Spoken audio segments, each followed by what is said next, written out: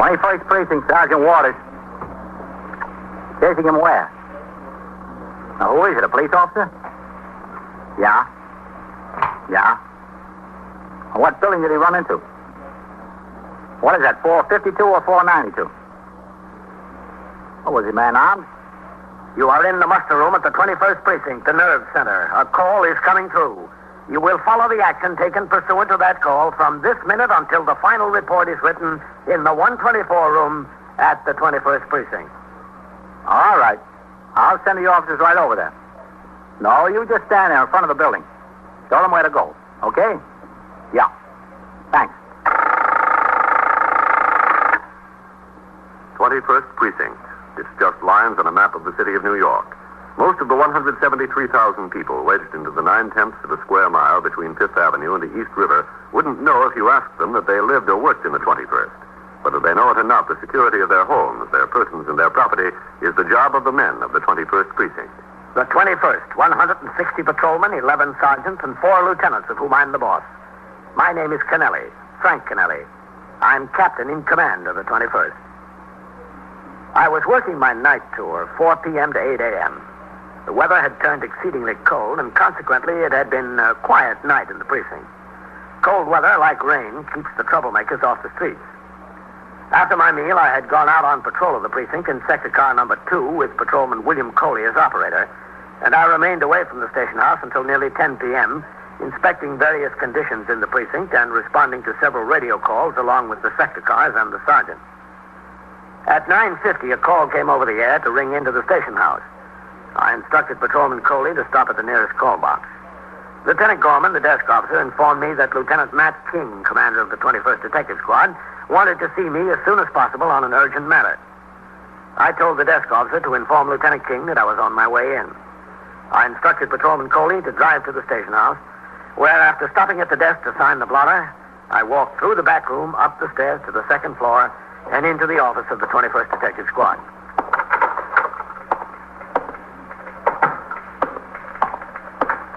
Hello, Captain. Hello, where's Lieutenant King?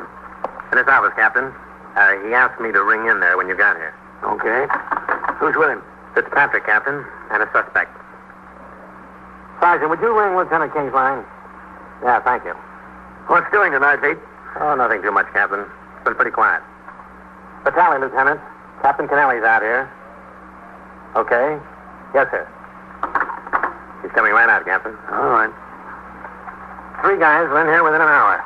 Every one of them had his overcoat stolen. That's a sure sign of winter, Pete. Yes, sir. It's better than the calendar. Well, I'm glad you come in, Captain. It's all right, Matt. What have you got? Could you come over here a minute? Yeah. Fitz brought a boy in here. The boy's got a pretty wild story. About what, Matt? About a cop taking $700 off him. Yeah? Where? Up on Lexington Avenue. Well, can he identify the cop? He says he can. Who's it supposed to be? He just says he can identify him. He doesn't know who it is. Who is this boy, man? His name's Augie Bookham. Yeah? He's been pushing narcotics up there as long as we know him. He's done 2 bits on it. Fitz spotted him on the street and went over to talk to him. He lit out. Fitz chased him into a building and collared him on the roof. Well, how does a cop taking $700 off him figure into it? Maybe you ought to hear that from Augie. I'd like to. You think he's giving you a straight story, man? I don't know, Captain. Batali, Yes, sir. hold up my calls for a while. Yes, sir. Go ahead, Captain. Oh, Fitz. Captain? Captain, this is Augie Bookham. Captain Kennelly, commanding officer of the precinct. Glad to know you, Captain. You told these detectives a cop took $700 off you? Is that right? I wouldn't have told him if it wasn't. When was it? Tonight, about 8:30. Just a little while before he jumped me, Mr. Fitzpatrick. Where? Right up there, near there. He said he was standing under the marquee of that old picture house there, Captain. I was waiting to meet a fella. The car drove up, and the cop got out to talk to him. The police officer was all alone? Yeah, all alone. By himself. And he was in a car? Yeah, squad car, you know. Do you know who this police officer is? Well, I don't know his name. I've seen him around the neighborhood. He's been around a long time. Was he in uniform? Yeah, he's in uniform. What kind of car was it? Regular police car, I told you that. What did it say on the side of the car? What do you mean? What was written there? Oh, 2-1 precinct. I saw that, 2-1 precinct. All the men in cars ride with partners. Where was the other police officer? Listen, don't ask me. There was only the one.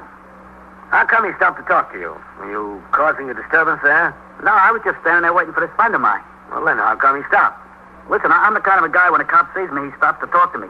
Ain't that right? Ask Mr. Fitzpatrick here. I got a natural attraction for cops. All right. The car pulled up and he got out. What happened then? Well, listen, I told these fellas all about it. Let them tell you. I don't feel like going over and over it. You'll go over it plenty. You've come in here, Augie, and made a statement about a police officer being guilty of misconduct. It's the captain's job to find out the identity of that police officer. Oh. Now, you answer his questions. All right, if I got it, I got it. You got it. He got out of the car and walked over to you. Yeah. What'd he say? I said, hello, Augie. He knew your name? I told you, everybody knows my name.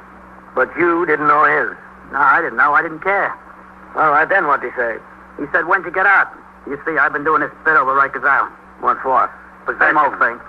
Misdemeanor, Captain. Reduced from a felony on a plea of guilty. Then what? Well, I told him when I got out, so he said, maybe I'm going back. He said, stick my hands up against the wall there, and I did. He looked me over.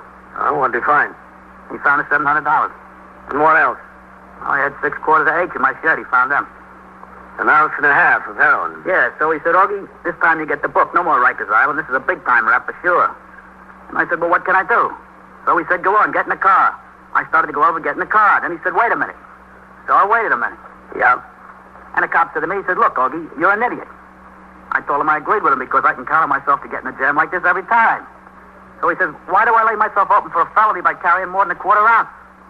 You see, if a guy's collared with more than an ounce, they got some gimmick that he's got it to sell. Prima facie, something like that. Yeah, we know what the lawyers. Well, that's 2 to 15 years. Between a full ounce and a quarter ounce is still a felony, possession. But under a quarter is a misdemeanor. Just another couple months at Rikers Island. So I agreed with him I was an idiot. But I had to carry all that good because I was just going to make a meet. It was only my wish I had less than a quarter on me, or preferably none at the time. So he says, how would I like that wish to come true? I said, what do you mean? Then he said, supposing we only take a quarter into the station house. I was beginning to get the idea. I said, how could that be arranged? So he wondered, wouldn't I like to trade the 700 for about 7 years? Yeah. Well, that didn't seem like too bad a trade to me. So he took 5 of the quarters and threw them in a pile of junk there. Then he took the other quarter and the 7 bills and put them in his pocket. And he said, come on. So we walked over to the car. Why didn't he bring you in? Oh, wait, I'm coming to that. We walked over to the car. He opened up the door. He was thinking, I guess, when we walked over there. He had the 7 bills. He didn't need me. So he put his foot up in the car. He said to me with a wink like, he said, Augie, I got to tie my shoe. When I got my back turned, don't you go walking away. Well, the way he said it, I figured that was just what he wanted me to do. Well, Rikers Island is better than 2 to 15, but nothing is better yet than Rikers Island. And so by the time he got through tying his shoe, I was halfway down the block already. Then what did you do? Well, I stood in the door down the block there till I saw him get in the car and take off.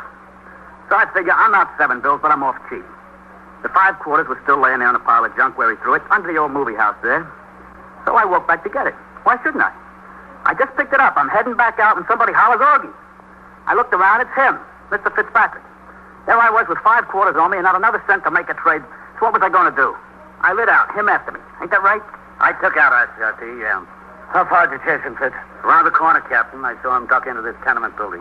Started up the stairs and went all the way to the roof. I'd have been all right, too, except I didn't know the building. There was this big iron railing on the roof, so I couldn't jump the next roof.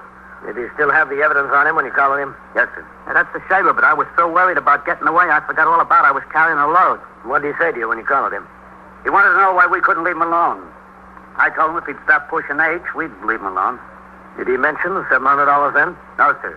Not until I was on the way back to the station house with him. What did he say? He said he'd take care of me if he had the money, but he didn't have the money just then. And he got high and mighty, so I told him about the other cop. What time was it that you collared him, Fitz? About 10 minutes after 9, Captain. And then it would have been approximately between 8:45 and 9 o'clock that he met the officer under the theater marquee. Yes, sir, approximately. Would you say that's right, Augie? About right, yeah, approximately. Augie, would you be able to recognize this officer that took the $700 on you? Any place in the world. Fitz? Yes, sir. Take him outside, Fitz. Get it down on paper. Again? Yeah, again. Yeah, all right. Come on, Augie. Hey, listen. Hey, what's all this going to get me? What do you want it to get you, Augie? Well, I mean, I'm entitled to some consideration, don't you think? You were collared with 1.5 ounces of heroin in your possession. You know what that'll get you. All right, you got a cop that took $700 off me. You want to get that straightened out. You got me with 1.5 ounces H on me. I want to get that straightened out. I'll help you on that. You help me on this. We can trade out a little bit. Augie, You've done enough trading for one night. Take him outside. Yes, sir. Outside where?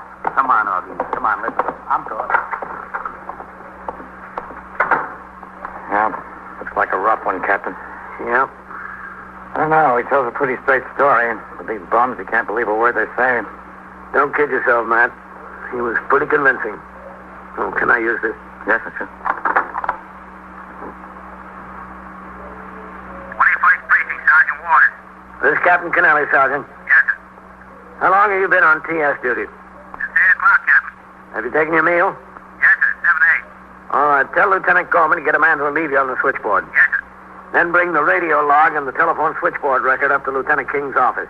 Right away, Captain? Yes, right away. Okay, Captain. Has he got any idea who it might be, Captain? We will have, Matt. As soon as we find out who it couldn't have been. You are listening to 21st Precinct, a factual account of the way police work in the world's largest city. Now back to 21st Precinct and Captain Kennelly. Allegations of misconduct by members of the force are handled according to established procedure. In an organization of more than 20,000 men and women, incidents of this sort are anticipated and appropriate action is provided. In the event of delinquency, a delinquency that is of a minor nature, machinery is provided for disciplinary action following a departmental trial presided over by a deputy commissioner. On a determination of guilty at this trial, the punishment can range from a reprimand to dismissal from the department, depending on the nature of the complaint. If, as in this case, the allegations are of a criminal nature, a full investigation is made and the facts turned over to the district attorney concerned in one of the 5 counties that make up the city of New York. When the charges against a member of the force originate with a civilian, the desk officer of the precinct enters the complaint in the blotter exactly as recited. A transcript is then prepared and forwarded to the inspector commanding the division, who assigns a superior officer above the rank of lieutenant to make an investigation. When the identity of the police officer concerned is unknown or uncertain, the commanding officer of the precinct must conduct a preliminary investigation to determine the identity. It was in this connection that I instructed Sergeant Waters to bring the telephone switchboard record and radio log to Lieutenant King's office. Yes. Sergeant Waters. Come in. Oh, come in, Sergeant. Yes, sir. Sit down here. Where do you want these, Captain? On the table, sir. Okay, Lieutenant. All right. Let's see your entries in the telephone switchboard record. For this tour? Yeah. Yes, sir. You've got 5 sector cars on the street. Yes, sir. Who's in them? Meister and Farrell are number 1. Coley and Mercado are number 2. Hearn and Ziegler are number 3. Kane and Scully are number 4. And Bolney and Barr are number 5. Who's the operator of the sergeant's car? Romano, Lieutenant. Was the sergeant's car on the job between, say, 8:30 and 9:15? Look in the radio line. Yes, sir. Yes, sir. They were down at Bellevue on an 8 case. An auto accident on First Avenue. Child injured. They were at Bellevue from 8:40 to 9:05, then back in service. Well, that puts the sergeant's car out of it, Captain. Yeah. Sectors 2, 4, and 5 come together pretty close up there. Sergeant, were any of the men in sector cars 2, 4, or 5 taking a meal around that same time? Yes, sir. Barr and car number 5 was on his meal period from 8 to 9. Well, that means that Bolney was on patrol alone in the car during that time. Yes, sir. Oh, and Mercado was also taking a meal 8 to 9. Coley was number 2. And I was on patrol with Coley during that time. Oh, yeah. Yes, sir. What about number 4, Sergeant? Well, neither of them had a meal during that time. As a matter of fact, they were on a job. They had a case on 93rd Street. An old lady overcome from a gas case, one of those defective hot water heaters. Well, that kept them pretty well tied up until about 9:15. Yes, I was over there for a while. I saw them. Sergeant, you had these 2 jobs, the gas case and the child injured. You didn't instruct any of the other cars to move up into that territory during that time? No, sir. We were adequately covered up there. Let's see that telephone record, Sergeant. Yes, sir. See, this shows car 5's ringing time is 35. Bolney rang in 5 minutes late, 8:40. Yes, sir. And what was his explanation? Told me he was on a job. There was a fight in a candy store, and he had a time breaking it up. His partner was taking his meal then. Bolney was alone in the car. Yes, sir, that's right. Did he make any arrests? No, sir. He said it was just 3 or 4 kids. He broke it up and sent them on home. And that's why he rang in 5 minutes late. That's what he said, Captain. That call box 14, that's up on Lexington near the closed movie house there, isn't it, Sergeant? That's right, Lieutenant. This fight, did you get a call on that job, Sergeant? No, sir. Well, it wasn't broadcast. Doesn't show in the radio log. Oh, Bolney told me he was riding by and someone flagged him down. What candy store was it, did he say? Yes, sir. He mentioned it was Mrs. Protea's up there on 98th Street. You know the one, Captain. Yes, I know it. Okay, get back on the job, Sergeant. Yes, sir. Oh, should I take these with me, Captain? Yeah, take him along. Thank you, Captain. Okay. Shut the door, will you, Sergeant? Yes, sir. You figure it might be Balney, eh, Captain? Well, from the records, it couldn't have been anyone else. And he was alone in the car at the time. Partner was taking a meal. It all fits. Yes, sir. All fits. All fits too well. With Lieutenant King, I went downstairs into the muster room and around behind the desk where I signed the blotter. On the street, Lieutenant King directed me to the spot where the detective squad car was parked.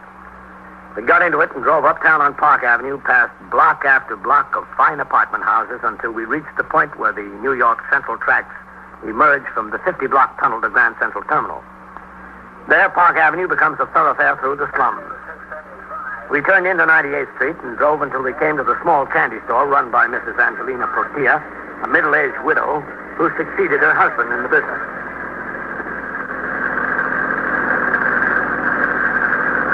Yeah, she's still open, Captain. Good. You want to talk to her? Or should I? Oh, I'll talk to her. Okay. What about Balney? Any previous complaints against him? No, nothing of any kind. No, that's good. He's alone in there. No.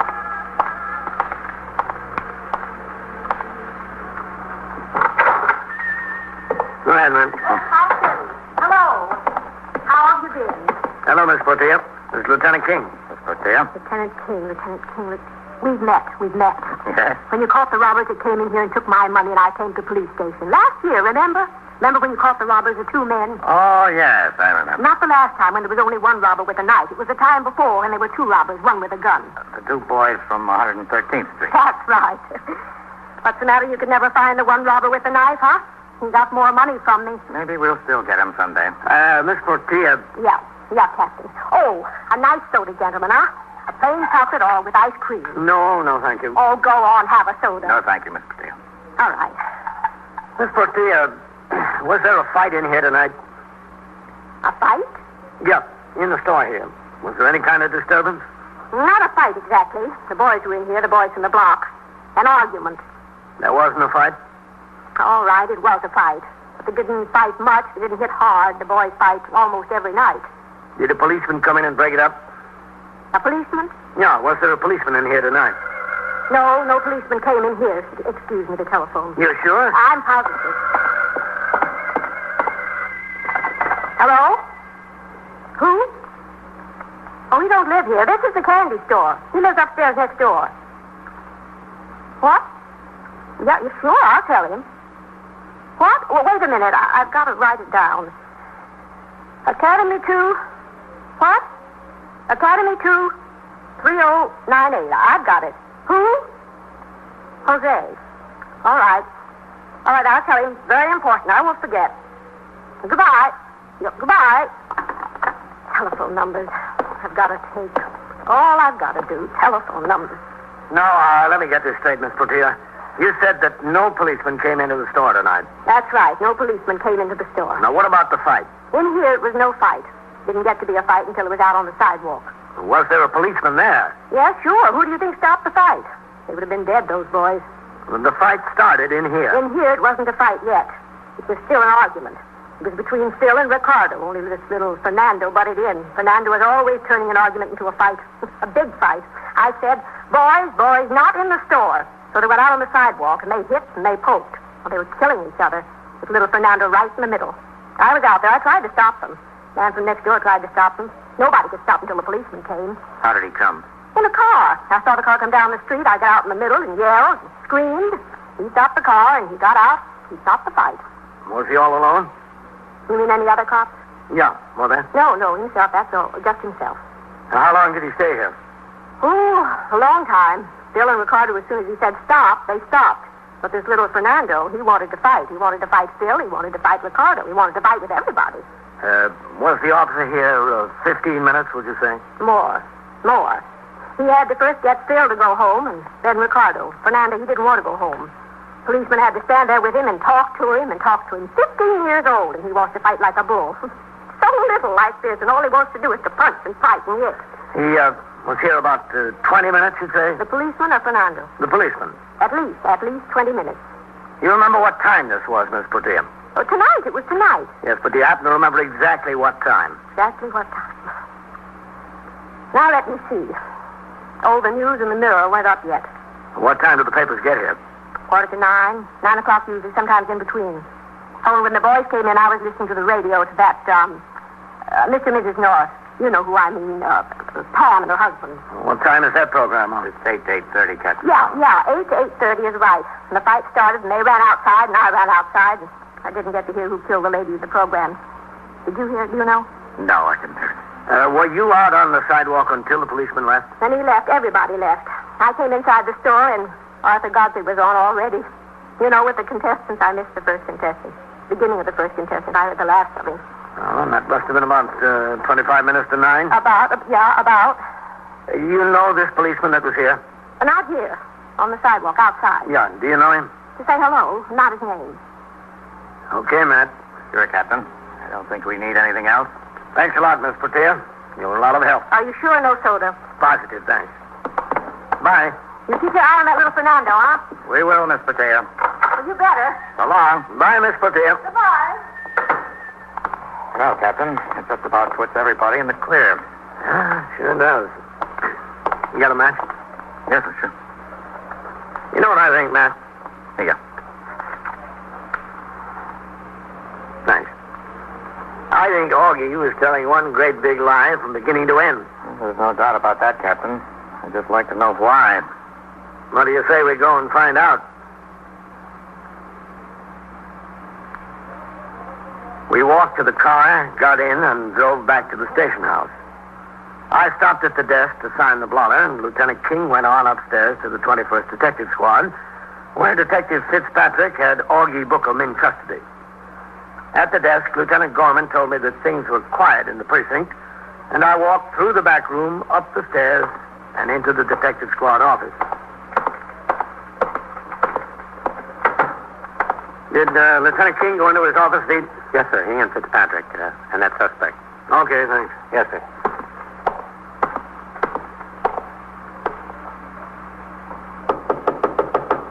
Yes. Captain Kennelly. Come in, Captain. Hello, Fitz.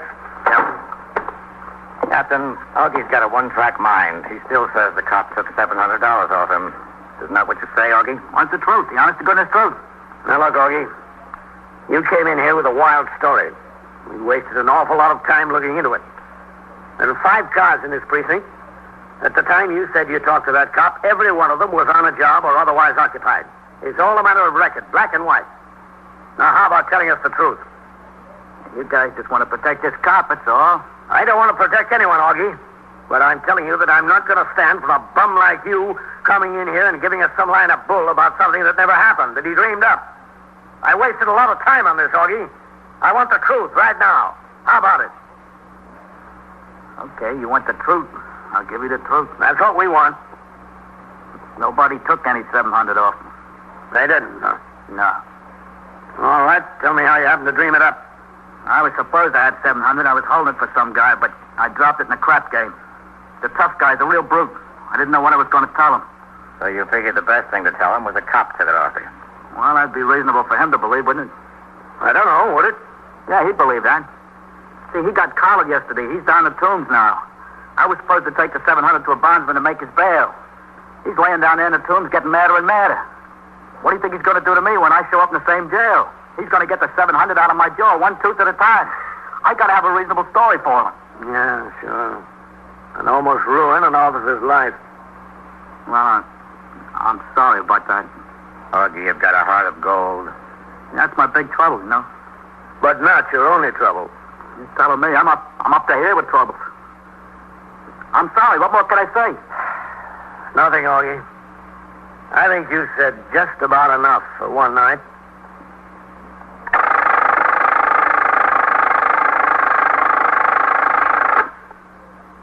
"21st Precinct, Sergeant Waters." Well, what do you mean he's missing? Missing from where? Yeah? Yeah? Well, how old is he? 12 years or 12 months? Well, is that the residence there? What apartment number? What? All right, take it easy. Talk into the phone. All right. I'll send the officers right over there. And so it goes. Around the clock, through the week, every day, every year. A police precinct in the city of New York is a flesh and blood merry-go-round. Anyone can catch the brass ring, or the brass ring can catch anyone. 21st Precinct, a factual account of the way the police work in the world's largest city, is presented with the official cooperation of the Patrolmen's Benevolent Association, an organization of more than 20,000 members of the Police Department, City of New York.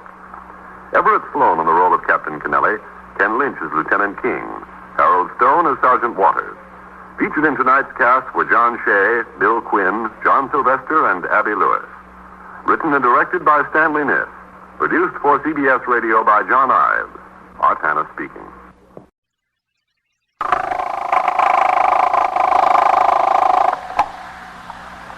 "21st Precinct, Sergeant Waters." A shooting where? Yeah? Well, who was it that shot? Oh, you don't, huh? Oh, where's the man with the gun? Where? You are in the muster room at the 21st Precinct, the Nerve Center. A call is coming through. You will follow the action taken pursuant to that call from this minute until the final report is written in the 124 room at the 21st Precinct. All right. I'll send the officers right over there. Don't worry about that. I'll send the ambulance, too. You just wait outside and show them where it is, okay? Yeah. You're welcome. 21st Precinct. It's just lines on a map of the city of New York. Most of the 173,000 people wedged into the 9/10 of a square mile between Fifth Avenue and the East River wouldn't know if you asked them that they lived or worked in the 21st. Whether they know it or not, the security of their homes, their prisons, and their property is the job of the men of the 21st Precinct. The 21st, 160 patrolmen, 11 sergeants, and 4 lieutenants, of whom I'm the boss. My name is Kennelly, Frank Kennelly. I'm captain in command of the 21st. I was working my night tour. At 12:15 a.m. on post number 9, which covers 3 square blocks between 1st and York Avenues, patrolman James Joseph Cronin rang into the station house as soon as he reached his post. Then, as is required, he began on 1st Avenue the job of trying the front door of every business establishment.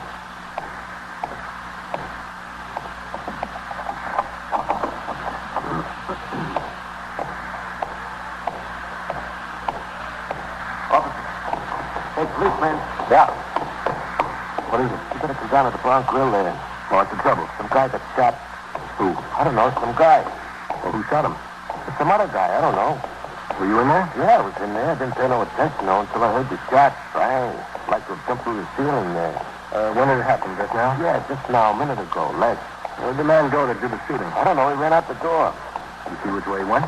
Look, he was the guy with the gun. I wasn't too curious about chasing him. In there, right in there. Okay.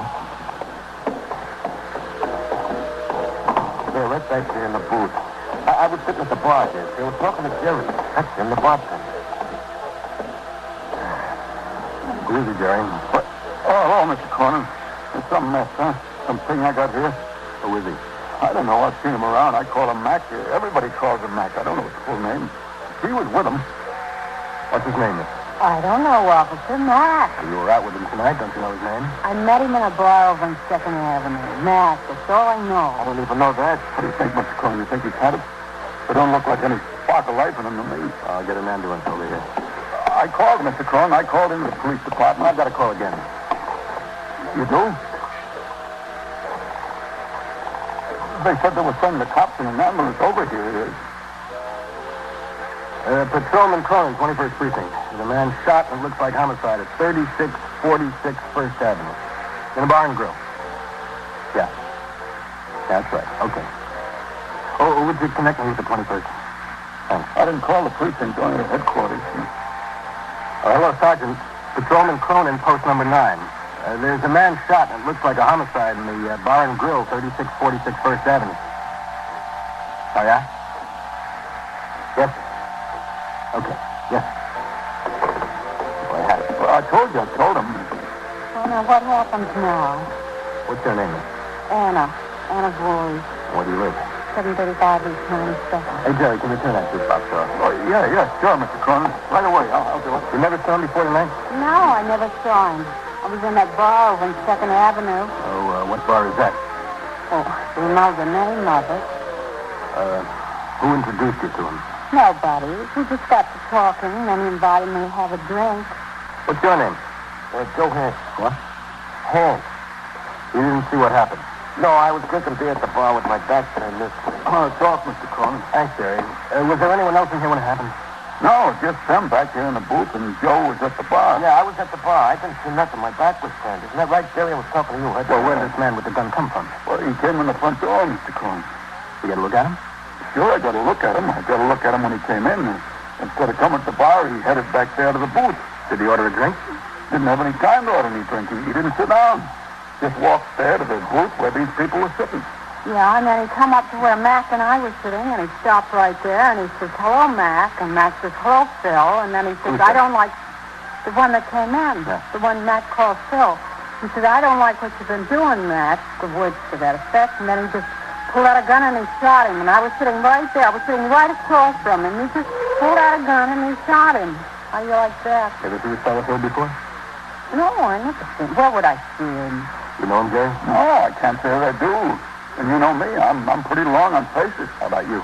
Well, I told you my back was to him. I was sitting at the bar there drinking a beer and talking to Jerry. Huh, Jerry? What do you think? You think he's dead? Sure don't look like he's breathing. I don't see him breathing. Who's that? Cronin? Yes, Sergeant. Cronin. What have we got? A shooting. Did the call come through ambulance responding, Sergeant? Yeah. He don't need no ambulance. He needs a hearse. What do these people got to do with it, Cronin? They're witnesses. This is Anna Voorhees, Sergeant. She was with him. Mr. Joe Hans, he was sitting at the bar. And Jerry Gerard, this is his place. All right, Jerry. You better get down behind the bar there. Yes, sir, Sergeant. Behind the bar. And you better get over there with him. Oh, me? Yeah, you. Okay. Right where I was sitting when it happened, is that all right? Yeah, that's fine. And you sit down right here, miss. Do I have to stay so close to him? Just sit down. All right. The only name any of these people know him by is Mac, Sergeant. She said she met him in a bar over on 2nd Avenue tonight. They came over here for a drink. Then the man came into the place, walked up to the table. Mac addressed the other man as Phil. Phil pulled out a gun, shot him, and walked out the door. Was there any provocation there? What's that provocation? Did he threaten him? Oh, no, he didn't threaten him. Did they have words? The only words Mac said were, "Hello, Phil." That's not provocation, is it? No. I don't guess it is. Within a few minutes, an ambulance from Metropolitan Hospital arrived, and the victim of the shooting was pronounced dead by the ambulance surgeon. Within 20 minutes, a deputy medical examiner had arrived and completed a preliminary examination. Before the body was removed to the morgue, it was fingerprinted by a detective from the homicide squad and searched by Patrolman Cronin, the first member of the force on the scene. All personal property, with the exception of clothing, was removed from the body to be taken to the station house and turned over to the desk officer. How about his back pockets, Cronin? Yes, sir, Lieutenant? Oh, wait a minute. Vitale, Yes, sir, Lieutenant. help roll him over so we can look in his back pocket. Yes, sir. Okay, I got it. Handkerchief. Comb. Here's a wallet, Lieutenant. All right, open it up. Any money? $12 in bills. 2 5s and 2 1s. Any cards in there? Yes, sir. Here's a union card. Oh, a Social Security card. What's the name? Frank McLeese. MACLISE. Here's a selected service registration card. Under the name of Frank McLeese. How old is he? card dated 1946, Lieutenant. Well, he's 18 years old in 1946. What's the address on the card? 3722 Lexington Avenue. That address probably isn't good anymore, Lieutenant, 1946. Yeah. Well, here's an operator's license, Lieutenant. Motor vehicle? Yes, sir. What's the address on that? 821 East 80th Street, Lieutenant. Anything else in there? Okay. Yes, Captain, over here. All right, Quantum, go ahead and make your inventory. I'll look at the stuff in the station house again. Yes, sir. Get an identification on him, man? Yes, Captain. According to the cards in his pocket, his name is Frank McLeese, M-A-C-L-I-S-E. Resides at 821 East 80th Street, or did until recently. There was a motor vehicle operator's license with that address in his pocket. Mm-hmm. Did you talk to the girl yet, man? I'm going to right now.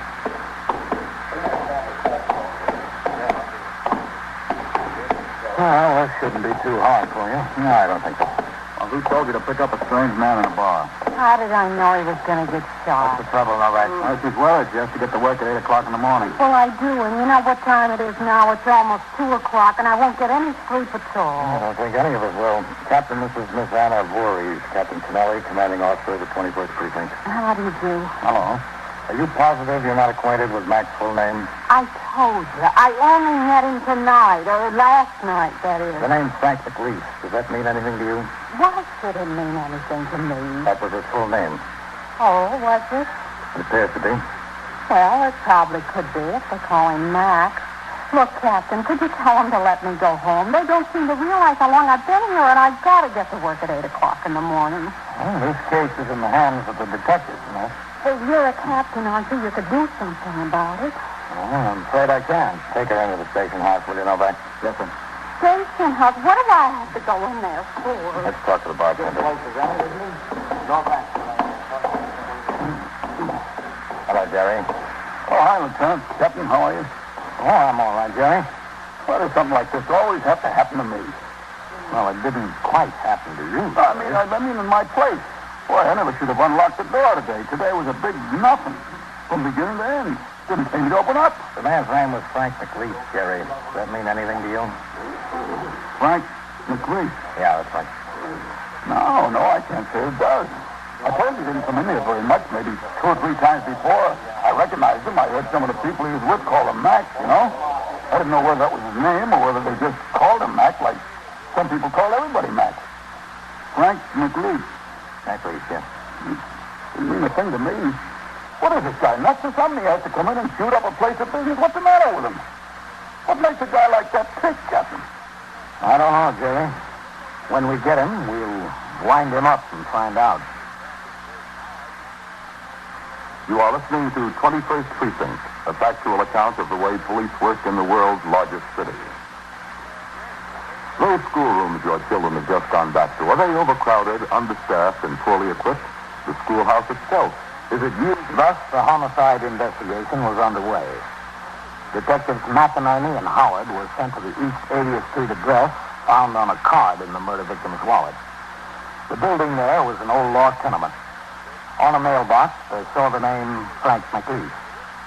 The super of the building admitted the detectives to the flat. There they found little that would aid them in the investigation. The super knew nothing about his tenant, other than the fact that he lived alone and that he was once an employee of some dry cleaning establishment. Other detectives of the 21st Squad and of the Homicide Squad were busy trying to trace the killer, about whom they knew one principal fact. His first name was Phil. At 3:25 a.m., sector car number 2 and the sergeant's car answered a call to 590 East 77th Street. A resident of the building had complained of a disturbance in the hall. The disturbance was over by the time the officers arrived, but after they talked to a Mrs. Cortella, about whom the complaint was made, Sergeant Waters put in a call for the detectives. Detectives Vitale and Novak arrived at 3:40 a.m. and walked up the steps to the second floor. What did he say? In the rear? Yeah, in the rear. I don't see it there. That door's standing open. Yeah. Sergeant Waters. Yeah, come in. Hi, Sergeant. Sergeant, Mr. Tiller? This is Detective Novak and Detective Vitale. How Hello, Mr. do Tiller. you do? Look, I don't is what all this fuss is about with detectives. It was just an argument between me and my husband, that's all. You said he had a gun, didn't he? No, I didn't see it. I didn't even see him. I didn't even open the door for him. He's the one that said he had a gun. Maybe he was just trying to scare me, that's all. Well, he scared you enough so you wouldn't open the door, didn't he? What would you do? Would you open the door for your husband if he was out there in the hall drunk and hollering and beating on the door and he says he has a gun and he's going to kill you? Well, would you open the door for him? Well, you bet your life you wouldn't. Neither did I. Well, you two certainly didn't make enough noise. You woke up the whole building. Oh, let him be awake. Nobody in this building ever did anything for me anyway. Listen, Mrs. Catella, you said he might come back, didn't you? Well, he lives here. Sure, he's going to come back. Supposing he does have a gun. Now, what we ought to do is have these detectives find him before he does come back and see whether he's got a gun or not. Don't you think that'd be a good idea? I guess it would. You're telling me you had a picture of him. Why don't you go get it so we can show it to the detectives? It'll give him an idea what he looks like. Well, you just wait here. He's bound to come back.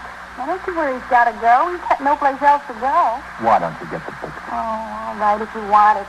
Yeah, we'd like to see it. I'll see if I can find it. It's in here someplace in the bedroom. What's it all about, Sergeant? I just wanted to get out of here a minute. Yeah? One of the neighbors said he did have a gun. The neighbor saw it. And do you know what the husband's name is? What? Phil. Oh. Phil Catella. Is he? Yep. And he fits the description of that guy, all right. Did you ask her anything about that, too? No, I didn't mention it. I thought I'd wait until you fellas got here. Thanks a lot. Oh, listen, did you see my car down the street? I told Osmond to pull it around the corner in case the husband came walking back here. It's around the corner. You didn't ask anything about the shooting? No, I figured she might know where her husband went. She doesn't know about the shooting. Maybe she'll tell you. Well, I found it. Good. It's only one of them snapshots. I made it myself out in the park last summer. Well, maybe it was the summer before. I don't know. Well, look, there, you see? There's trees in the background. I made it in Central Park. About how tall is your husband? Oh, he's about 5'9" or 10, I guess. Mm-hmm. Has he still got that mustache? Yeah, he's still got it. He was a prize the way he takes care of it. I wish he'd shave it off. What's his first name, Mrs. Catella? Phil. How old is he? He's 26. He was 26 last June. Do you know where he got that gun? Well, listen, I don't know for sure that he had a gun. He only said he did. I didn't open the door to find out. There wasn't any reason for him to lie, was there? He could lie without a reason. Before he came up here with a gun, what time did you see him last? Well, it was about 6:30 last night. He came home from work, and I gave him some dinner, and he went right out of the house. He was pretty mad about something. I don't know what it was. He just went right out of the house. That gun he was supposed to have, did he keep a gun in the house? Well, I never saw it. If he had a gun, he must have got it someplace tonight while he was out. Where were you when he came home?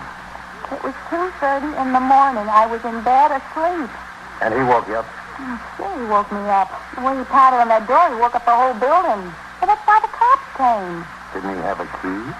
The key wouldn't have done him no good. I bolted it from the inside. Well, any man that walks out after supper and doesn't come home anymore until 2:30 in the morning deserves to get bolted out. Why didn't you let him in? Well, I didn't want to get shot, that's why. You haven't any idea where he might have gone? No. Well, if you wait long enough, he'll be back here. Miss Catella, do you happen to know a woman named Ann Voorhees? Ann Voorhees? That's her. No. I don't know anybody by that name. Do you happen to know a man named Frank McLeese? Sure, I know Frank McLeese. What's Frank got to do with this? How well do you know him? Oh, I know him pretty well. He's a good friend of mine. Well, I don't understand what he's got to do with this, though. Does Frank live at 821 East 80th Street? Yeah, that's where he lives. Does your husband know Frank? Sure he knows it. How well does he know him? Oh, pretty well. I mean, as well as you do? Oh, no, not as well as I do. You know Frank McLeese better than your husband does. Yes, I'd say I do. Look, I don't want you to drag Frank into anything here. I've had enough trouble with Phil over Frank now. Enough trouble. I just don't want any more. Now, what kind of trouble did you have with your husband over Frank? Well, Phil accuses me of going with him. He says I run around with him all the time when he's at work. Well, he just stands there and accuses me of it. Gets madder and hollers all over the place. He says I run around with him. calls me every name in the book. Well, you don't have to put up with that, do you? No, to tell you the truth, there's not much I can do. It's plain fact. Oh, I see. What's fact got to do with it? You haven't told me that yet. Frank got himself shot tonight. Frank McLean? Yeah, that's fine. Well, how'd he get himself shot? Was he hurt bad? Well, how bad is he hurt? He's dead. Oh, my goodness. Oh, my goodness. I'm sorry, Mrs. Costello. Oh, my goodness.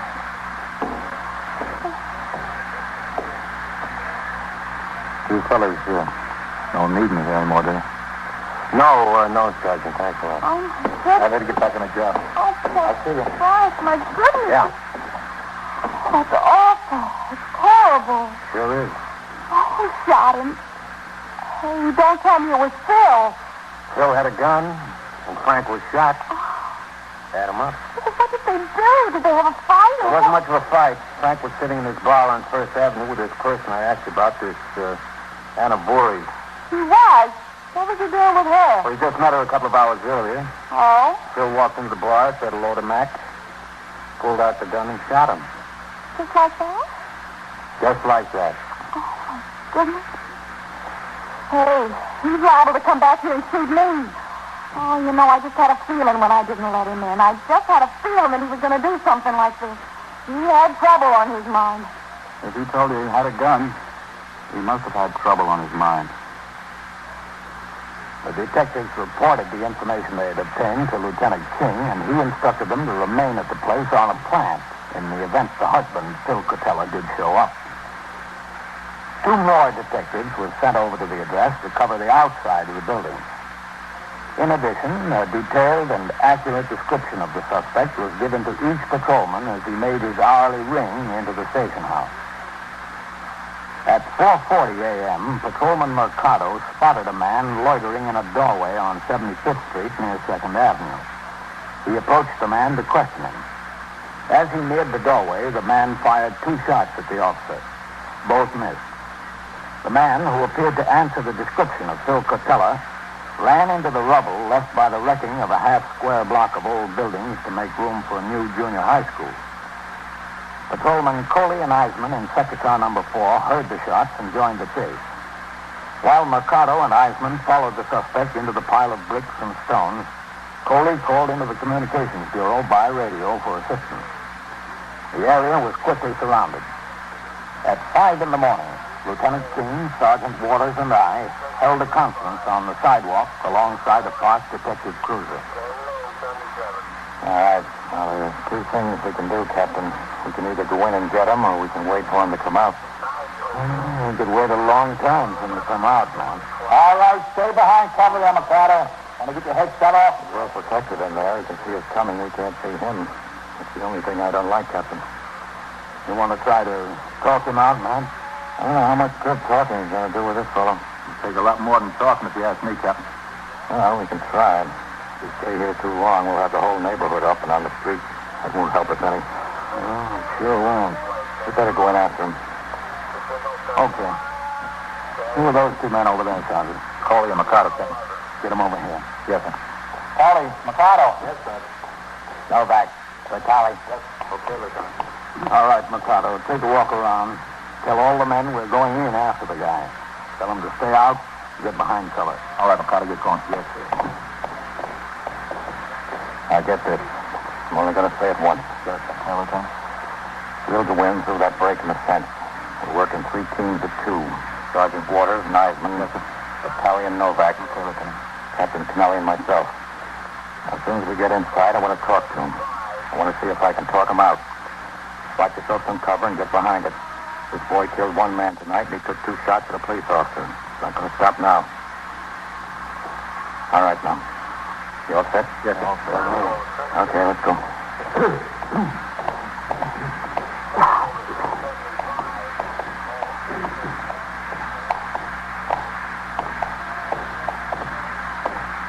Okay, hold it. All right. The captain and I are going to head straight for that pile of bricks. Okay, Captain? All right with me. Battalion Novak, Over that way, behind that stack of doors. Thank you. Sergeant, you see your cover. Those timbers down there. I can. All right, Captain, let's go. Okay.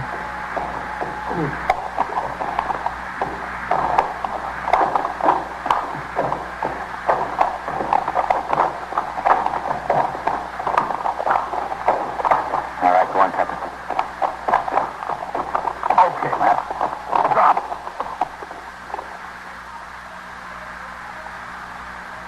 The tally. You set? All set, Sergeant, stay low. Where do you think he is, man? We'll try to find out, Captain. Phil, what do you say? You had a big night. Want to call it quits? What do you say, Phil?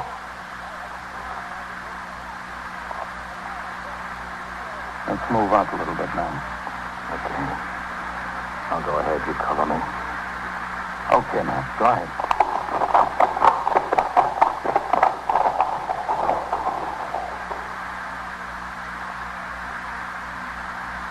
Matt? Come on.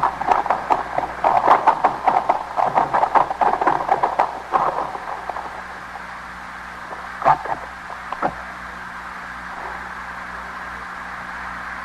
Well, that's a logical spot for him. Over there.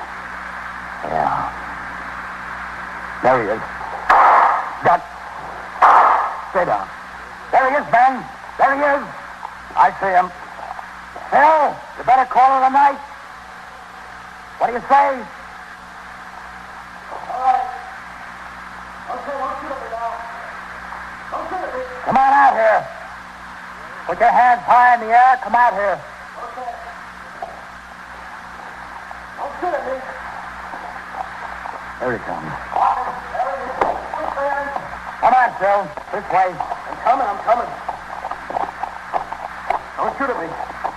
Stop there. Throw that gun over here. Come on, throw it. All right, come ahead. All right, stand right there. Okay, let's go. Keep those hands up, Phil. They're up.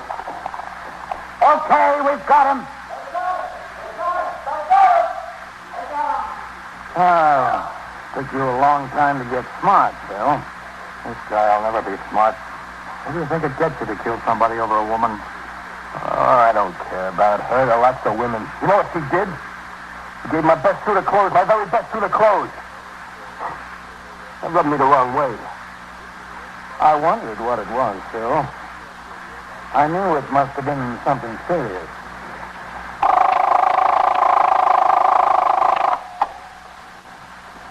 First Precinct, Sergeant Waters. Well, where's this? Yeah? Yeah? You hit a fire hydrant? Or is it down? Yeah? Really sprouting, huh? And so it goes. Around the clock, through the week, every day, every year. The police precinct in the city of New York is a flesh and blood merry-go-round. Anyone can catch the brass ring, or the brass ring can catch anyone. 21st Precinct, a factual account of the way the police work in the world's largest city, is presented with the official cooperation of the Patrolmen of the Benevolent Association, an organization of more than 20,000 members of the Police Department, City of New York. Everett Sloan in the role of Captain Kennelly, Ken Lynch as Lieutenant King. Featured in tonight's cast were Hildy Parks, Eileen Palmer, Harold Stone, Larry Haynes, Bill Lipton, Bill Quinn, John Sylvester, and Bill Smith. Written and directed by Stanley Niss. Produced for CBS Radio by John Ives. George Bryan speaking. 21st Precinct, Sergeant Waters. Oh, who are you, the watchman? What'd they break into? Did you see the thieves? Yeah? Yeah? Well, what's missing? You are in the muster room at the 21st Precinct, the nerve center. A call is coming through. You will follow the action taken pursuant to that call from this minute until the final report is written in the 124 room at the 21st Precinct. All right. I'll send the officers right over there. Yeah. Wait right at the gate there so you can show them where it is. Okay. Yeah.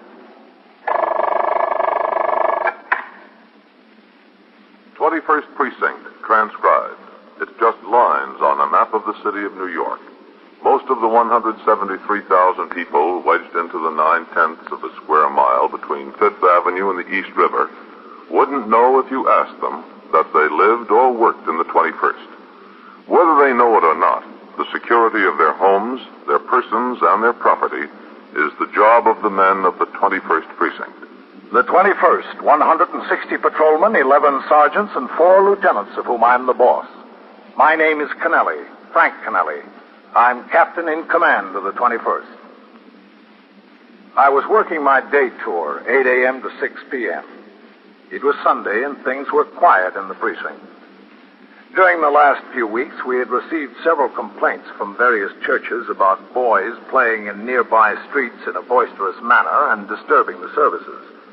I had given instructions at the turnout for the men on post and in sector cars to correct this situation by warning the boys to play more quietly or move their games to other locations. Later, during the course of patrol, I went to the vicinity of every church in the precinct to observe whether the conditions had been corrected. En route down 2nd Avenue, I saw sector car number 1, the sergeant's car, and the detective squad car of the 21st Squad parked outside the fence around a new construction project on which excavation had started about 2 weeks before. I instructed my operator to pull in. As I got out of the car and headed for a gate in the fence, I saw Sergeant Waters also walking toward the gate from a call box on the opposite corner. Sergeant? Oh, hello, Captain. What have we got? In here, Captain. Oh, watch your step. We've had a burglary in a tool shack down there. Oh, that's a pretty deep hole they dug. Yes, sir. And they've got to go still deeper. Well, what have we got? There was a call from the watchman. See that wooden shack way down there at the bottom? Yeah? That's what was broken into.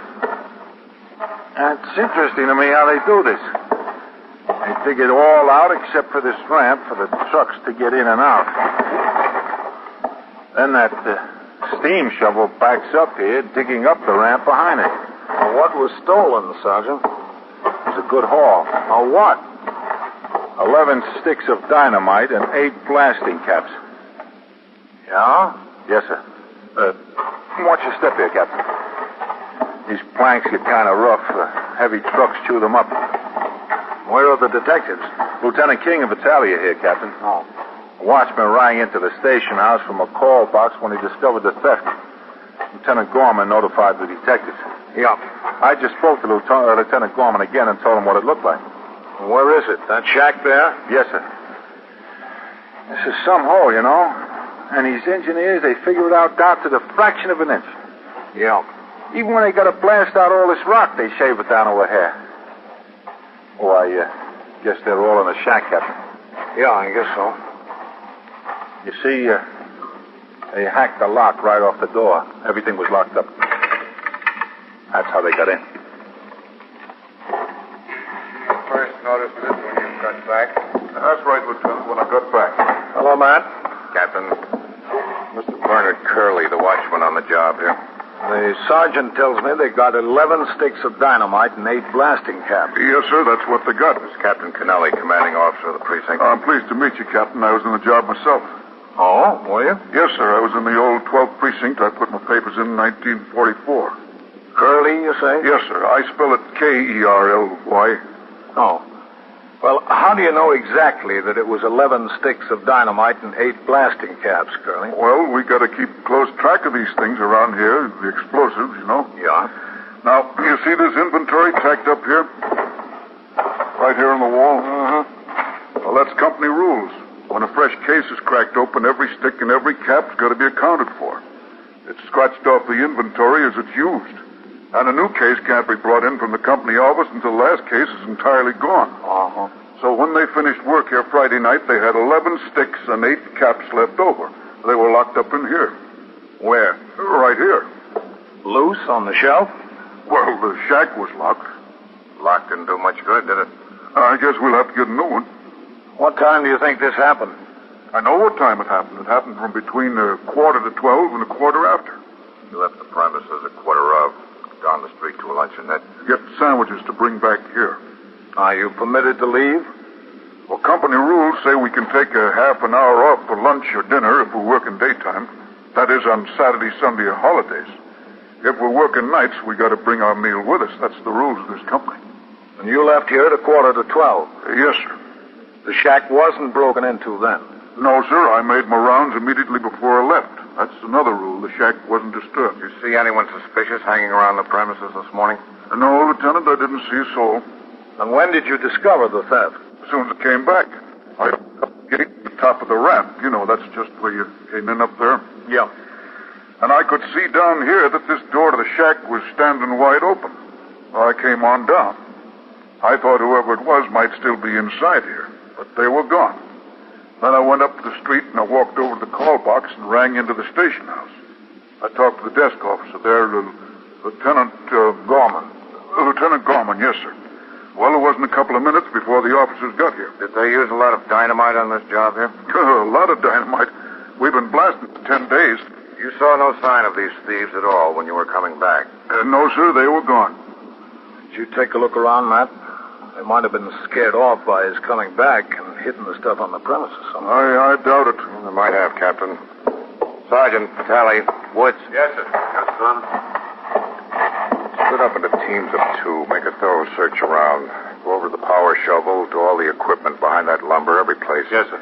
Look and see if they dropped any of the stuff or left any physical evidence of their presence. Mr. Curley. Yeah? You go with the sergeant. Okay. I ought to notify my boss, don't you think? You can do that as soon as you get through. Come on, Mr. Curley.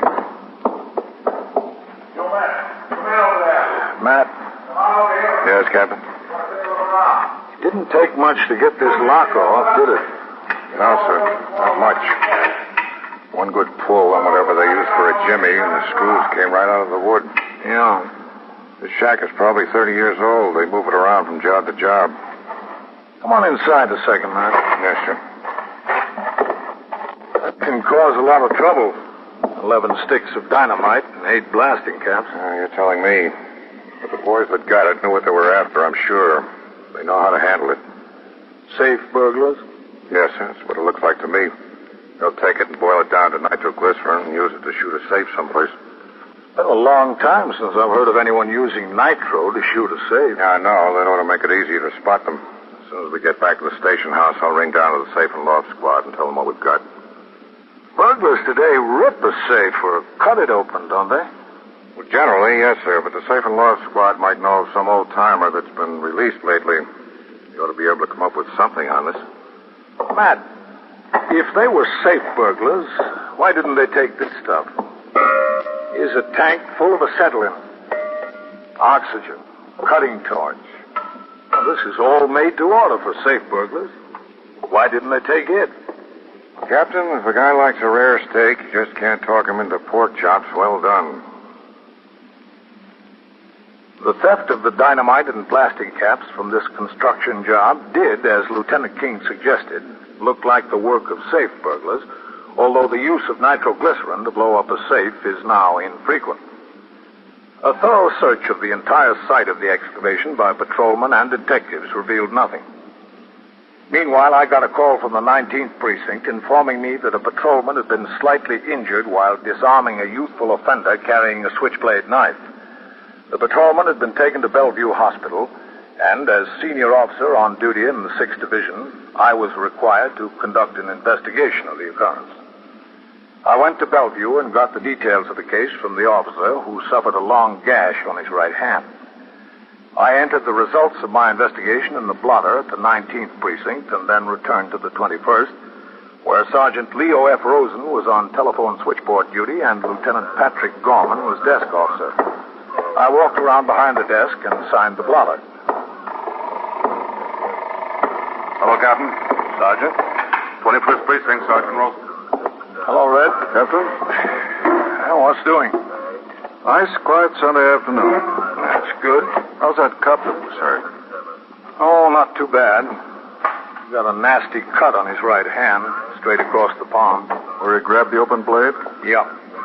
Doctor had to take 7 stitches in it. It can be kind of rough, an injury to the hand like that.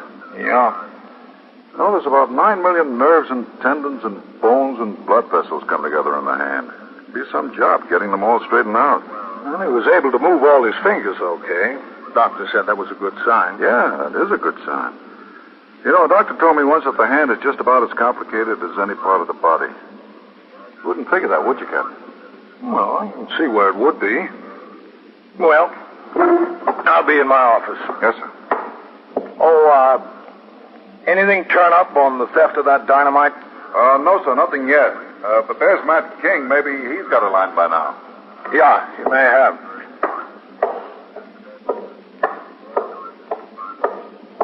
Matt? Hello, Captain. Anything on that dynamite theft? No, sir, not yet. You know, that's got me plenty worried. Got me worried, too, Captain. I'll tell you why. King, Excuse me, Captain.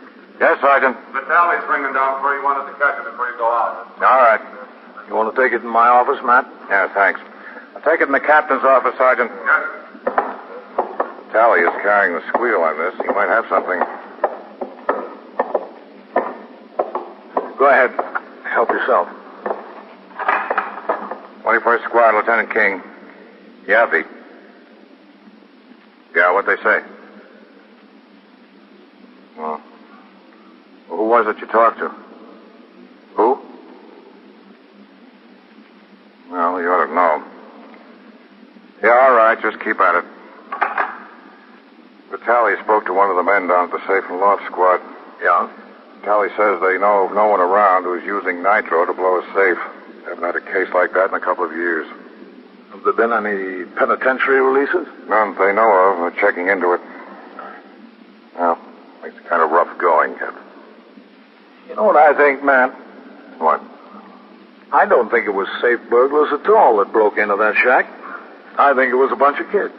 I don't know, Captain. It was timed out just right. They knew when the watchman left. They knew when he got back. They got in, got the stuff, and got out. All in a half an hour. Well, that may be so, Matt, but... Oh, excuse me. 21st Precinct, Captain Kennelly. Lieutenant Goldman, Captain. Yes, Red. A call just came over the air, Captain. Explosion on a vacant lot over near York Avenue. What kind of explosion? The call didn't say, Captain, but there must be at least one person injured. It came over ambulance responding. All right. Get a car to take me over there right away. Yes, sir.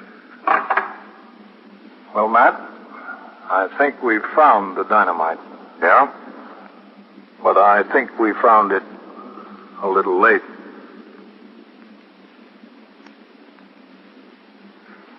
You are listening to 21st Precinct, a factual account of the way police work in the world's largest city. Now back to 21st Precinct and Captain Kennelly.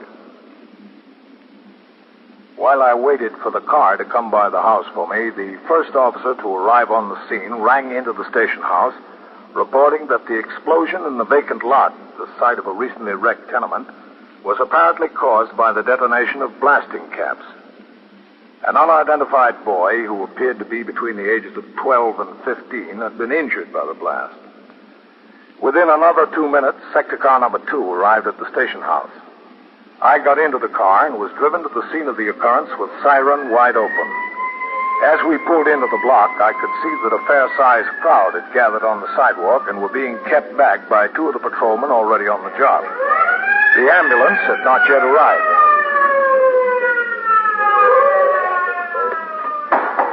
All right, get on the job. Help keep those people back. All right. All right, police officer. Coming through there. Coming through.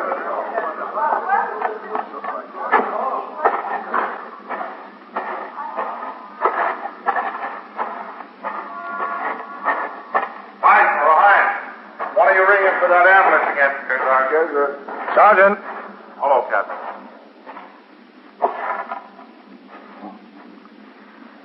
Well, I guess we know who got the dynamite. Yeah. I guess we do. He looks pretty bad, doesn't he? Yes, sir. Has he been conscious at all? No, sir. Awful bad. You know who the boy is? There's no identification in his pockets, Captain. Who, want to take a look over here? Yeah. Apparently, he was playing around with the blasting caps. Those 2 sticks of dynamite were right here where they're laying. It's lucky he didn't have them close enough to be set off when the caps went. Be that for sure. How many caps went, do you know? There's no telling, sir. Here's the emblem. Yeah. A man who lives on the 2nd floor of that building there, he was down here. He said he was looking out the window before and saw 3 boys sitting out here in the middle of the lot. 3? Yes, sir, 3. Said they had something. He didn't know what it was. Then a little while later, 2 of them were gone, he said, and there was just this one left. The man went back into his flat to do something. A few minutes later, he heard this explosion out on the lot. Did he recognize any of the boys? No, sir. He didn't think they were from this block. All right, you men, give them a hand. Help them bring that stretcher back here. Did anybody around say they knew the boys, Sergeant? Nobody we've talked to yet. All right, you better get those explosives into the station house. Yes, sir. I told Farrell to stay right with them. Good. All right, bring it right over here, please. Hello, Doctor. Captain, All right, open up that stretcher. Act alive. what happened to him? He was playing with some blasting caps. Was he? Sergeant, can you give me a hand here a minute? Sure. I'd like to put him on his right side for just a second. All right. Wait a minute. I'll tell you when. Okay. Easy now. All right. With me. Yeah. Now. Easy. You hold him there? Sure. That's good. That's fine. Hold him. Just hold him. I'm holding him, Doctor. All right. Let him rest back now. Okay. Easy. That's it. That boy is seriously hurt, Captain. Will he be all right, do you know? We'll find out when we get him admitted to the hospital. What did you say he was playing with? Blasting caps? Yes. They never learn, do they? I hope this one does. The ambulance surgeon, assisted by the ambulance attendant and police officers, placed the injured boy on the stretcher. Meanwhile, detectives of the 21st Squad arrived on the scene to begin their investigation. After I left the scene of the occurrence, I continued on patrol until a few minutes after 2 p.m., when I instructed the operator of my car to drive to the emergency entrance to Beth David Hospital.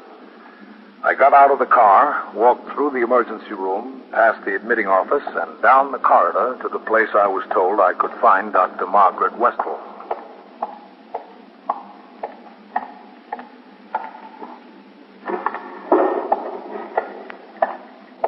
Hello, Doctor. Captain, How's the boy? not so good. Will you be able to do anything? He's in there. Emergency surgery. Uh-huh. We went back to X-ray. We made some pictures. He's in bad shape. Well, the blast tore a hole in his chest. We called in our chief thoracic surgery. He's on the way. Meantime, we're giving him plasma. Do you need any whole blood? We don't know yet. Every man in the precinct is typed. I think we could get some volunteers over here on a few minutes' notice. Thanks a lot, Captain. We'll see. All right, you just let me know. I will. Lieutenant from your precinct is here. A detective. Lieutenant King? Yes, Lieutenant King. He's right back there. When did he get here? A few minutes ago. Told me he knows who the boy is. Oh, does he? That's what he says. In here. Thank you, Doctor. Hello, Matt. Captain. I understand you've got an identification. Well, it's a tentative identification. Vitale ran it down. We think the boy's name is Frank Harrods.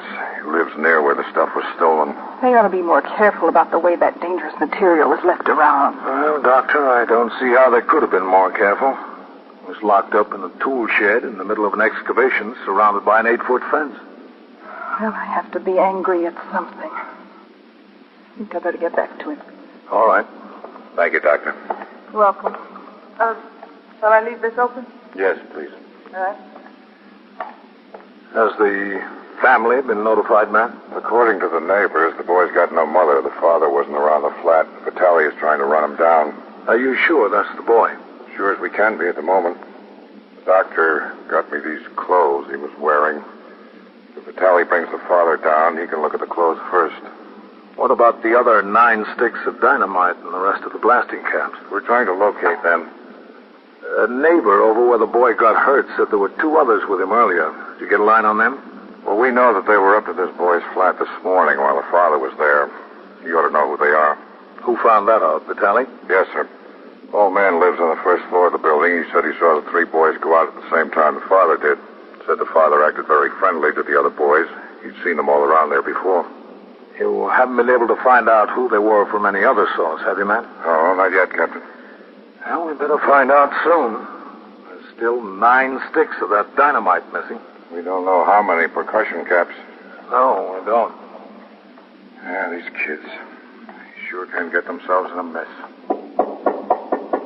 Excuse me, Lieutenant King? Yes? There's a detective at Vitale and another man outside. Oh, all right. I didn't want to send them back here until I got your okay. It's okay. All right, I'll send them back. Wonder where Vite found him. Maybe he came home. How old is the boy? You know for sure? Oh, not for sure. I think about 14. That's what the neighbors say. 14. What are we going to do with these kids, Captain? It isn't a cop's job to straighten them out. What are they hanging on us? The trouble is, Matt, it doesn't get to us until somebody else has already missed the boat. Oh. Right back there, Mr. Harris. Thank you. Come in, Vite. Oh, Lieutenant, Captain. Vitale? This is Mr. Carl Harris, Captain Kennelly, Mr. Harris? Hi. And Lieutenant King. Hi. You sure it's Frank they got in there? Pretty sure, Mr. Harrods. Did you shut the door, Vite? Yep. Well, how is he? Is he all right? They've got him over there in the operating room. We're waiting for the sergeant. A surgeon? Hope he's not going to cost an arm and a leg. I'm not made of money, you know. Let's not worry about it now. Are these Frank's clothes, Mr. Harrods? Are these? Yeah. They're his. Those are his pants. I recognize the pants. Listen, who is this surgeon, anyway? What is he going to operate for? The detective Vitale told you what happened, didn't he? I told him, Lieutenant, yes. Those caps exploded against his chest. It's a chest surgeon that's coming. Oh. That's pretty bad, huh? Yes. Well, how bad is it, Lieutenant? How bad, Captain? Bad enough. Harrods, you know where Frank got hold of that stuff? No, the detective told me he broke into a construction shack. That's right. Well, what kind of proof he got? He got no proof that he broke into anything. Nobody saw him. The stuff he stole blew up and almost killed him. That's proof enough, isn't it? For you, maybe, not for me. Mr. Harrods, do you think you ought to notify Frank's mother? How can I notify her? I don't know where she is. Ran off 3 years ago, let me hold the sack with the kid. He's your boy, isn't he? Yes, sir. He's my boy, but I got to work for a living. I got no time to raise him. That should have been his mother's job. You don't know where to find her? No, sir. You ever hear anything from her? Kidding. Listen, give it to me straight now. Now, how is he? He's not good. Not good, no. Who were the 2 boys he was with this morning? Why do you want to know that? There's still 9 sticks of dynamite missing and probably most of the blasting caps. Who were they? How should I know who they are? We were told that they were at your flat this morning with Frank. They'd been there often. You know them. Oh, now, look, I'm not turning in any kids. If you want them, go and find them. Mr. Harrods, the same thing's liable to happen to them as happened to Frank. That's not my worry. Supposing it happened to one of them and Frank was running around with explosives, you'd want it cleared up fast, wouldn't you? I don't know. Have all kids all down at that court? I'd take the chance on Frank handling himself okay. You sure handled himself fine, didn't he? Now, look, find out for yourself. I don't want to get involved in this any more than I am already. Now, wait a minute, Mr. Harrods. It's not just those other two boys that are involved. They're liable to try something with that stuff. They're liable to hurt some other people. Now, who are they and where can we find them? Go find them yourself. It's not my responsibility. Isn't it? You just think it isn't. It isn't. You can't make it mine. Come in. I'm not going to let you... Excuse me. Captain, can I see you out here a minute? Yeah, sure. You can't make this my responsibility. Yes, Doctor? Is that the boy's father? Yes. I've got bad news, Captain. The boy died. Oh. The whole thoracic cavity was badly damaged. Both lungs, the heart. He was hemorrhaging. There really wasn't much that could have been done. No. Not after he stole the explosives. What's the father's name? Harrods. Carl Harrods. Well... Look, Doctor, this is a police case. We can notify him. No. No, thank you, Captain. I won't accomplish anything. I won't accomplish anything except to get Frank in bad with his friends when he gets out of here. There's one thing I don't want to do with my kid. That's peg him as a rat. Rat on his friends. You know? Mr. Harrods, this is Dr. Weston. That's all I got to say, Captain. Doctor who? Dr. Weston. Oh, very pleased to meet you. Are you the one who's been taking care of Frank? Yes. Well, listen, what is all this about a surgeon being called in? I don't want any surgeon called in unless I'm consulted first, if he needs to be operated all right. But I want to have the privilege, of talking it over first. He doesn't need the surgeon, Mr. Harris. Well, that's very good to hear. That's... Wait a minute. Listen, he didn't die. Yes, he did, Mr. Harris. 5 minutes ago. I'm sorry. Yeah.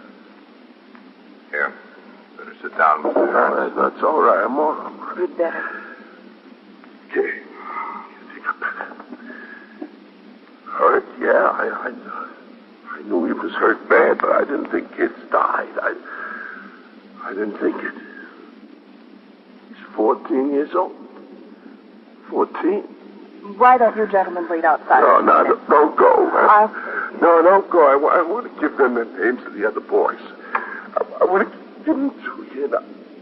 I'm sorry. I'll be all right now. I'll be all right in a minute here. We'll wait outside.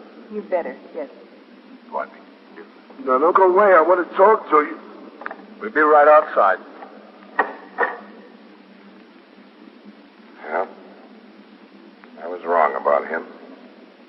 I thought he was pretty hard. He was, man. I just wish it hadn't taken so much to soften him up. 21st Precinct, Sergeant Waters. Shooting where?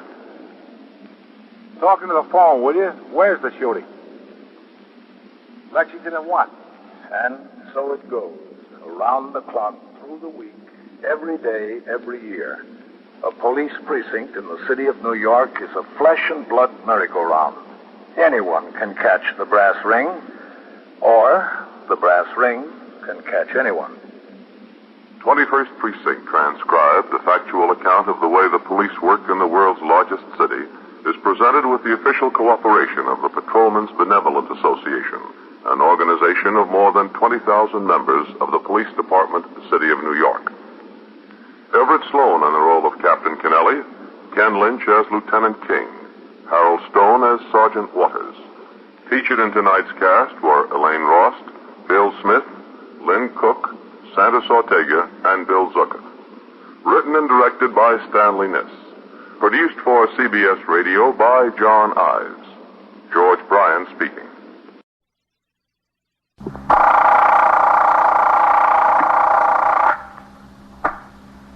"21st Precinct, Sergeant Klein.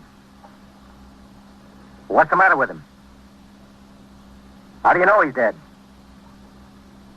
From what? Where is this?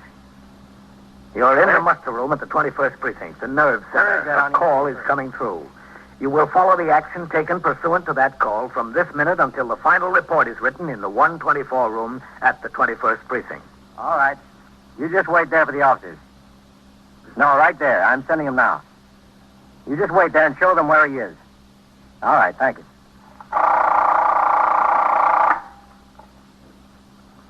21st Precinct. It's just lines on a map of the city of New York.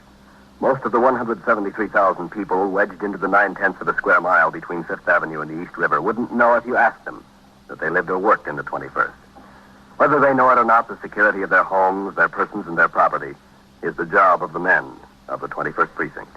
The 21st, 160 patrolmen, 11 sergeants, and 4 lieutenants, of whom I'm the boss. My name is Kennelly, Frank Kennelly. I'm captain in command of the 21st. I was working my 4 p.m. to 8 a.m. tour. After I turned out the platoon for the night tour, I read the entries on the arrest record and blotter for an event-by-event picture of what had occurred in the precinct since I was last on duty. A little after 6, sector car number 3 came by the house for me, and I went on patrol of the precinct. When I returned to the station house, Lieutenant Gorman, the desk officer, told me things were quiet. I walked around the corner to a spaghetti house for my meal, which I finished at 8:40. Oh, hello, Captain. John, how are you? I didn't know you were in. If I did, I would have come over to the table. Said hello. Oh, I was sitting in the back. 125 on 4 cents tax. Out of 2. Oh, I'll have a pack of spearmint. Well, that's 134. You been seeing many ball games, Captain? No, not this year. 5, 40, 50, and 2. Me neither. You know, I couldn't whip up any enthusiasm this season. I'm a Yankee fan. I'm a Yankee fan from way back. But 8, 10, 12, 14 games out in front, how can you get excited? Just the point where they're the whole league. Yeah, it's got to be close to be interesting. But at least the series might be interesting. Who do you pick? I think the Brooks will take them. You do? They never have yet. Well, that's some ball club. Well, yeah, they look like a ball club in their league, but wait till they get up against some competition. Well, wait, I'll walk out with you. I want to get a peek. Ralph, keep your eye on the front, huh? I just want to take a look at the box scores. They clinched the pennant, you know, but there's no harm in checking on the batting averages. Yeah. You going to see any of the series games, Captain? It's a little bit too rich for my blood. Yeah, that's $10 a reserve seat routine. That's a little rich for anybody's blood. Yeah. Look at that fella. He's turning a fire alarm. Hey, you. Hold up there. Wait a minute. You, wait a minute. I'm not going anyplace. Where's the fire? There isn't any fire. What'd you pull the hook for? Because I wanted it. Where's the fire, Captain? There isn't any fire. I'm a police officer. What's your name? Brighter, Hal Brighter. Don't you know it's a criminal offense to turn in a false alarm? I know it's a criminal offense. Captain, you want me to run around the station house? You want to get some help? He doesn't need any help. No, John, they'll be here. Don't worry about it. Why'd you pull the hook? Come on, look at me. Talk to me. Why'd you pull the hook? Because I want to go to jail, that's why. I want to go to jail. You will, mister. You can count on it. The essential factors in fighting a fire are the promptness of discovery and the speed at which firemen arrive on the scene. But speed has its hazards. As many or more firemen are killed and injured in accidents occurring while responding to alarms as in the course of fires themselves. During the last calendar year, there were 13,981 false alarms in the city of New York. And to each of these, no less than 4 pieces of fire department apparatus and 2 police cars responded. In this case, the offender, Hal Brighter, made no excuses, nor would he offer any reason for his act. He was questioned for some minutes on the street by myself, by other police officers on the scene, and by the fire captain in command of the apparatus which responded. After the fire apparatus left, he was taken around the corner to the precinct house, where, as arresting officer, I booked him in. How do you spell that? B-R-I-D-E-R. Any middle initial? E. Hal E. Brighter. How old are you? 21. Where do you live? I live at 734 East 81st Street. What apartment number? 2B. Bond is $500. Can be posted with me. What do you mean, bond? Bail. If you can get somebody to post $500 bail, you don't have to appear until he comes up in court. Otherwise, we'll have to hold you. I want to be held. I don't want any bail. Now, look, son, this isn't doing you any good. You must have had a reason for pulling that hook. Now, tell us about it. I don't want to talk about it. Just lock me up. Well, that'll come soon enough. How many other false alarms did you turn in? None. This is the only one. What was it? Just an impulse? No, it wasn't an impulse. I thought about it. I thought about it a long time. Look, that's my office across there. Go in there and sit down. I'll be in a minute. Why? I want to talk to you, that's why. I've got nothing to say. I just want to be locked up. Go in there and sit down.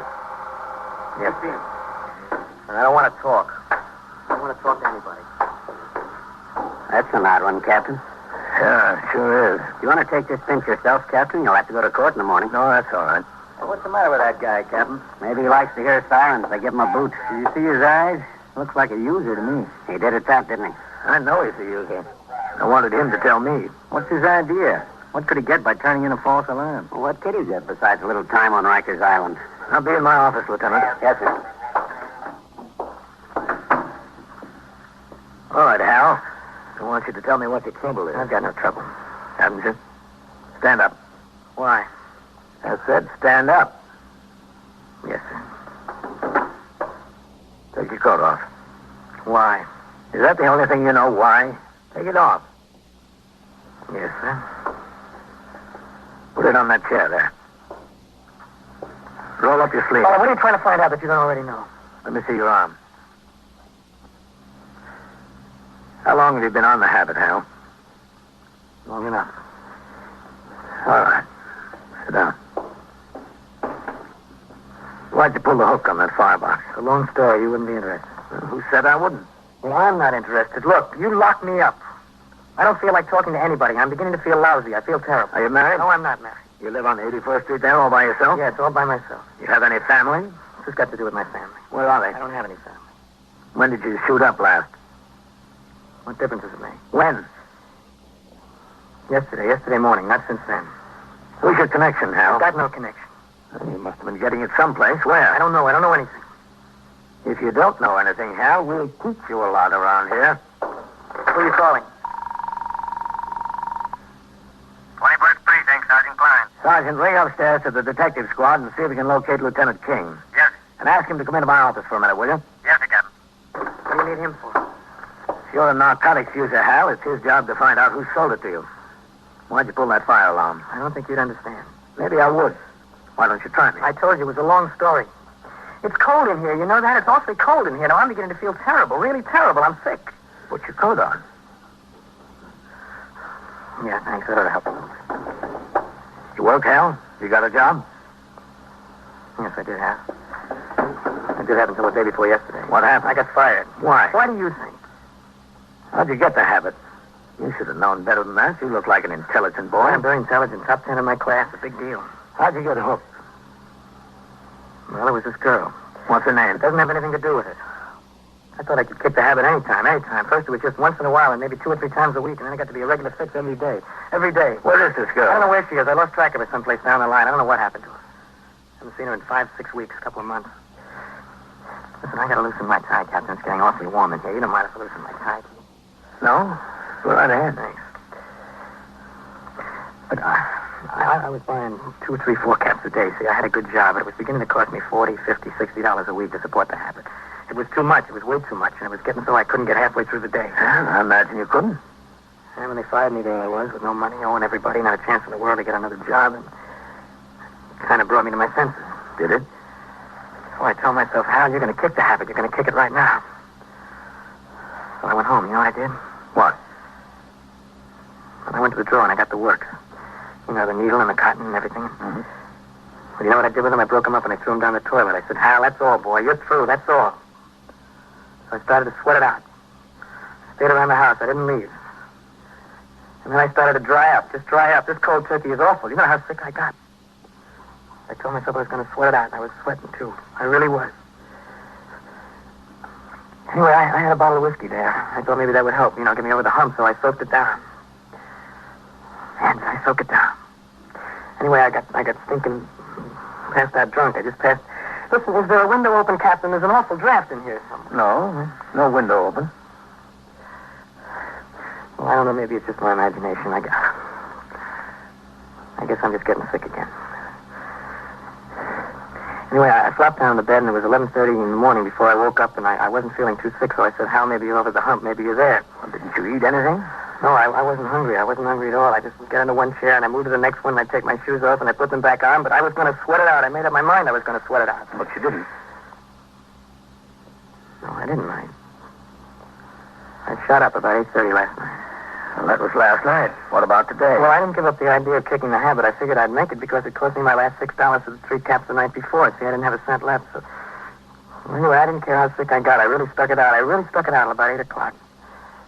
And then I thought I'd better go out and get some air. See, that's what I needed, some air. So I went down the street and I started walking, and it was getting worse all the time. It was just worse and worse. And I walked by where my connection hangs out. I just walked by. See, I didn't even stop. You didn't have the money. Well, that's true, but I went right by him anyway. See, I was feeling terrible. It was real bad. And I walked down the street and I saw this car. And you know, it was in the back seat. There was a fur coat. And all kinds of things kept going through my head. Hal, get the coat, put it in soak, get money for a fix. Well, you know, I walked around the block 3 times past that car, and the last time I stopped, and I was just about to open the door, see, and I stopped, and I said, Hal, what's the matter with you? You know what you're doing? This is what you said wouldn't happen to you. You're not going to be a thief like everybody else on the habit, so I just walked some more, and I thought, Hal, if you're in jail, it's cold turkey, and there's no questions asked. So you pulled the hook on the fire alarm? Yeah, that's right, I pulled the hook. To get in jail? Yes, sir, to get in jail. Well, Hal, that's the only thing you were right about.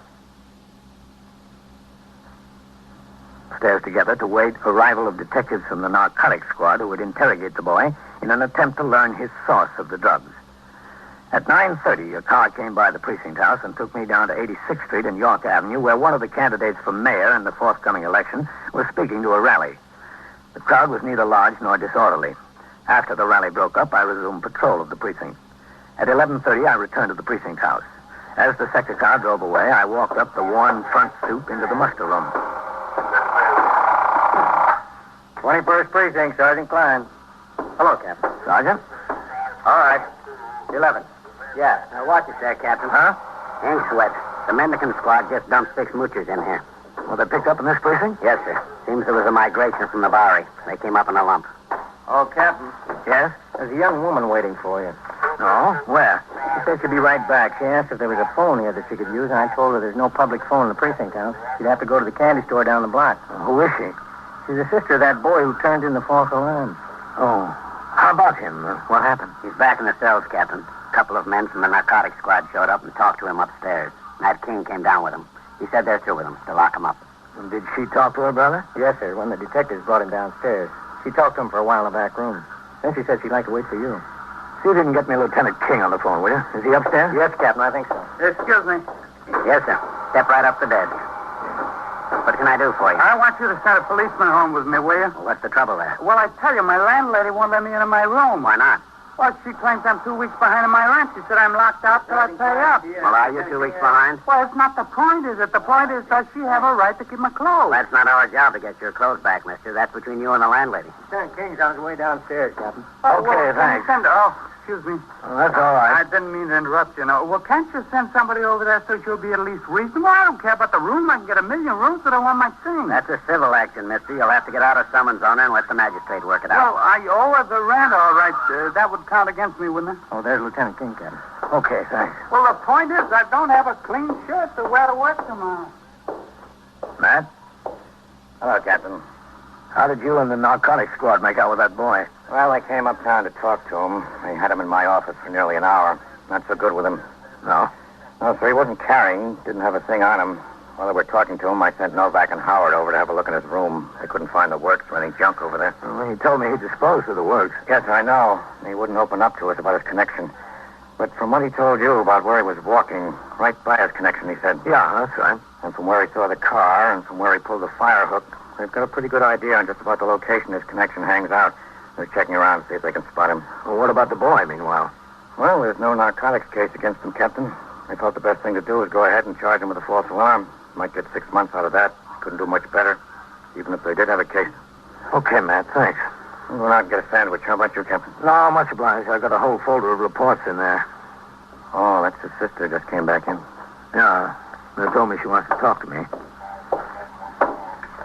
Mrs. Rygate, this is Captain Kennelly. How do you do, Captain? How are you? I'll be back a little later, Captain. Okay, Matt. See you then. They said you wanted to talk to me, ma'am. That's right. If you have a minute. In my office. Yes, sir. I suppose you know it's about Hal. Yes, I know. Mrs. Rygate? Yes, that's right. This is Joan Rygate. Do you want to have a seat there? Yes, thanks. How did you find out about this? Well, I have a friend that lives in the same building as Hal. Right across the hall, as a matter of fact. Mm-hmm. when the detectives came to look in his apartment before, my friend called me on the telephone. They told my friend that Harold was arrested. He was over here. Where do you live, Mrs. Legge? In Hempstead. You know, Long Island. Mm-hmm. Well, my husband stayed with the children, and I took the car and drove on in. I don't know what I could do, but I came anyway. Did you know your brother was a narcotics addict? No, I didn't. Not until tonight. Didn't you know something was wrong? Well, not exactly. We haven't seen him all summer, not since the middle of June. He used to come out to the house every other week or so. He likes the kids. He just adores them. Well, I thought he was busy and didn't have time. You know how it is. How bad is it, Captain? You read about people getting cured. I was just wondering what he can do, what I can do. Well, anything can be done. It's up to him. Yes, I know. Well, we don't have much money. My husband has a small store out there. He's just getting started in business. We don't have too much, but anything I can do to help out, I'll be glad to. What about your parents? Where do they live? In Jersey. My father's dead. My mother remarried. She remarried a man with 3 young children. He couldn't go there. That would be impossible. I don't think she'd want him. I don't think she ever wanted him. Either of us. It's funny. She didn't want either of us, and now she's got 3 that aren't even her own. You were saying he could help himself. How can he do that? Well, the public health law dealing with narcotics states that an admitted narcotic addict can have himself committed and subjected to treatment. Oh, that would be good, but where would that be? In a hospital? That's right, in the city hospital. Oh, the hospital wouldn't be so bad. He's locked up back there now. He's never been in jail before in his life, never. The sergeant out there told me that his bail is $500. For a $500 bail, he can get out.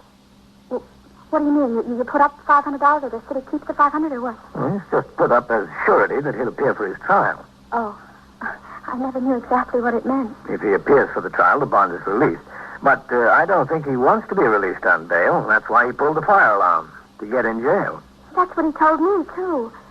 He wanted to get in jail where he'd be away from it, but where he couldn't possibly get it. He said he didn't care what happened to him. He didn't care how sick he got. Well, what did you want with me, Mrs. Rider? I just wanted to find out what I could do. I just want to know what's best. What's best for Hal. I think the best thing would be if he'd subject himself to treatment and help the detectives with what they want to know. Oh, no, he wouldn't do that. I know he wouldn't. He told me that the people who sold him the dope were helping him out. That's all they were doing. They were helping him out when he was in trouble. Yes, they help everybody out, especially themselves. The rest of the night was quiet in the precinct. At 7:45 a.m., the patrol wagon arrived to take the prisoners arrested during the night to court. Among them were 2 cat burglars and a parole violator who would be taken downtown to 100 Center Street to felony court. The 6 Boweryeites arrested on their uptown mooching expedition and Hal Brider were taken to Arrest Part, Midtown Magistrates Court, 153 East 57th Street. At 8 a.m., I turned out the platoon, signed the blotter, and left the precinct. I had breakfast, called Ellen. Told her I had to go to court and would be home late. I window shopped on 5th Avenue, then on 57th Street till 5 minutes to 10 when I walked into the courtroom. There were fewer spectators than people inside the rail, police officers, attorneys, bondsmen. The prisoners were guarded in the barred room off to one side. As the jail docket is always called first, the assistant district attorney told me my case would be through early. The magistrate entered and court was called to order. The first case was on a charge of assault from the 17th precinct.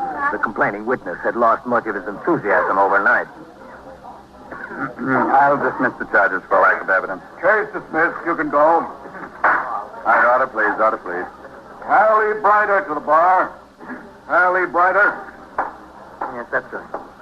Right over this way. Is the arresting officer in court? Captain Kennelly? Is Captain Kennelly in court? Yes, I'm here. Hallie Brider, you are charged with violation of Section 1424 of the Penal Law. Are you represented by counsel, young man? Sir, I don't need a lawyer. I'm guilty, Your Honor. I can't take your plea here. All I can do is set bail and bind you over to special sessions. Your Honor. Yes, Captain. This man is a narcotics addict. He admitted it to me.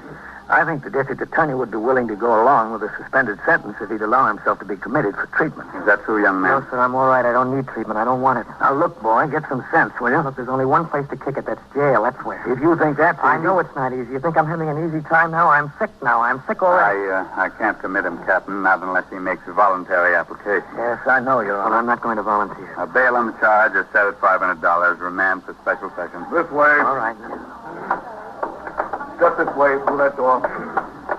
Bernard J. Bexel. Bernard J. Bexel to the bar. As a result of his failure to make the $500 bond, Hal Brider was taken to the Tombs to wait his trial in Special Sessions Court on charges of turning in a false alarm. Before I left, I stopped in the detention pen to talk to him. He was convinced that the answer was to sweat it out in jail. Cold turkey, as he called it. Symptoms typical of the withdrawal from narcotics had overtaken him. His eyes were watery. His head hurt. He was alternately hot and cold. He was genuinely ill, but he was determined.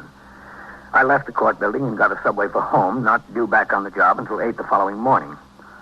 When I got to the precinct house the next day, I signed the blotter and turned out the platoon for the day tour. There was a teletype communication addressed to all precinct, division, and borough commanders to report in the lineup room at police headquarters, 240 Center Street, at 10 o'clock that morning. The meeting concerned police assignments in connection with the registration of voters and the subsequent election of city officers. The meeting lasted until 12:15. On the way uptown, just as we were entering the 21st, a signal 32 came over the air. The address, 734 East 81st Street, ambulance responding. I told my operator to make the run. When we pulled into the block, I saw the two sector's car, the sergeant's car, and the ESD car were on the job.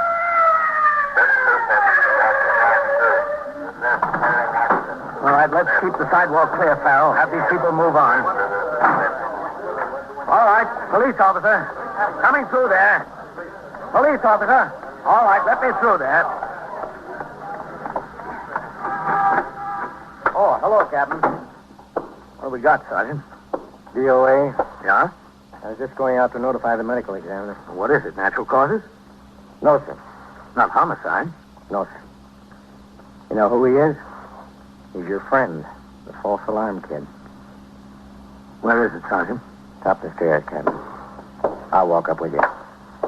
Lieutenant King is here. Oh? Is he? Yes, sir. How did it happen? Lieutenant King says it looks like an overdose. There was a hypodermic needle and 4 or 5 empty capsules around. How did he get out of jail? I thought he was going to sweat it out there. And my sister's here. She told me she won his bonds. Oh. Right in there, Captain. He's in there. She went down to visit him at the Tombs yesterday afternoon. She paid a bondsman $25. He got out last night. In there.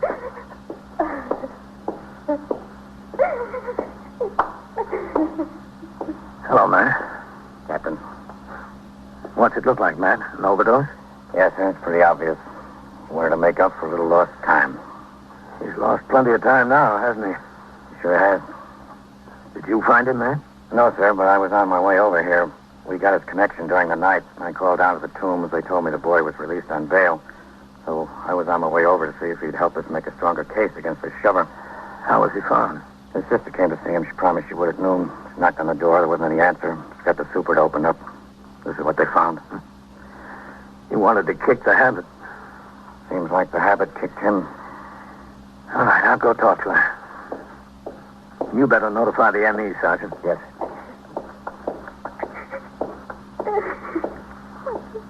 Mrs. Rygate? It didn't have to happen. It didn't have to happen at all. You wanted to stay in jail. You wanted to sweat it out. I couldn't stand to see him in jail. Not Hal. I just couldn't stand to see Hal in jail. I got a bondsman and I got him out. He didn't want to come out. He didn't want to leave. But I talked him into it. My fault. Oh, my fault. I know it.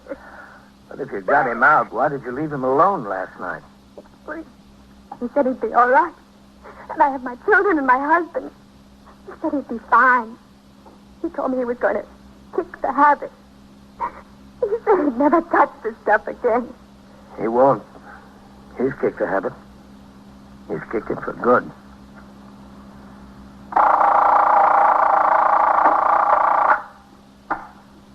'21st Precinct, Sergeant Klein. You what? Smell gas. Where is this? E71? At what floor? You haven't found where it's coming from. That's right. Get the people out. See if you can locate where it's coming from. And so it goes, around the clock, through the week, every day, every year. A police precinct in the city of New York is a flesh and blood merry-go-round. Anyone can catch the brass ring, or the brass ring can catch anyone. 21st Precinct, a factual account of the way the police work in the world's largest city, is presented with the official cooperation of the Patrolmen's Benevolent Association, an organization of more than 20,000 members of the Police Department, City of New York. Everett Sloan in the role of Captain Kennelly, Ken Lynch as Lieutenant King. Featured in tonight's cast were Robert Reddick, Lawson Zerby, Jack Orison, Bill Smith, Raymond Edward Johnson, and Madeline Sherwood. Written and directed by Stanley Niss, produced for CBS Radio by John Ives. Gaylord Avery speaking.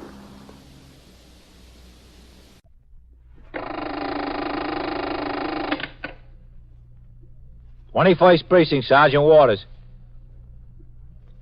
Yeah, what's the trouble? Is there any identification on a person? Yeah. Yeah. Well, what does she say when you ask her who she is? You are in the muster room at the 21st Precinct, the nerve center. A call is coming through. You will follow the action taken pursuant to that call from this minute until the final report is written in the 124 room at the 21st Precinct. All right. We'll bring her into the station house. Stay there. I'll send a car around for you. Okay. Yeah, all right. 21st Precinct, transcribed. It's just lines on a map of the city of New York. Most of the 173,000 people wedged into the 9/10 of a square mile between Fifth Avenue and the East River wouldn't know if you asked them that they lived or worked in the 21st. Whether they know it or not, the security of their homes, their persons, and their property is the job of the men of the 21st Precinct. The 21st, 160 patrolmen, 11 sergeants, and 4 lieutenants, of whom I'm the boss. My name is Kennelly, Frank Kennelly. I'm captain in command of the 21st. I was working my night tour, 4 p.m. to 8 a.m. It had been a busy night in the precinct with plenty of work, but by the time the 12 to 8 platoon reported for duty at midnight, things had quieted down. At 2:15 a.m., I returned to the station house from patrol. Then, because there was a meeting of all precinct commanders in the borough scheduled for 9 a.m., I lay down on the couch in my office to get a few hours' sleep. Meanwhile, patrol of the precinct continued with 62 men on the job, assigned to sector cars or on foot. Among these was Patrolman Edward Farrell, assigned to post number 6, which included 3 blocks along Lexington Avenue in the 80s. At 2:55 a.m., he was walking his post when a slightly built man, dressed in a white apron and jacket, hurried from behind to catch him. Officer, policeman. Yeah, what is it? I'm Josh from the bar and grill up there, Jetley's. Yeah? Elliot, the night bartender, sent me out to see if you were in the block. What's the trouble? Well, there's no trouble exactly. It's just what you call a peculiar situation. What? Well, we're getting ready to close up. We got to clean up and everything, and she just sits there. Who? I don't know who she is. She don't even know herself. That's a peculiar situation. Oh. Elliot thinks she's got what you call amnesia. She has, huh? And she's a pretty little thing.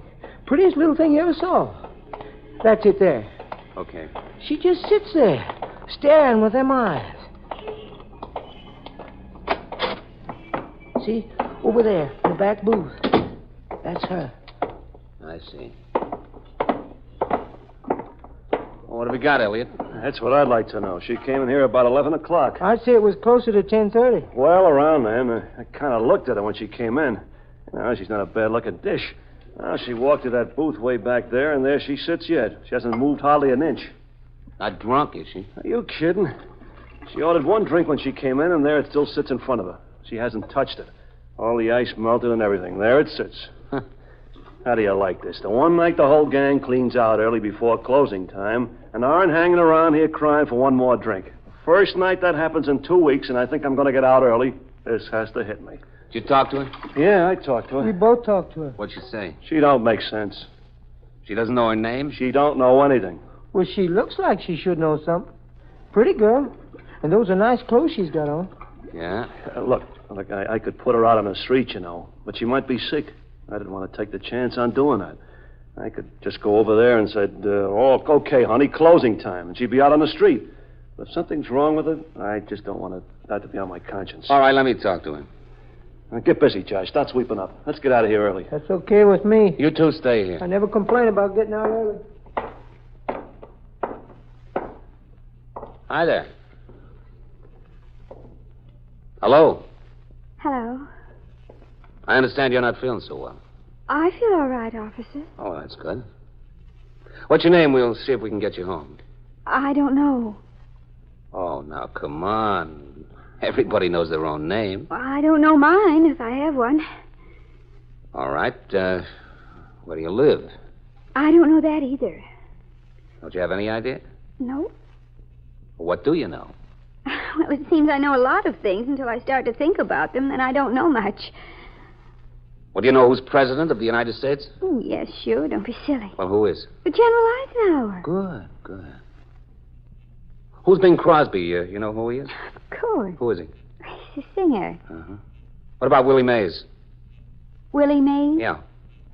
Oh, I never heard of him. He's a ball player. New York Giants.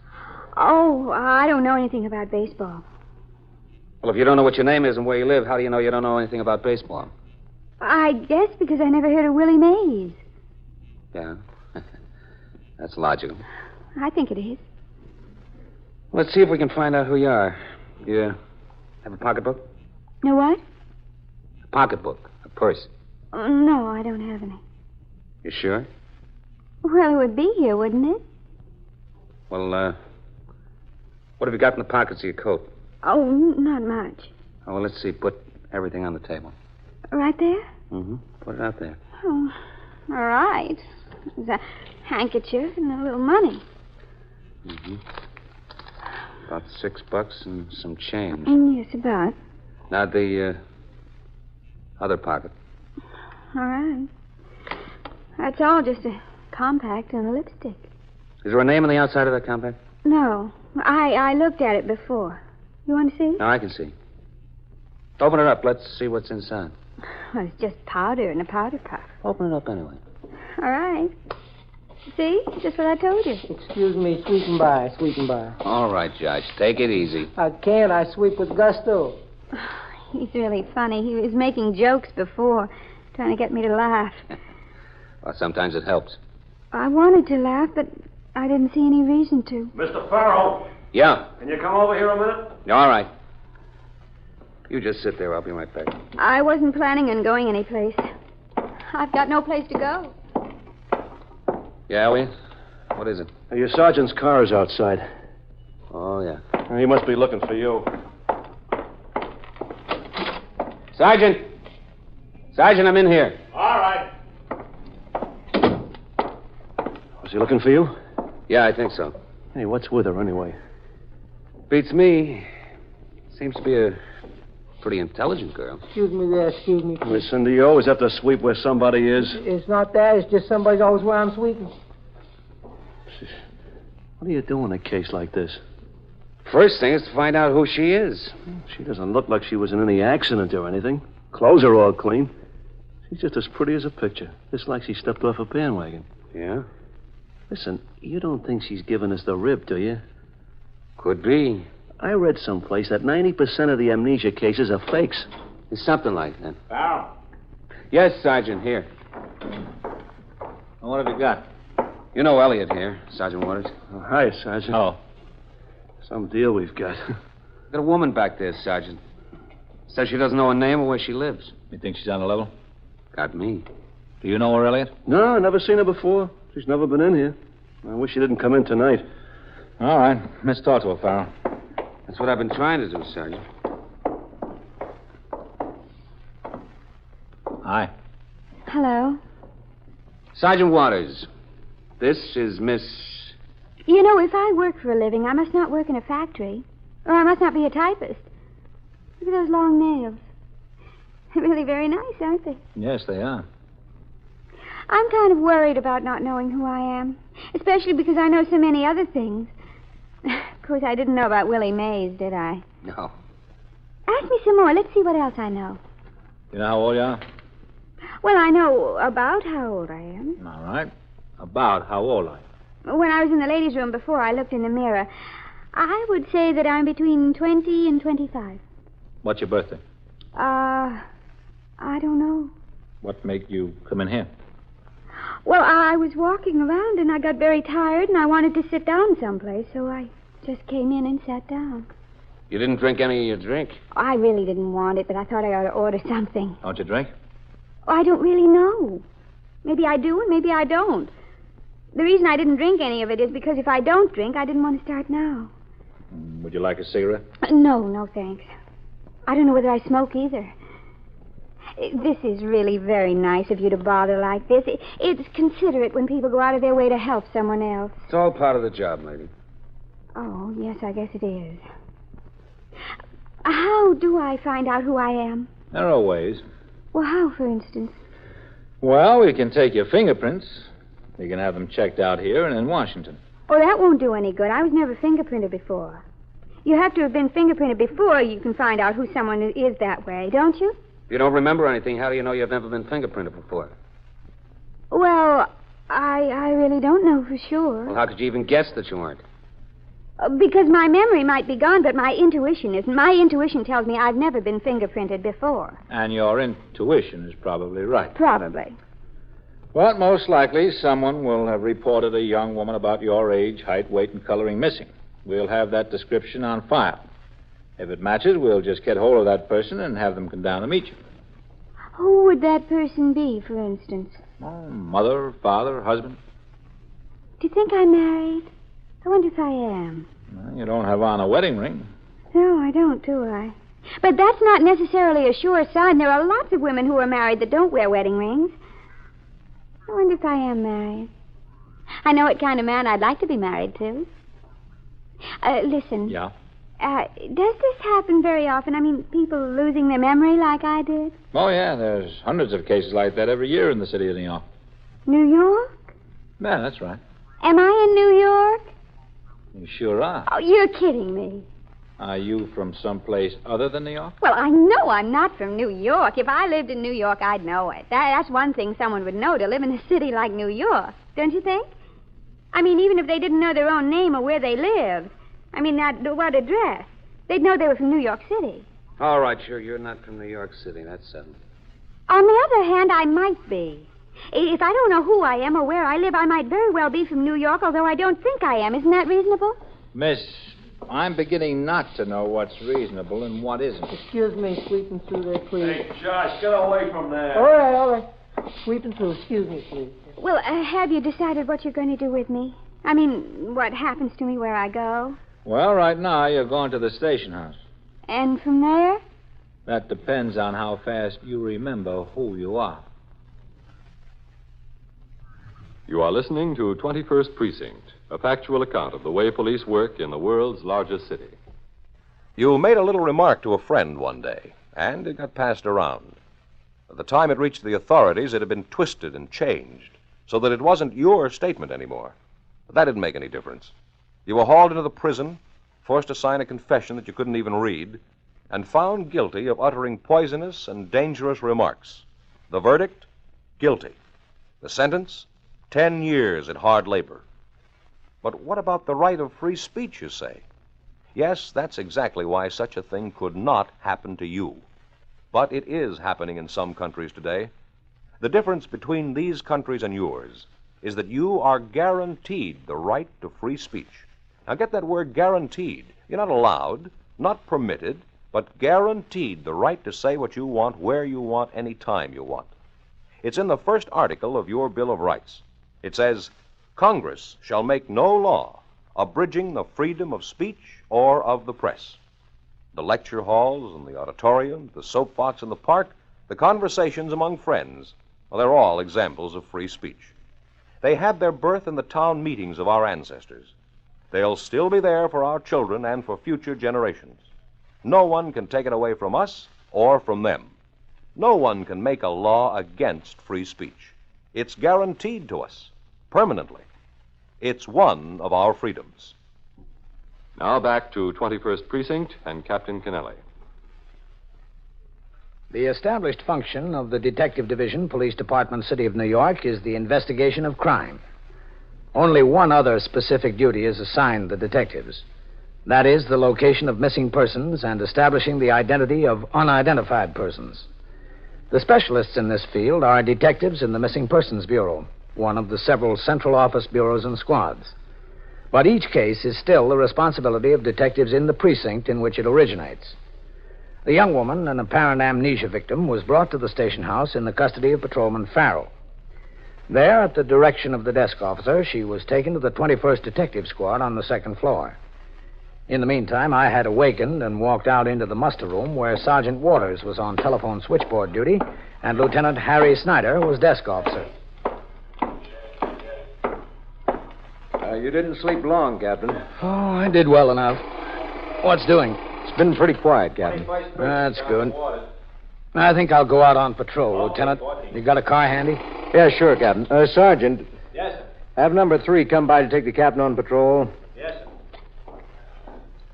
What do you say, Lieutenant? Oh, hi. Joe Board, Sanitation Department driver, District 8. What's the trouble, Joe? No trouble, Lieutenant. Hello, Captain. Hi. I found this in the trash basket at 76 in Lexington. Oh, yeah? Yeah, I was just laying there. I figured a thief grabbed the purse off some lady, took the money out, and threw it away in the Department of Sanitation trash basket. Isn't that right, Captain? Well, that looks like about the story, yeah. What was it, just laying on top? Right in the basket. You know, like somebody threw it in as they was walking past. Everything in here but money. Yeah. There's a wallet and a cigarette lighter. Surprised he didn't keep the lighter. Usually all thieves want is cash. And all kinds of identification in there. The woman lives in Maryland. There's a car registration, operator's license, and all that. Okay, Joe, we'll check it out. Good. You know my name, Joe Board, Department of Sanitation, District 8? Yeah, Joe, I'll put it on the report. Okay. Thank you, Joe. Oh, don't mention it, Captain, anytime. Well, I'll get back to hustling ash cans. See you. Okay. A nice-looking pocketbook, Captain. Yeah. And a nice wallet. Bet she lost quite a few bucks. Yes, sir, quite a few bucks. You know what this leather in the wallet is? Ostrich. Genuine ostrich. Yeah? That's the most expensive stuff to make wallets out of. Captain, car's in on the way for you. Okay. What's the name in there? Maryland operator's license. Evelyn Burges, age 24, Sage Hill Road, Hobart, Maryland. Yeah. Blonde hair, blue eyes, 5 feet 2 inches, 108 pounds. Well, I wouldn't care if she walked in here right now, Captain. It's been a dull night. The same on the registration? Yes, sir. Evelyn Burgess, Hobart, Maryland. Oh. Probably visiting New York, and somebody grabbed her purse. Yes, sir. That's what it looks like. Hello, Harry. What's doing? Awful quiet, Matt. Captain? Oh, Matt.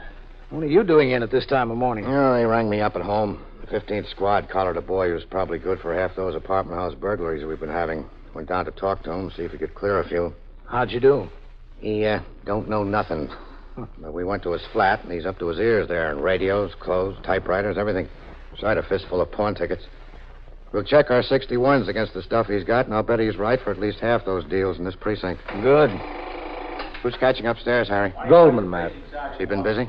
No, nothing much, except Farrell came in with an amnesia victim a little while ago. Oh, one of those. Well, Captain. Yes, Matt? I've got those pictures of that bungalow out on the beach I'm considering. They came yesterday. Oh, have you? Got them up on my desk. Want to take a look at them? Yeah, I think I'd like to, Matt. Ring me when the car comes, Sergeant. I'll be up in the detective squad. Yes, sir. It's a sweet little place, Captain. Well, according to your description, it sounds it. Half a block from the beach. Price is right. What else do I want? Yeah, you'll never spend any time there, Matt. I'll spend some time there. Well, you sleep here more than you do at home now. Well, it'd be good for my wife and the kids. It'd be fine for them. Now, look, we want to help you. That's all we're trying to do. I know it. Hello, Goldman. Lieutenant. Hello, Captain. Hi, Captain. Hi. What have you got? Farrell brought her in, Lieutenant. She was sitting in a bar and grill over on Lexington Avenue at closing time. She doesn't know who she is or where she lives or much of anything. Were you hurt, young lady? No, not that I know of. You getting a policewoman up here? Yes, sir. The desk officer phoned down to the 19th precinct for one. What do you need a policewoman for? Well, there might be some labels in your clothes that'll help us. I've got the pictures in my desk, Captain. Oh, excuse me. Yeah? Well, I mean, supposing you can't find any labels in my clothes and supposing you can't find out who I am, what happens to me? You know, I can't sit around the police station all my life just because I don't know who I am. Well, if we don't get some results very fast, we'll let the doctors try to see if they can help you remember. What doctors? Where? At Bellevue. You mean psychiatrists? Yes. They can find out what it's all about in a hurry. Oh. Okay, man. You see? It's got this porch all the way across the front. Oh, just a second, Matt. I want to talk to her. I really don't see any reason for a psychiatrist. Well, maybe he can help you. Excuse me, miss. Yes. Were you all alone when the officer came and talked to you? Yes, that's right, all alone. Mm-hmm. Where was this? In some bar. On Lexington Avenue? Well, I don't know exactly on what avenue. It was Lexington Avenue, Captain. What was your idea of going into a bar, Miss Burgess? Well, I went in there because I wanted to sit down. I was tired. Your name is Evelyn Burgess, isn't it? I don't know. I don't know what my name is. You live on Sage Hill Road in Hobart, Maryland. Isn't that right? You wrapping one up for us, Captain? I think so, Matt. That's right, isn't it, Miss Burgess? That's where you live, isn't it? I don't know. You have blonde hair, blue eyes. You're about 5 feet 2 inches, and you weigh about 108 pounds. Well, what does that mean? Ordinarily, it wouldn't mean a thing. Now, look. We've got a woman's purse downstairs that was thrown away in a Department of Sanitation trash basket. There's a motor vehicle operator's license in there in the name of Evelyn Burgess. The description on there fits you. That doesn't mean anything either. I know that doesn't mean much in itself. But the purse is made out of leather that exactly matches your belt and your shoes. Now, you don't want to carry this on any further, do you, Miss Burgess? It's Mrs. Burgess. This whole amnesia thing is just a fake. Isn't that right? Yes, that's right. One great big fake. 21st Squad. Well, what's the Detective reason Goldman. for it? Well... Excuse me, Captain. Sergeant Waters is ringing up here. He said the car's come by the house for you. Oh, well, tell him I won't be going out on patrol now. Yes, sir. I had a good He reason. won't be going out on patrol now. A very good reason. Yeah. It better be good. You've wasted a lot of time for a lot of people. These officers are supposed to be out catching robbers. Don't mind helping people that really need help. We're glad to do it. If you put on a fake act like this, how do you think we feel? Oh, I'm sorry. Excuse me, Carl. Can I get in this desk? I've got to type them 61s. Oh, yeah, sure. All right, Miss Burgess, let's move over here. Come on to my office. Come on, Farrell. Yes, sir. I really didn't mean to do anybody any harm or cause any trouble. But you sure did. Well, I said I was sorry. Now, you want to sit down right there? Farrell, come here. Yes, sir. I don't think there'll be any arrest in this case. You better get back on the job. Yes, sir. Thank you, Captain. Where did that policeman go, that Mr. Farrell? He's very nice. He went back to work. You wasted enough of his time, didn't you? Yes, I guess I did. All right, what was the idea? Whose benefit was this for? Not ours. No, not yours. Whose then? Well, mine, I guess. All right, let's have it. Well, you see, I'm married to this boy. He's very nice. He lives down there in Hobart. Hobart, Maryland. Yes. His father's a lawyer, his grandfather's a lawyer, and he's a lawyer. They're the only lawyers in Hobart. And really, things get kind of dull. Not my husband. I mean, Hobart. Nothing happens. Didn't you know that before you got married? Well, you see, I came from Baltimore. I met him there. That's where he went to school. I see. And we got married and we moved to Hobart. Well, it just got to be so bad that I had to come to Baltimore every once in a while to see my friends and my sisters, you know. It just got so bad I couldn't stand it. I had to get away from Hobart. Just for a little relief from those same people and those same faces and the same smile in the grocery store and same everything. So today was one of the days I drove to Baltimore. Yeah? And while I was driving, I got to thinking, I never want to go back to Hobart again. So I left my car in the garage in Baltimore, and I got on a train, and I came to New York. I thought coming to New York would be best. Best for what? Well, best to get away from everything. I wasn't going back. I was never going back. I was going to get a job here. I was going to settle down. I was going to make a career for myself, and finally, when I got good and established, I was going to write and tell him I wanted a divorce, and that would be it. I thought I could get into television or something like that.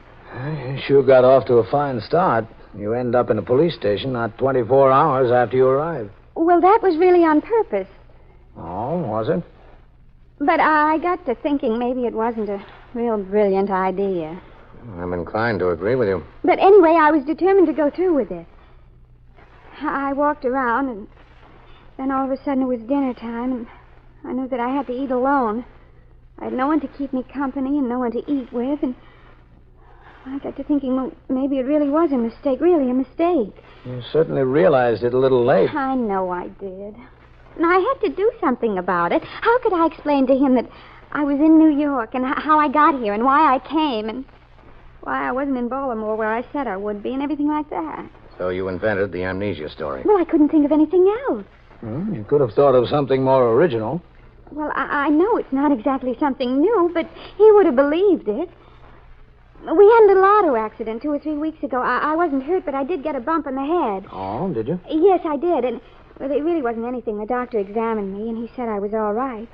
But I thought maybe my husband would take that into consideration and believe the story on account of it. And he'd come up to New York and get you. Yes, that was the idea. I really want him. I want to go back. I don't care about him living in Hobart. All I wanted was him. Honestly. That's the truth. You can say anything you want to say, but that's the truth. I want to go back to him. But what do we do about your wasting all our time here and making a false report to an officer? I didn't make any false report. Is there a law against telling someone I don't remember anything? There's no law against that. All I said was I didn't remember. Well, I guess she's got us there, man. Yes, she has. All right. I suppose we'll have to get in touch with your husband. What are you going to tell him? That you're here in the police station. Oh? Is there anything else you want to tell him? I wish you'd tell him that I really didn't remember my name and that I didn't know where I was or how I got here. Oh, you'll have to tell him that yourself. Can I do that? You can tell him anything you want. Well, I hope it works. I just hope it works. Oh, I don't think you have anything to worry about. You'll manage.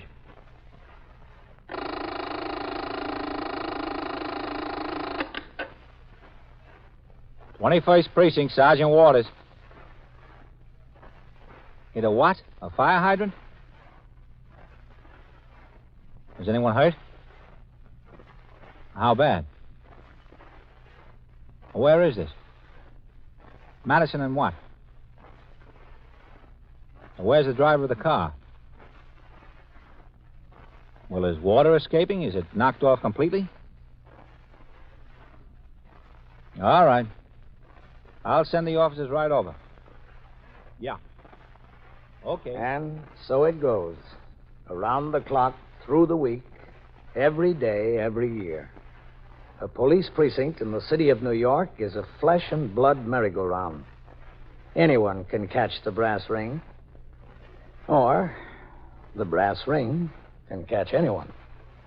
21st Precinct transcribed. A factual account of the way the police work in the world's largest city is presented with the official cooperation of the Patrolmen's Benevolent Association, an organization of more than 20,000 members of the Police Department, City of New York. Everett Sloan in the role of Captain Kennelly, Ken Lynch as Lieutenant King, Harold Stone as Sergeant Waters. Featured in tonight's cast were Gene Gillespie, Bill Quinn, Lawson Zerby, Frank Campanella, and Bill Lipton. Written and directed by Stanley Niss. Produced for CBS Radio by John Ives. Art Hanna speaking. 21st Precinct has come to you through the worldwide facilities of the United States Armed Forces Radio and Television Service.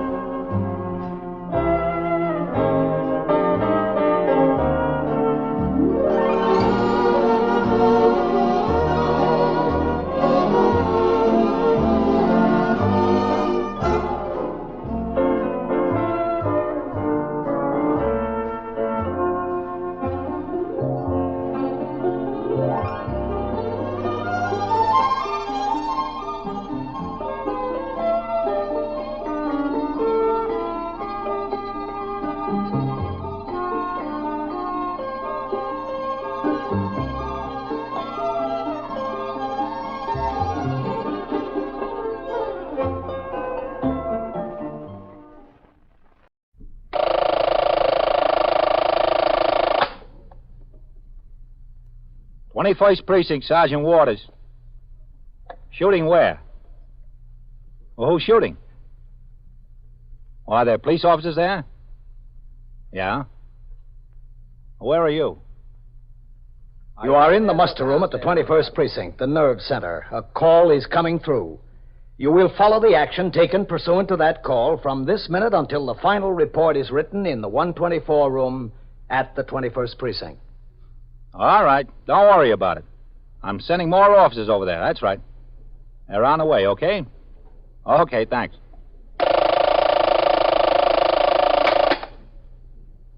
21st Precinct. It's just lines on a map of the city of New York. Most of the 173,000 people wedged into the 9/10 of a square mile between Fifth Avenue and the East River wouldn't know if you asked them that they lived or worked in the 21st. Whether they know it or not, the security of their homes, their persons, and their property is the job of the men of the 21st Precinct. The 21st, 160 patrolmen, 11 sergeants, and 4 lieutenants, of whom I'm the boss. My name is Kennelly, Frank Kennelly. I'm captain in command of the 21st. I had finished my night tour at 8 a.m. and was not due back on the job for 24 hours. A precinct commander's duty chart is arranged so that there's at least one captain on the job in each division at all times. He reports for his day tour at 8 a.m. and is on the job until 6 p.m. Then, normally, he is off duty until the beginning of his night tour at 4 o'clock the following afternoon and works until 8 o'clock the next morning. But on duty or off, the precinct is still the captain's responsibility, and he is subject to call by the desk officer in the event of any major crime or unusual occurrence. Nothing out of the ordinary occurred in the precinct until 10:18 p.m., when Detectives Novak and Fitzpatrick of the 21st Squad, who had been investigating an apartment burglary, were returning to the station house, heading downtown on Lexington Avenue. So, what good is a manager without a team? That's not the point. The point is a good manager has to have a chance to build a good team. You can't expect a guy like Dressen to come into a club like Washington and build a pennant winner in 1 year. He's got to have a chance. He's got to have a chance to build the young players up and make a team out of them. Now, listen, when the light changes, take a right. I want to stop by that delicatessen and show them a few pictures I'm carrying. Oh, George's? Yeah, there've been some delicatessen stick-ups down in the 15th, too. I had some mugshots pulled on a couple of boys they think might be right for them. I'd like to have George take a look at them. Okay. You take a guy like Dressen. Yeah. What's he going to do with Washington in 1 year? He didn't perform any miracles out there with that Oakland, California team in 1 year, Fitz. did he? What? Hold it here. What's the matter? That looks like Dutch Soaker. Who's Dutch Soaker? He's that friend of Harvey Brider's. Oh, yeah. Here, park the car. There he goes into that bar and grill.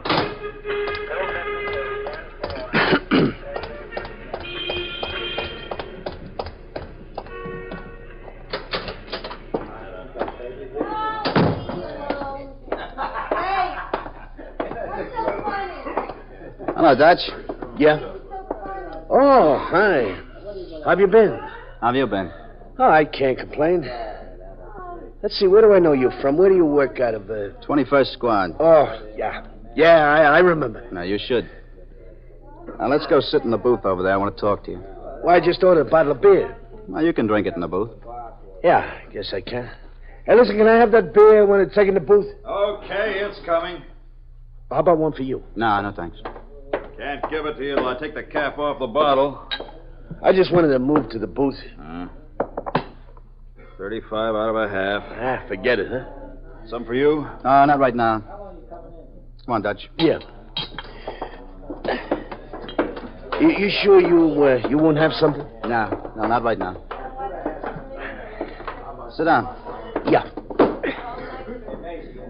Well, it's nice running into you. I didn't just run into you, Dutch. Oh, didn't you? A call came over for us to ring in. Oh, yeah? This is my partner, Detective John Fitzpatrick, Dutch Soakin. Hello. How are you? Move in a little bit, Dutch. Yeah, sure. I better ring in first. Yeah, go ahead. I'll be right back. Can we order him something? No, I don't think so. Where you living now, Dutch? Well, still the same place. Where's that? 619 St. George Street. In Brooklyn? Yeah, in Brooklyn, yeah. What are you doing up here? Oh, I just come up to see a friend. Where is he? Well, I seen him already. I just thought I'd stop in and have a beer before I got the subway home. Where you working? The same place, you know, truck terminal. You working steady? Yeah, sure. Every day. What do you hear from Harvey? Harvey? I didn't hear anything from Harvey. Well, he broke out nearly a week ago. You mean he hasn't been in touch with you? No, he hasn't been in touch with me. Why would he get in touch with me? I thought you were such good friends. Oh, listen, you guys got the wrong impression. We weren't good friends. We just knew each other, that's all. I had a beer or two with him once in a while. I don't see where that makes us such good friends. I'm having a beer with you. That doesn't make us bosom buddies, does it? Not necessarily. Sure. Hey, I had another flat burglary on Madison Avenue. Yeah? Whitey wanted us to take the squeal. I told him we were tied up. Okay. He's giving it to Woods and Vitale. Move over, Dutch. Yeah. Dutch says he hasn't seen or heard from Harvey. Now, look, I don't know why you should come after me just because I'm acquainted with the guy. All the information I got was in the newspapers there.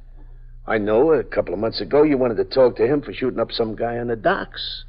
I know you couldn't find him. I know he was collared up in Boston after a stick-up. Some guy got killed there. I know he walked out of jail up there last week. I didn't hear from the guy. I didn't see him. I don't want to hear from him. He's too heavy for me. You get mixed up with a guy like that, it can lead to nothing but trouble. I don't want any part of him. I don't blame you, Dutch. That's the truth now. I don't want any part of him. Guy is trigger happy. I got enough troubles of my own. I don't need his, too, you know. How much short time you owe, Dutch? I owe them about 19 months. What was that on? Oh, it's still that same 2.5 to 5 bit. Grand larceny. It was hijacking a truck, wasn't it? Oh, there wasn't any hijacking involved in the first place. The driver wasn't stuck up at all. That trailer was just parked there in a lot. It was broken open. Some guys broke it open. What do you mean, some guys? It was you, wasn't it? No, it wasn't me. You pleaded guilty? Yeah, well, I figured to cop out was the cheapest thing to do. I couldn't go argue with them. So I copped out for 2.5 to 5. I did 20 months. I owe them 19. Have you been seeing your parole officer regularly? Yeah, sure. I'm okay in that department. Been living up to your parole conditions in all respects? You betcha. All respect. I'm clean as a whistle. Been getting home by midnight? Every night.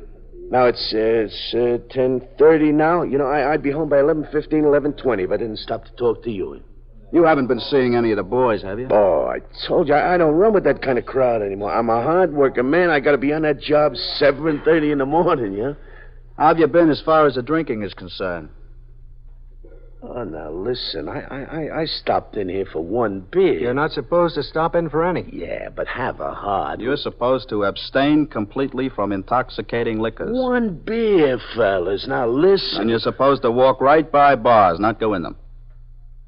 Now, look, you're not going to make me go back and do that whole 19 months just for one beer, are you? You got to be reasonable at some point. It's not up to us to make you go back. I know, but you give a bad report to my parole officer, and I'm back up at Sing Sing, sitting out that 19 months. Oh, now listen, fellas, be fair, will you? One lousy beer? You're not going to hang a man over one beer. Now, you missed the point, Dutch. You're supposed to cooperate with police officers, not lie to them. What do you mean lie to them? I didn't lie to you. When did I lie to you? You told us you hadn't seen or heard from Harvey. Well, I didn't. What do you want from me? Just the truth, Dutch, that's all. I'm telling you the truth. I tell you what we'll do, Dutch. Look, all I'm asking you to do is be reasonable, huh? One lousy beer. I will take a ride over to the station. Oh, fellas. We'll put it up to the lieutenant. It's the first time I've been in a bar since I got out. Well, looks like it's also going to be the last time. The two detectives, William Novak and John Fitzpatrick, took the parolee and known acquaintance of escaped killer Harvey Brider to their car and drove to the station house. There they parked, and at 10:51 p.m. they walked up the 3 stone steps into the muster room, past Lieutenant Snyder, who was desk officer, and Sergeant Collins, who was on switchboard duty, and into the back room where 2 division plainclothesmen were questioning, prior to booking, a woman they had arrested on charges of disorderly conduct. They escorted Dutch up the rickety stairs to the 2nd floor where the office of the 21st Detective Squad is located. Right over there, Dutch. I know where to go. Okay. Listen, one lousy beer. Be reasonable, huh? It's not the one beer, Dutch. It's the principle of the thing. What principle?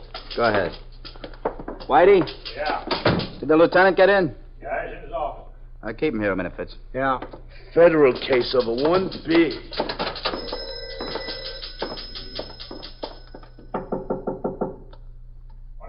Yes. Novak, Lieutenant. Come in. Not doing a job until 8 in the morning.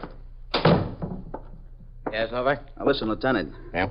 You know that Harvey Bryder that broke out of jail in Boston last week? The one that's also wanted here in a homicide charge? Yes, sir. What about him? Now, Fitz and I picked up a friend of his in a bar over on Lexington Avenue. Yeah? There's a fellow named Dutch Sokin. He traveled around a lot with Harvey. Does he know where Harvey is? He says he doesn't, Lieutenant, but he hasn't given us a straight answer yet. What's going to make him give straight answers? He owes 19 months short time. Yeah? We collared him in a bar. He was having a drink. I think he's worried about that 19 months. Where is he? Fitz has got him outside. All right, bring him in. Yes, sir. Fitz. Yeah? Come on in. What does he owe this short time for? Grand larceny, Lieutenant. Right in there, Judge. Okay, yeah. Close the door, Novak. Yes, sir. Lieutenant King, Dutch Sokin. Sit down, Dutch. Hang me over one bottle, one beer. Sit down. All right. Where's Harvey? I told them I don't know. I haven't seen him. I haven't heard from him. What do you want from me? Dutch, these detectives told me you haven't given them a straight answer in an hour. Now, you've seen Harvey, or you've heard from him, haven't you? No, sir. Where is he? I don't know. I told them I don't know. How many times they have to ask me? I don't know anything. I told them I don't want to run with that kind of guy anymore. It just means trouble, that's all, trouble. You owe 19 months short time, and they collared you in a bar. I was having a beer. One beer, Lieutenant. That's one too many. What's the name of your parole officer? Oh, now, look, be reasonable, will you? Who's your parole officer? I don't want to go back to do that 19 months over one beer. I asked you to be fair. Just be fair with me. We've been asking you to be fair with us, Dutch. Listen, can you forget about this if I see what I can do to help you out? I'm willing to trade, Lieutenant. I just want to be sure I'm on firm ground. Dutch, you've got a long way to go before you're on firm ground. Now, you help us. I promise I'll talk to the man. Where's Harvey? I don't know. That's not helping. I don't know. I only heard from him. When? Yesterday. I was hustling packing cases on the job. The foreman came over. He said there was an important telephone call for me. I went to the office. I got it. It was Harvey. Is he in New York? Yeah. Yeah, he's in New York. I told him, look, Harvey, you're too hot. I don't want anything to do with you. He said, I got to do him a favor. I said, I don't want to see you, Harvey. I don't want anything to do with you. He said all he wanted to do was for me to contact his girl. I should make arrangements for them to make a meet. Who's she? Her name's Dorothy Curtin. Where's she live? 372 East 80th. Did you contact her? Yeah. That's where I was tonight. I was there contacting. I was giving her the message. That's all. That's all I told him I would do. Only give her the message. That's all. I didn't want anything else to do with it. What was the message? Message was that she was to call a certain telephone number at 10 o'clock. That's all. What telephone number? Pennsylvania 65599. Where's that? I don't know. I haven't any idea. He said she don't have a phone. He didn't want to risk going there. He just give me this number. He told me to have her call. That's all I know, Lieutenant. That's all I wanted to do with it. Okay. All right, now look, I helped you out. You going to do something for me? I don't want to do that 19 months over one little beer. That's a long time. Yeah, I've been okay otherwise. I've been clean as a whistle. Yeah, Dutch. Maybe you have. Trouble is, there are all kinds of whistles.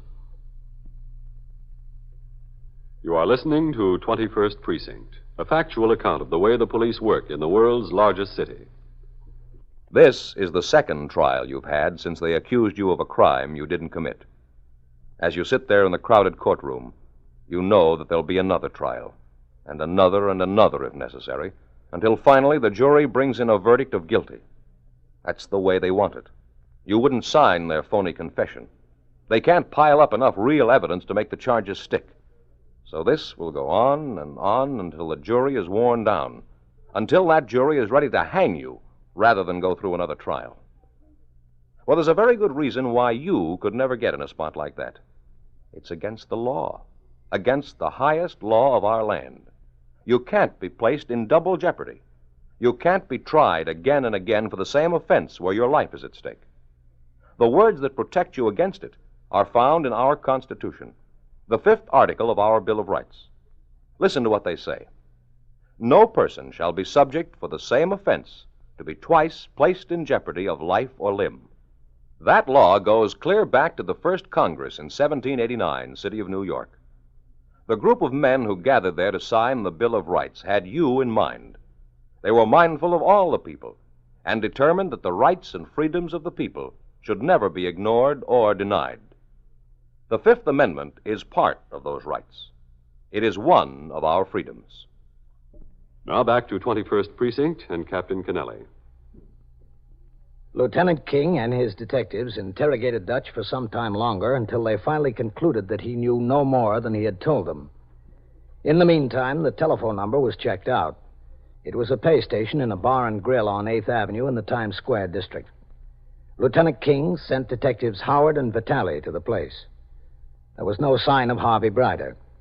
Neither the bartender nor 3 waitresses there remembered him, nor could they identify his photograph. One of them, however, recalled that the pay telephone did ring about 10 o'clock and that a man sitting at a nearby table walked into the booth to answer. At 10 minutes to 12, Lieutenant King and Detective Novak left the station house and drove to the address of Dorothy Kurt, 372 East 80th Street, given to them by Dutch. They parked down the street from the old 4-story tenement building and got out of their car to meet Detectives Fitzpatrick and Scanlon, who had been sent to plant the building while the questioning of Dutch was in progress. Okay. Yes, sir. Fitz. Yes, sir. Here, Lieutenant. Hi, Fitz. Novak? Where's Scanlon? Across the street there in the doorway to the cleaners. Oh, yeah. What'd you find out? I talked to the super. She lives in the second floor front, all right. Uh-huh. She's got 2 rooms. She lives there alone. Did she have any visitors recently? Well, the super told me he hadn't noticed any. Do you know whether she's home? There was a light up there a little while ago. It was turned out about 11:30. Which window is it? Those 2 up there. Second floor this side. The super said the one towards this end of the building is in the living room, the other's in the bedroom. Okay, let's go. Yes, sir.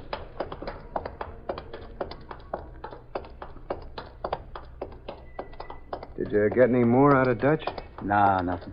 Well, I guess we don't need any more. Yeah. Front door's open. Okay, hold it. Signal Scanlon to move over to this side when we go in. Yes, sir. Okay, Lieutenant. All right. Get the door. Yes, sir. Go on. All right, now watch your step. She might have met him and brought him home. Yes, sir. She might have, yeah. Okay.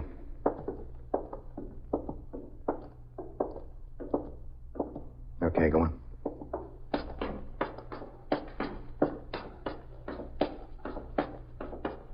I'll do the talking. Yes, sir.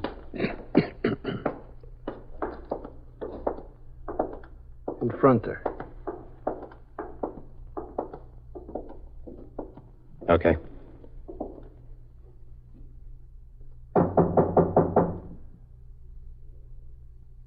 Get set. Okay. Yes, sir.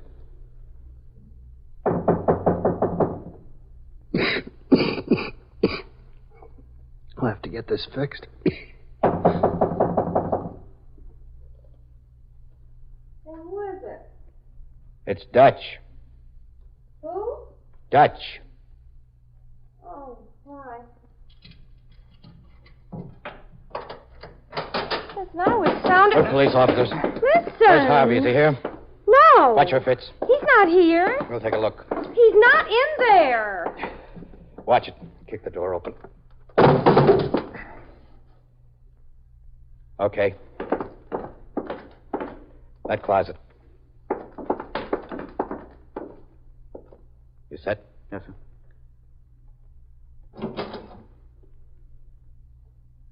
How about the bathroom? Okay. All right. Open it up. There's the light. Push back the shower curtain. Yes, sir. There's nothing but laundry. Okay.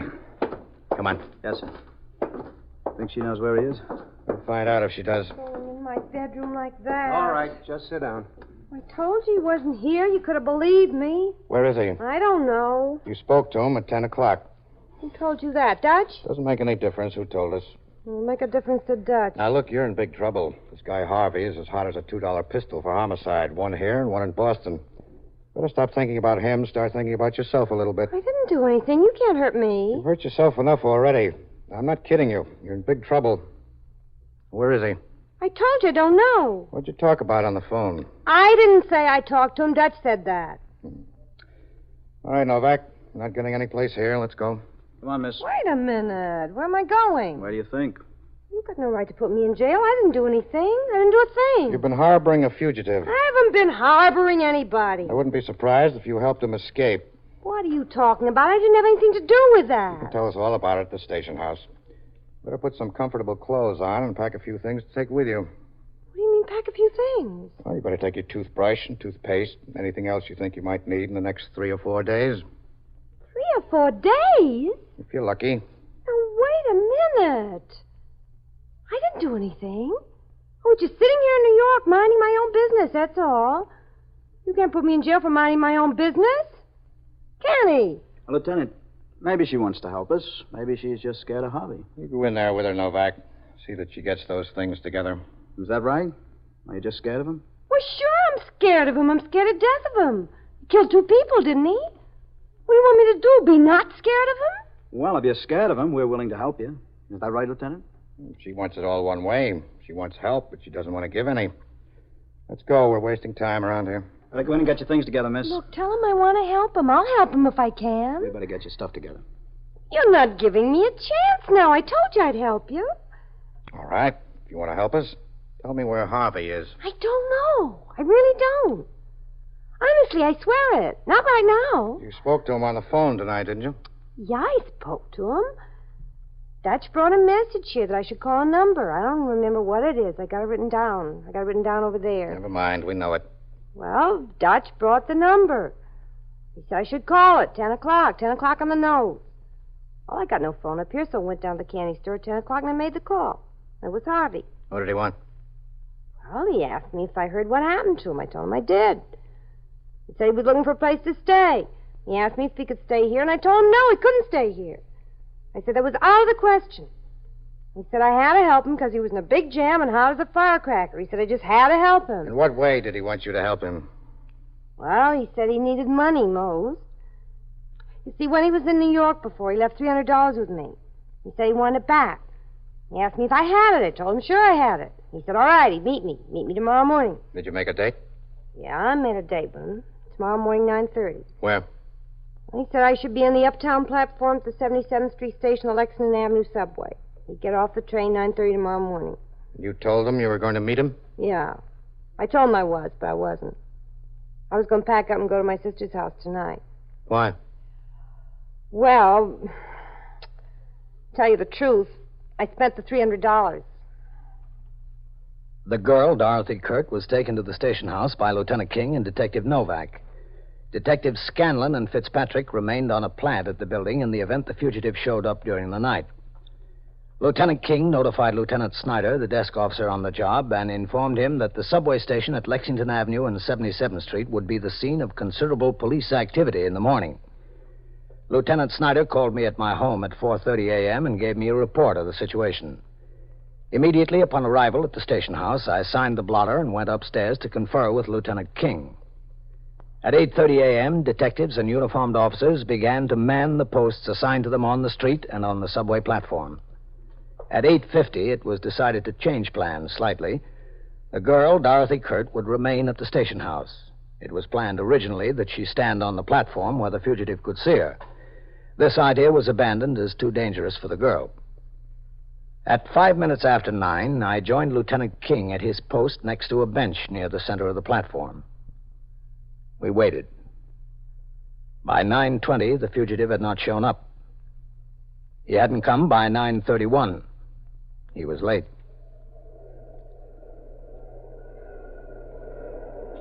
Here comes another train, I think, Captain. It's an express, Matt. Yes, sir.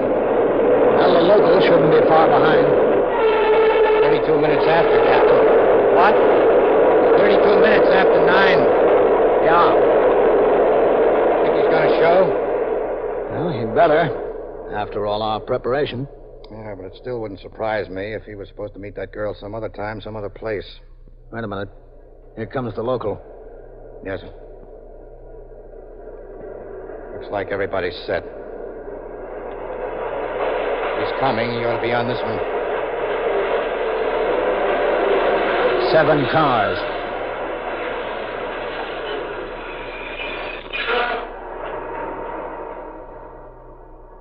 You see him, Captain? No. Way down there. Last car. That might be him. Novak made him. Come on.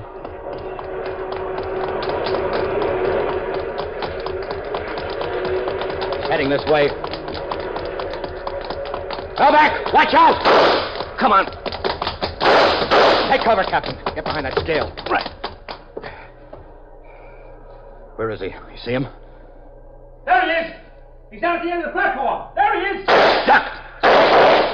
Novak, do you see him? He's over there behind that bench. The bench down at the end. Keep your head down. Stay down there! Stay down over there! Stay down! Matt. Yes, sir. Watch him! He's ready for it! Get him! There he comes! Here he comes, Matt. You've got him! You've hit him! Hold it up! Hold it up! He's down! Come on, Captain. Keep those people back. Keep them out of here. Yes, we're okay, Captain. Bring in for an ambulance. You all right, Novak? Yes, Lieutenant, I'm okay. How does he look, Sergeant? He could be better, Captain. I think he's had it. He got off the train. I walked behind him. I called to him to hold up. He turned on me, firing away. Guess when he didn't see the girl on the platform, he suspected something. Hey, one of you ring it for an ambulance? It's all taken care of, Sergeant. Well, this is one tough baby we won't have to worry about anymore, Captain. No, but don't be too hopeful, Matt. There'll be others.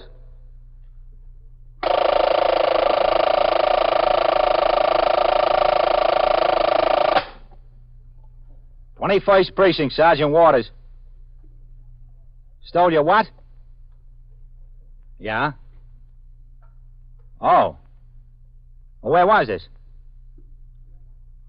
643? Where was it? Uh-huh. Uh-huh.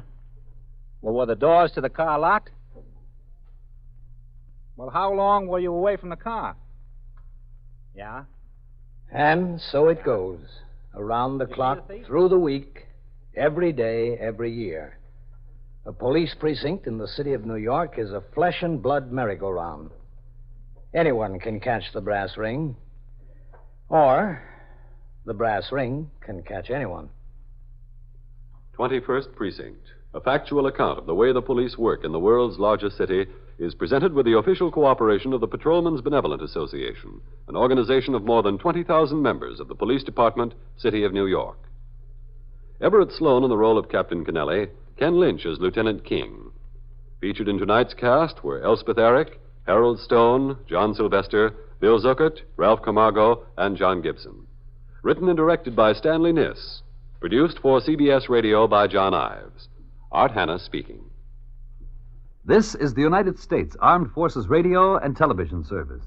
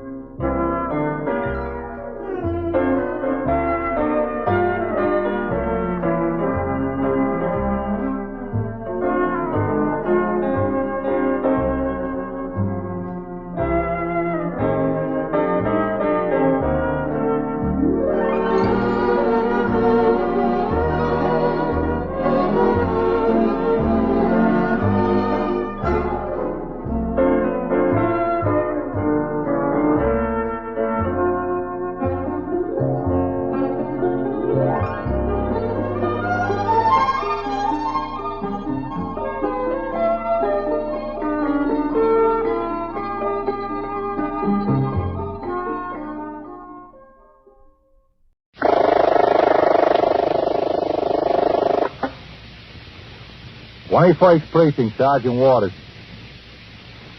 All right, get on over to 2nd Avenue. The third alarm on that fire just hit. Sergeant Tierney's on the job there. He'll put you to work on traffic. Yeah, that's right. You are in the muster room at the 21st Precinct, the nerve center. A call is coming through. You will follow the action taken pursuant to that call from this minute until the final report is written in the 124 room at the 21st Precinct. Okay, you're gone. Bring in when you get back on your post. Yeah. All right. 21st Precinct.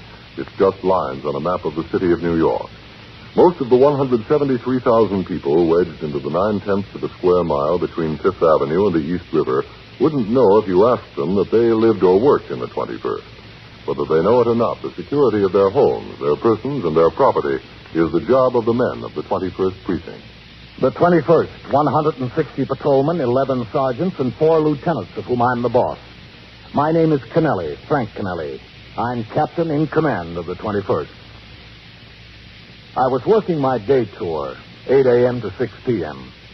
It was raining hard when I came on the job, and the 63 men who would patrol the precinct on foot and in sector cars for the next 8 hours turned out wearing rubber coats, boots, and cap covers.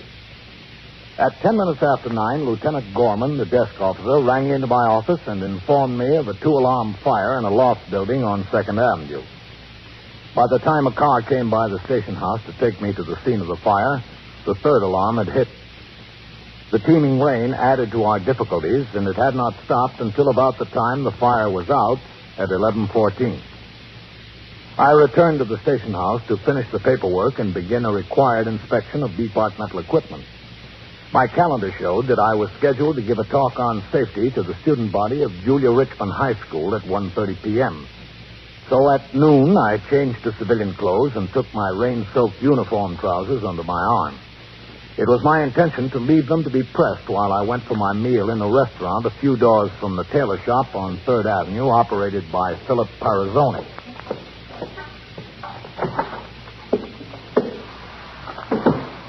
Hello, Miss Parazzoni. How are you? I'm fine. I'm Captain Kennelly. Bill. Well, you don't have to bother him. Bill. Bill, come here. Well, Mrs. Parazzoni, Hello, Captain. Oh, Phil, how are you? Phil. Rose, you better get to 211 and pick up the work. Oh, all right. Yeah, the night doorman's uniform and the elevator operator's uniform from the super. 211? Yeah, 211. All right. I'll get them. Yeah, only press if they want them back by 5 o'clock, huh? Only press. Wives in the business. Yeah. Sometimes they ruin more customers than they're worth.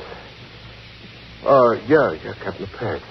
I got them soaked this morning, Phil. I'm giving a talk to some high school students at 1:30 this afternoon. I wondered if I could get them pressed. Oh, sure. They're not too wet, are they? No, don't worry about it. I'll take care of it. I'm going to have lunch down the block. Could I pick them up in about half an hour? Well, I'll deliver them to the station house if you want. No, that's all right. I'll pick them up. Yeah, okay. Thanks a lot, Phil. Oh, Captain? Yeah? Could I ask you something? Oh, sure. What is it, Phil? Look, Captain. Yeah? I'm sorry how Rose acted. Yeah, what happened? You two have a fight? Yeah, I guess you could call it a fight. Anyway, I'm sorry. Well, don't worry about it. Well, I am worried about it. You shouldn't treat people like that, customers, especially you. Oh, it happens in the best of families. Yeah, in the best of families.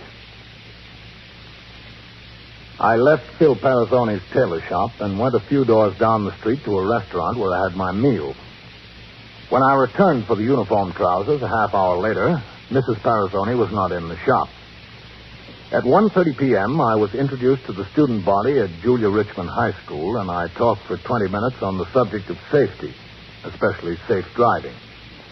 It was 2:10 p.m. when I returned to the station house, where in the muster room, Lieutenant Gorman was desk officer, And Sergeant Waters was on telephone switchboard duty. Captain. Go ahead and take the call, Sergeant. Yes, sir. I'll sign the blotter. 21st Precinct, Sergeant Waters. Where were you born? The borough of Manhattan? Well, you go down to the Department of Health, 125 White Street. You can get a copy of your birth certificate there. 125 White Street. Well, where are you? On the east side? You take the Lexington Avenue Express downtown and change at 14th Street for the local. Right to White Street and it's just upstairs there. Okay. You're welcome. Yes, Sergeant. Did you have something for me? Oh, yeah, Captain. What? You know that Phil Parazzoni from the tailor shop? Oh, what about him? Came in to see him. Yeah? He and his wife. I asked them to wait in your office. Are they in there now? Yes, sir. All right. 21st Precinct, Sergeant Waters. All right, where do you be? Where? Hello, Phil. Oh, Captain. Hello. You know my wife, Rose? Yes, sure. Hello, Miss Parazzoni. Hello. Well, what can I do for you, Phil? Well, He told me it wasn't the right thing to do. He told me in so many words I wouldn't listen. now, Rose. That's what he told me. It wasn't the right thing to do. What wasn't the right thing to do? It was all my fault. He didn't have anything to do with Rose, let me talk to him. Would you wait outside, it. please? It's my fault. Would you just stand outside and I'll get it straightened out? Is that all right with you, Captain? Yeah, I guess so. Yeah, go ahead, Rose. Let me get it straightened out, huh? Yeah, all right. But it's my fault. Everything. Yeah, could I close the door, Captain? That's all right. I'll get it. Is it all right to wait here? Yeah, sure. That's all right. Well, what's the trouble, Phil? Captain, when you came in the store to get your pants pressed. Yeah? Well, that's why she acted so funny. Because it was you. You see, she thought you came to arrest her. That's why she acted that way. Arrest her for what? Oh, it's a long story. It's a very long story. Well, what did she do? Look, Captain, when somebody has worked so hard for so many years, really struggled, can you blame them too much if they see an opportunity to make some money just like that? A big opportunity to make it? Well, I can't blame them if it's legitimate. Well, in this case, it's legitimate and it isn't. Well, it can't be both. Well, I mean, the money don't really belong to anybody. You better start at the beginning, Phil. Yeah, well, it was yesterday morning. We were in the shop. Uh-huh. But Rose was at the counter, like when you came in today, and I was in the back at the pressing machine. Yeah? Well, the door opened and a customer came in, a woman, a very pretty young woman. Yeah? Well, she came in mad as a wet hen. Well, I heard her talking to Rose, and I came up to see what the matter was. But she had on a nice wool suit, see? The front of the skirt was dirty and smudged, and I didn't blame her for being mad. Anyway, she said she was on the bus. She said 2 men got on, and the man who was sitting next to her saw the 2 men. Well, she thinks they were detectives, and they were after the man that was sitting next to her. Uh-huh.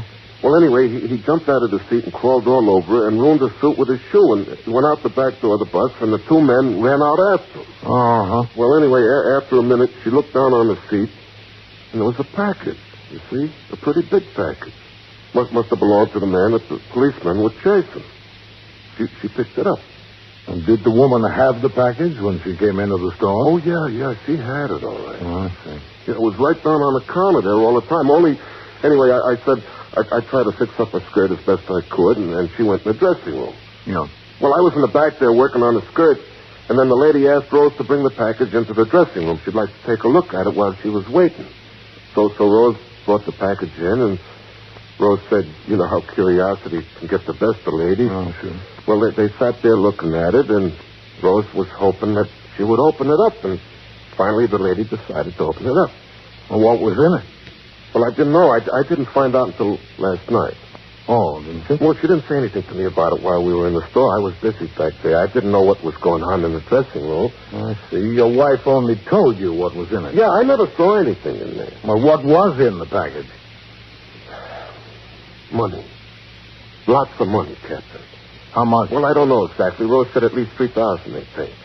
Well, aren't they sure? Well, Rose told me they didn't count it. They were so scared they didn't count it. Oh, I see. Oh, the money wasn't all that was in there. What else? Number slips. You know, slips from playing policy? Oh? Yeah, well, they figured out, Rose and the lady, that This fella on the bus was a racketeer, you see, and he was being chased by the cops. Yeah. Oh, you going to ask Rose in? Well, I think we ought to have this story from her, don't you? Yeah, I think we ought to. Miss Parazzoni, Yes? would you come in now? All right, sure. Just have a seat. Yeah. You tell him, sir? Well, not everything yet. Sit down, Miss Parazzoni. Thanks. I only got up to the part after you opened the package in the dressing room. Oh. Yes, I'd rather hear the story from you, Miss Parazzoni, instead of what you told your husband. Yeah, sure. Now, how much money was in there? Well, we didn't count it. We saw all that money in the policy slips. We got scared. You and the lady? Yeah. We wrapped the package back up again. What was it, a stack of money? Yeah, a stack about this thick, about 2 or 3 inches thick, lots of money. And was the pile of money tied up? Yeah, with a rubber band, a couple of rubber bands. And what was on top? $20 bill. Mm-hmm. Did you see the bottom? Yeah, it was a 10, I think. There's a $10 bill on the bottom. You never did take the rubber bands off. I didn't even touch it. She was holding it. And you decided to wrap it up quickly. Yeah, she decided it. She said the best thing to do would be to call the police. That'd be the best thing. Well, why didn't you call the police? Well, I came back with the skirt. You better let her tell it, Phil. Oh, yeah, okay, all right. Well, Phil came back to the dressing room with the skirt, and she had the package all tied up again. I took her out front of where the telephone was, and she walked over toward it, and she picked up the telephone. All of a sudden, she hung up. Where was Phil? I wasn't back there. I was working on some work at the pressing machine. I don't know. I didn't see any of it. No, that's right. He didn't see any of it. Did she tell you her name? Not then. Well, did you ever find it out? Well, later she said it'd be best if I didn't know her full name. She said her first name was Marion. Uh-huh. Did she tell you why she didn't call the police? Yeah. She told me that she was afraid to call the police. She said that she was afraid that they'd find out that she had 22 parking tickets on her car and never went to court about any of them. She was afraid she'd be arrested and fined a lot of money and things like that. She said maybe it'd be better if she left the package in the store and if I'd call the police. Did you agree to that? Well, I didn't care, but then she said there wasn't any reason why we couldn't keep the money to ourselves. Better that we should have it than the criminal. I see. The only thing was, she was afraid that the man from the bus might have gotten away from the cops and might have remembered her. So what did you do? Well, it was decided that we could leave it in one of those lockers in Grand Central Station. You know, one of the lockers right in the waiting room there. Your little locker with a key that you take out and put in a dime. Yeah, I know. Well, because she was scared, I took the package. Went out of the store and she followed me. I went over and took the subway and rode down to Grand Central. I put the package in the locker and she said I could keep the key because I didn't know her full name or where to get in touch with her, but she sure knew me and she was sure I was honest. Is the package still in the locker? Yes, still in the locker. And you've got the key? Yeah, I got the key. I got it right here. See? How much cash did she ask you to put up? So did you tell him she asked me to put up cash? No, I didn't tell him. No. How did you know she asked me to put up cash? I knew. How much was it? $750. Have you given it to her yet? No, I'm supposed to meet her this afternoon. Well, you're lucky, Mr. Parazzoni. What do you mean lucky? I'm worried to death. Scared to death. You're lucky. You not only didn't find $3,000 of someone else's money, you didn't lose $750 of your own. You are listening to 21st Precinct, a factual account of the way police work in the world's largest city. Now back to 21st Precinct and Captain Kennelly. I took Mr. and Mrs. Parazzoni upstairs to the 21st Detective Squad and into the office of Lieutenant Matt King, the squad commander. Shim-shamming, bunco, and pigeon-dropping, as the small con games are called, are old stories and easily recognizable to police officers. But to the victim, they're most convincing. This is especially true because in many there is a blinding streak of larceny exceeded only by that in the con artist. These confidence rackets are invariably based upon the victim's desire to get something for nothing, something that belongs to somebody else. To the police officer, the gullibility of people is amazing. It's incredible how many in the city of New York fall victim to these same old small con games year in and year out. In this case, Lieutenant King and Detective Louis DeLuca questioned the intended victim very closely as I listened.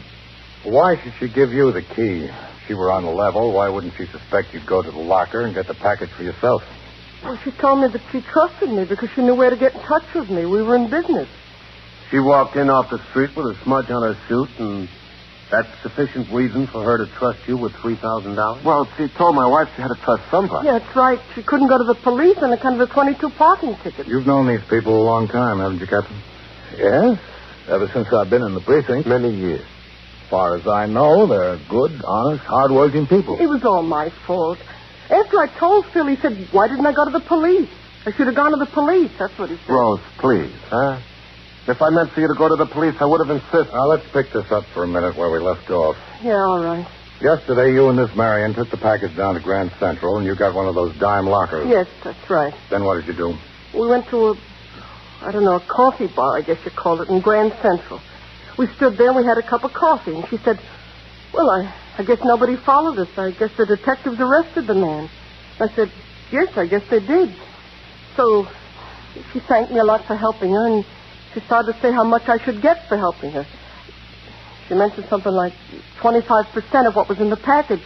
Well, I would have been satisfied with 25%, but anyway, we settled on the fact that I should get a third. We were supposed to meet at Grand Central right at this coffee bar exactly at noon today. We'd take the package someplace and open up and then split the money. How did she happen to give you the key? Well, it was her own idea. It was very nice of her, wasn't it? I thought it was.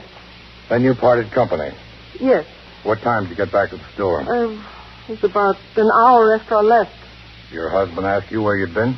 Well, yeah, I asked her. She told me she had to go out with the lady to help her out. I asked her why she had to help out a stranger like that. She said she just did. She had to, that's all. You accepted that answer? Well, I couldn't do nothing except accept it. What else could I do? When did you tell him about the money? Last night after dinner.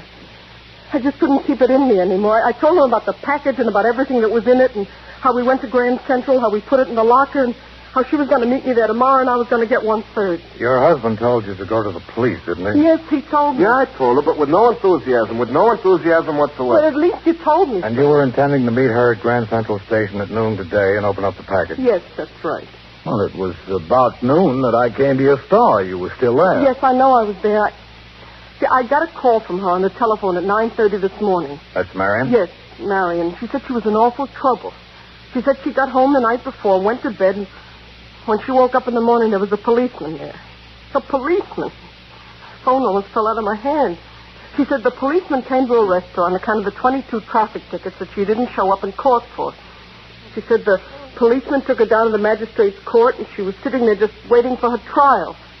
So she said she couldn't meet me this noon, but that I ought to go down and put another dime in the locker at Grand Central Station. I told her I'd do that. She made me promise to be sure not to open the package because we'd have to count the money together. And I told her I wouldn't, but I just put the dime in. Did you go down to Grand Central? Yeah, I went down there. I went out of the store when the captain was in there. You remember that captain that I left?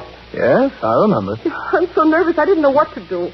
I thought you came to get me. That's what I thought. But when I found out you didn't, I went over and got the subway and went down to Grand Central and put another dime in the locker. Did you look inside to see if the package was still there? Yeah, I opened up the locker. I looked inside to see. It was still in there, the package. Then you went back to the store? Yes. What time was that? Well, it must have been about 1:45 that I got back. What time did you hear from Marion again? About 1 o'clock she called. What'd she say this time? Well, she told me she'd been up before the judge. She said the judge was very mad at her for ignoring the 22 traffic tickets, and he fined her $750. $750. She had to have the money right away. She'd go to jail. She had to pay the fine by 4 o'clock that afternoon. She said she didn't know what she was going to do. The judge wouldn't let her leave the building, but he let her go out in the hall and use the pay telephone so she could call some friends. And if she didn't have it by 4 o'clock that afternoon, she'd go to jail. What'd you say to her? Well, I told her she had all that money in Grand Central Station there. I said she ought to be able to use that. But she said no, she didn't want to do that. She didn't want to take the chance on opening up the package. Not down there, because there are all kinds of cops around and everything. There's always all kinds of cops in the courthouse. Did you have any suggestions, Dolphin? Yeah, I told her I could open it up and throw the policy slips away. I could go to the ladies' room in Grand Central Station and throw them in the wastebasket or something like that and just bring the money down. She said, no, that wouldn't be any good because we'd have to count the money together and each take our share so there wouldn't be any suspicion on either side. That seemed fair, didn't it? Yeah, but I knew she was in such trouble and she had to pay the $750 fine. Did she have any suggestions? Yes, she had a suggestion. She wanted to know if I had $750, if I could get it. And I said, yes, I could go to the savings account. And she said, please, wouldn't I do her a favor and draw out the money so she could pay the fine? And after she paid the fine, we'd go up to Grand Central and get the package, and we'd split it right away, and I'd get my $750 back. And she'd give me half of the rest instead of only a third. Did you agree to do that? Well, finally, I told her, all right, I would. And I told her that I'd meet her with the $750.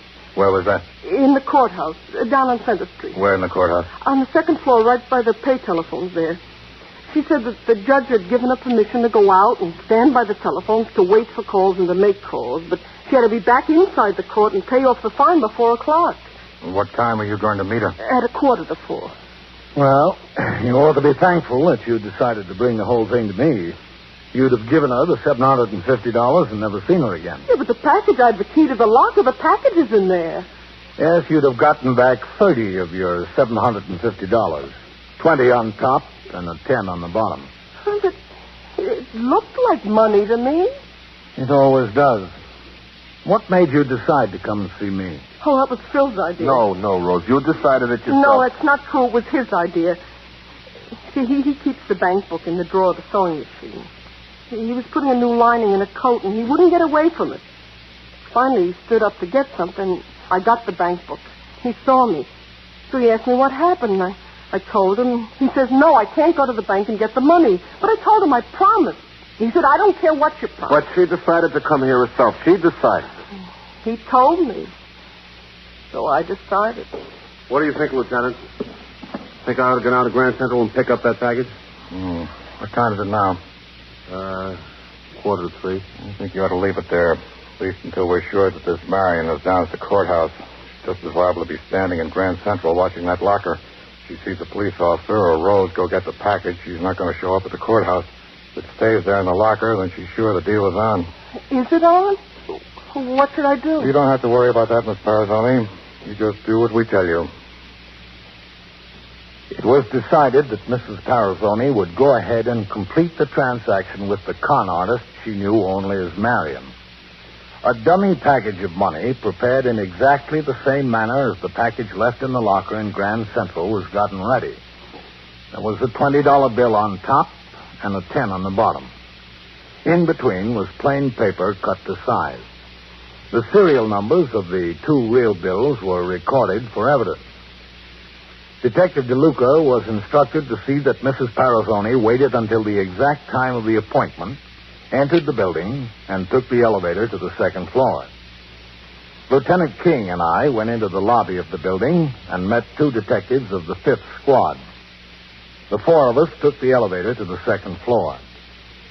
It was hardly necessary to make ourselves inconspicuous in the corridor. The place, as always on court days, was jammed with police officers, defendants, witnesses, complainants, bail bondsmen, and attorneys waiting for their cases to be called in the various courts. The 2 detectives from the 5th Squad were planted near the elevators. Lieutenant King and I walked to a place in the corridor close to the telephone booth, and there we waited.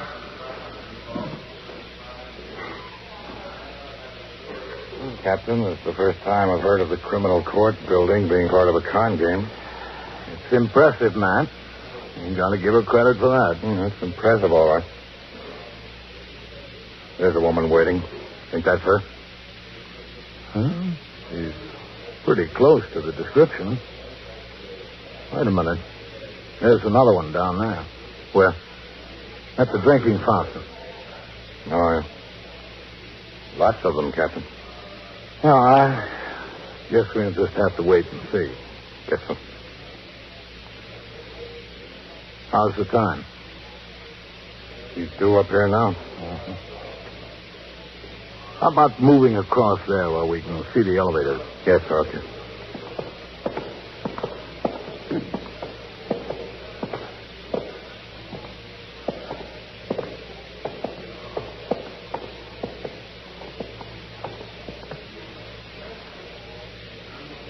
There's a babe there. The blue dress. Yeah? That could be her, too. Now, let's see. Look.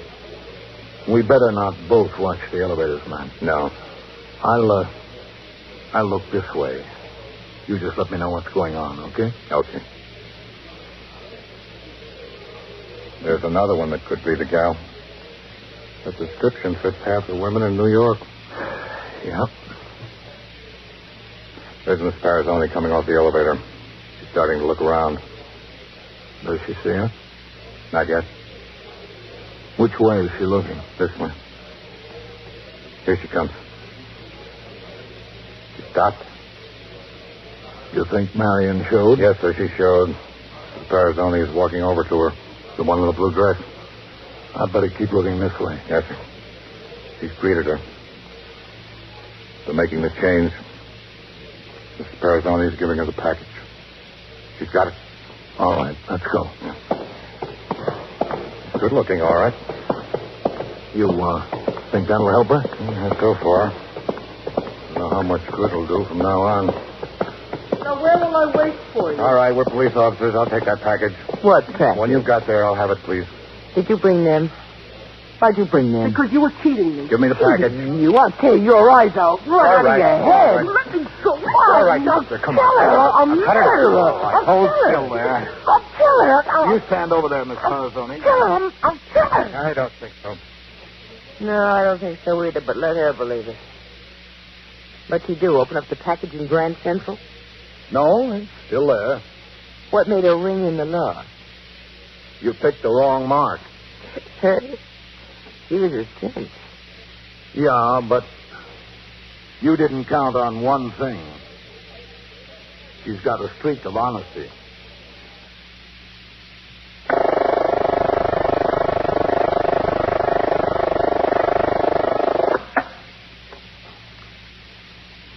"21st Precinct, Sergeant Waters." Yeah, that's right. Those are policemen working over there. What do you want to know for? Well, how does what they're doing concern you? Yeah. Yeah. Well, you'll just have to bear with us a while, mister. Getting her out is more important than your losing a little sleep. All right. Yeah, we'll be through there right away. As soon as possible. Yes, sir. Yes, sir. You're welcome.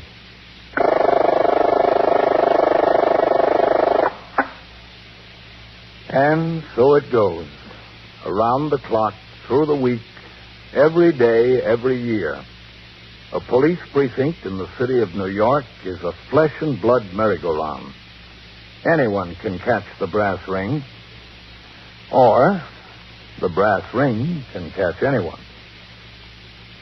21st Precinct, a factual account of the way the police work in the world's largest city, is presented with the official cooperation of the Patrolmen's Benevolent Association, an organization of more than 20,000 members of the Police Department, City of New York. Everett Sloan in the role of Captain Kennelly, Ken Lynch as Lieutenant King, Harold Stone as Sergeant Waters. Featured in tonight's cast were Bryna Rayburn, Joan Allison, Larry Haynes, and Bill Quinn. Written and directed by Stanley Niss. Produced for CBS Radio by John Ives. Art Hannes speaking.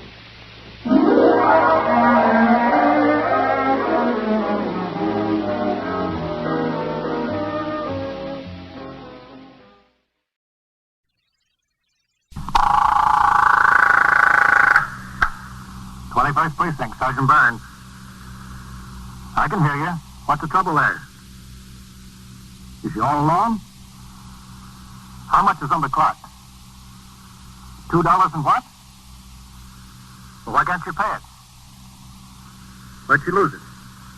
Where? You are in the muster room of the 21st Precinct, the nerve center. A call is coming through. You will follow the action taken pursuant to that call from this minute until the final report is written in the 124 room at the 21st Precinct. All right, you're driving a hack. Drive her into the station house. We'll talk about it when you get here. Just drive around the station. We'll get it all settled here. 21st Precinct. It's just lines on a map of the city of New York. Most of the 173,000 people wedged into the 9/10 of a square mile between Fifth Avenue and the East River wouldn't know if you asked them that they lived or worked in the 21st. Whether they know it or not, the security of their persons, their homes, and their property is my job. My job and the job of the 160 patrolmen, 11 sergeants, and 4 lieutenants, of whom I'm the boss. My name is Kennelly, Frank Kennelly. I'm captain in command of the 21st. What makes a city? Not buildings, not subways, not business. People make a city. From dawn to midnight, from midnight to dawn, the rich and the poor and the good and the bad pour their lives together and stir up the city. As in the 21st, a little over 2 weeks ago. I was working my 6 p.m. to 8 a.m. tour. At 1:55 a.m., following patrol, I returned to the station house. In the muster room, Sergeant Burns was on the boxes. Lieutenant Snyder was the desk officer. A hack driver and a well-dressed, very pretty young woman, about 20, stood in front of the railing. I walked around behind the desk to make an entry in the blotter that I had returned from patrol. What's doing, Sergeant? Nothing much, sir. It's been a quiet tour. Look, I got no time to stand here and discuss the pros and cons. There was $2.40 on the clock. Now, all I want is my money, that's all. I'd pay you if I had it. I told you I lost my wallet. Hello, Lieutenant. Captain. Lady, just give me the $2.40. She says she lost her wallet. Well, why couldn't she look and see if she had her wallet before she got in my cab at Idlewild Airport, Lieutenant? Why'd she have to wait until we get to 80th Street and Park Avenue before she finds it out? I looked in my purse for a cigarette, and I noticed the wallet was missing. I told you I'd give you a check. Lady, when I turn the cab in at 4 o'clock in the morning, the boss wants cash for what's on the clock. He don't want checks. I don't have the cash. I lost my wallet. Why do I get all the sad stories? I've never seen it before. Where were you going from Idlewild, miss? She said Penn Station. All right, 19. What's your name, miss? Elizabeth Earlwood. Do you have any identification? No, it was all in my wallet, Lieutenant. I got my checkbook, though. I'm not interested. What's your name? Swinagi, Joe Swinagi. Well, now, look, Joe, these things happen. But always to me. Why? Who are you, anyway? I'm Captain Kennelly. Oh, beg your pardon. I'd just like to know who I'm talking to. You're wasting time here. Not news to me, Captain. I didn't want to come here. I'd suggest that you take the young lady's check and get back on the job. The only other thing to do is file a complaint against her. I got a good mind to do just that. What does that mean? I haven't arrested? 21st Precinct, Sergeant. Do you, know anybody around here that you can call and get the money from? Well, you take your meal now. I don't know a soul, not a soul. I'm from out of town. You wouldn't want to spend the morning in court, would you, Joe? I want to spend the morning sleeping. Give me the check. Let me get out of here. Oh, I really appreciate it. You don't know how much I appreciate Here, miss, you want a pen? Oh, yes, thanks. Thanks a lot. How do you want it made out? Just the cash. That's good enough. It was $2.40. I'll make it for $4. That'll be a good tip for all the trouble I caused you. It's up to you, lady. Yeah? You know I lost my wallet and I don't have a cent of cash. I couldn't make it for $10 and you give me $6 change. No, you couldn't. Now, listen, just make it for $2.40. Just give it to me and let me get out of here. All right, there wasn't any harm in asking. Plenty of harm. 21st Sergeant for enough already. Burns. Yes, sir. Hold on. Captain Kennelly, the division lieutenant for you. Okay. Lean up against the desk and write it, sir. I'll take it here. Yes, sir. Captain Kennelly. Yes, Dev. No, I can't spare him. Well, I'm short 2 sergeants now. Waters went sick yesterday and Klein's on vacation. Oh, I can't. No. All right, no, there's no harm in asking. All right, Deb. That's okay. So long. How is Sergeant Waters, Captain? Did you hear from him? No, he's better. His wife called last night. Oh, that's good to hear. I'm really sorry to cause so much trouble. I made it out for $4 anyway. Here. Braxton, Pennsylvania. Where's Braxton, Pennsylvania? It's near Philadelphia. Lieutenant, did I get the pen from you? That's right. Well, thanks a lot. You're welcome. Well, can I go now? Yeah, go ahead. Well, I'll be seeing you. Goodbye. I can't blame him, I guess. 21st Precinct, Sergeant Burns. But I couldn't help it. Singleton, do you live in Braxton? Yes, sir, that's right. Now, put him on here. Near Philadelphia. What are you doing in New York? Lieutenant Snyder? Well, it's a long story. Listen, you put unidentified on the UF-95 tag for that DOA. The aided card says he was registered into the hotel as Herbert Loudon. Now, which is right? Miss, walk across the hall there to my office, will you? Over there? Yes, that's right. The cards in his pocket showed what name? And just have a seat in there. Yes, sir, if you want. How do you spell it? E-L-R-L-E. Sergeant, did you check and see if her wallet was turned in out at Idlewild? All right. Just came in a minute before you did. All right. I'll be in my office. Yes, sir?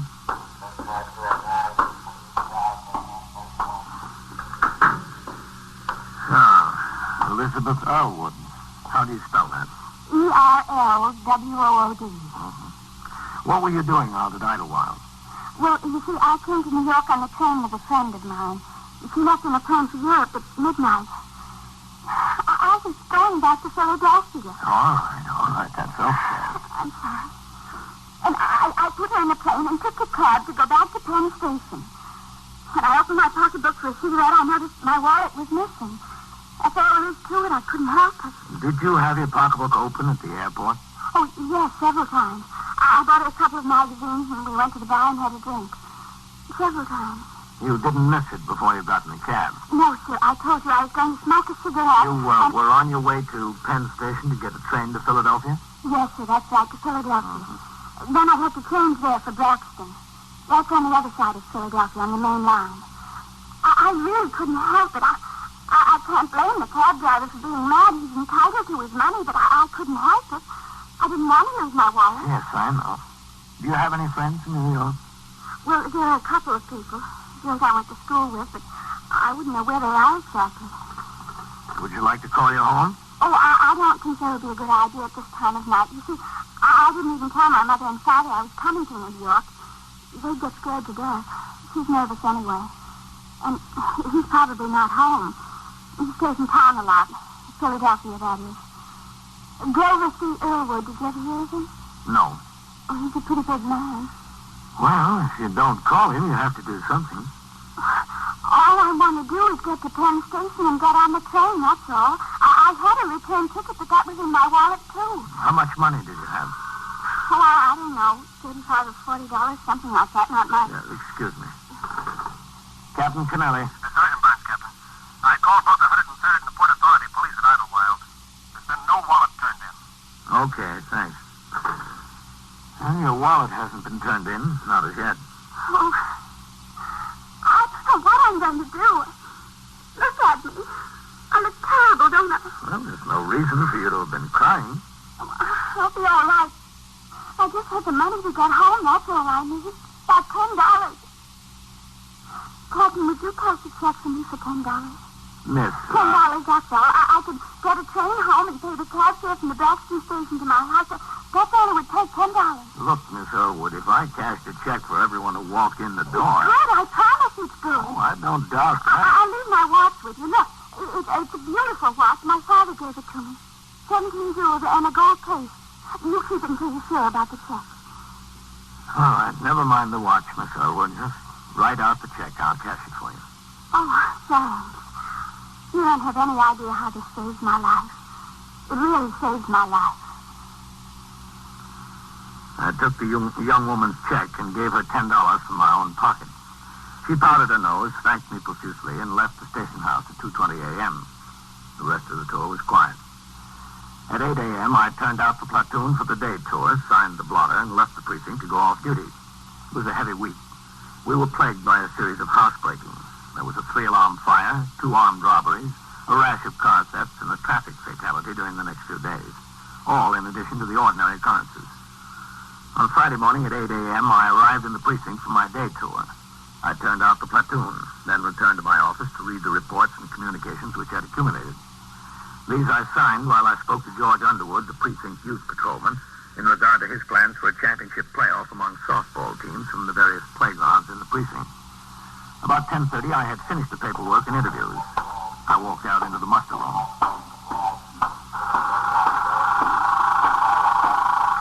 21st Precinct, Sergeant Burns. Oh, Rolf, walk around to 346 and see the super. city marshal's on his way to serve an eviction notice. Super says the tenant might give a little trouble. He's a fighter. Yeah, that's right. Okay, let me know.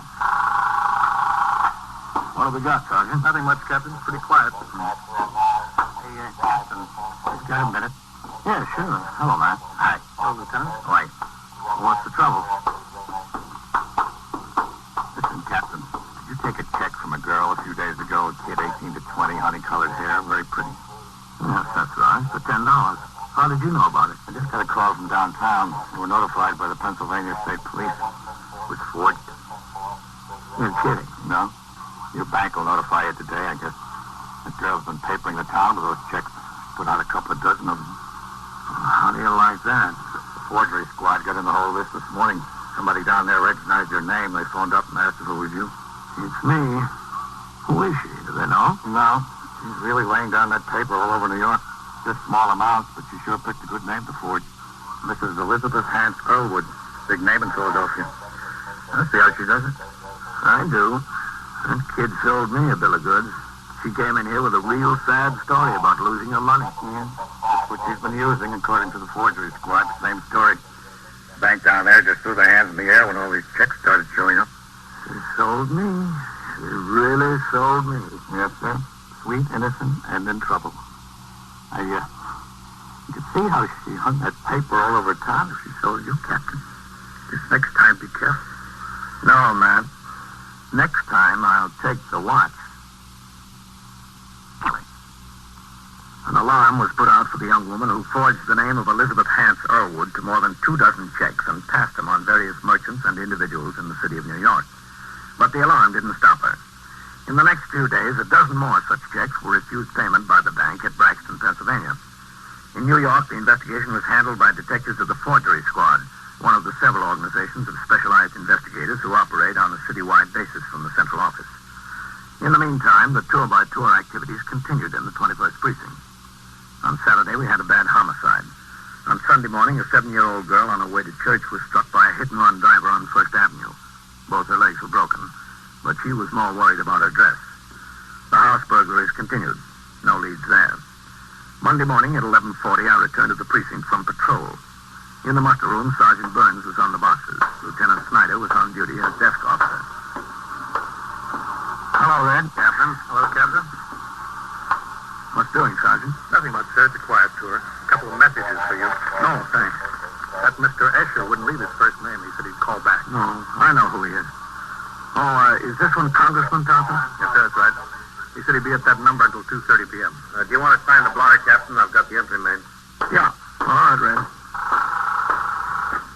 21st Precinct, Sergeant Burns. Watch that new pen, Captain. The ink really flowed. All right. 17. Thanks, Captain. Oh, Sergeant, see if you can get Congressman Tarvin back for me. Yes, sir. I'll take it in my office. Where may I find Captain Kennelly, please? Over here, ma'am. You'll have to make inquiries at the desk. That's all right, Lieutenant. I'm Captain Kennelly. Oh, how do you do? I'm Mrs. Elizabeth Hance Earlwood. Of Philadelphia? Oh, you know me? Well, let's say I've heard of you. I'd like to talk to you, Captain. In here, Mrs. Earlwood. Thank you. Have a chair. Thank you. Well, somebody's been using your name in vain, Mrs. Earlwood. That's what I want to talk to you about, Captain Kennelly. Oh, how do you pronounce it? Kennelly or Kennelly? Kennelly. There's a Mrs. Conwood who served with me on the Philadelphia Eleemosynary Board. She was a Kennelly. Mrs. Byron Conwood, is she your family? No, I'm afraid not. Perhaps it was Kennedy. What can I do for you, Mrs. Earlwood? You know, I'm not handling the investigation. I'm just another victim in this case. Yes, and it's too bad. I know you were just performing an act of kindness. You were being a good Samaritan. Well, I was trying to be. You were. And I want to make restitution of the $10 you lost. You're under no obligation to do that, Mrs. Earlwood. I think I am. It was $10, wasn't it? Those checks were forged on your bank account. The responsibility belongs to the first endorser. The responsibility belongs to me, Captain. You see, I know who forged all those checks. Who? Well... Oh, excuse me. Of course. Captain Kennelly. Captain, I have Congressman Tarvin for you. Oh, all right. I'll just be a minute, Mrs. Earlwood. That's all right. Hello, Frank. Oh, I reach you yesterday, Congressman. Yes, I know. I'm sorry I didn't get back to you. What can I do for you, Frank? Well, just a little information, that's all, Congressman. Do you know Father Cotella of St. Agnes? Yes? Well, he has a student he's very interested in. The boy finished his first year at CCNY, and he's made excellent marks. He's right up there at the top of his class. Good athlete, nice young man. Well, there's not much money in the family. They have a little hardware store. The boy wants to get into West Point. He'd be good. Father Cotella knows there are competitive examinations before you make your appointments. He just wants to find out how to go about getting him on the list. I told him I'd call you. Sure, Frank. I'll have my administrative assistant get in touch with Father Cotella, all right? Fine. You want the boy's name? No, not yet. We'll get all the information on him from Father Cotella. Well, thanks for calling, Frank. Thank you. Goodbye. Bye. Once a good Samaritan. Oh, it's all part of the job, Miss Elwood. You said you knew who forged those checks. Yes, I do. Who? My daughter. Oh? Don't look so surprised, Captain. I have a daughter that age. My daughter, Elizabeth. So you see, it's not really forgery. Her name is Elizabeth, too. It's not really forgery. Is her middle name Hans? No. Does she have an account at that bank? No, but she has an account at the bank in Philadelphia in her own name. She has money in there, plenty of money.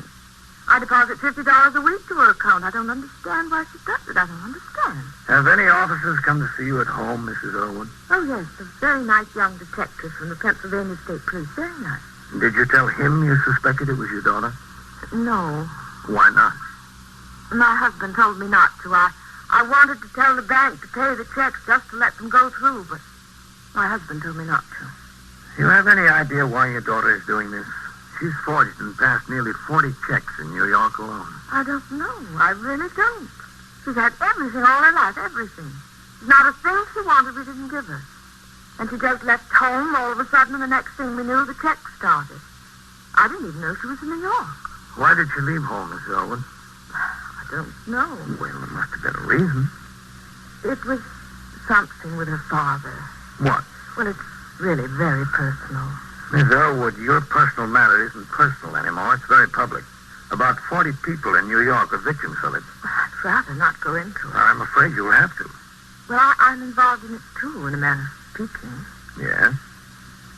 Well, you see, my husband was away. He told us he was going to Chicago on business. The weekend came, and Liz was invited out to Wilmington for a party on Saturday night. She didn't want to go. She never wants to go, but I talked her into it. Anyway, she went. She had a very good time. After the party, the young hostess and her friends decided to go to an inn on the shore for coffee and a snack. She saw her father there. Oh? He was with another woman. How old is Liz? 19. She'll be 20 in October. And did she talk to her father? No, luckily he didn't see her, but she came home very upset. I had no idea what the trouble was. Finally, on Monday or Tuesday, she spoke to me. Told me she'd seen him. Well, I said, Liz, I'm sorry you had to find out this way, but it's been going on for years. Your father has his friends, and I have mine. I swear it is. What did she say? Nothing. Nothing at all? Well, as a matter of fact, I was just on my way out of the house when I told her I was late for a dinner party. Did she leave right away? Oh, no. In a day or so. Do you have any idea where she's staying in New York? No. Oh, could she be with friends? Well, she only has one friend here. I called her even before the check started, but she hadn't heard from Liz. Captain, that girl has had the best education money could give her. She has a car all her own, a 1952 convertible, all of her own. She has clothes, lots of clothes, and money of her own. What made you decide to come to New York, Miss Elwood? I wanted to find her and bring her home. That's the natural thing for a mother to do. I want to get the thing straightened out. Besides, my friends would begin to ask questions. Does your husband know you came? No. He'd be against it. He's afraid she'll cause a lot of trouble. He doesn't want any trouble or any scandal. He's very annoyed with this. Is he? Well, I admit I don't understand her myself. What's gotten into her? Why would she do this to me? Well, I'm not sure I can answer that, Miss Elwood. I'm only a policeman. I took Mrs. Elwood upstairs to the 21st Detective Squad and introduced her to Lieutenant King. He called Detective Scanlon of the Forgery Squad, who was handling the squeals in this case. Detective Scanlon, along with Lieutenant King, interviewed Mrs. Earlwood. As she repeated the story she told me, I went back to my office. A new alarm was put out for the young woman, and a communication to the Pennsylvania State Police advised them of the actual circumstances in the case. The next day, orders came through from the chief inspector instructing each precinct captain to accompany the patrol sergeant on cabaret inspection at the rate of no less than 2 a night until all cabarets were visited. Delegates to 2 recent conventions had complained that they were being overcharged in a few midtown nightclubs. We were instructed to look for such violations of the state liquor law and city licensing regulations as might lead to the clipping of patrons. These included the lack of a bill of fare plainly stating prices, improper lighting, and mingling of entertainers and employees with patrons. Everything looks all right here, Captain. Yeah. Did you take a look in the kitchen? Yes, sir. Are they prepared to serve food? Yes, sir. There's a cook on the job. All right, let's go. We can go around the corner to the High-Low Club, Captain. We'll see. Oh, just a second. Wait here a minute. There's someone at the bar I want to talk to. Yes, sir. Well, it depends, honey. That depends on how you feel about it. Excuse me. What's on your mind? I want to talk to the young lady. What do you want to talk to me about? Listen, it's a private conversation, fella. Get lost. I'm a police officer. Oh, excuse me. What do you want to talk to me about? Now, lady, you remember. Listen, what's the trouble anyway? What's your name, mister? Why do you want to know that? Because this girl is wanted for passing 39 forged checks, that's why. It's so, Carl. It's absolutely so. Listen, I only met her tonight, only an hour ago. What's your name? Holt, Carl Holt. That's the truth. You can ask her. Isn't that the truth? It's the truth. Did you cash a check for her, Mr. Holt? For me? No. You would have, Carl. You would have. Everybody does. Even policemen. Everybody loves me. I called Sergeant Burns over, and we took Liz Earlwood and her companion to the station house. On the way in, Patrolman Novak, who had relieved Sergeant Burns on TS, told me that Lieutenant King was in. I instructed Sergeant Burns to resume his duties and went upstairs to the 21st Squad. After a few minutes of questioning, Carl Holt convinced us that he had, in fact, only met the girl that evening in another bar. He gave his address and promised to appear again if needed. Then he was allowed to go. Detective Scanlon of the Forgery Squad was called. While he was en route, Matt King and I talked to the girl. Is that the only reason, Liz? Well, I had to live. If you want to call your mother, you can place a call to her. No, I don't want to call her. I don't want to talk to her. Well, if you don't, Liz, I do. Is this phone to T.S., Matt? That's right, yes, sir. I haven't anything to say to her. 21st Precinct, Sergeant Burns. This is Captain Kennelly. Yes, sir. Would you step in my office and look in the corner of my desk blotter? There's a note with the number of Mrs. Elizabeth Hance Earlwood in Braxton, Pennsylvania. Braxton? Yeah, that's right. Place a collect call to Mrs. Earlwood at that number. Right away, Captain. Right. You have a bank account of your own, Liz. Why'd you have to forge checks in your mother's name? I don't know. It seems like I should. What made you? I don't know. If I knew, I'd tell you. You know, you hurt a lot of people. Did I? I didn't mean to. About 40 people, including Captain Kennelly. I'm sorry. I didn't mean to hurt anyone. You know I'm sorry, Captain. I hope you are. I didn't mean to hurt anyone. I just wanted to get money from people to prove they liked me, that's all. If they were willing to take a check from me, that proved they liked me, didn't it?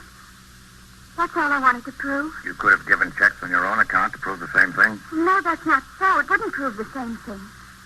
It wouldn't prove the same thing because...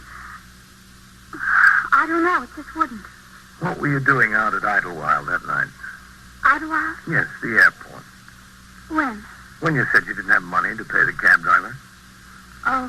What were you doing there? I went out there just to cash a check, that's all. I thought that would be a nice place.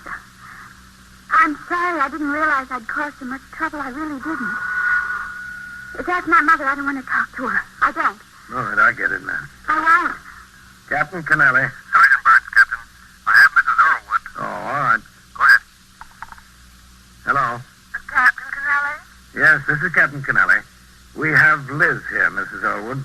Oh, you have? How is she? Is she all right? I won't talk to her. Yes, she seems all right. Not talk with her? Liz? No, I told you no.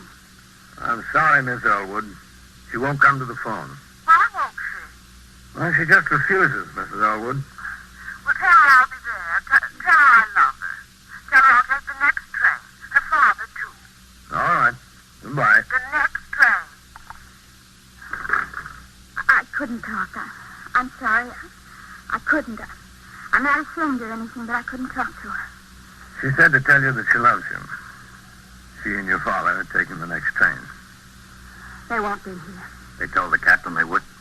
No, they won't. All they'll do is send money. They always send money. They think it's the same thing. But it isn't. It really isn't the same. Is it? No, Liz. There's a big difference. All the difference in the world.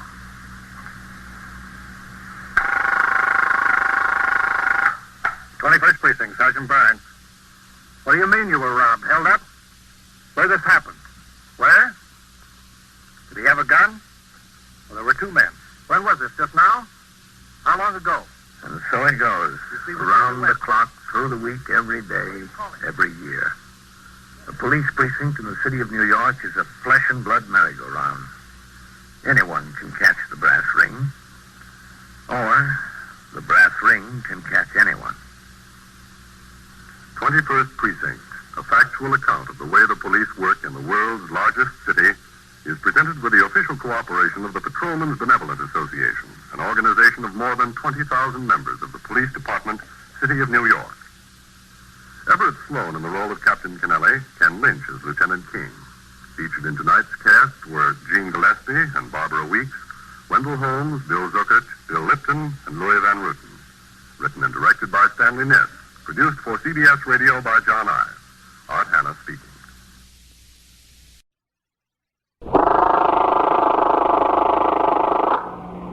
'21st Precinct, Detective Goldman. What do you mean, robbed? Held up? Where is it? 35 or 39? What is it there? The bar?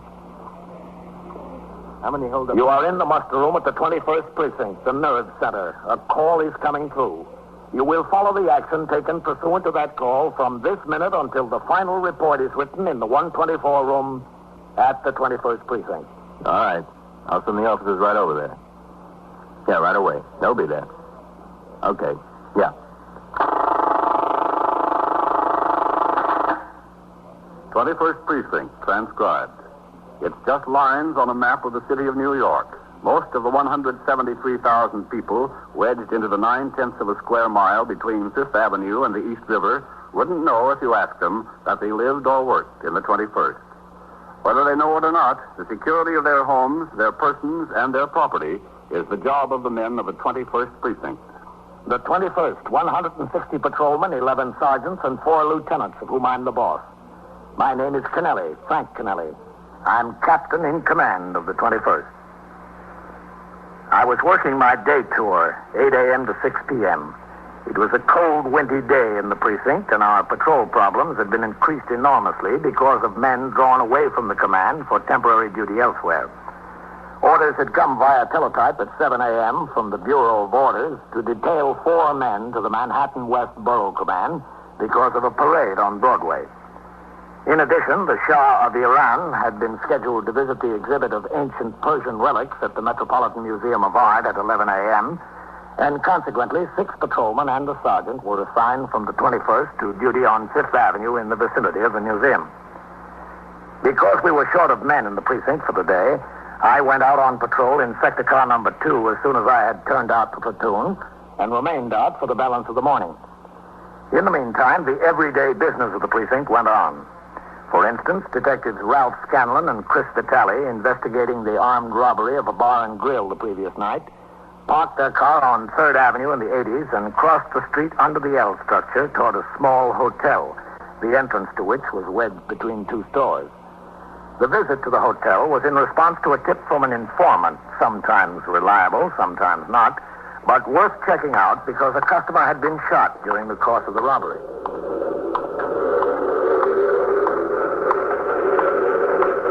What do you say? You want to jump in for coffee after we get through here? Yeah, Pete, sure. This doesn't turn out to be anything. We'll go down the street then. Yeah. Okay. Do you even have a clerk on the job? Oh, he must be around someplace.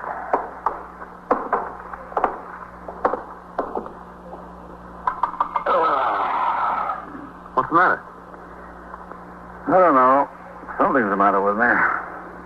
When I don't get any sleep, I seem to get tired. Oh, you should see a doctor. Somebody could walk away with this joint. There's no rooms. We're all filled up. We don't want a room, Pop. Come in. Oh, you're a detective from the station house. Yeah, that's right. I didn't recognize you for a minute. I was in back getting some reading matter. You can go nuts in this job if you don't have something to read, you know.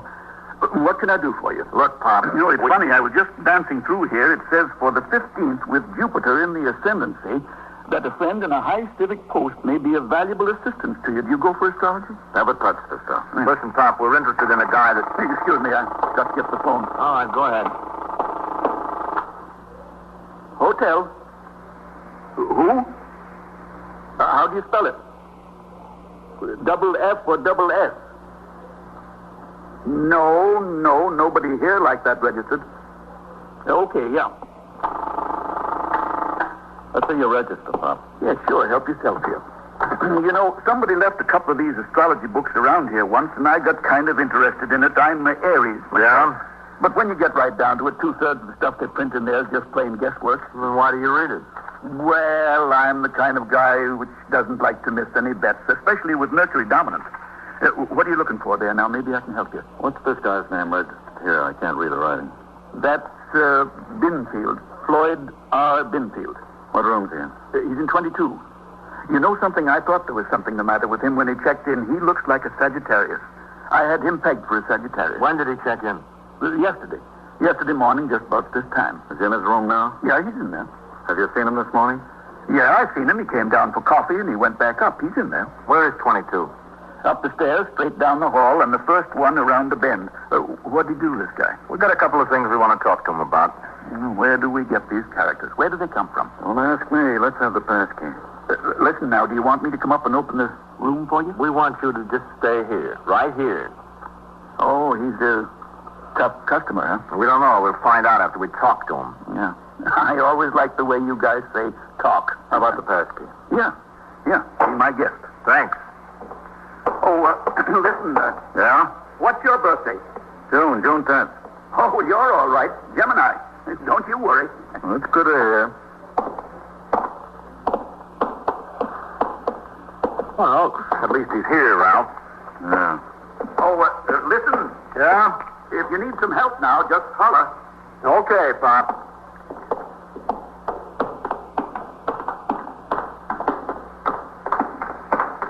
All he's got to be is the right guy. We'll find that out soon enough. That way.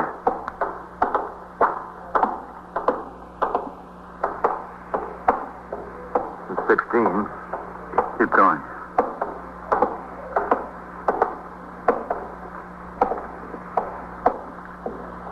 There it is.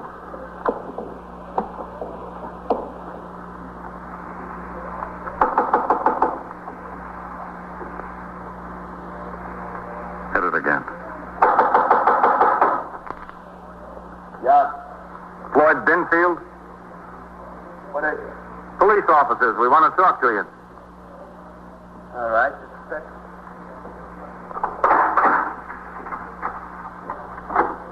What's the matter? Wait till you get back in there. Let me alone. Just swing at me. Go on to bed with him, Ralph. Oh, still. Give me that hand. Study him. Slow there. Get the cuffs on him. Cut it out. Oh, still. Let me go. Hold him out. I got him. Yeah. Will you let me up? Okay. All right. Sit up. He said sit up. Okay. What are you trying to do? Get yourself killed? Who are you guys, anyway? We told you who we are. We're police officers. Oh. I thought you were somebody else. Yeah, I did. I thought you were somebody else. Well, we're not. Look, you don't have to put these things on me. You need them. You can't control your hands. What did you think we were? A couple of guys. Yeah, a couple of guys I met in the bar. Yeah, they were They were trying to hustle me for a couple of bucks. So I let them have it the other night. See, they said, come on downtown to the village. We'll have a couple of drinks. Yeah. Well, they had a car outside. As soon as we got into the car, I saw they were going to try to get the dough I had on me, and I let them have it good. Both of them? Oh, I could handle both of them. Could almost handle you two, couldn't I? Almost, sure. Yeah, so that's it, police officers. Well, what do you want with me? You signed the book downstairs as Floyd R. Binfield. What's your right name? That's it, Floyd R. Binfield. That's my right name. Hey, look, kids, take these things off me. I won't give you no trouble. I promise it. Let them stay on a while. When you cool down, we'll take them off. I'm cool down. I didn't know you were cops. How was I supposed to know that? Have you ever done any big time, Floyd? Oh, me? Yeah. Have you? Well, yeah. Yeah, well, what's that got to do with now? That's got nothing to do with now. What'd you do this time? Lewisburg. It was a federal deal. For what? A car. A friend asked me to drive a car from here to Campton. I didn't know it was hot. He didn't tell me anything about it being hot. Yeah. I didn't. Well, I didn't have that bit coming to me. Yeah, well, what's the beef now? What do you want with me? What have you been doing this week, Floyd? Well, what do you mean? What have I been doing? Where have you been? Well, I've been out of town until yesterday. I just got back in town yesterday. From where? From Boston. What were you doing in Boston? Oh, I was up there a couple of weeks, hanging around, visiting some friends of mine. What did you do since you got back in town yesterday? Not so much, Hey, listen, fellas, have a heart. Will you take these things off? I won't be no trouble, I swear to you. What did you do last night? I saw this girlfriend of mine. What time was that? You mean that I saw her? Yeah. Well, she works in this cafe. She's a waitress. She got off about 9:30, and I picked her up there. Where'd you go with her? Oh, we went out and had a few drinks. And where was that? Some bar out near where she works there, in Long Island City. You stay in the bar very long? Well, yeah, pretty long time. How long? Oh, until about 1:30, 2 o'clock in the morning, I guess. What's this girl's name? Martha. Martha what? Martha what? Well, to tell you the truth, I don't remember her last name. Yeah, she told me what it was, but it kind of went over my head. I thought you said she was a friend of yours. Well, I know her. Yeah, I met her yesterday. That's just an expression, a friend of mine. You remember where the cafe she works is? Yeah, sure. I've been there a lot of times. Listen, what's the beef? Is there something serious?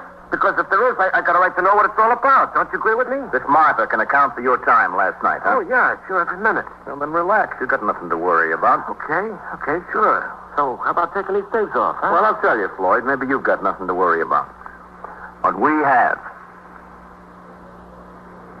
You are listening to 21st Precinct, a factual account of the way police work in the world's largest city. Now back to 21st Precinct and Captain Kennelly. After making a thorough search of the room, Detectives Vitale and Scanlon returned to the station house with their prisoner. They took him, still in handcuffs, through the muster room where the desk officer, Lieutenant Gorman, and Sergeant Waters were on duty, through the back room and up the stairs to the second floor where the 21st Detective Squad is located.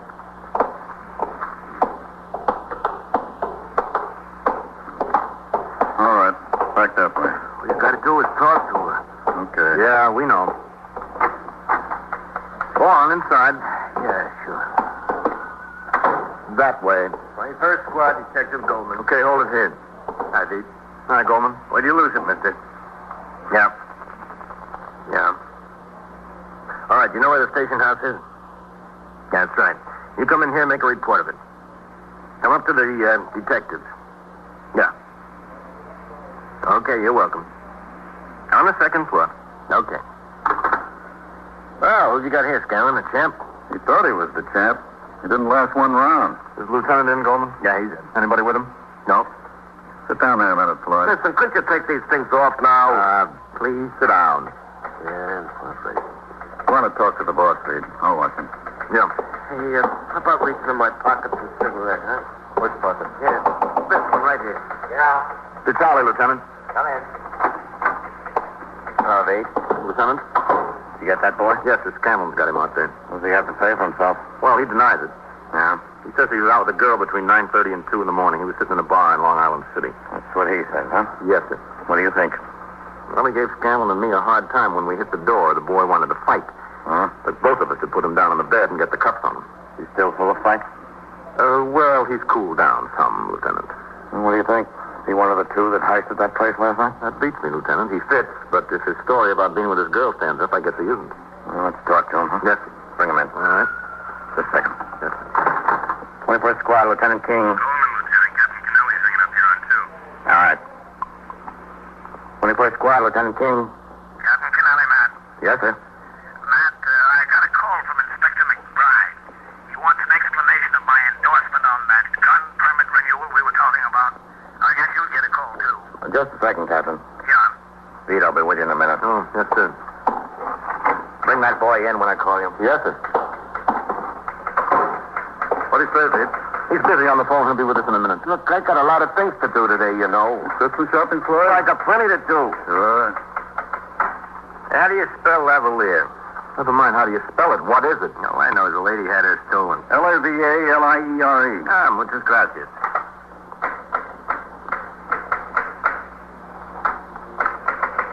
Hey, is this going to take long, do you think? Well, that depends on what you've got to say to the lieutenant. Now, what can I say to him? I don't even know what I'm supposed to be here for. What am I supposed to be here for? How do you spell Chatelaine? Stolen from the same lady? Yep. You ought to quit. Start over again. I'm not sure. You better look it up. If I'm supposed to have done something, I got a right to know what it is. Sure you do. So what is it? Chatelaine, the brooch-like clasp or hook from which a watch is worn suspended.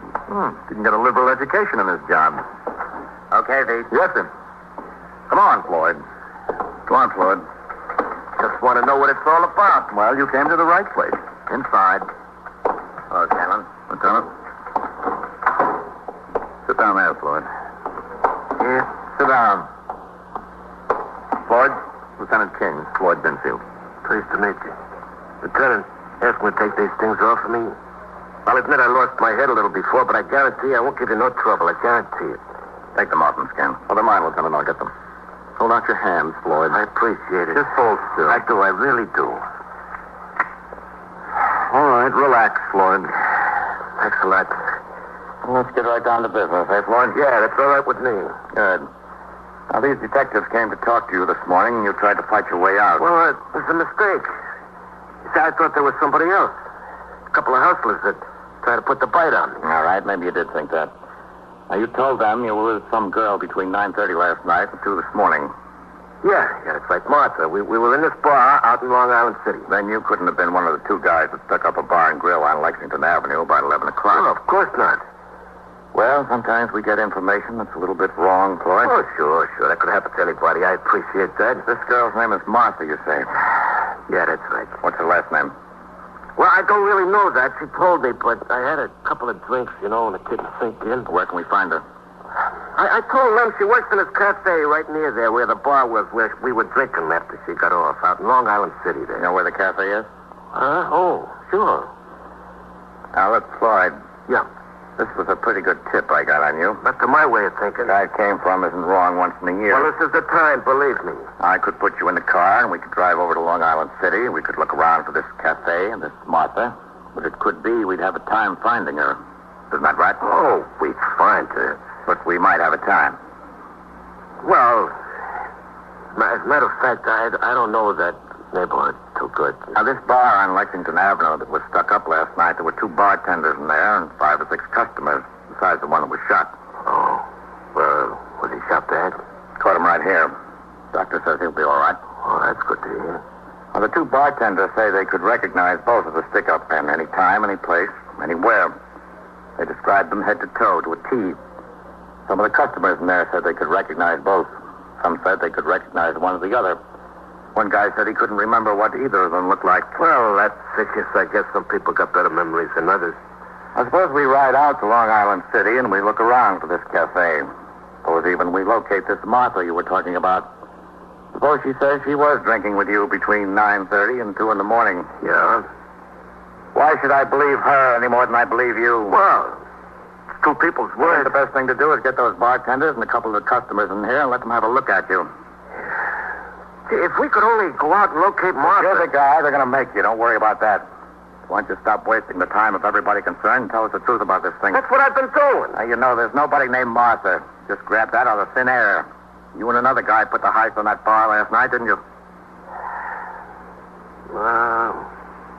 Let's use the kid here. That's right. You'd get those witnesses down here. They'd make me in a minute. In less than a minute. Okay. It was me. Who was the other guy with you? Well, if I tell you, what's in it for me? Who was the other guy with you? Oh. His name is Tedburn, Bill Tedburn. Where does he live? I don't know exactly. What do you mean you don't know exactly? I don't. He's got a place in New York, a room someplace. You don't know where? Well, he never told me where. The only thing he told me was sometimes he stays with his aunt. Where's she live? Out there in Bayside. What's his aunt's name? It beats me. He never told me. Never told you much, did he? He don't talk much. Where are the guns you used last I night? never had a gun. There was only one gun. Bill had it. You still got it? Well, he had it when I left him. Anything in this room up there, V? No weapons, Lieutenant. About $185 in cash, and that's all. Did that money come out of the bar and grill? Yeah, that's where it come from. When did you see Bill last? Right after the deal, we split up the money. He went his way, I went mine. Did you make plans to meet him again? Well, he knew where I was staying. He said he'd be in touch with me. How many other deals were you with him on? Just this one. This was the only one. In New York, that is. Where else? Oh, we worked a little bit in Boston last week. I told you I was in Boston tonight. Yeah, you told me. Well, there was a couple of little small deals up there. Why'd you go to Boston? Well, to tell you the truth, it was Bill's idea. He knows a girl up there. He wanted to see her. It was his idea to do some work to pay the expenses. Where did you go after you left Bill last night? I went and had a couple of drinks. Hey, I'll bet you I know where you got that information on me. There was a couple of guys I was drinking with. Yeah, guess I said too much. I guess you did. Yeah, me and my big mouth. My big mouth gets me into trouble every time. That's an unbeatable combination for getting into trouble. A big mouth and a little brain. Lieutenant King continued to interrogate the suspect until he had obtained all the information he believed to be in the man's possession. In the meantime, a detective called the Bureau of Criminal Identification at Police Headquarters, 240 Center Street. The name William Tedburn was checked through the files, and within a few minutes, Lieutenant King received the information that a man of that name, and answering the same general physical description, had been arrested 3 times on charges of robbery and grand larceny, and had 1 conviction. The folder, which listed the relatives of William Tedburn, showed that he did in fact have an aunt residing in Bayside, Queens, and on the occasion of one of his arrests, gave her address as his own residence. The New York County District Attorney's Office was notified, and an assistant district attorney came to the 21st Detective Squad to question the suspect already under arrest and to assist the detectives in arranging a lineup at which the victims and witnesses would have the opportunity to make an identification. 2 detectives were sent to check out the other addresses given by the suspect William Tedburn at the time of his previous arrest, and the hotel in which Floyd Binfield resided was planted in the event he showed up there. Lieutenant King instructed Detectives Vitale and Scanlon to drive to Bayside to the residence of Tedburn's aunt. At 1:15 p.m., they found the street, parked the car down the block, and walked back toward the 2-story brick house.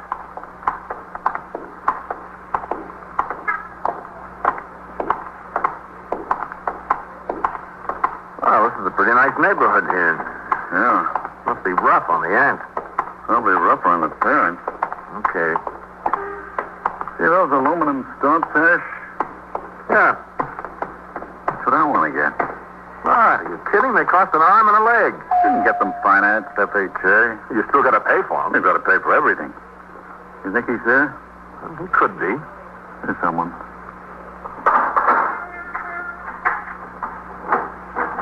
Yes? Is Bill home? Well, no, not right now. Where is he? Do you know? Well, no, I don't. Are you friends of his? We're police officers. Oh, Do you mind if we come in? well, all right. Is Billy in trouble again? Well, we want to see him about something. What's he done? He promised me he wouldn't get into anything after the last time. He went away for nearly 3 years. That should have been enough for him. Should have been, yes. Is it something serious? Well, we don't know. It could be nothing at all. Oh, well, that's good. Was he home last night? Well, yes, he was home. He came home after I went to bed. And he left early this morning. He didn't even have his breakfast. Do you mind if we take a look in his room? Well, I don't know. We won't disturb anything. Well, do you think you ought to, really? Yes, I think so. Well, it's upstairs. Thank you. I don't know why that boy should get in trouble. He's had a good education and all that, and he's got a trade. If he worked at it, he could make good money. Well, that's the way it goes, I guess. It's that one right there. Now, you won't disturb anything. No, ma'am. We'll leave everything the way we find it. Let's try this. Well, there's just his clothes in there. Yes, ma'am, we know.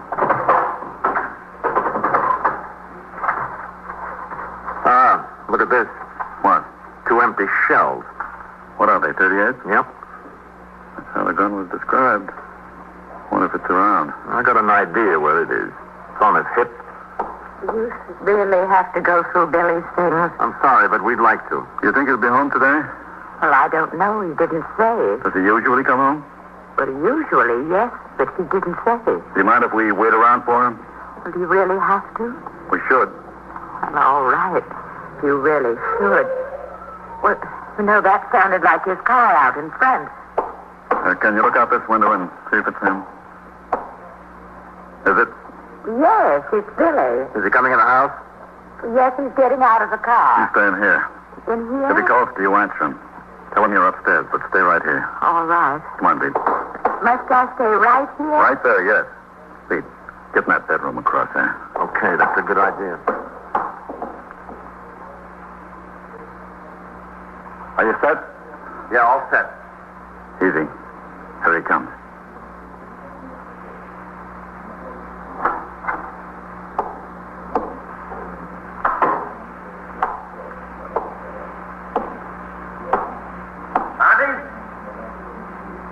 Auntie, where are you? All right, I'm coming up.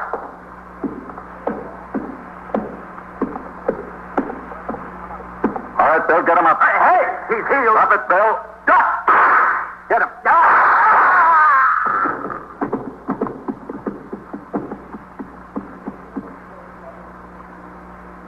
What do you think? Let's go. All right.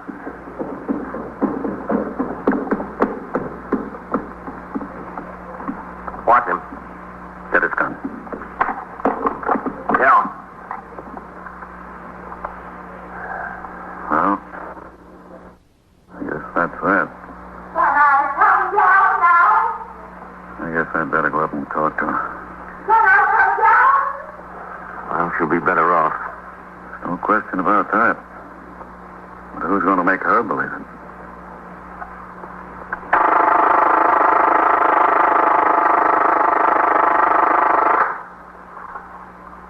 First Precinct, Detective Goldman. Who's dead? Who? She was killed? How? Where is this? 88 East what?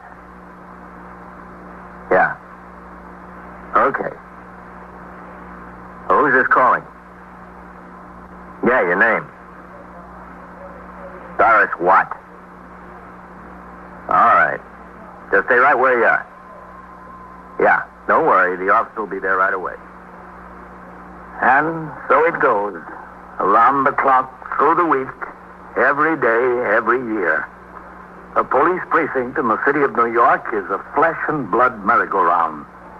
Anyone can catch the brass ring. Or the brass ring can catch anyone. 21st Precinct, transcribed a factual account of the way police work in the world's largest city, is presented with the official cooperation of the Patrolmen's Benevolent Association, an organization of more than 20,000 members of the Police Department, City of New York. Everett Sloan in the role of Captain Kennelly, Ken Lynch as Lieutenant King. Featured in tonight's cast were Ethel Everett, Santos Ortega, John Larkin, Bill Smith, Larry Haynes, and Bill Lipton. Written and directed by Stanley Niss. Produced for CBS Radio by John Ives.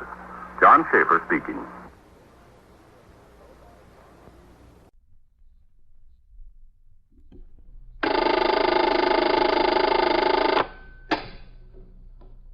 "21st Precinct, Sergeant Waters." Yeah, where's this? Yeah. Yeah. They're beating up a man? Oh, who is? Yeah? Yeah? Well, which corner is it? You are in the muster room at the 21st Precinct, the nerve center. A call is coming through. You will follow the action taken pursuant to that call from this minute until the final report is written in the 124 room at the 21st Precinct. All right. I'll send the officers right over there. Yeah, right away. Okay.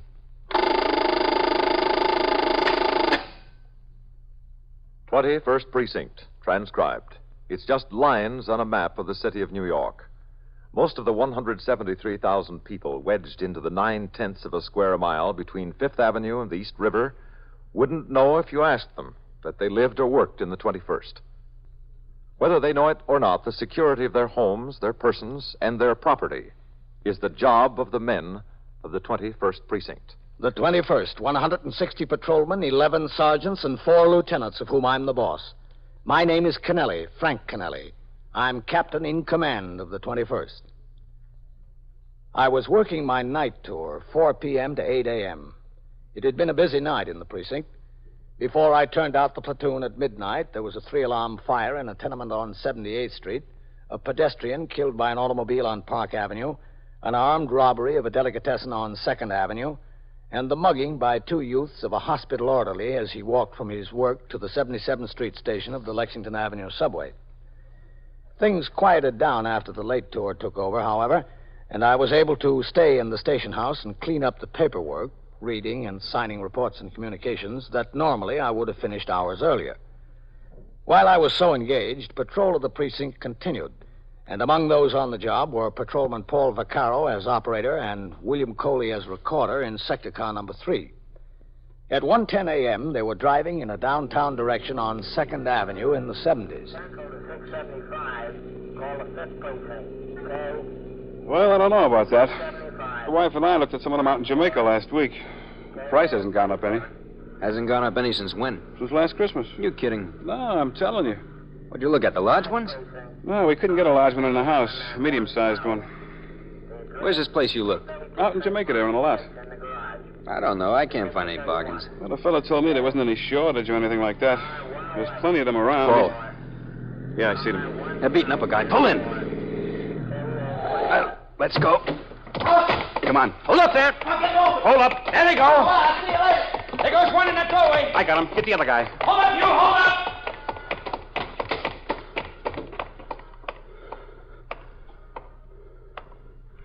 All right. You. Come out here. Come on out. Come on. Get out of my way. Come here, you. Let me go. Hold still. Let go. Get against there. Let me loose. Go on. Get against there now. All right. All right. Now settle down. All right, okay. Pull your feet way out. What do you mean? You know what I mean. Pull your feet way out and lean against the wall. Well, I guess you mean... Feet out further. Come on. How far? Come on. Hey. That's it, like that. Hey, look, I want to tell you something. You get plenty of time to tell me anything. Now, just hold still. I got nothing on me. I'm carrying nothing. I'll find out about that for myself. All right, now, stay there. It was his idea. It was all his idea. Yeah, sure. You had to beat up an old man because it was his idea, huh? It was his idea. All right. Put your hands behind your back. I'm leaning with my hands. What'll I hold on to? Lean on your head. Get those hands behind your back. Wait a minute. Ooh. All right, now, straighten up. Hey, look, you got those things on awful tight. They're awful tight. They're going to stay on tight, too. Now, tell me something. How old are you, huh? 17. 17. That's all, just 17. Well, in 17 years, you ought to have gotten some sense into your head. Ah, come on. All right. Let's see if you killed that old man. I didn't mean to kill him. I didn't want to hurt him. It was his idea. We just wanted to get some money. It was Ernie's idea. Doesn't make any difference whose idea it was. I didn't mean to hurt him. I didn't want to hurt him. Yeah, sure. You didn't mean to hurt that other guy tonight either, did you? What other guy? The one you mugged on 77th Street there near the subway station.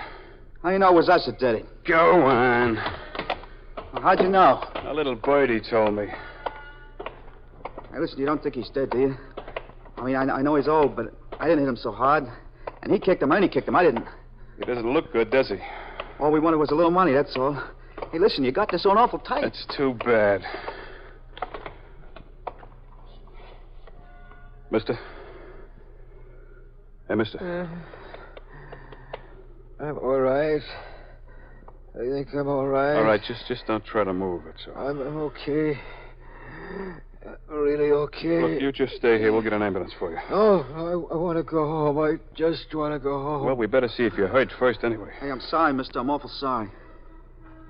I'm sorry, too. For you. I'm very sorry for you. All right, you just sit here, mister. Don't try to move now. I'll send for the ambulance. All right. Come on, I think so. Don't pull on me. That hurts. Just walk to the car. What's your name, huh? Carl. Carl what? Carl Board. 17 years old, huh? Yeah, 17, that's all. You think the other cop will get him? Ernie, I mean? Yeah, he'll get him. Climb in there. Sit on the seat. I didn't want to kick him. It was Ernie's idea to kick him. He said, kick him good, hit him hard. That'd make him lose his memory. For our faces, he meant. All right. 681 to Central, K. Car 681 at 2nd Avenue and 74th Street. We had a mugging here. We got one suspect. The victim is injured. Send an ambulance. K. Hey, that's pretty good how that works. You talk to them, they talk to you. Yeah, that's the idea. Hey, that's pretty good. That's like a telephone to house, huh? Come on, Carl. Get out of there. All right, let's go. Over here to the man. Come on, let's go. He ain't gonna die, is he? He couldn't die if he's talking like that. He's talking like he's all right. What are you worried about him dying for, huh? Well, I wouldn't, except you caught me. It was Ernie said kick him. I didn't say kick him. I was against it. How you feeling now, mister? I don't know. Better. Not so good. I don't know. I can't tell. I just hurts inside here. That's where Ernie kicked him. You kicked, too. You kicked me, too. Just a little bit, not as much as Ernie. You kicked me enough. I want to thank you, officer. You saved my life. They were going to kill me. They said they were going to kill me. We weren't going to kill you. We just wanted the money, that's all. Just the money. If you wanted the money, you should have asked. I'd have given it to you. I'd have given you all I had, $1.20. You just asked me for the money, I'd have given you the $1.20. You all right? I don't know. I think so. Well, the ambulance is on the way. Hey, you think he got Ernie? Wouldn't be fair if he didn't get Ernie. Get me and not get Ernie. Look, don't worry about Ernie. We'll get him. Well, you bet. It's not fair. He did the most. It was his idea. What's your name, mister? Sokin. Philip Now, look, Sokin. Carl, don't move around so much. Well, things tight you got all Well, the day. more you move, the tighter they get. Now, just take it easy. Where do you live, Mr. Sokin? Around the corner. 387. My wife is there waiting. She won't know what happened Look, to me. we'll send somebody around to see No, her. I think I ought to see her myself, or she'll get scared. She's sick. She's not a well Well, woman. look, let's see how you are first, then we'll wait until the ambulance gets here. All right. Do you think I ought to wait? I'll wait. Yeah, I think so. Is that the ambulance? Is that it? No, I think it's another police car. Hey, where's that cop with Ernie? You ought to get Ernie. It's not fair me being caught and him not. We'll get him. You're going to get him. Where is he? I don't see him. More policemen, huh? Is that who it is? Yeah, that's who it is, Mr. Sokin. Now, look, just lie back there now and take it easy. Huh? What do you got, Vaquero? A mugging, Sergeant. Yeah, this boy here and another one jumped this man. They were killing me. The cops saw it just in time. We're not killing You keep quiet. Coley took off after the other boy while I grabbed this one here. Which way did he go? Well, I saw him turn a corner down there. Hein. Yes, Sergeant. Go around the corner there. Coley was chasing a boy that way. Take a look for them. Yes, sir. How are you feeling, mister? You hurt very bad? I don't know. Not too bad, I guess. Hey, listen, couldn't you loosen this thing up a little bit? I mean, it's awful tight. You know, I'm not going to run away. I'm not going no place. I just want to make sure of that, Carl. I give my word of honor. I wouldn't try to sit up, Dad. I think I'm all right. Well, we better wait and see what the ambulance doctor has to say. Just stay like that, huh? Okay, if you say so. Listen, I'm not going to no station house without Ernie. This was his whole idea. I don't want to go in there alone. We agree with you. You'll both go together. Well, don't look that way. Don't look like you're going to catch him. We'll catch him, all right. Is that the ambulance, you think? Is that it? No, Dad. Sounds like another police car. You called the ambulance, didn't you? I call the ambulance, yeah. Oh, where is it? Oh, it has to come all the way from the hospital. Oh, I see. What do you need all the cops for? Not to handle me. Hey, don't pull that thing, will you? You just sit still.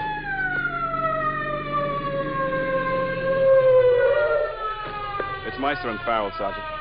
Don't get out here. Coley's chasing another boy around the corner on foot. Go take a look for him. Okay, Sergeant.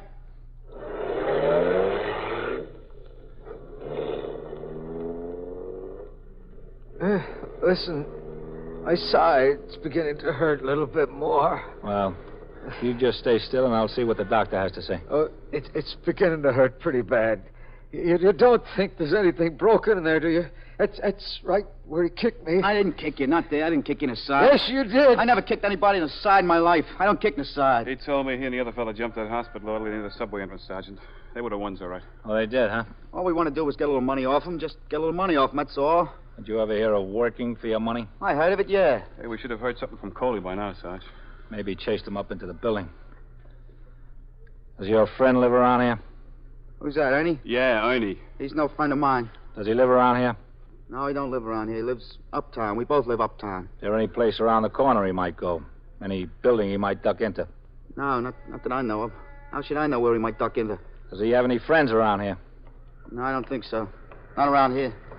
What's the matter? Is somebody hurt? Did somebody get hurt? It's all right, lady. Everything's under control. Just move on, huh? Well, what's the matter? Nothing's the matter. Just go ahead. Move on. Oh, you'd think I asked for the world. All I wanted was a little information. Where were you going, Dad? Were you on your way home? Yes, that's right. I was on my way home. Where'd you been? I was over to my brother's house for a pinochle game. What happened? I was just walking by. Somebody said, hey, wait a minute. It was them two. They came up and one of them grabbed me. The other one started hitting me. I grabbed him and Ernie hit him. They started cursing me. They wanted money. Who cursed you? Not me. Well, you knocked me down. You hit me. You kicked me. You got tough. You shouldn't have got tough. All right, okay. Well, he got tough. Those things are too tight. Loosen them up a little bit, will you? Hold on a minute. He won't be so tight. You have to keep him so tight. I'm going to run away. Yeah, I know all about it. Sergeant. Yeah? All right.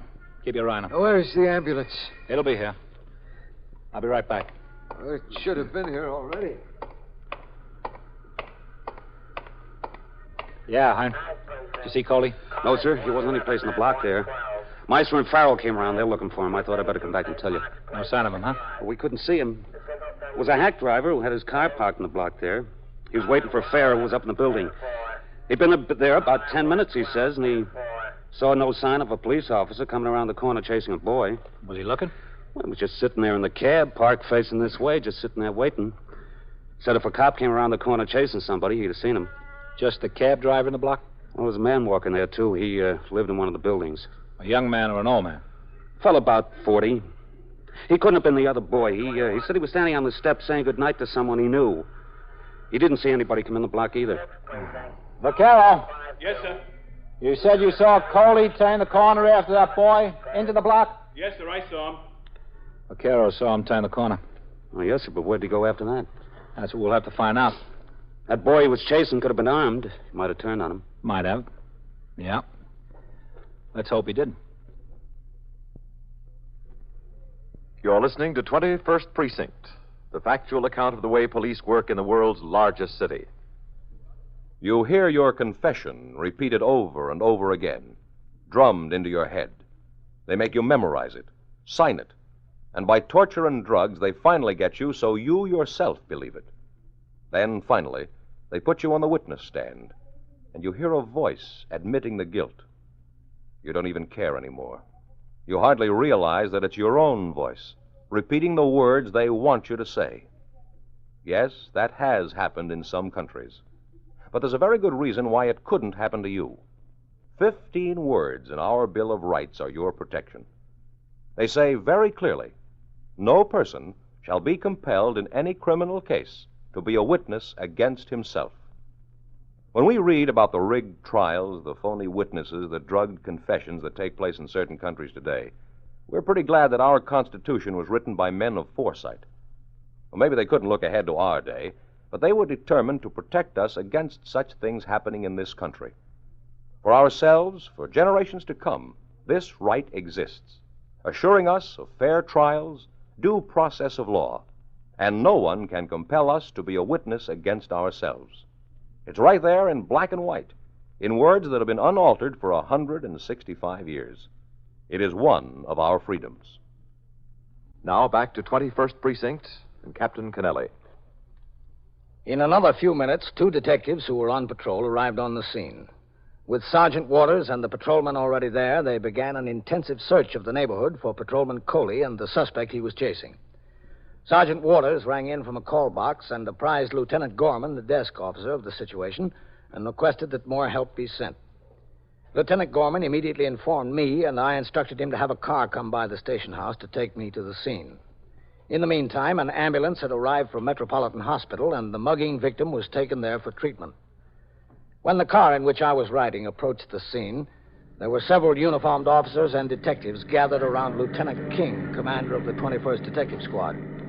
Despite the lateness of the hour, a dozen or so curious civilians were also on the sidewalk. Okay, get on the job. Give him a hand here.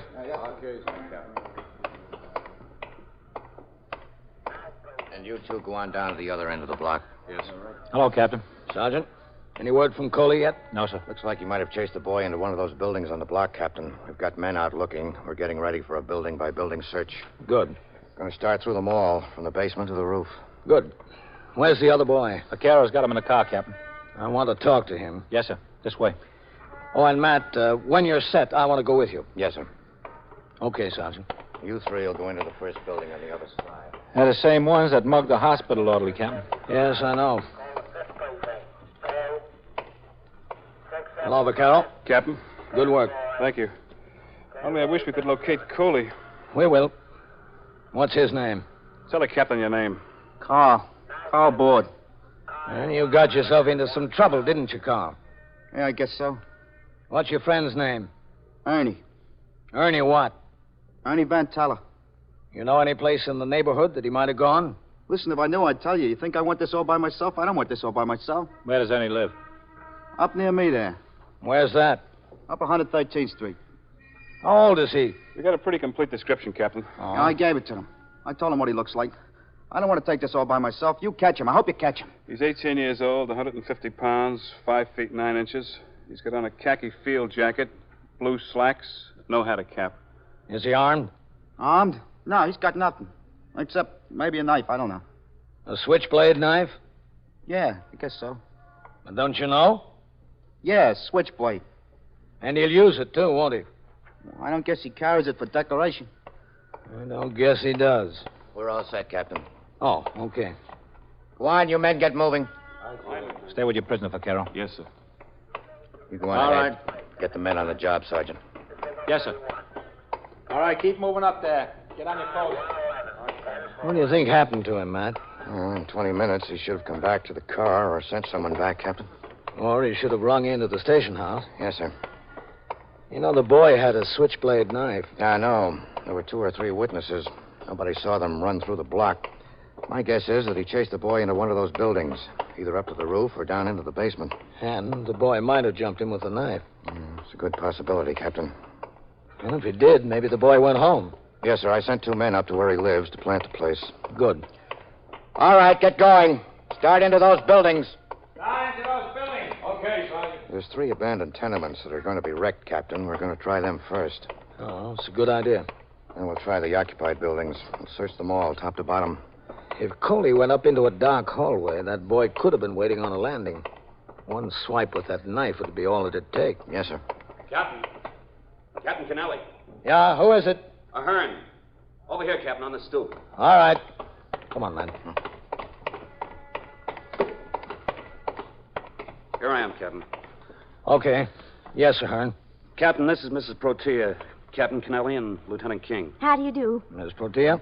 She lives on the top floor of this building. Top floor, fourth floor rear. Yes? She says she heard somebody on the roof a little while ago. First in the hall and then on the roof, running up the steps and then running up onto the roof. I heard them. Were they men? Yes, men, making lots of noise. How many? I don't know. It sounded like a lot. I was scared. I didn't move from the bed. I didn't know who it was. Robbers, I thought. And do you think one of them could have been a police officer? I didn't see. I only heard. Sergeant. Yes, sir. Get them to go straight to the roofs there and cut over this way. We think they went to the roofs. How long ago was this, Miss Protea? I don't know, 10 minutes ago, 15, I don't know. Somebody was running up the stairs yelling. They went on the roof, then they ran around on the roof. I heard them. They were right over my head. Well, why didn't you call someone sooner? Well, I've got no phone. I had to get dressed to come downstairs. You waited a long time. Here, Sergeant. I was scared. Well, I want him to stay with us, Sergeant. We're going up to the roof this way. I stayed in the bed until the noises stopped, and I got dressed. All right. You stay down here on the street, Mrs. Portillo. Sure, yes. Did you close the door to your apartment? I closed it, locked it, yes. All right. Let's go. Come on, Ahern. Yes, sir.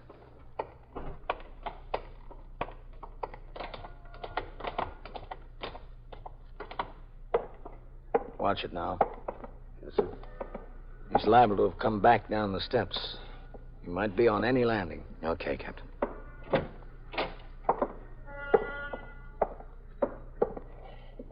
Keep your light handy, Ahern. Yes, sir.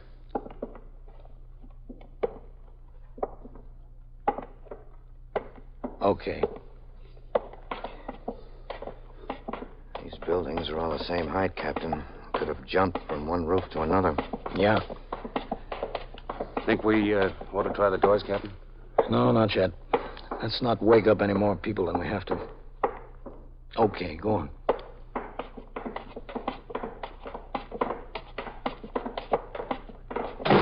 Come on. It's on the top floor. Go on. Watch yourself, get set. In the front, I think. Easy, easy. Take that side of the door, Ahern. Yes, sir.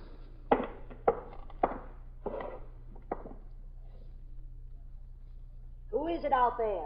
Police officers, did you just slam this door? Yes, I wanted to see what the excitement was. What is the trouble? I see all the policemen in the street. There's no trouble. Better bolt your door and stay inside, lady. All right. Okay, let's go to the roof. Yes, sir. I don't think that boy's around here anymore, Captain. Wherever he's going, he's on the way. Yeah, but where's Coley? Let's go. Go ahead. Post yourself right here, Ahern. Yes, sir. Right at the door. Keep it open. Yes, sir. Captain, Yes? there's a spiked iron fence between this roof and that one. He couldn't have gotten over this way. All right. Send your men downstairs and into the buildings toward the other end of the block. Yes, sir. All right, you men. Let's look that way, Captain. Okay.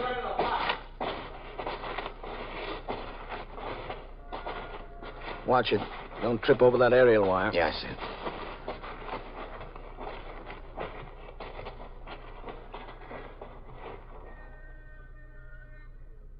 Toward the back, huh, man? Okay.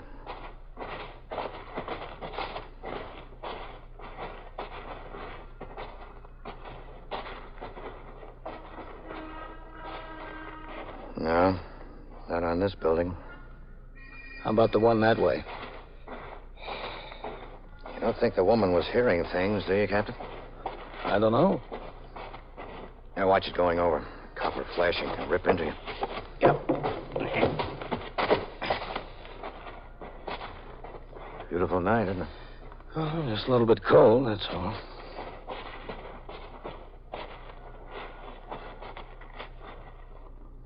No, nothing back here. Let's try the front.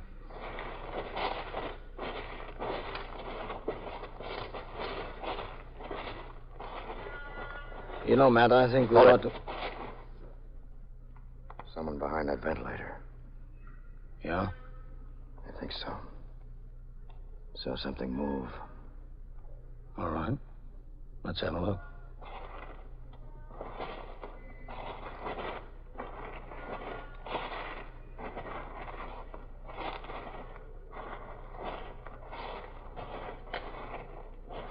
Okay. All right, you. Raise up. Take it easy, Matt. It's Coley. Coley. He's out, Captain. Coley. All right. Take it easy. You'll be okay. Ahern. You'll be all right, Coley. We found Coley. I'm all cut up. Go downstairs, ring in for an ambulance. I chased him up here. All right, Coley, take it easy. Put your light on him, man. Yes, sir. Oh, I'm all right. I guess I just passed out for a little while. I'll be all right. It's awful sticky on my neck. What is it, blood? You were bleeding a little bit. It stuck me 3 times that I remember. All right. You can tell us about it later. I'm all right now. Chased him up here. About 10 yards ahead of me all the way. I saw him come out on the roof, and when I got over here, he was laying for me. Jumped me. Okay. Don't worry about it. Did you say which way he ran? Why? Went that way. Over the next roof, I think. I think I saw him go that way before I passed out. The ambulance is on the way, Captain. Okay, good. Thanks, Sergeant. Coley? Stay with him, Sergeant. We want to take a look over here. Yes, sir. Well, he ran this way, Captain. Over to the next roof. He didn't run over to the next roof, man. He jumped. Oh, that's some jump. Good 10 feet across there. At least. Well, we know where he lives. We'll get him. Just hope Coley's going to be okay. I think he will, Matt. His passing out worries me, though. It's a bad sign. Not necessarily. Looks more like a 12 or 14-foot jump, Captain. Matt. Yes, sir? Put your light down there in the courtyard. Sweep it around down there. Okay. Maybe you're right.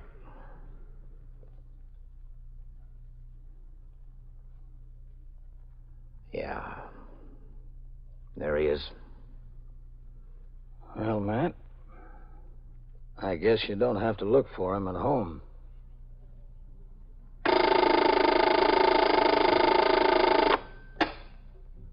21st Precinct, Sergeant Waters.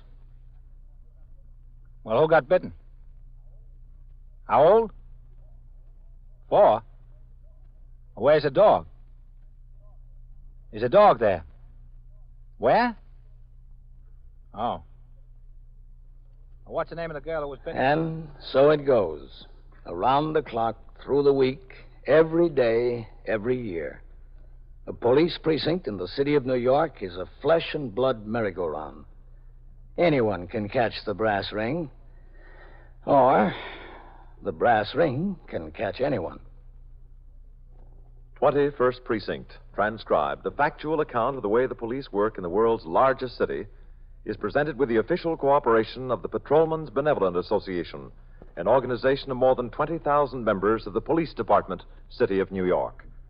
21st Precinct has come to you through the worldwide facilities of the United States Armed Forces Radio and Television Service.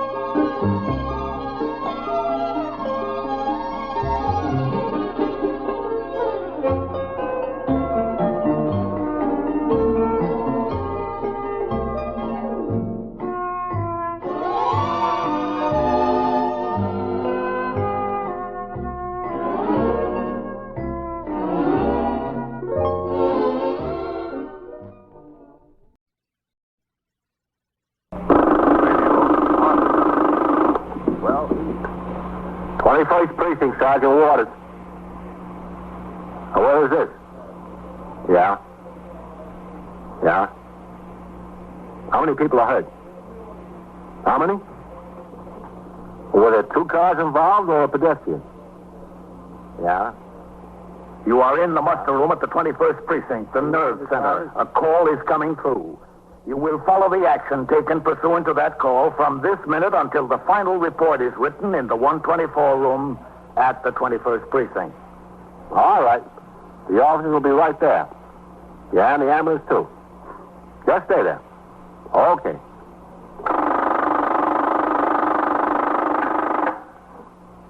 "21st Precinct," transcribed.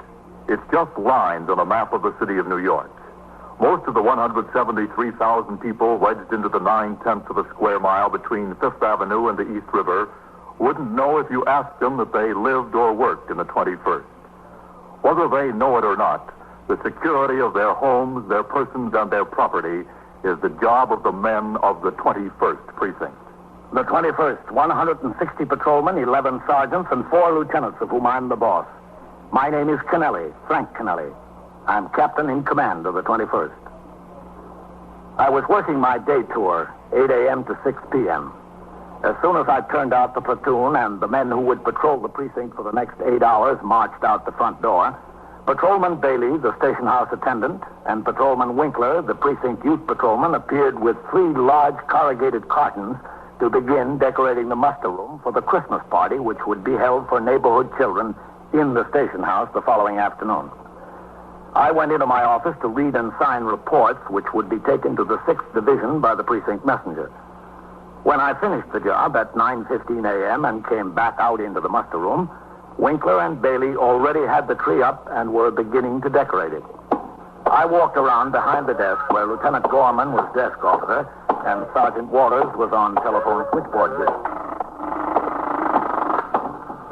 21st Precinct, Sergeant Waters. Captain. Hello, Sergeant. What was he doing?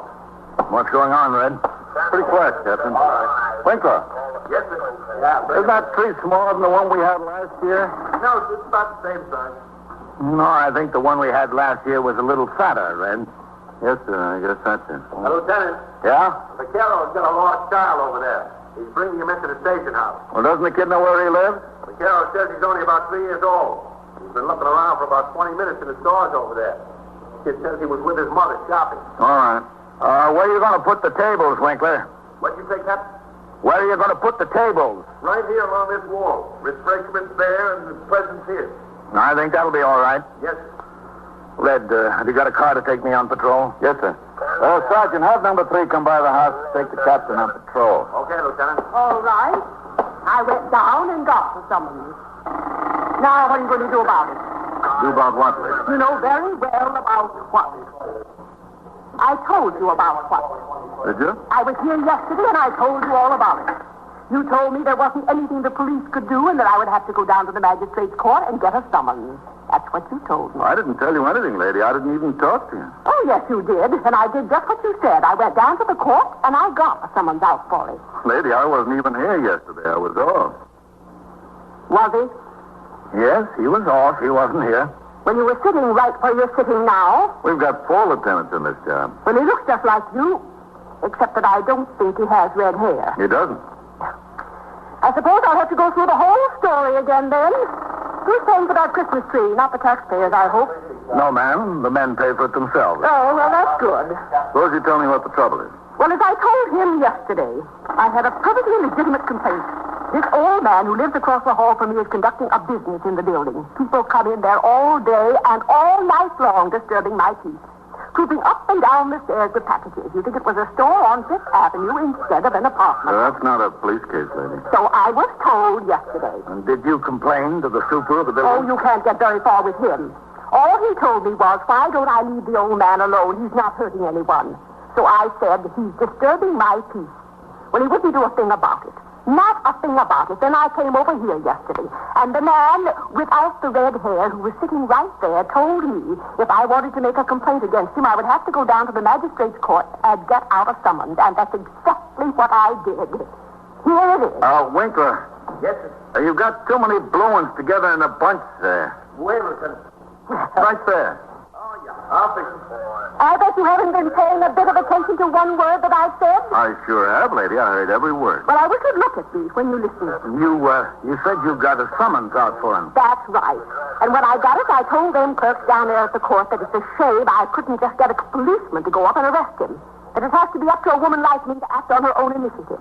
So he told me what my rights are. He told me I should go to the station house and talk to the desk lieutenant, and that the desk lieutenant would have to send a policeman to serve the summons. No, he didn't tell you that. Oh, yes, he did. I know what he told me. He told you that if you were afraid you might be harmed physically, that a police officer would be sent along to stand by while you served the summons. You're the one who has to serve it. Well, what's the difference? Oh, there's a lot of difference. Are you going to send someone over there with me or not? May I see the summons, please? Of course. Thank you. His name is Ernst Wolfschmidt? That's right. And your name is Myra Bevan. I spell it B-E-A-V-A-N, but I pronounce it Bevan. The address is 761 East 77th Street. I live on the third floor, and he lives right across the hall. And if I don't get some satisfaction out of this, I'm just going to withhold paying my rent. That's all there is to it. It's just making me a nervous wreck. Do you know whether he's home now? Well, I don't know for sure. I haven't been there myself. Is it Mrs. Bevan? Yes, Mrs. Bevan. I'm a widow. What's this man selling out of his apartment, do you know? He's selling everything imaginable. For instance? Well, I saw some portable typewriters in there, radios and fountain pens, toasters, electric clocks, watches, fitted cases, everything like that. You were in and looked at it? Oh, I should say not. He had his door open last night, and I saw into his place. The merchandise is up to the ceiling, and people keep parading up the stairs all day and all night and keep going out with packages. All brand new merchandise? Well, it looks new to me. And did you tell the other lieutenant that when you were in here yesterday? No, how could I tell him if I didn't get a good look inside his place until last night? Did Mr. Wolfschmidt ever offer to sell you anything? I don't even talk to him. How old is he? Oh, in his 70s, I'd say, early 70s. Does he work? Not that you could notice, he doesn't. How long has this been going on, Mrs. Bevan? His selling to people, you mean? Yes. Would you mind telling me who you are, please? I came in here to talk to this lieutenant. I'm Captain Kennelly, the commanding officer of the precinct. Oh, thank you. How long has it been going on? About 4 or 5 days now. And you never noticed it before, his doing business from the apartment, I mean. No. Winkler. I never noticed. You better hold that ladder for him. It looks a little shaky. Do you have any idea where this merchandise came from? No, not unless he stole it. I wouldn't be surprised if he did. I wouldn't put it past him.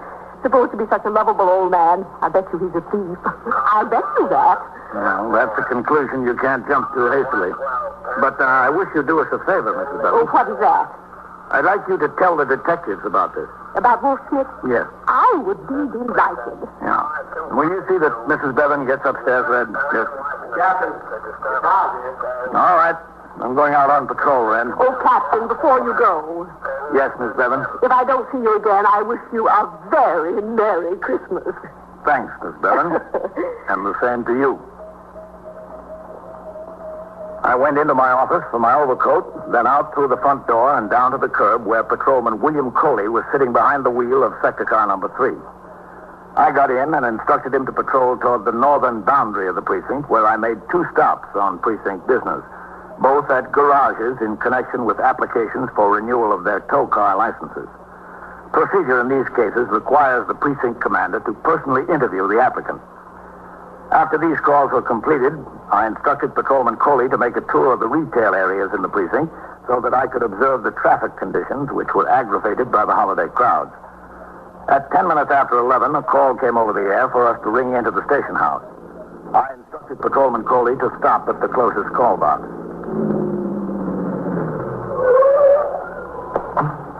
All right, you stay here, Coley. I'll ring in.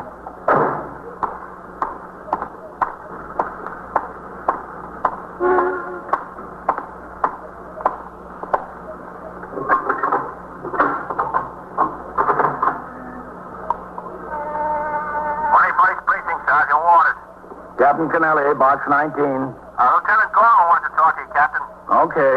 And Mr. O'Ban from the Corporation Counsel's office called. Said he'd be here around 4:30. Oh, yeah. Yes, there was a woman fell down the steps at the 67th Street station of the 3rd Avenue L on November 10th. She's starting a personal injury suit against the city. Get out the aided card on the case from the UF-18 and leave them on my desk. Yes, sir. All right. Let me have Lieutenant Gorman. Yes, sir. Lieutenant, Captain Kennelly's ringing in. Hold on, Captain. All right. 21st Precinct, Lieutenant Gorman. Yes, Red. Captain Kennelly. I sent that Mrs. Bevan upstairs to the detectives, Captain. Yeah? Lieutenant King, listen to what you have to say. Was he interested enough to go over to the building? Well, at first he sent Novak and Scanlon over there to have the super let them in for a look around. Then about a half hour later, he went over himself. He just rang in here and asked me to get in touch with you. What did he find, Red? Just like this Mrs. Bevan said, Captain. The place is loaded to the ceiling with all kinds of expensive goods. Typewriters, watches, radios, fountain pens, everything. Brand new. I thought you might like to take a ride over there. What's that address again? 761 East 77th Street, Captain, 3rd floor. Did Lieutenant King say the stuff might have been stolen? He says that's what it looks like, Captain. Well, have they got any idea who the old man has been selling the stuff to? Well, that's what makes the whole thing so funny, Captain. What do you mean, funny? From what they can make out so far, the old man hasn't been selling it. He's been playing Santa Claus. You are listening to 21st Precinct, a factual account of the way police work in the world's largest city. The car, after completing my call to the station house, and instructed the operator, Patrolman Coley, to drive to 761 East 77th Street, the address of Ernst Wolfschmidt and the woman whose complaint started the investigation. As we pulled into the block, I saw the detective squad car parked in front of the building, which was an old but clean 5-story tenement. After Patrolman Coley parked, I told him to wait in the car, and I walked into the building and up the stairs to the 3rd floor. The doors to the 2 apartments were open. In the first one, I saw Lieutenant Matt King, commander of the 21st Detective Squad, talking to another man.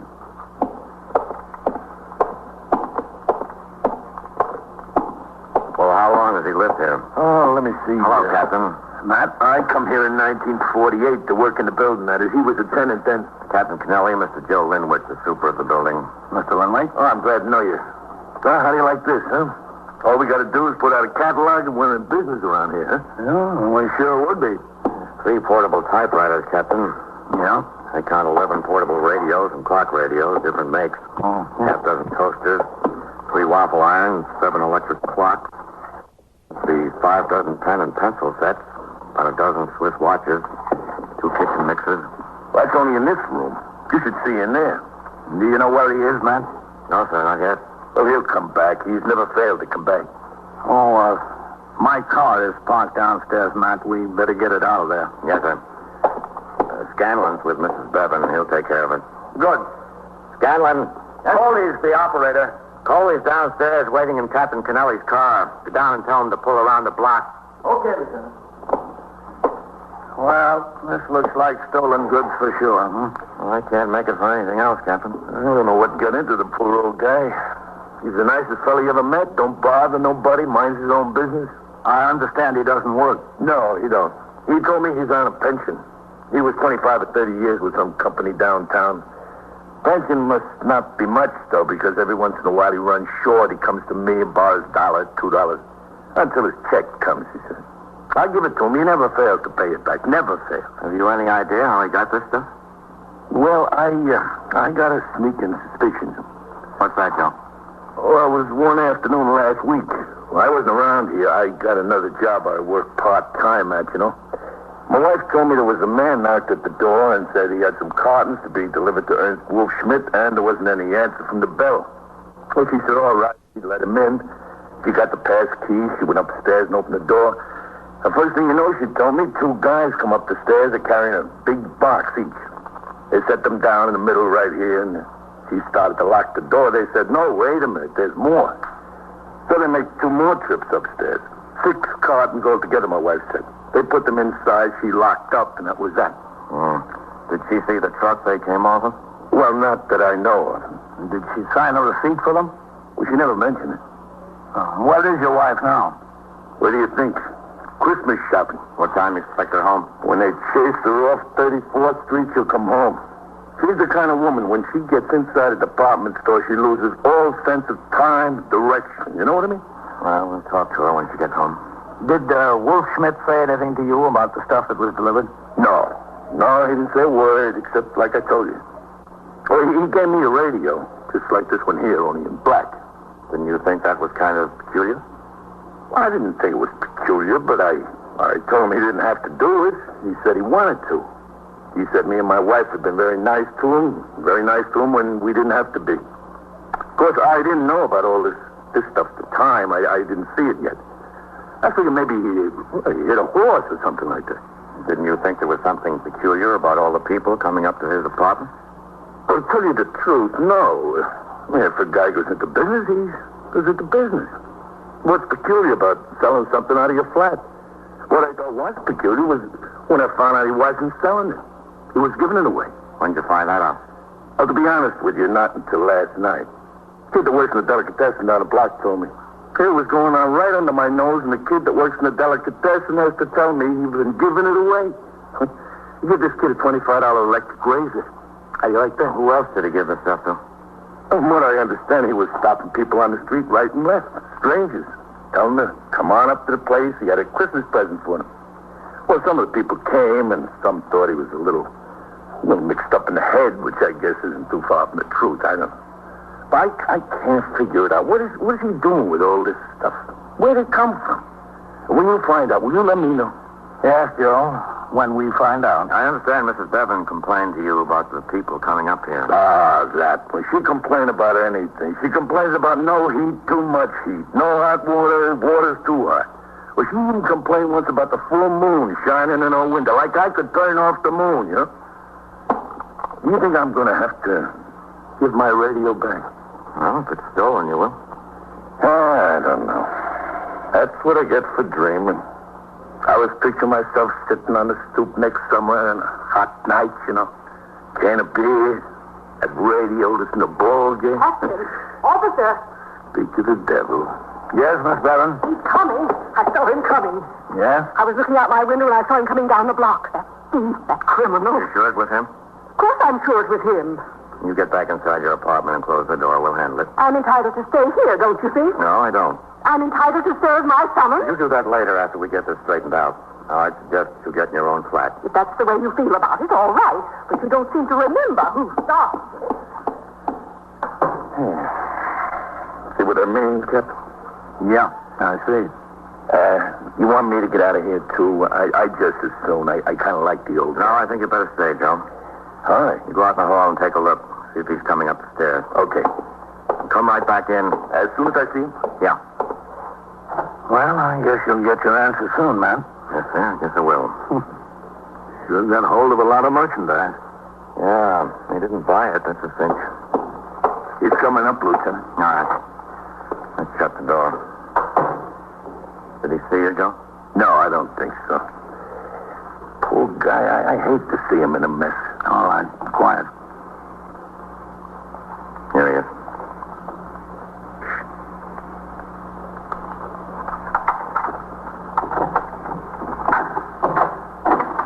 Come in, Mr. Wolfsmith. Oh. What's the matter? Hello, Mr. Wolfsmith.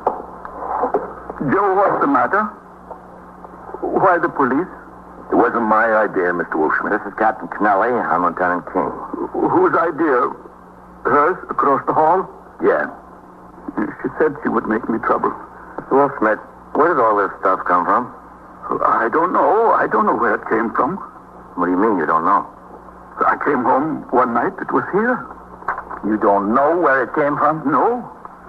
Well, don't you have any idea? It was delivered. From where? I don't know. Now, look, you just don't get $3,000 or $4,000 worth of merchandise just like that. I did. Brand new stuff. It's nice, isn't it? It's all very nice.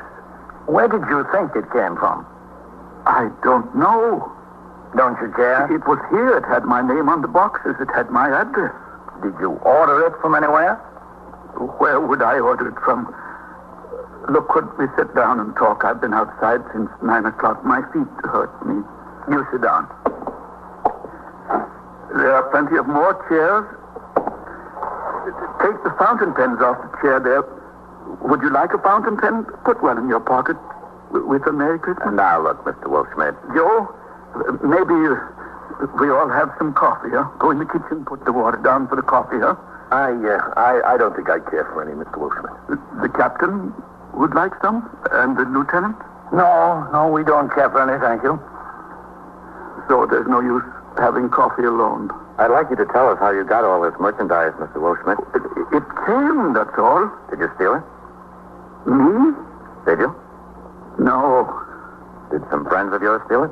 My friends don't steal. If my friends stole, they wouldn't be my friends anymore. Well, where did it come from? It was here. I found it here. Well, did you care where it came from? It came to me. My name was on the boxes. Well, who do you think sent it to you? I don't know. You have any idea? I thought who might send it to me. I thought. I couldn't think of anybody. Then how do you think it got here? In the cartons. Didn't you think it was a good idea to make some inquiries about it? But my name was on the boxes, my name and my address. And you did nothing about it? Oh, sure, I did something about it. I did a very lot about it. What did you do? Well, I had no idea what was in the boxes. I opened them up and I saw all the beautiful things that people want and need and love to have. So I did something about it. What? Well, whoever sent it knew that I couldn't use 5 typewriters. I couldn't listen to 11 radios. I couldn't write with all those pens. So I thought I was the one who was chosen to make people happy for Christmas. To give them away to good people who wanted them and needed them to use. Well, who do you think chose you to do this? Well, it could have been some good person who chose me, but then I don't know anyone who would have that money to spend. So I thought... What did you think? Oh, it would sound silly saying it to you. But thinking of it, it doesn't sound so silly. I thought maybe God sent them. Oh. To make people happy with. I see. There are so many people that can be made happy and need to be made happy.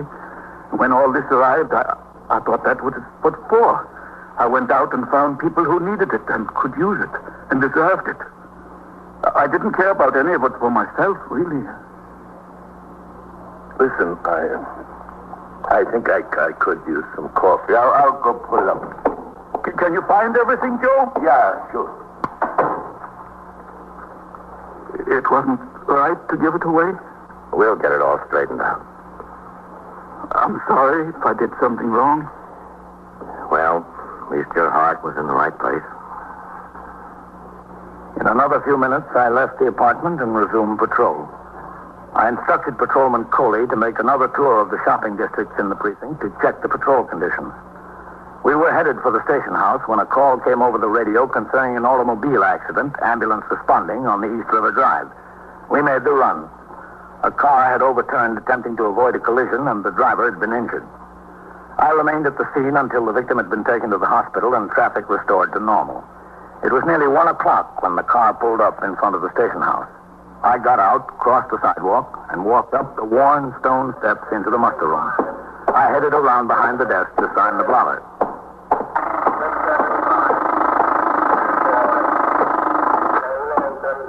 Precinct, Sergeant Waters.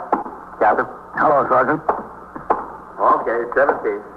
Well, they did a good job decorating in here, then. Yes, sir, they sure did. What's doing? Nothing much, Captain. Except that Matt King came in with that old man. Oh, yeah? Did he find out where that merchandise came from? Not that I've heard of, Captain. All right, I'll be in my office. Yes, sir. I left some messages on your desk, Captain. Okay. Would you tell Fallon I want to see him, Sergeant? He's taking his meal, Captain. Is there anything I can do? Just tell Fallon to see me when he gets back in the house. Yes, sir. I'll be in my office. 21st Precinct, Sergeant Waters. Yes, sir. Captain. Yes? Lieutenant King is ringing down for you. All right, put it on my line. I'll take it in there. Yes, sir.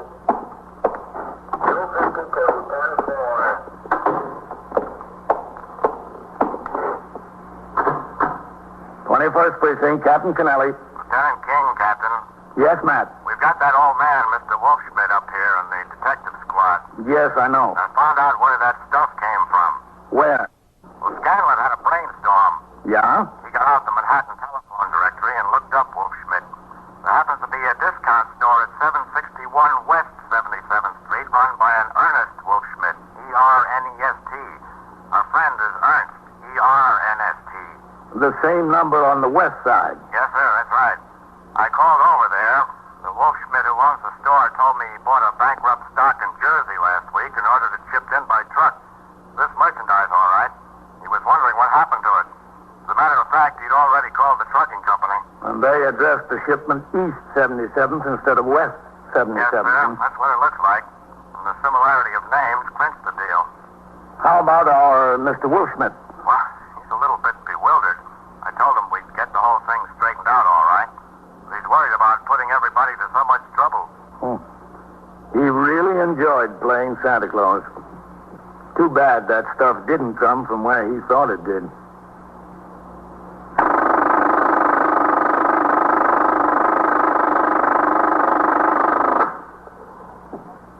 '21st Precinct, Sergeant Waters. Yeah? Well, what's the address? 205? 209. Yeah? Yeah? Was anybody hurt? They have a gun? Yeah? Yeah? Which way? Was he on foot? What kind of car? And so it goes. Around the clock, through the week, every day, every year. A police precinct in the city of New York is a flesh and blood merry-go-round. Anyone can catch the brass ring, or the brass ring can catch anyone. 21st Precinct, transcribed, a factual account of the way the police work in the world's largest city, is presented with the official cooperation of the Patrolmen's Benevolent Association, an organization of more than 20,000 members of the Police Department, City of New York. Everett Sloan in the role of Captain Kennelly, Ken Lynch as Lieutenant King, Harold Stone as Sergeant Waters. Featured in tonight's cast were Santos Ortega, Bill Zuckert, Abby Lewis, and Bill Smith. Written and directed by Stanley Niss. Produced for CBS Radio by John Ives. Bob Pfeiffer speaking.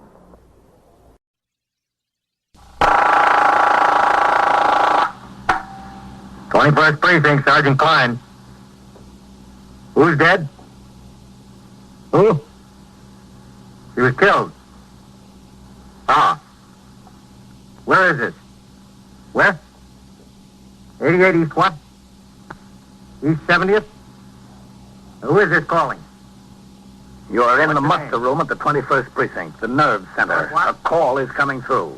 You will follow the action taken pursuant to that call from this minute until the final report is written in the 124 room at the 21st Precinct. All right. Just stay right where you are. The officers will be there right away. Yes, right away. They'll take care of it.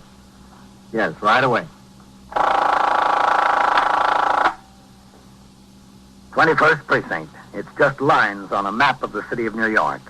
Most of the 173,000 people wedged into the 9/10 of a square mile between 5th Avenue and the East River wouldn't know if you asked them that they lived or worked in the 21st. Whether they know it or not, the security of their persons, their homes, and their property is my job. My job and the job of the 160 patrolmen, 11 sergeants, and 4 lieutenants, of whom I'm the boss. My name is Kennelly, Frank Kennelly.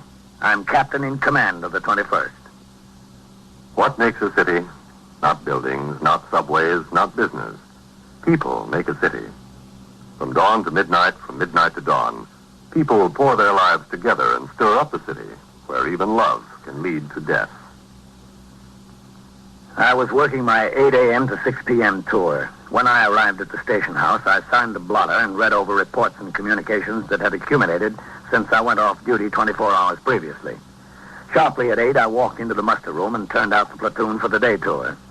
As the men marched out the door to take over their posts, Sergeant Burns, the patrol sergeant, indicated he wanted to see me. I came around from behind the desk where Lieutenant Gorman was on duty as desk officer and Sergeant Klein on the boxes and crossed to my office. Sergeant Burns was waiting inside. Morning, Captain. Hello, Sergeant. Well, what is it? Balney went sick this morning, Captain. Yes, I noticed it on the roll call. What about it? Well, he's been riding in Sector Car 2 with Warren. Yes, I know it. Listen, what's this UF-61 here? It says a radio stolen from a parked car. What kind of radio? And where was the car parked? I can't sign a report like that and send it on to division. Was that on my tour, Captain? Yesterday, yes. Don't you look these things over before they're written up? How did he get by you? Whose is it? Parker. Check his memorandum book and see if he's got the facts himself. If he hasn't, get on his tail. Yes, sir.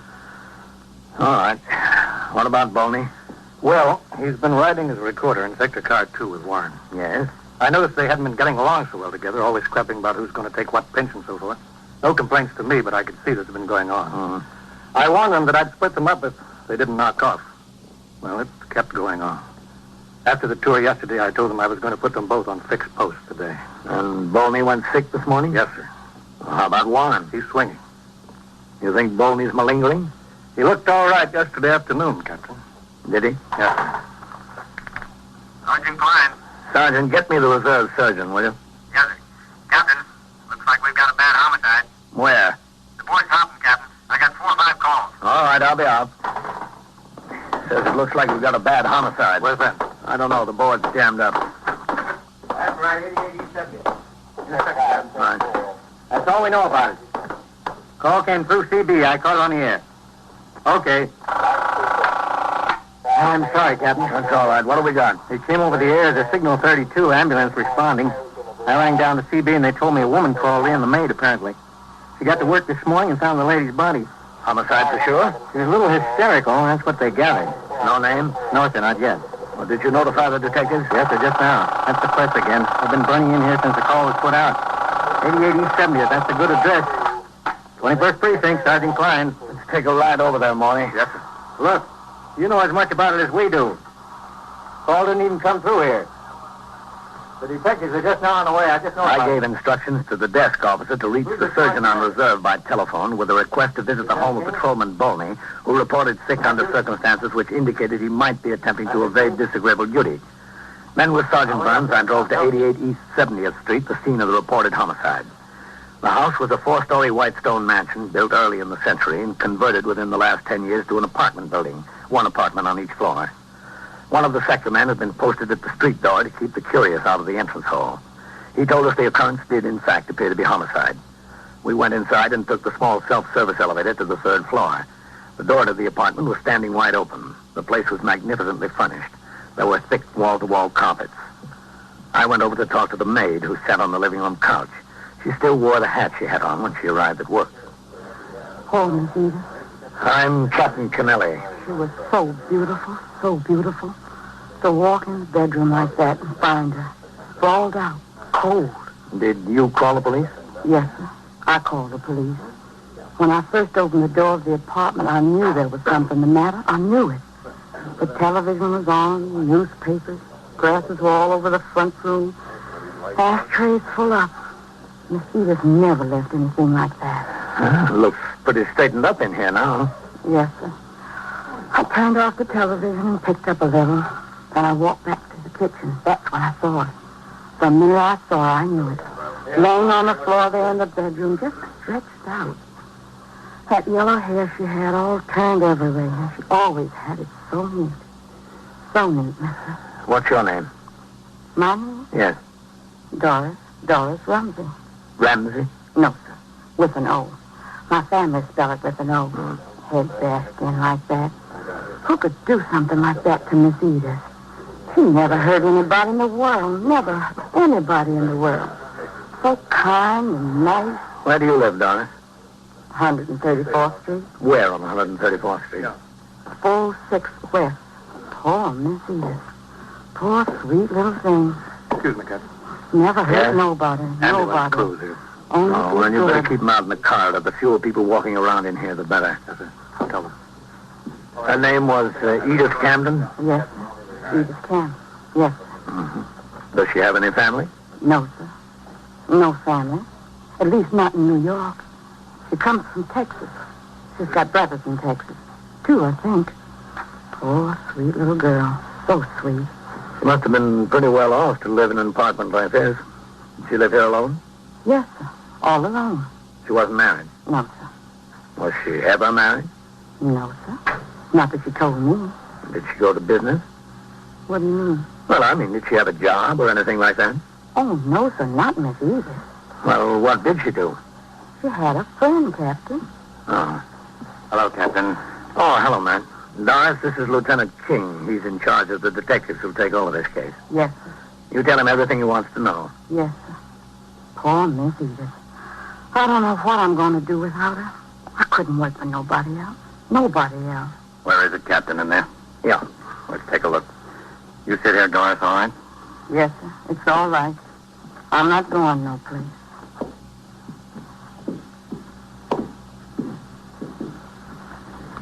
What do you think the rent is on this place, Captain? $400 or $500 a month? Yeah, something like that, I guess. Pretty steep. Not if someone else pays it. In here, man.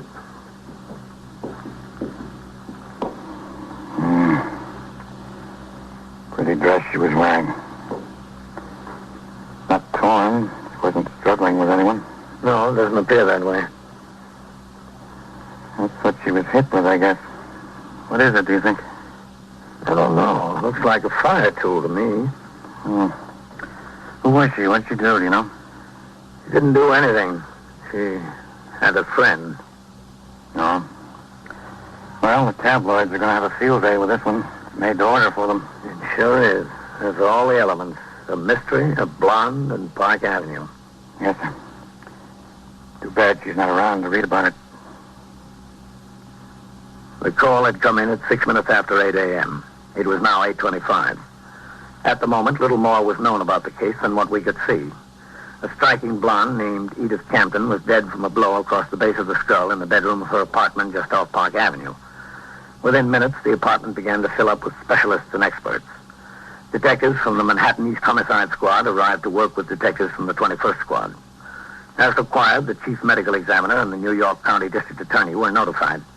Latent fingerprint experts and a photographer from the police laboratory were summoned. Superior officers of the detective division, who had been notified in accordance with the manual of procedure, began to arrive on the scene. At 10 minutes before 9, when I left the apartment, the investigation was well underway. I instructed Sergeant Burns to have his men resume patrol as soon as possible. On the street, a considerable crowd had gathered. The press was out in force. I suggested they direct their questions to the chief of detectives, the commander of the Manhattan East Homicide Squad, and the district attorney's office. At 5 minutes after 9 o'clock, I returned to the precinct house. Hello, Captain. Sergeant? Excuse me, this board has been humming. 21st Precinct, Sergeant Klein. Chief who? Oh, he's not here. I haven't seen him. Just a second. Captain, it's the borough commander's office. Did you see Deputy Chief Pope this morning? He was over at the scene of that homicide. Hello? He was over at the scene of that homicide we had. Is he still there, Captain? Well, he was there when I left. He was there when Captain Kennelly left. All right, call his office. I'll tell him, yeah. Hold it, Captain. Hopping. 21st Precinct, Sergeant Klein. Listen, Coley. Somebody called in here and said there was a bus stop stanchion in the second floor hall of 622 East 64th. Well, how should I know? Some drunk must have carried it in there during the night. Walk over there and take a look. Yeah. All right. How should I know how the stanchion got my call? Did you hear from the surgeon on reserve, Sergeant? No, sir, not yet. How does this homicide look? Pretty heavy, Sergeant. Well, that's all we need around here now. Another Lonergan case. What else is doing, Sergeant? A car struck a pedestrian on Lexington Avenue and 60th. Bad? The man got up and walked away from it. Then he decided his back hurt and he went into Metropolitan. Did we hold the driver? No, sir. The man walked out from between two parked cars and right into the side of the automobile. Just given a summons for faulty brakes. 21st Precinct, Sergeant Klein. The detectives are all out. Can I help you? Well, that's what the detectives are all out on, that homicide. No, I don't know anything more about it. Okay. You're welcome. Some guy from the Journal. You'll have that all day, Sergeant. You might as well be ready for it. I know. What's it look like, Captain? What do you mean? Any idea who killed her? Well, I just started looking into it when I left. Oh. How was she killed? With a fire tool, apparently. Listen, what time have you got Farrell and Eisman down for their meals? 12:30 to 1 for Eisman, 1 to 1:30 for Farrell, Captain. Well, switch them around because I want the car at 1 to take me downtown to Division. Yes, sir.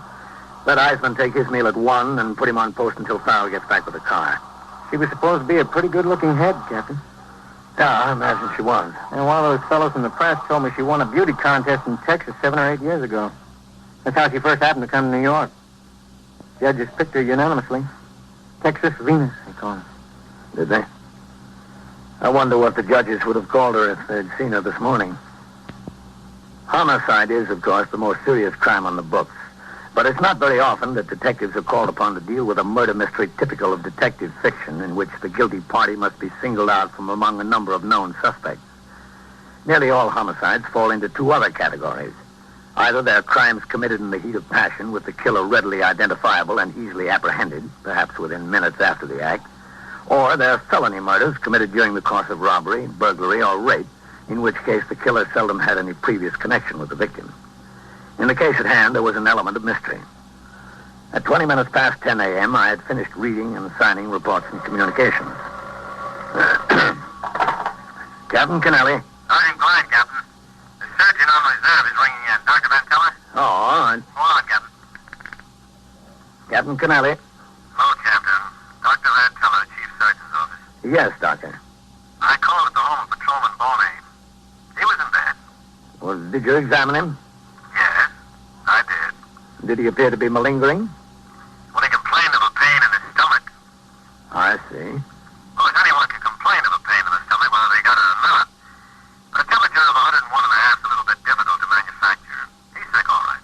Oh, well, what's the matter with him, Doctor? Well, it looks like this virus is going around. That's what I say it is. Well, how long do you think he'll be out? A couple of days, that's all. All right, Doctor, thank you. Bye, Captain. Goodbye. Much obliged. Captain Kennelly. Sergeant Klein on TS, Captain. Joe Wagon of the news is out here. He wants to see you. Oh, about what? About what, Joe? About the homicide, Captain. Tell him I don't know anything about that. He ought to talk to the detectives. Yes. Captain says he doesn't know anything about it, Joe. Talk to the detective. Oh, just a second. He wants to see you anyway, Captain. All right, tell him to come on in. Yes. Go on in, Joe. Oh, Sergeant. Yes, sir. Who's on post number 6? Singleton, Captain. Come in. When he rings in, Sergeant. Yes, sir. Hello, Captain. Yeah, leave the door open, Joe. When he rings in, tell him I've got a written complaint from a citizen about a peddler selling fruits and vegetables from a wagon over there. Tell him if he runs across that peddler to check and see if his license is okay. Yes. Oh, sit down, Joe. Big doings up here today, Captain. Well, I can't tell you anything about it, Joe. I don't know anything. I was only there for a few minutes this morning. What the apartment look like upstairs? Plush? Yeah, it was plush, if you want to call it that, but you better talk to Lieutenant King or the Chief of Detectives or the homicide captain. They've got it all over there. We don't know anything here. But, Captain, I got tired of waiting out on the street. I saw all the big brass going in and none of them coming out. You get tired of standing first on one foot and then the other. What's the deal? Who did her in? Joe, I told you, I don't know anything. You're the captain of the precinct, aren't you? Well, I still don't know anything. What is this, Frank? The Wilhelmstrasse? Somebody's got to know something. Now, be patient, Joe. You've got a morning paper. You've got all day to get your story. You'll get it. I'm embarrassed to call my city editor. Well, don't be embarrassed, Joe. He understands. You never know how to talk to him. Get your story out there, Joe. The Chief of Detectives. Excuse me, Captain. Thanks a lot. The muster room was alive with activity. Lieutenant Matt King of the 21st Detective Squad had walked in the door with the Chief of Detectives and the acting captain in command of the Manhattan East Homicide Squad. Close on their heels were reporters from all of the 7 daily papers with general circulation in New York, the Associated Press, and a newsman from CBS Radio. Lurking on all sides were photographers from most of the papers and motion picture cameramen. It was apparent that these top officers had avoided talking to the press at the scene of the homicide, but now they were cornered. I walked out into the muster room where the questions were being fired at a rapid rate. Think, did the medical examiner fix the time of death? Not yet, not definitely. Sometime during the night. Sure there is, let us double line. All right, take it easy. Just a second. Quiet. Listen, Chief, we don't have anything for a story yet. Nothing. Give us a break, will you? Well, I'll tell you what we'll do, boys. There's some things we know we can't tell you yet. Give us a couple of minutes to decide what we can tell you, and you'll have a story. Okay? Okay, fair enough. Here's the captain's office. Use it. Coming through, then. Hello, Frank. Chief? Rough deal, rough, wicked. Go ahead, help yourself. Come ahead, Frank. Thanks. Listen, give us a break, will you? Close that door. They'll find a way, those guys. How you been, Frank? Okay, fine. How's Ellen? Good. I'll give them my best. Well, I guess I'll have to tell those boys something, Matt. They're entitled to their story. Yes, sir, but I'd like to keep quiet about the boyfriend for a while. I don't think there's any point putting him into it yet, Chief. No, neither do I. We can tell them that Edith Camden isn't her real name. She's just been using it since she came to New York. Yes, sir. What else? Well, she worked as a model. Not a cover girl. No, sir, for a fashion house, then in a store, but I think they know that. How about suspects? Well, who, Chief? Well, supposing I say there's 4 or 5 people we want to talk to, but that we can't divulge any names at this point. Yes, sir, that'd be good. You might want to mention her address and phone book, that we're checking every one of her friends. No, I'd better say acquaintances. Yes, sir. Yes, just that address and phone book ought to make them happy. Always does. 30 detectives assigned to the case. How's that? Fine. They want to know if there was any evidence of her being killed by a burglar or someone who entered the apartment with criminal intent. I think you can tell them that the place wasn't broken into, Chief. Okay. Want them to let them talk to the maid, Matt? I think all they'll want is pictures of her. We can go that far. All right. Guess that about does it. Frank, let's get together some night, huh? Oh, I'd be glad to, Chief. I'll tell Mary to call Ellen and set it up, okay? Fine. Okay, Matt. Throw me to the wolves. Yes, sir. All right, fellas. Give him a chance. Give him a chance. Chief, one question first. My desk wants to get a photographer into her apartment. When can we do that? Sometime early this afternoon, just as soon as the technicians from the police laboratory get finished. What time? What time, Matt? 1:30 at the latest. Quiet. Quiet. All right, boys, this is the story. We've got 30 men on the job. At this moment, we have no more idea than you do who the killer is. However, there are 4 or 5 people with whom we want to talk about this. Now, in addition to that, Miss Camden had a telephone and address book. A little black book? What color is it, Matt? Baby blue leather. Hey, boy. Now, in addition to the 4 or 5, we'll be in touch with every person listed in her phone book in order to get some idea of her movements yesterday and last night. As I told you before, the ME's office has not yet reported So the press finding had their in regard to story. the time of death. All that could But I be can tell you divulged this. without hindrance to the Killer investigation was given to them. Miss Camden. In a few minutes, the reporters hurried out of the precinct house to find telephone. The chief of detectives and the acting captain of the homicide squad went upstairs to the 21st squad with Lieutenant King. Within an hour, both had left the precinct house.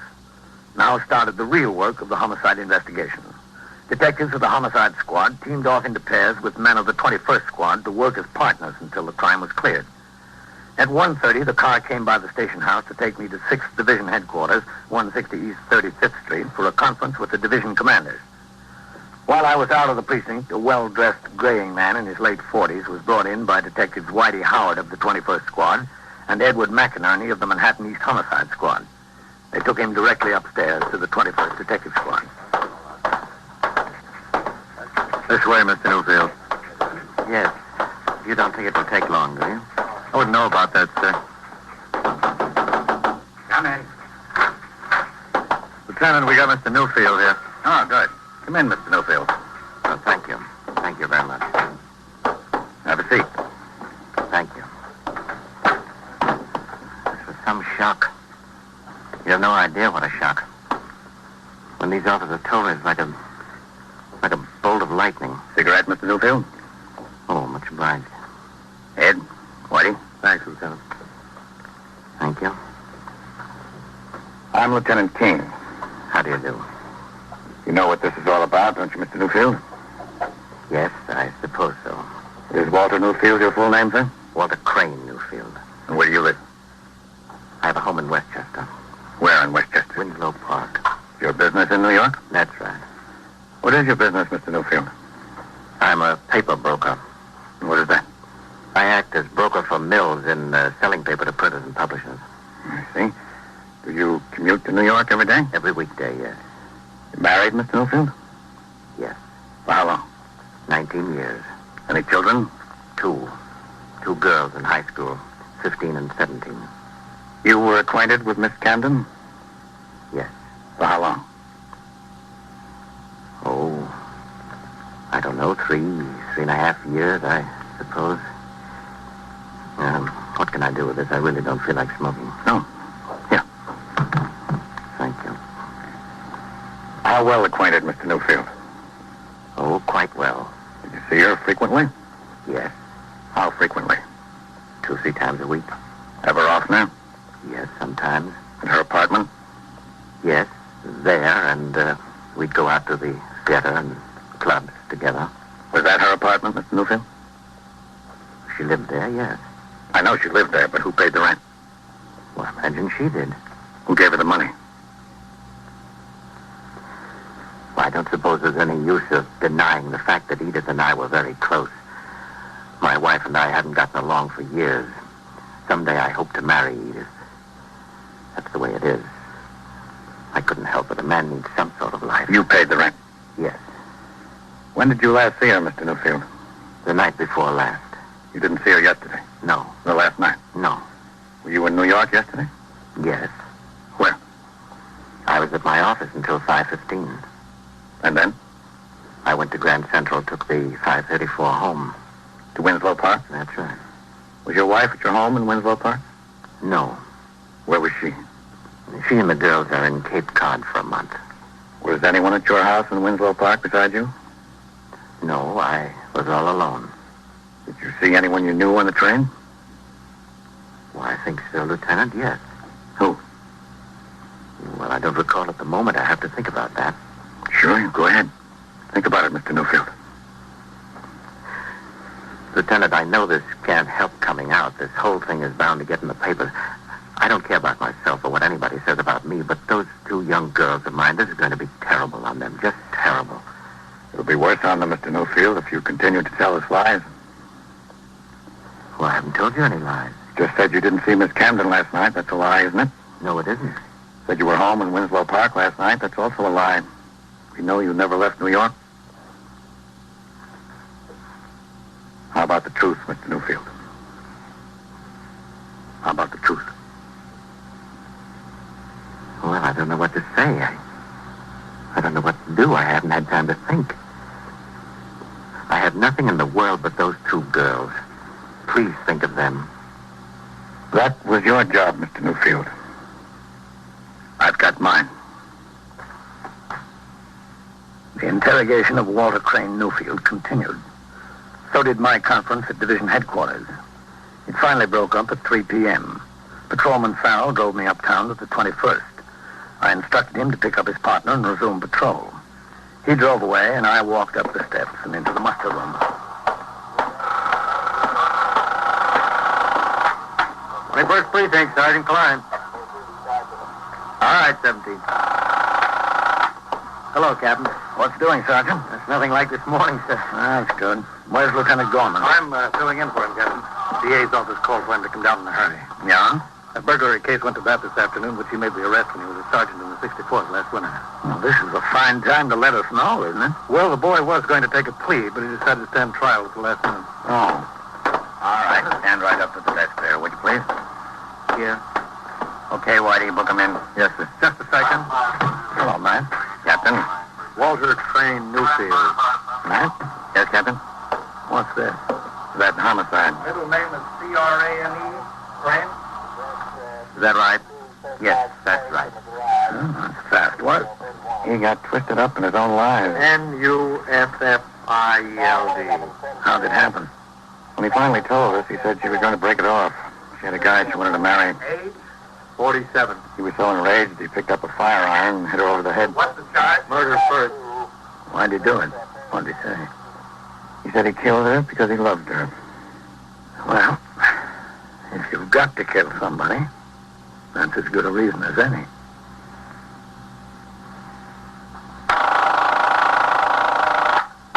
First Precinct, Sergeant Klein. Stole your what? Your safe. Where is it? And so it goes. Around the clock, through the week, every day, every year. A police precinct in the city of New York is a flesh and blood merry-go-round. Anyone can catch the brass ring. Or the brass ring can catch anyone. 21st Precinct. A factual account of the way the police work in the world's largest city is presented with the official cooperation of the Patrolmen's Benevolent Association, an organization of more than 20,000 members of the Police Department, City of New York. Everett Sloan in the role of Captain Kennelly, Ken Lynch as Lieutenant King. Featured in tonight's cast were Lawson Zerby, Wendell Holmes, George Petrie, Joseph Julian, Frank Reddick, Eric Dressler, and Rosetta Lenoir. Written and directed by Stanley Niss. Produced for CBS Radio by John Ives. Art Hanna speaking.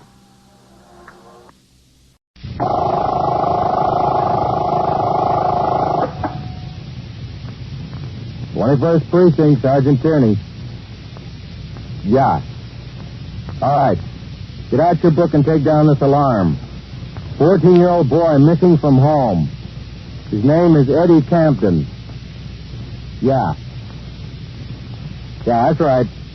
5 feet, 4 inches. You are in the muster room at the 21st Precinct, the nerve center. A call is coming through.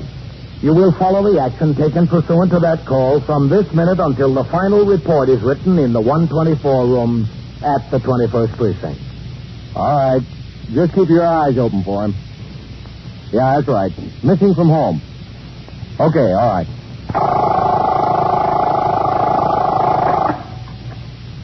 21st Precinct.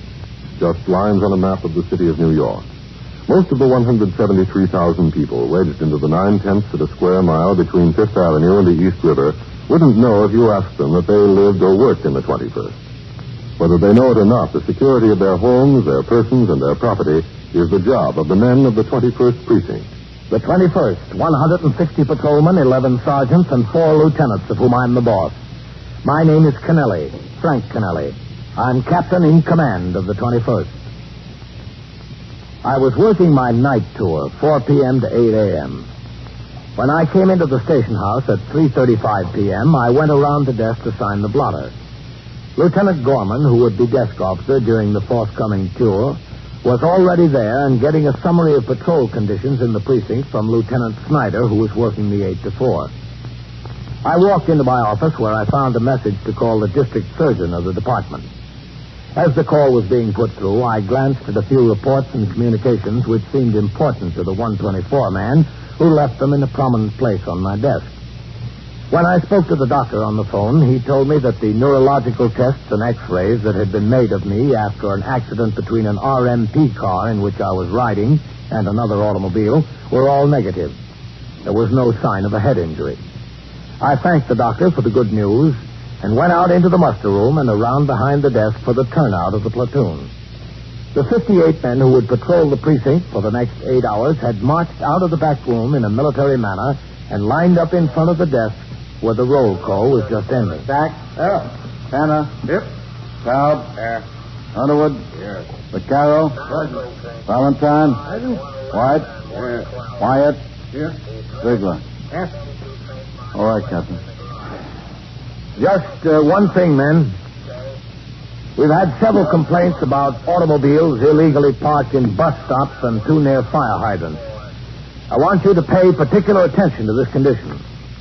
When I'm out on patrol later, if I see an automobile parked in that manner illegally, I also expect to see a summons hanging from it. All right, Sergeant. Post your platoon. Platoon, 10, shot. Right, face. Forward. March.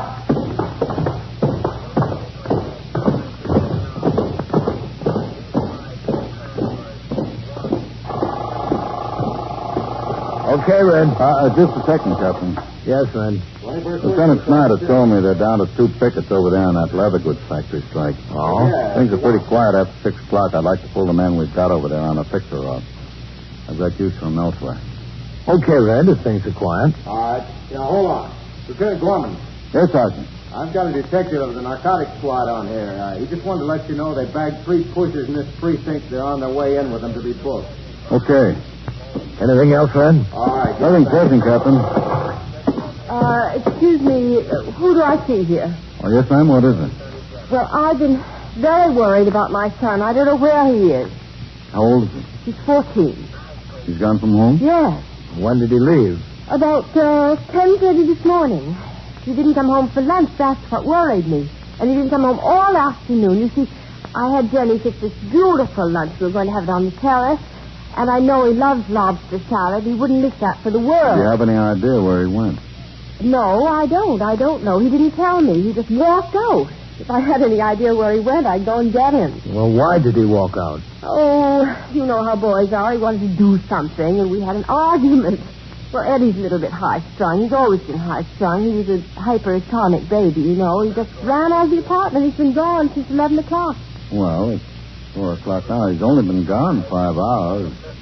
He knows his way around New York. Oh, yes. Of course, we've lived in the same apartment since he was born. He's 695 Park Avenue. He knows the neighborhood. He knows it very well. Did he have any money in his pocket?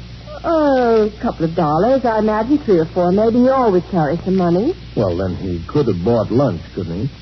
Yes, he could have, but he likes lobster salad. I wouldn't worry too much, ma'am. He's 14 years old and he knows his way around. If he doesn't show up by dinner time, you call us then. But I'm sure he'll be home by dinner. Well, I'm not so sure.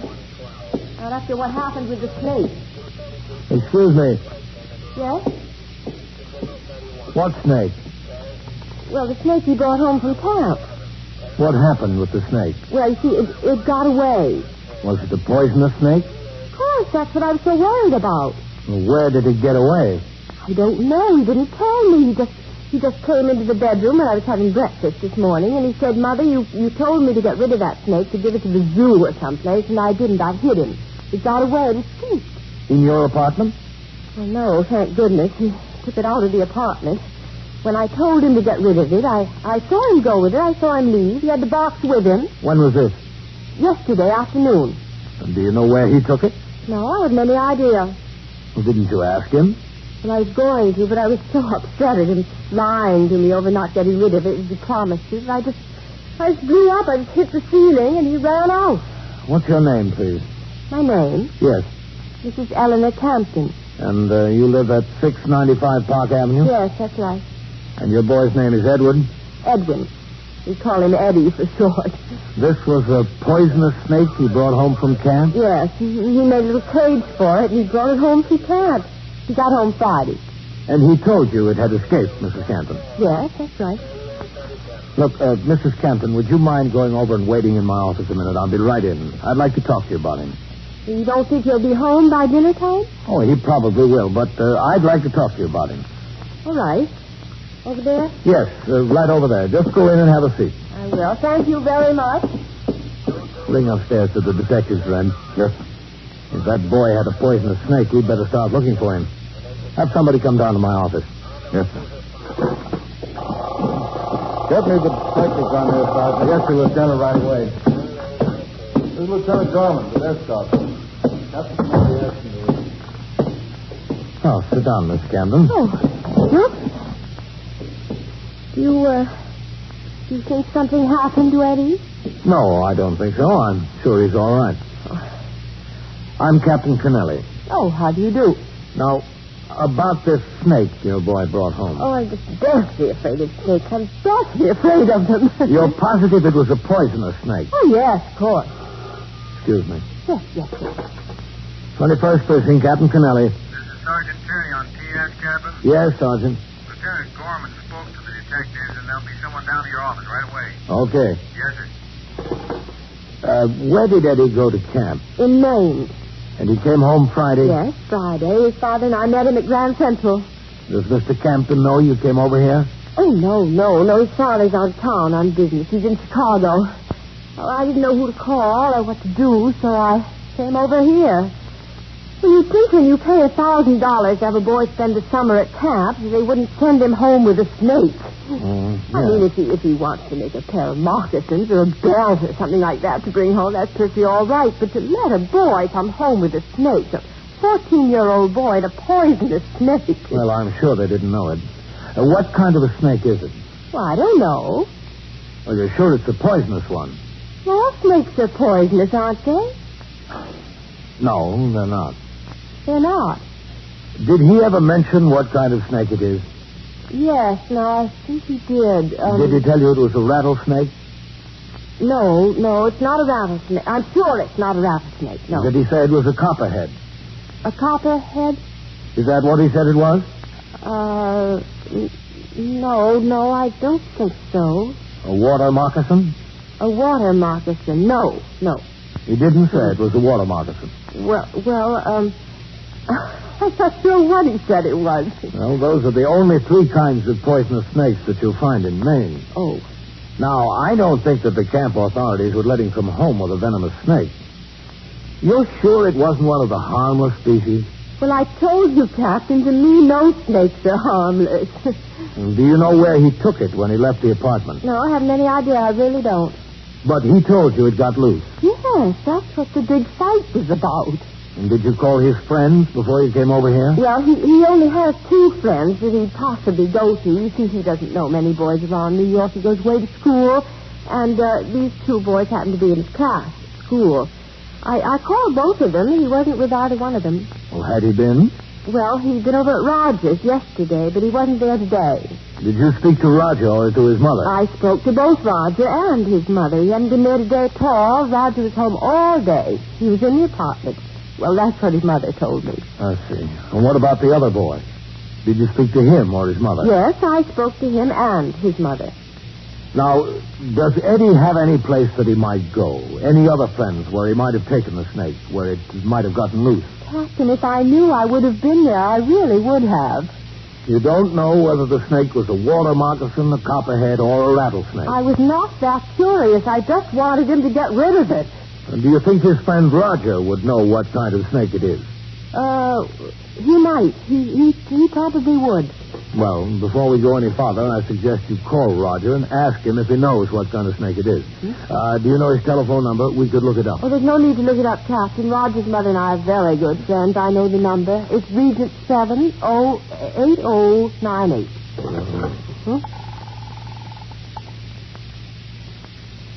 21st Precinct, Sergeant Tierney.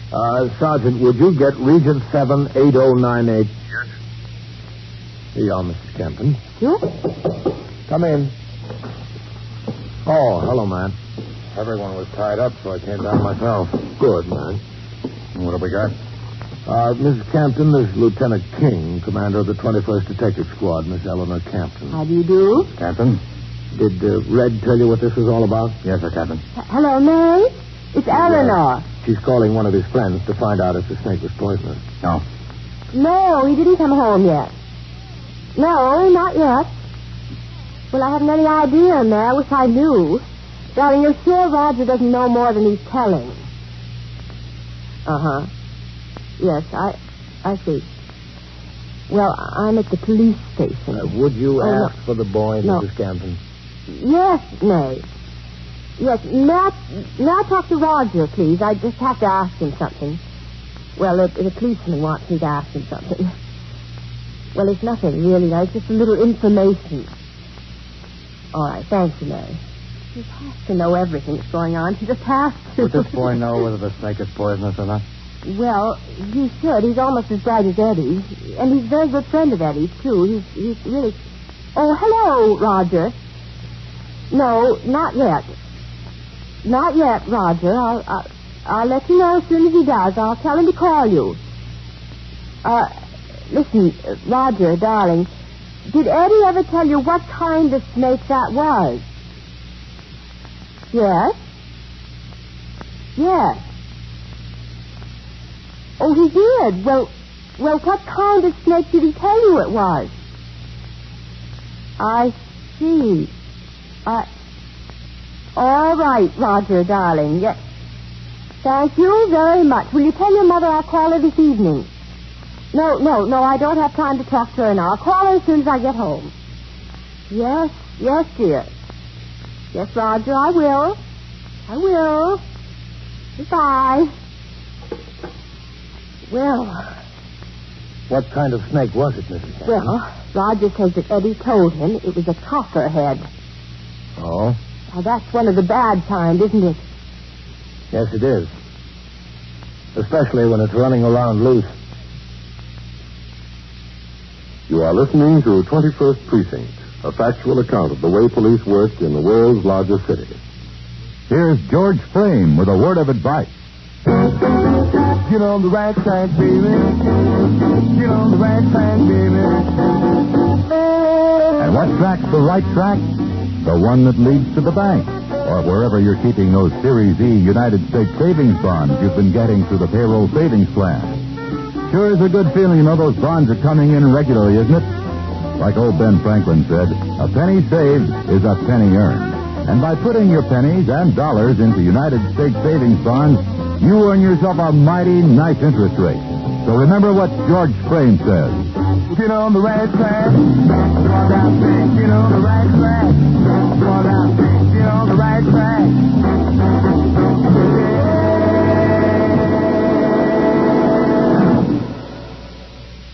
Now back to 21st Precinct and Captain Kennelly. There was very little doubt in the minds of either myself or Lieutenant Matt King, commander of the 21st Detective Squad, that the 14-year-old boy, Eddie Canton, would return to his home before long. My concern at this time was not so much the boy, but the fact that it was he alone who knew where a venomous snake was loose.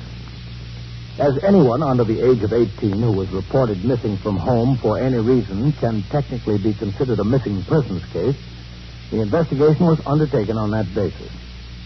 Lieutenant King assigned 2 detectives to start work immediately to locate the boy. Lieutenant Gorman, the desk officer, notified the Missing Persons Bureau. The Communications Bureau was also notified, and a description of the boy was put out on the teletype circuit, which reaches every precinct house in the city. In the meantime, as each patrolman on post and those on radio motor patrol in the 25th First made his hourly ring into the station house from call boxes scattered throughout the precinct, he was given a description of the boy by Sergeant Tierney on telephone switchboard duty. The adjacent 19th and 23rd precincts and the 22nd precinct, which covers Central Park, were notified and requested to give similar alarms to patrolmen on post. By 6 p.m., when I went out on patrol, there was no sign of the boy. I toured the entire precinct in sector car number 2 with Patrolman Paul Vaccaro as operator, and at 20 minutes after 7, we were driving north on Madison Avenue in the 70s. 675, 34, 37. Take a turn up to 86, Vaccaro. Yes, sir. Then we'll come back on Lexington. Yes, sir. But stop at the next call box. I want to ring in. Yes, sir, Captain.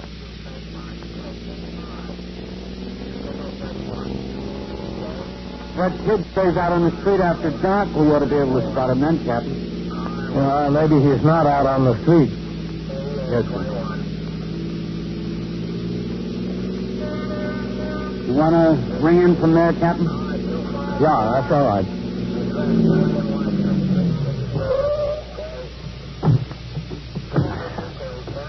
Vaccaro, hang a summons on that Plymouth for parking illegally in the bus stop zone.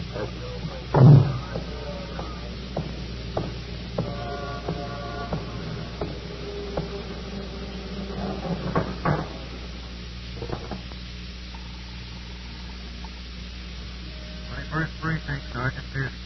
Captain Kennelly, Mark 17. Any sign of the boy, Sergeant? No, sir, not yet. All right, let me speak to Lieutenant Gorman. Yes, sir. Lieutenant Captain Kennelly, please. Hold on, Captain.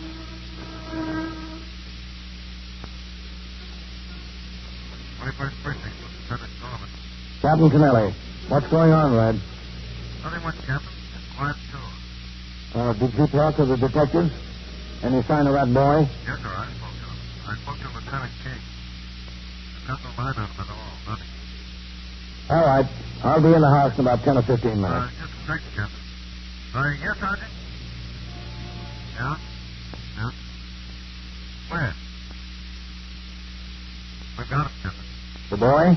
Yes, sir. Where? Jacoby's right here. You saw the kid sitting on a bench outside the front wall at 76. Is he sure of the kid's identity? Just a second, Captain. Sergeant, is he sure that's the boy? Yes, sir, Captain. Sure. I'll send a car to bring him in. Oh, that's all right, Red. I'll go. We're right close to that. Okay, Captain. Oh, notify his mother. We've got him.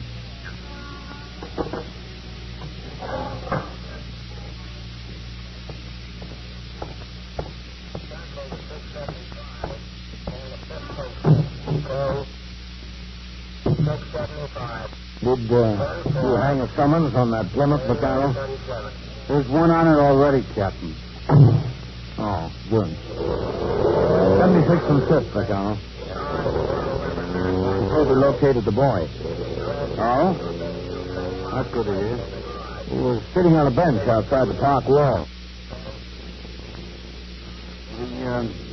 kid say where the snake was? Jacoby was just ringing in when I did. We're going over to get him now. Yes, sir. I don't know what that kid would want with a snake on Park Avenue. Have you got any brothers and sisters, Papa? No. Dog would be better than a snake. Well, we thought it out. But everybody to their own place, I guess. I had a friend who raised hamsters. He could just sit and watch them for hours. I could never see him personally. What good are they? Running around a cage. There they are.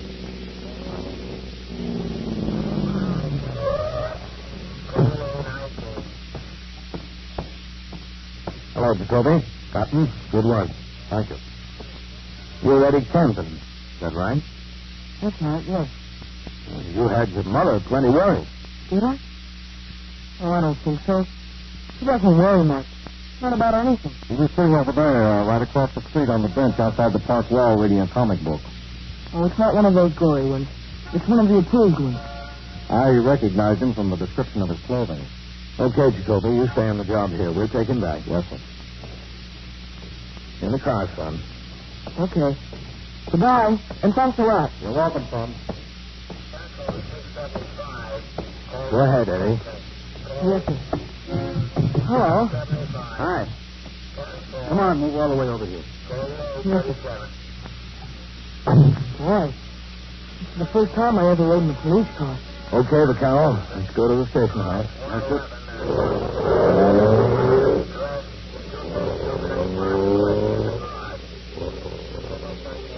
Where's the siren? Where's the button you're supposed to make the siren blow? Right there, right on the floor. This? No, don't touch it. Oh, I won't. Eddie, where did the snake get loose? Hey, can you blow the siren anytime you want to? Where did the snake get loose, Eddie? I'm sorry. I can't tell you. You can't or you won't? I won't. I just won't. I don't mean to be impolite. I was taught to be very polite. I won't tell you. I won't because you'll go there and kill him. Don't you think we ought to get a copperhead that's running around loose? There's a lot worse things running around loose. A lot worse things.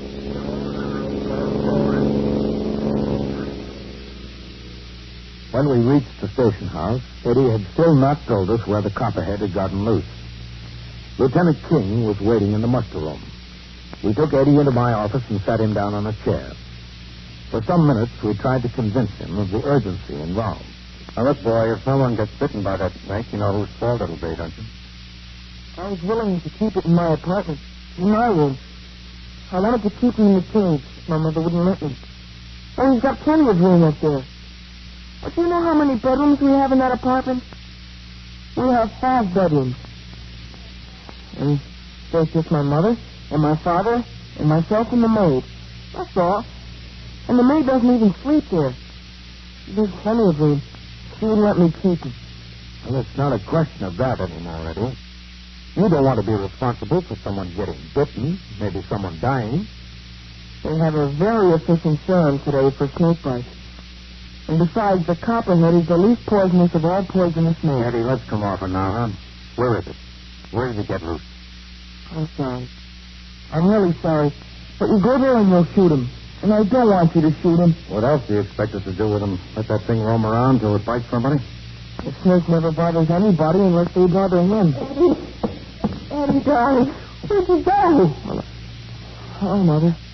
Oh, Eddie, you don't know how worried I've been. I've been frantic all day. Don't do that to me, Eddie. Don't ever do that to me again. I'm sorry. Well, you should be, darling. You don't know what you put me through today. You ought to be ashamed of yourself, a grown boy like you, after all that we do for you. And I said I was sorry. Well, all I can say is that you missed a very good lunch, dear, with lobster salad. You know that. You missed a good dinner, too. Well, I ate. Hamburgers, I'll bet. Oh, that's right, Mother. Hamburgers. Oh, I don't know what I'm going to do with you, Eddie. I just don't know. Wait till your father hears this story.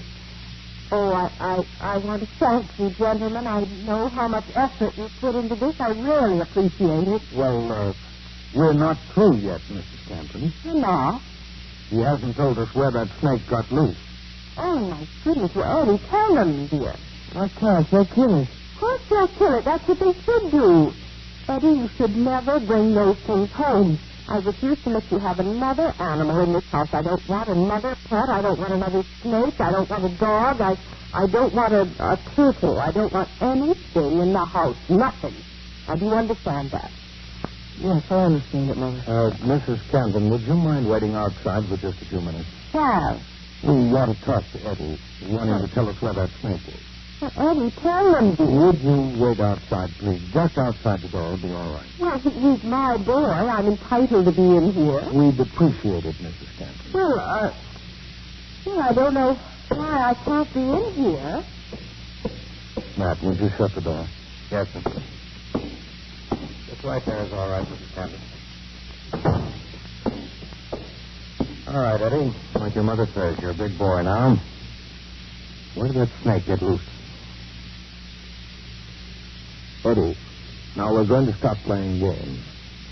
You brought a snake into the city of New York in violation of the law. A venomous snake. It's loose someplace, and it's a danger to the lives of I don't know how many people. I want you to sit down and think about it. I want you to sit there and think about that for a minute. You know what you've done. You kill him. I don't want you to kill him. What do you expect us to do? Let some people get killed? Now, where is he? Look, would you let me capture him and give him to the zoo? Well, I can handle snakes.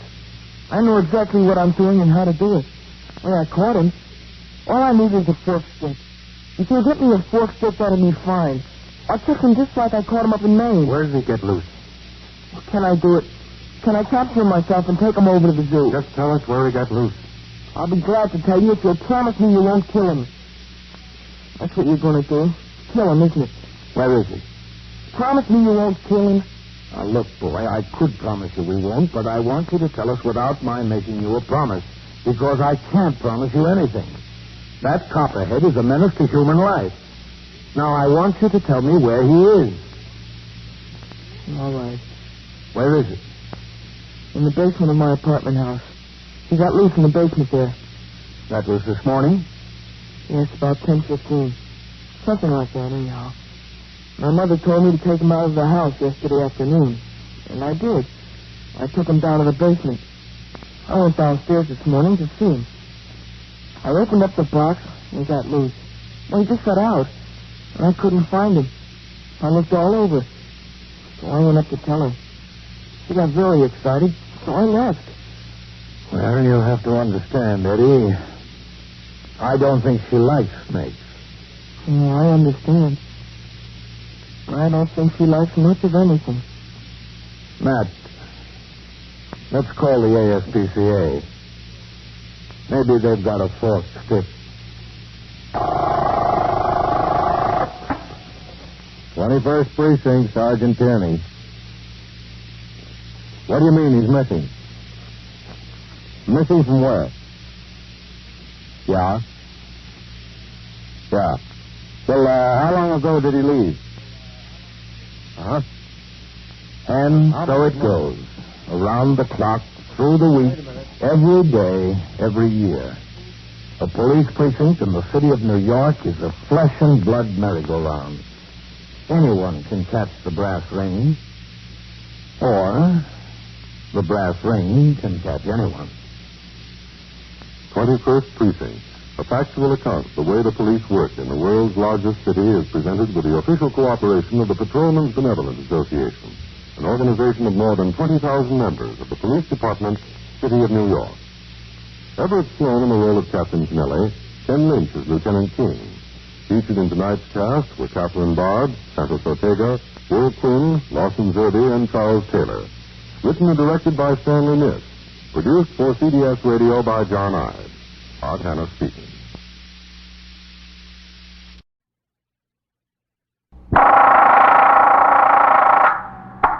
'21st Precinct, Sergeant Burns. Stole your what? Your safe? Well, where is this? Where on Lexington? What is it, a store? You're in the muster room at the 21st Precinct, the nerve center. A call is coming through. When did you discover? You will follow the action taken pursuant to that call from this minute until the final report is written in the 124 room at the 21st Precinct. All right, the officers will be right over there. That's right. Just stay there.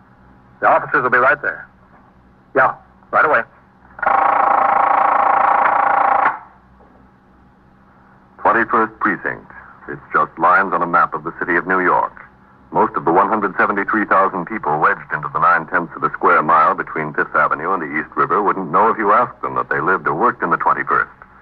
Whether they know it or not, the security of their homes, their persons, and their property is the job of the men of the 21st Precinct. The 21st. 160 patrolmen, 11 sergeants, and 4 lieutenants, of whom I'm the boss. My name is Kennelly, Frank Kennelly. I'm captain in command of the 21st. Tours vary like the weather. Some are calm, 8 hours with hardly a murmur in the precinct. Others are stormy. The switchboard hums continuously, and the sector cars hurry from one run to another. This tour was a stormy one. When I came on the job at 7:30 a.m., a 3-alarm fire in an old brewery near the East River had just been brought under control. 2 city firemen had been overcome and taken to Metropolitan Hospital. At 8:16 a.m., a bus and a taxicab collided on 2nd Avenue. The driver of the cab and his 2 passengers were injured. Shortly after 9 o'clock, there was a call that a paint store on Lexington Avenue had been burglarized during the night. I was still at the scene of the accident when Patrolman Farrell, my operator, rang into TS from a call box and informed me of the burglary. We made the run to Lexington Avenue. The men from Sector 4 and Sergeant Burns were already on the job. Farrell parked between their cars in front of the paint store. You stay with the car, Farrell. Oh, hello, Captain. Well, what do we got, Ross? Safe job, sir. Yeah? Yes, they hauled it away. They just rolled it out the front door and carried it away. All right. Oh, watch the door, Captain. That's the way they got in and out. Okay. Sergeant Burns says the detectives might want to try it for fingerprints. All right. Stay on the job here. Keep the sidewalk clear. Yes, sir. What time do you usually open the store, Mr. Heelis? The same time, 9 o'clock. 9 o'clock every day. Hello, Sergeant. Captain. Mr. Heelis, this is Captain Kennelly. How are you? Some mess to come to work to. Some mess. Mr. Heelis is the proprietor, Captain, Mr. George Heelis.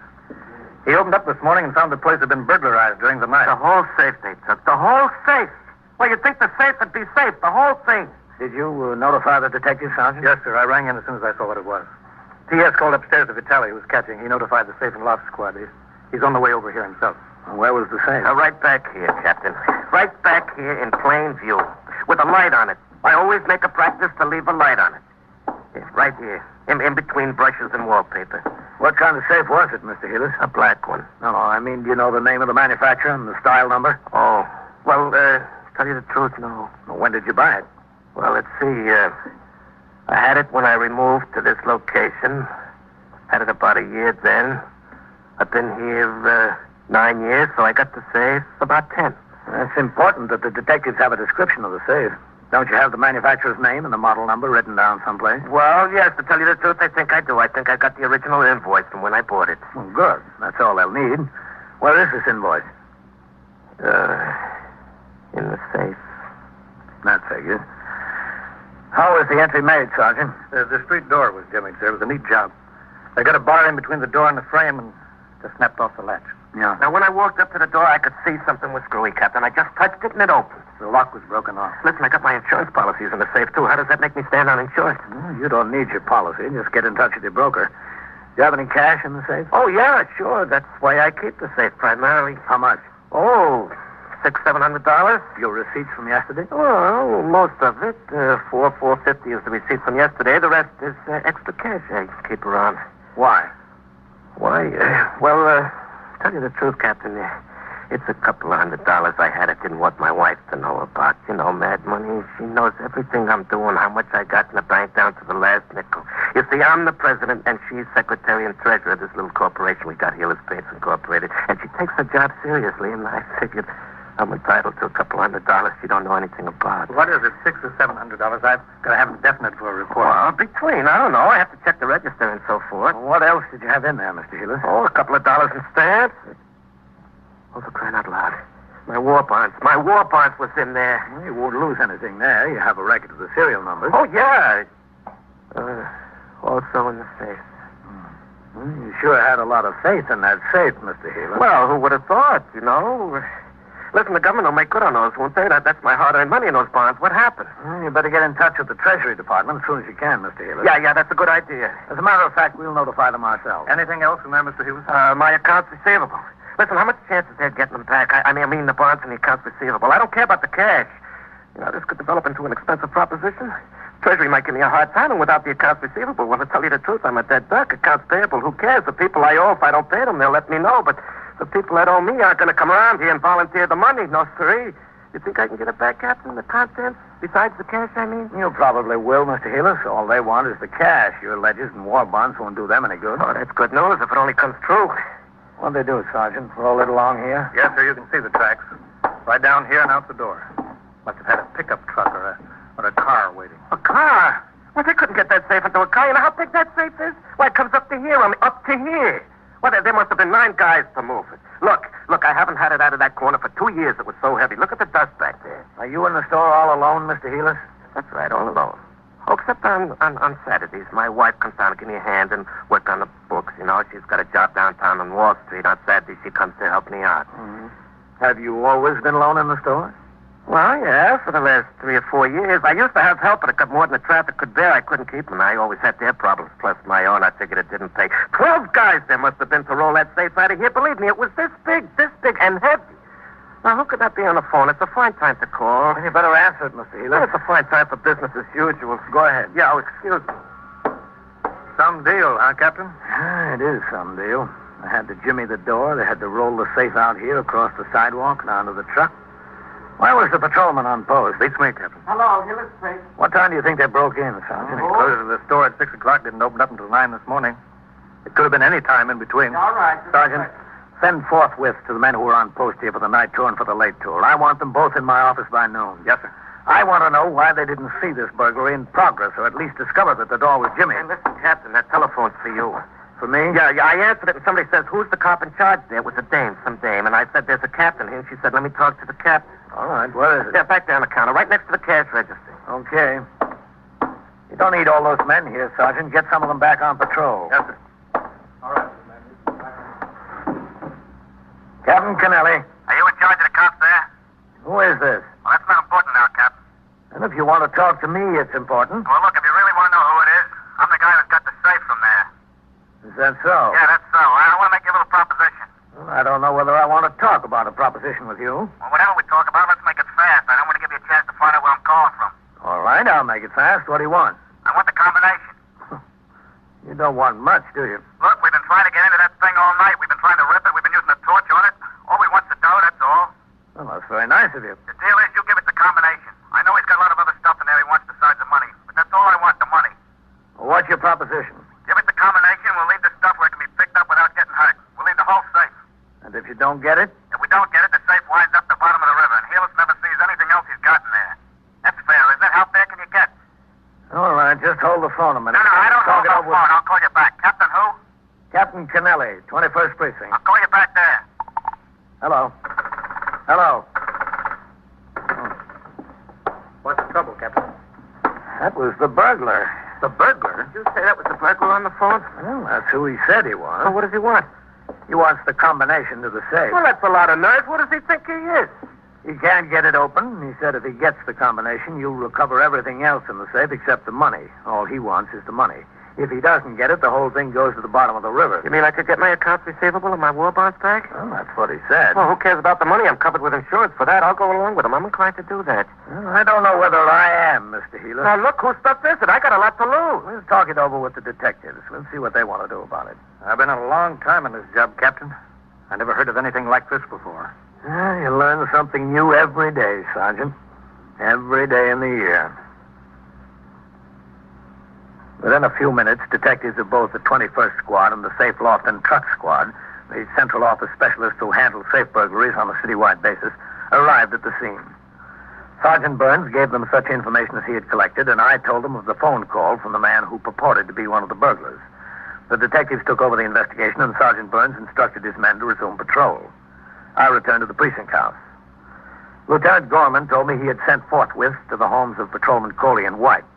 These were the men who were on post number 6, which included the burglarized paint store during the preceding night and late tours. Both men were en route from their homes. I went into my office to read and sign reports and communications which had accumulated since I was on duty previously.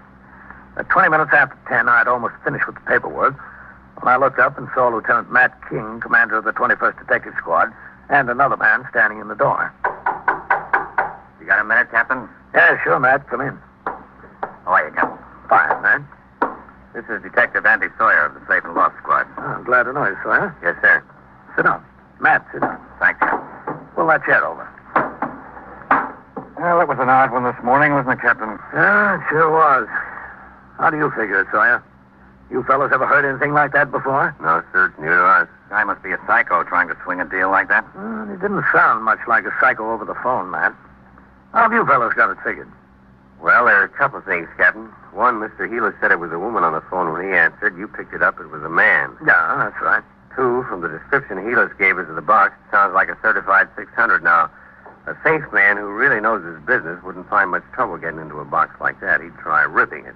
And if that didn't work, he'd use a cutting torch and get inside of it that way. Especially since they carried it off and can work on it at their leisure. They aren't red-hot ironmen, that's for sure. Whoever they are, I don't think they've been long on trade.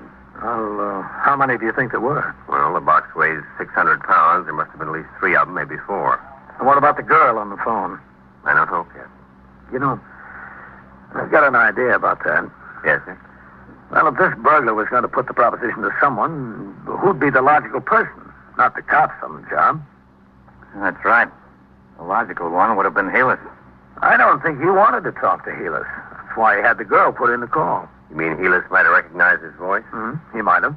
Yes, sir, that's a good possibility. But why the girl? There must have been at least 2 other men on the deal. Why the girl? Well, I don't know. Any number of reasons. Andy, do you think we ought to check out some of the people Helis knows? That's a good idea, Lieutenant. He said he used to have help in the store, but not anymore. How about his former employees? Yes, sir, there might be something there.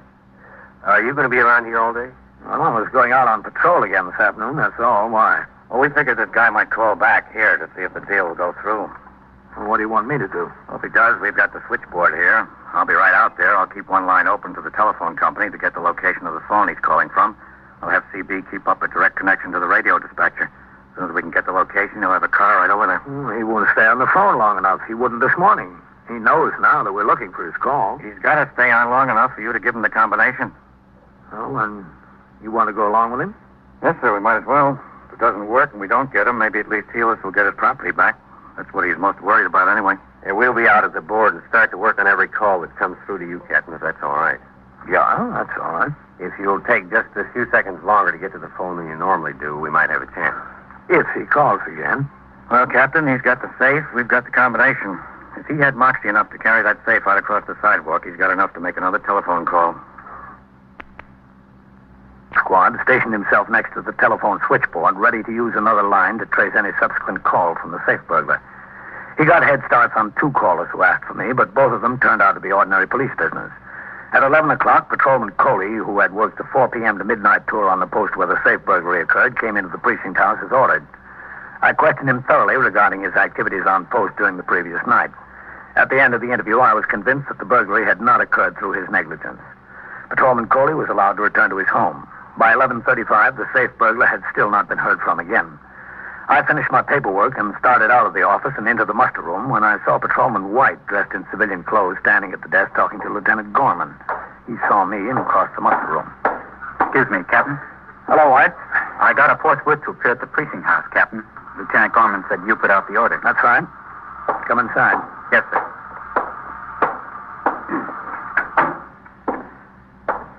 You were assigned to post number 6 from midnight to 8 a.m.? Yes, sir, that's right. Are you familiar with the paint store on Lexington Avenue run by Mr. George Helis? Yes, sir, that's on post number 6. Did you have occasion to notice anything unusual at that paint store during your tour of duty? No, sir. Did you try the front door at all during your tour? Yes, sir, I did on my first time around. You saw nothing unusual during the balance of your tour? No, sir. Did you notice any truck parked on your post? No, sir. Sometime during the night, burglars jimmied the front door, got into the store, and rolled out a 600-pound safe. They rolled it out the front door, across the sidewalk, onto a truck. Where were you? I didn't see them, Captain. I know you didn't see them. I'm trying to find out why. Yes, sir. After your first time around, didn't you try the door again during the course of your tour? No, sir. Why not? Can you explain why you didn't? Yes, sir. Well, go ahead, explain. That's what I'm waiting for. Well, sir, a little after 1 o'clock, there was some trouble over in a bar on 3rd Avenue. What kind of trouble? 2 of the patrons got into a fight, Captain. One of them hit the other over the head with a beer bottle. This man was hurt pretty bad. I had to go to the hospital with him. Oh. What time did you get back on post? At 2:23, Captain. Well, did you start around again? Yes, sir. Did you try any front doors? I started to, Captain, but it was along about that time that the alarm hit for this fire in the old brewery on the river. Yes? Well, Sergeant Collins drove by, sir. He instructed me to leave my post and go over to York Avenue. What did you do there? The firemen had a hose line struggling across York Avenue. There was about 30 pieces of apparatus there. I was instructed to reroute traffic onto 1st and 2nd. Well, how long did you stay there? Until I was relieved, Captain. What time was that?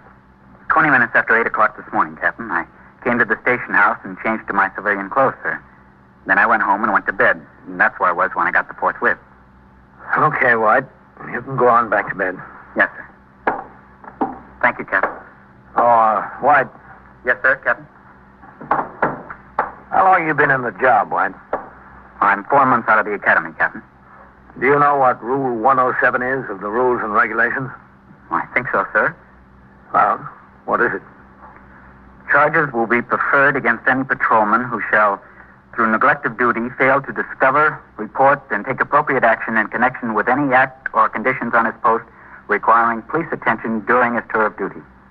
Good. Don't forget it. No, sir, I won't. Okay. Go on home. Yes, sir.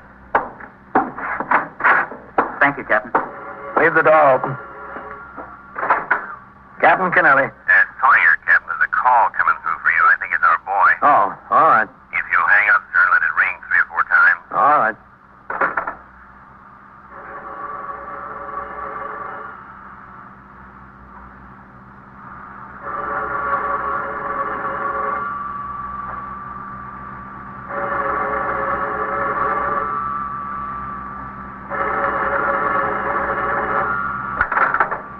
Captain Kennelly. You know who this is, Captain? Yes, I think so. What about the deal? You ready to go through with it? Yes, we'll go through with it. All right, what's the combination?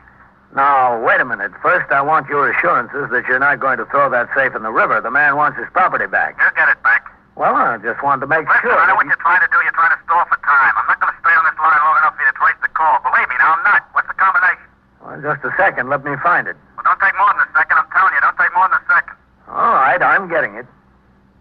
What is it? Just a second. I'm telling you. All right, here it is. What? It's 2 full turns to the right. 2 full turns to the right. Write that down, honey. Stop at 71. Stop at 71. Back left past 71 and stop at 6. Back left past 71 and stop at 6. 6. Then what? Look, you're going to keep your promise, aren't you? I'll keep my promise if you keep yours. What's the rest of the combination? I haven't got all day here. I know what you're trying to do. Well, then right to 98. Is that it? Yes, that's it. Bye. I think we've got a chance, Captain. Well, I couldn't keep him on the phone any longer, Sawyer. He knew what we were up to. We made it, Captain. Good. That girl was with him again. Apparently she was standing alongside of him, taking down the combination as he repeated it back. It was from a pay station. Ah, that figures. Drugstore on Astoria Boulevard. A car from the 114th Precinct's on the way. Well, that's fine. Maybe they'll make it. I'll call the squad out there and ask him to take a look, too. Okay. I'll do it from the board. Oh, excuse me, Lieutenant. That's all right. Go ahead. We got the call, Lieutenant. Did you talk to him, Captain? Yeah, I gave him the combination. They traced it to a pay station and a drugstore on Astoria Boulevard. Yeah, well, he's probably gone by now. Yeah, a car is on the way, and Sawyer's calling out the 114th squad and have them go take a look, too. Astoria, huh? Ah, that's right. You know something, Captain? I've had Vitali and Novak over there talking to that Mr. Hewitt for the better part of the morning. Yeah. We've been going on the possibility that maybe your suggestion is correct. The man didn't want to talk to Mr. Hewitt on the phone because he might recognize the voice. We asked him all about former employees and friends and relatives, anybody that he knew that was familiar with the store or worked there. Well, did you get anywhere? No place much, but one thing came out. What's that? Hewitt's wife has a brother who's been in a little trouble. Oh, is that so? Yeah, he did one bit for grand larceny. He's been out for 2.5, 3 years. Hasn't gotten jammed up again since. Mm-hmm. Hewitt said his brother-in-law used to clerk at the store on Saturdays once in a while. You know, just help him out a little bit. Yeah. Said he wasn't much account as a clerk. Didn't know varnish from enamel. Said he hasn't seen his brother-in-law in about 7 or 8 months. Doesn't think his wife has either. Well, that's nothing in itself, is it? Helis would know his brother-in-law's voice over the telephone. Yeah. And his brother-in-law might think that Helis is a pretty good mark. Well, it's a possibility, but you still don't have much, man. Do you know where he lives, the brother-in-law? Where? Astoria. Well, I guess you want to talk to him. Yes, sir. I guess we do. In another minute or so, Detective Sawyer came into my office and told me that he had spoken to the acting lieutenant in command of the 114th Squad. 2 detectives from there were en route to the drugstore on Astoria Boulevard to see if they could locate the caller.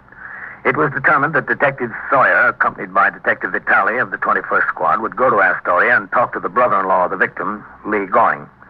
The fact that the brother-in-law lived in Astoria and had a criminal record was considered more than a coincidence. After they left my office, I turned my attention to other business at the precinct. At 1 p.m., I went on patrol and returned in time to turn out the platoon for the night tour at 4. The precinct was calmer than when I came on the job in the morning. The storm had abated. After the men marched out of the door, a call came from upstairs through T.S. Lieutenant King would like to see me in the detective squad. I walked through the back room where several of the men who had just come off duty were standing around talking. I climbed the rickety stairs to the second floor and walked into the 21st Squad. I saw Detective Sawyer sitting on the edge of a desk talking to a small, blonde young woman. I walked over to him. Well, I was just doing him a favor. That's all I was doing. Hello, Sawyer. Oh, hello, Captain. How are you? After all he asked me to do was to make a telephone call for him. If a girl can't make a telephone call for a man, well, what's this world coming to? Captain, this is Eleanor Hoffel. How do you do? I'm sure. Well, I didn't have anything to do with breaking into that store. I wasn't anywhere near the place. I didn't even know what it was all about.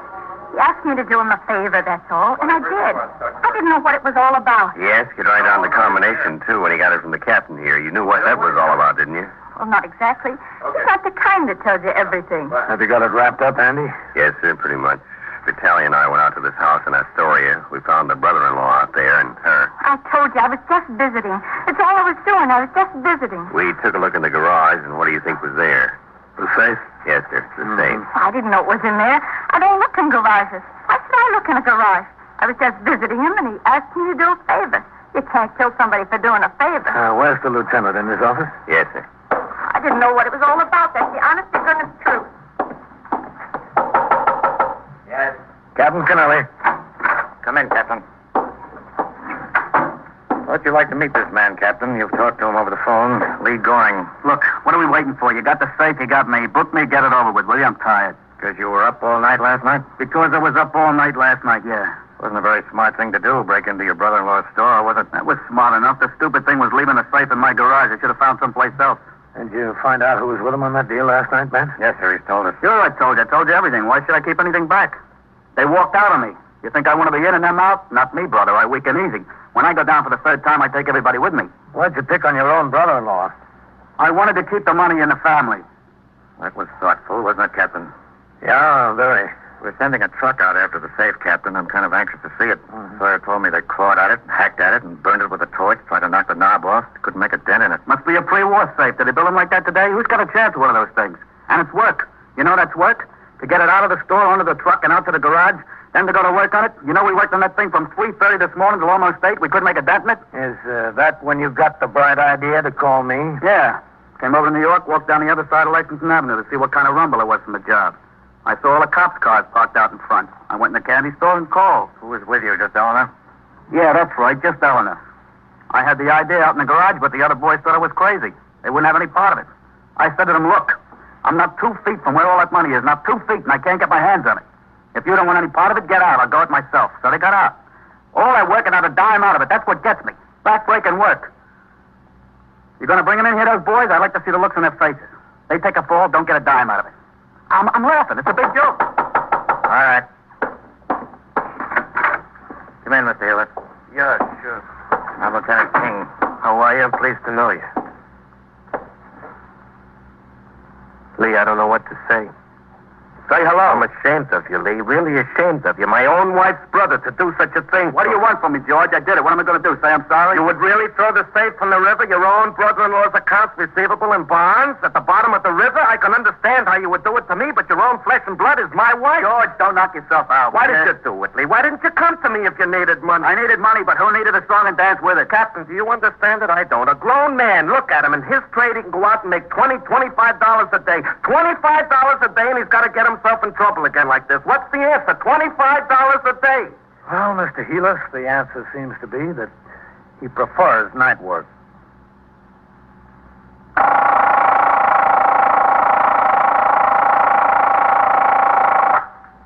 '21st Precinct, Sergeant Burns. Well, who got bitten? How old? 4? Well, where's the dog? Is the dog there? Well, where is the dog? Where's that? Oh, I see. Well, what's the name of the girl who was bitten? W-E-A-L-D. And so it goes. Around the clock, through the week, every day, every year. A police precinct in the city of New York is a flesh and blood merry-go-round. Anyone can catch the brass ring.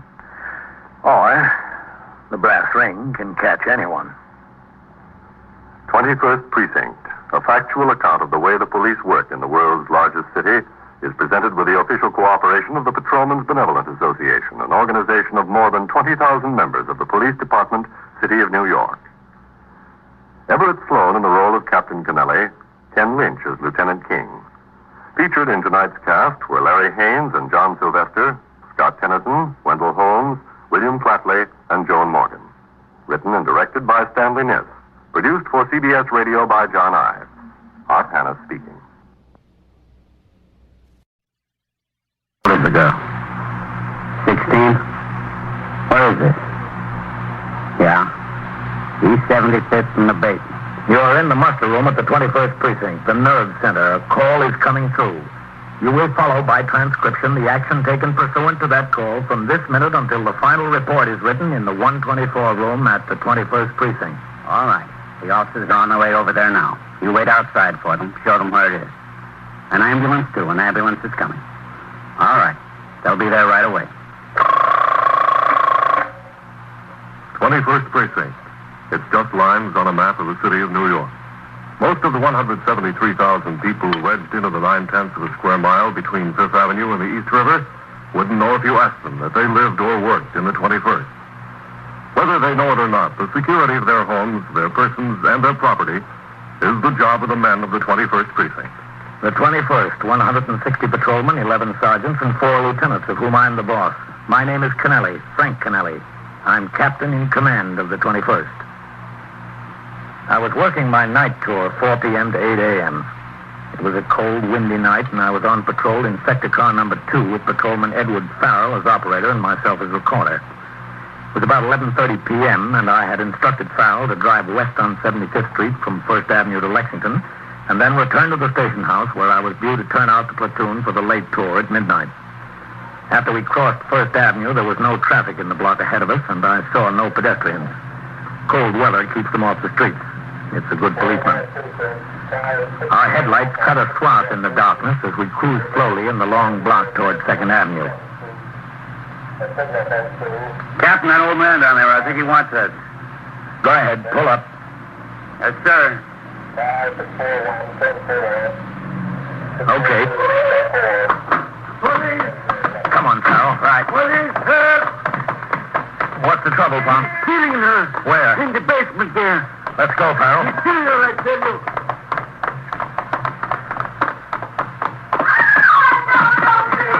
Down there. Watch the step. I got my light. All right, hit the door. Get away from her. Get away. Kill her. Fight that head. Come here. I'll kill you all. Hold still there. I mean, get up against there. Get the nippers on him. Let me out of here. Stay still, I said. All right, I got him. Let me go. You've got enough trouble now, mister. Stay still or you've got plenty more. He's all right now, Captain. All right, get those hands against the wall. Get them up there. Yeah, all right, okay. Okay. Sit down on the floor. He said sit down on the floor. All right, yeah. Don't kill her yet, I'll kill her. You won't kill anybody, mister. Watch it, pal. Let me take a look at her. Say, Jim. No, don't, please. It's all right. I'm a police officer. Hit me. Oh, my side. Hit me, my side. She's only a kid, pal. All right. How old are you? 16. My side. My side is killing. My face. All right, just take it easy. We'll get help. Watch him, pal. I'm going to call in for an ambulance. I got him, Jeff. Is everything okay? Come on upstairs, Tom. Yeah, okay. You know that girl? Yeah, sure, the Truro girl from my building. This building? No, the next building. That one, fourth floor here. You know him? No, I never seen him. She live with her folks? Her folks, yes. All right, you go upstairs and tell them, okay? Yeah, tell him. All right, I go. Car 681 to Central, K. Car 681, proceed. At 380 East 75th Street in the basement. E75 Street, K. That's right, an assault case. Send an ambulance and assistance, K. Okay, 681, 21st Precinct. The address? 388 East 75th Street, car 634-635, signal 32. The ambulance is responding, K. 634-10-4. Car 635. Within a few minutes, in response to the radio signal, Sector Car number 4 and the sergeant's car were on the job. When the call was heard on the radio monitor by the desk officer at the station house, he notified the 21st Squad and Detective James McLeese and Louis DeLuca hurried to the scene. As we waited for the arrival of the ambulance, the assailant, Joe Packus, sat on the floor in a corner of the basement with his back against the wall under the guard of Patrolman Farrell. The victim's mother had been summoned from the apartment. She tried to comfort the girl. Anita, my baby, my baby. He wanted to kill me, Mom. He tried to. Oh, my baby. Mrs. Truro, don't touch her, please. Baby, where's the doctor? She's died. Now, the ambulance is on the way. Well, where is it? Mrs. Truro, you'd better stand over here. No. It'd be better for her. Go on, Mom. Go on, baby. Mrs. Truro, Yes, all right. the ambulance will be here right away. Sergeant. Yes, sir? My poor baby. Yes, sir, Captain. Stay here with the girl. Yes, sir. Is that the ambulance, that siren? Yes, I'm sure it is. Let's go over here, Mrs. I Truro. don't like to leave her. I don't like to leave my baby. How old is she? 16, just 16. Will she die? She won't die. No, I think she'll be all right. Excuse me, Captain. Oh, yes, McLeese. This is the girl's mother, Mrs. Truro, Detective McLeese. I'd like to ask you 2 questions, Mrs. Truro. Yeah, anything. That's the ambulance? Yes. Good. Oh, my poor baby. This fellow, this Joe Packus, he said he's known her for a long time. Oh, 6 months, maybe 7. But she don't want anything to do with him. He comes around to the house. He scares us all. He brings a bottle of whiskey and sits down in the kitchen. He says he wants to marry us. She don't want anything to do with him. But we're scared. Oh, and why didn't you call the police? I said once I would. I said, get out or I call the police. He said, what would the police do to him? Nothing. He'd come back and tear up the house. So I didn't call. He'd come. Anita would lock herself in the bathroom. We were all scared. Well, where was she tonight? Did she have a date with him? Oh, no. She went to a girlfriend's on First Avenue to do her homework together. She's a good girl, Anita. She goes to school. She wants to learn. She wants to learn to go to business. All right, bring it in. They take her where? To a hospital? Yes. What hospital? Could I go? Yes, you can go. Tell me, what was he doing? Was he waiting for her on the street? I guess. I don't know. I want to help. Let's leave it to them, Mrs. Truro. They know what they're doing. All right, easy. Easy. Oh, Put her on. my baby, my poor baby. Mama. Oh. All right. Take it out. Oh. Come to the house. He said, where is she? I said, out. He sat down with a bottle of whiskey for 2-3 hours.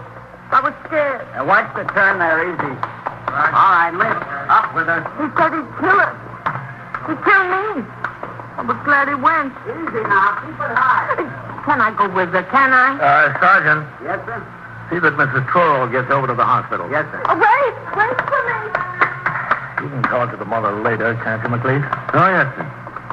Right now, I want to talk to that bum over there. All right, you men. Don't stand around here. Get back on patrol.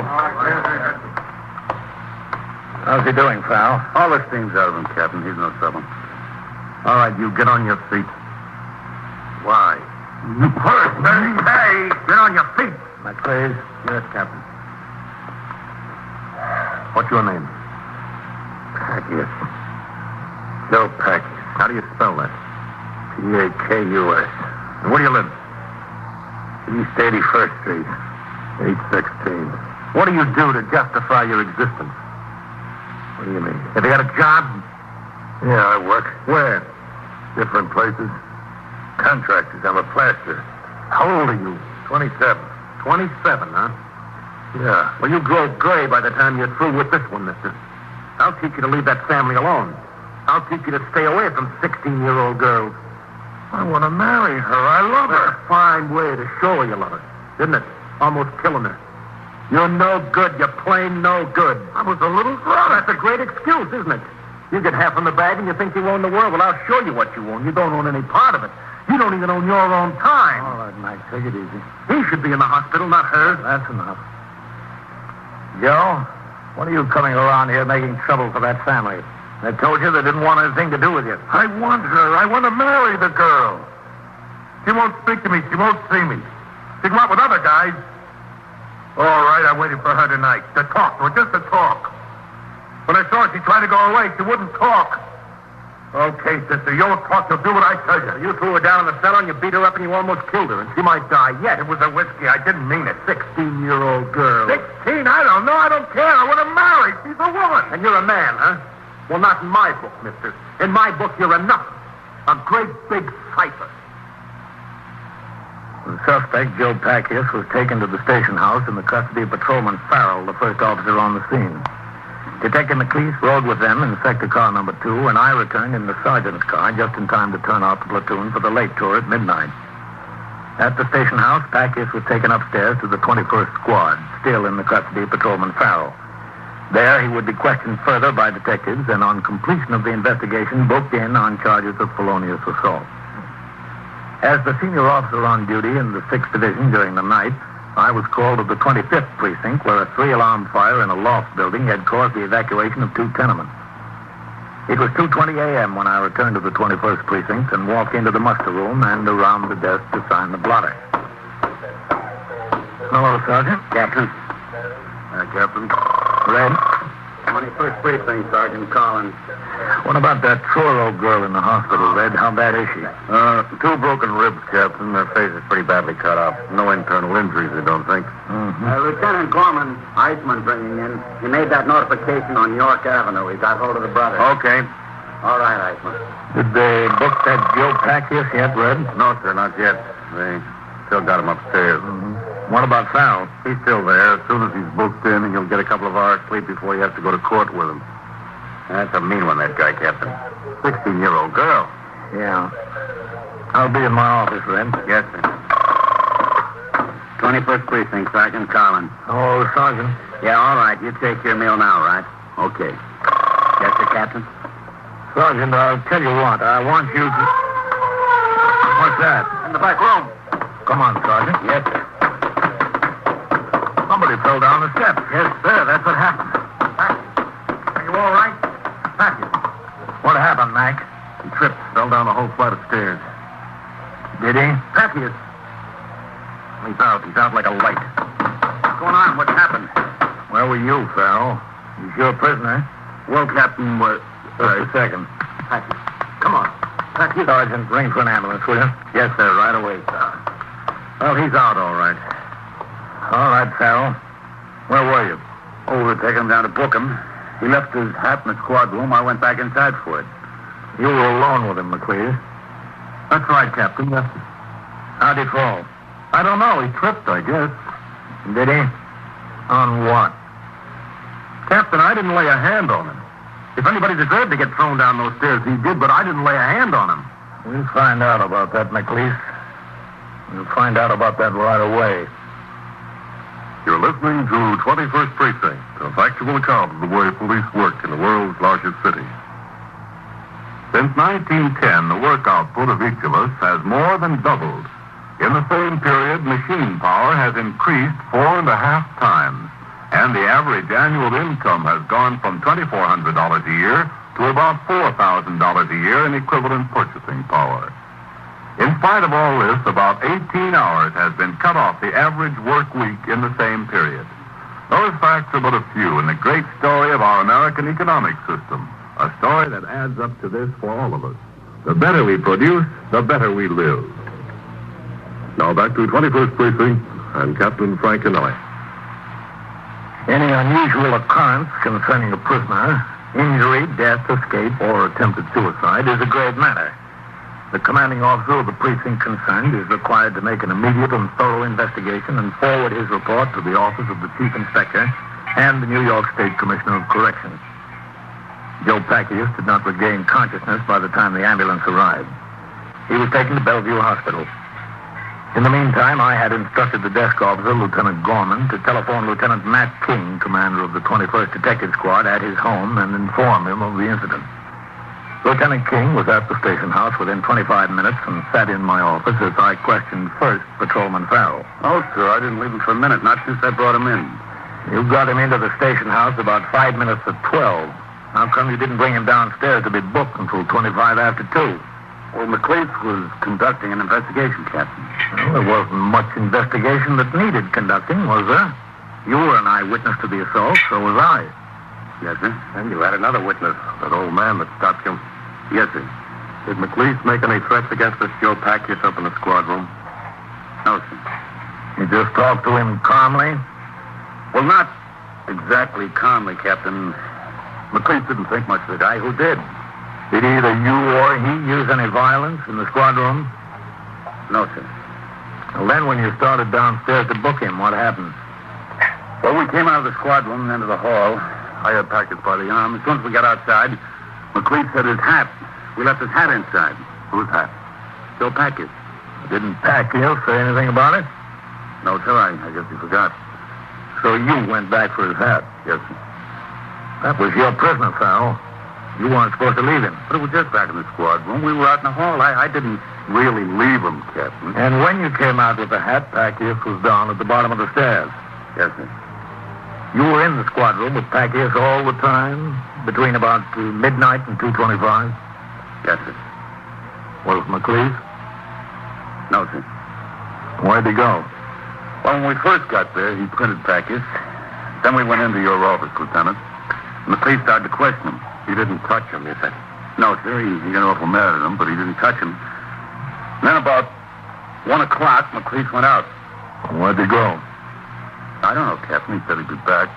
We'd book him in when he got back.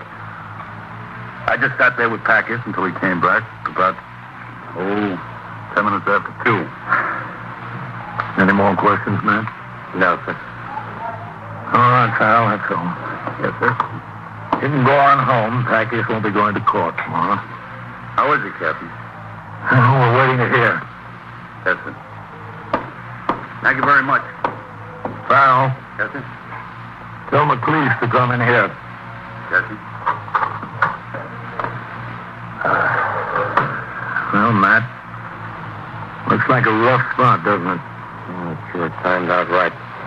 Yep. I'm kind of anxious to hear what Packius has to say. Well, he was unconscious when they took him out of here. He was unconscious when they got him to the hospital. We might not get to hear what he has to say, Captain? Doesn't look good for him, Matt. It was an awful wallop on the head he took. Come in. Yes, Captain. Oh. Sit down over here, McLeese. Yes. Hello, Lieutenant. McLeese, sit down. Yes. Well, you got yourself in a jam, huh? I'm not in any jam, Lieutenant. What do you call it? Excuse me. Sure, sir. 21st Precinct, Captain Canelli. Sergeant Collins, Captain. Lieutenant Gorman would like to talk to you. Okay. Go ahead. Captain, Yes, Fred. the doctor down at Bellevue just called back. Yes? That Joe Packius has a possible fractured skull. Possible, that's all they know. Well, they're making x-rays now. Yeah. You didn't regain consciousness? No, sir, not yet. All right, Brad. If you hear anything else, ring in here, Yes, sir. How is he, Captain? Possible fractured skull. I didn't push him down those stairs. He tripped. McLeese, I've been in command of this precinct 2 years. Every day, 24 hours a day, people go up and down those stairs. All kinds of people. Cops, complainants, drunks, narcotics addicts, everything. In 2 years, the only man to fall down those stairs is somebody you've been holding back your temper on all night. From top to bottom, he fell and fractured his skull. I didn't lay a hand on him, Captain. And it happens just when you send the only possible witness back into the squad room for a hat. Nobody around, only you. He tripped and fell, Captain. I didn't touch him. You were itching through all night, though, weren't you, McLeese? Well, who wouldn't? I'm only human. The guy weighs almost 200 pounds, and he's no good. He's not even near human. He beat a 16-year-old girl within this far of killing her, and he would have killed her if the captain himself didn't jump him. So what am I supposed to do, love a guy like this like a brother? I want to see him get what's coming to him. That's just the point exactly. You're a cop, that's all. You're not the judge and jury. It's not up to you to see that he gets what's coming to him. Your job is to bring him and the facts before the people who decide that. Not to set yourself up in a throne and decide who's right and who's wrong. That's not your job. Get that through your head. Yes, sir. Did you throw him down the stairs? No, sir. He tripped and fell. Where'd you go about 1 o'clock? I went out for a meal, sir. Where else? You were gone over an hour. Roosevelt Hospital. Why? To interview the victim and her mother. Did you? I saw the mother, Captain. The victim was still in the treatment room. You didn't need the mother or the girl. You had 2 police officers and a noble civilian as eyewitness. Yes, sir. There wasn't any doubt in your mind that on Farrell's testimony alone, Packius would be held without bail for the grand jury, was there? No, sir. Well, then why did you have to go to the hospital at that point? I don't know, Captain. I thought I ought to get the girl's story. This was a felony case. Did he call the district attorney? No, sir. Why not? Those are your instructions, aren't they? It looked open and shut to me. It looks open and shut to me, too, McLeese. I've got the same feeling about it. After the interview with Detective McLeese, Lieutenant King instructed him to return to his duties. At 3:30 a.m., Lieutenant King and I drove to Roosevelt Hospital, where we found the mother of the assault victim waiting in the corridor. Mrs. Truro told us her daughter was at last asleep and that she intended to wait at the hospital for any word about her condition. We said nothing of the injury to Joe Packius to the mother. In order to talk to her, we suggested that she have something to eat. She went with us to a nearby all-night luncheonette. You want something else besides the soup, Mrs. Truro? No, it's enough, just the soup. Some coffee? No, nothing. Poor Nita, poor baby. I don't understand how she happened to get involved with this guy. How did that happen? Her girlfriend knew him. They met. He wanted to come to see her, to take her on dates and so forth. She didn't want to. Didn't want anything to do with him. He used to come in the house, breaking on those drunk like a maniac. He'd scare her, scare me. Sit in the kitchen and holler he wants to marry her. Push me around. I was scared of him. Well, you don't have to worry about him anymore. I'm still scared. Believe me, Mr. Truro. He's got brothers. He goes to jail, he'll send his brothers. They're just as bad. One came with him once to the house. Just as bad. I don't want anything more to do with him. I move. I take Anita. It's just the 2 of us. That's all. You'll be in jail? No, that's worse. The brothers will find us. I don't want anything to do with sending him to jail. I told the detective that. I said to him before. Detective McLeese? Yes, McLeese. I told him I didn't want anything to do with it. And what did he say? He said not to be scared. I don't have to. He said Joe Packius would be fixed good. Nobody would bother us.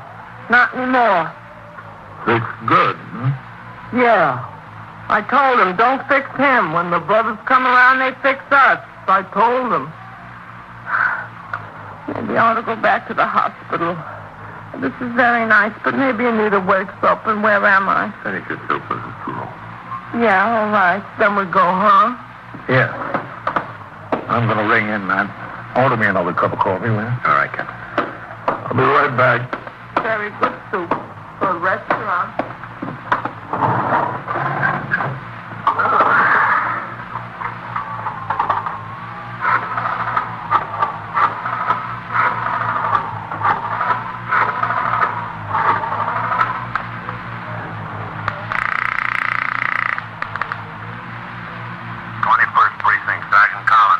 Captain Canelli, Sergeant. Oh, yes, sir. Guamo wants to speak to you, Captain. He tried the hospital. We left there. Put him on. Yes, sir. Captain Canelli, Lieutenant. 21st Precinct, Lieutenant Gorman. Yes, Red. Captain, I got a call from the Department of Correction man at the prison ward in Bellevue. Zacchaeus isn't dead. No, sir. Far from it. He's regained consciousness.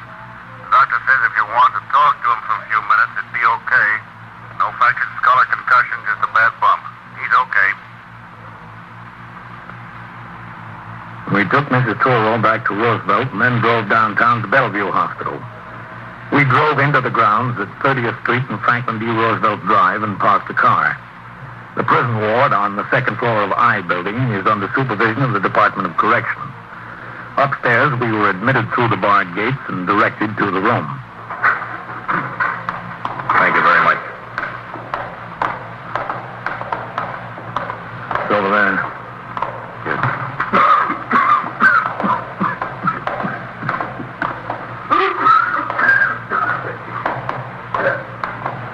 Zacchaeus? Who are you? We're police officers. I want to see my lawyer. It's the only one I want to see. You see a lawyer. Wise guys, that's all you are, a bunch of wise guys. Wise guys, huh? What does that make you, beating up a 16-year-old girl, a big hero? I want to see my lawyer. Tell us how you came to fall down the stairs. My lawyer. It's the only one I'll tell. I don't want nothing to do with you guys. You've got something to do with us. You've got plenty to do with us. Tell us about how you got hurt. Go ahead. Hit me. See what it'll get you. Nobody's going to hit you. Laying here on my back. Hit me. Go on. I'll get more. Get more what? Money, that's what. You get nothing but years, Joe. I'll get money. I got a bushel basket full. I'll sue the city. I'll take them over the coals for that kind of treatment. What kind of treatment? Never mind. I'll take it up with my lawyer. What about slapping that girl around? What do you think your lawyer can do for that? Nothing. I ain't worried. I'll take only half the money I'm going to sue for, and the city will be glad to get off the hook. I'll get off with nothing. I'll buy a car, and I'll go to Florida. You've got great ambitions, Joe. I guess we'll pin a medal on you, too, huh? I wouldn't be surprised. Talk to my lawyer about it. I got the city dead to rights. They can't do that to a guy and get away with it. You don't seem hurt so bad, Joe. Yeah, well, the pain's killing me. What makes you think you're entitled to sue the city? Those stairs? From top to bottom? Look, the detective said you tried to break away from him and missed the top step. That's a lie. Well, what did happen? Oh, no. You take that up with my lawyer. But I wasn't trying to break away. Don't let him tell you I was. He's lying. I don't think so. I wasn't. I was walking down as quiet as you could. There was this thing sticking up, caught the heel of my shoe. That's the city's fault, ain't it? I tripped and I went down to the bottom. I looked at those stairs, Joe. That's not what happened. Tell us the truth now. I caught my heel. I caught it on the step. I fell. I tripped on something that was sticking up. I tripped and fell. The city has to pay for that, don't they? That detective wouldn't tell you what happened. He don't like me. He don't want me to collect. Doesn't he? Like he never beat up a woman. Big man. Get him to tell you the truth. We will, Joe. Come on, man. Yes. How long, Joe? Get him to tell you.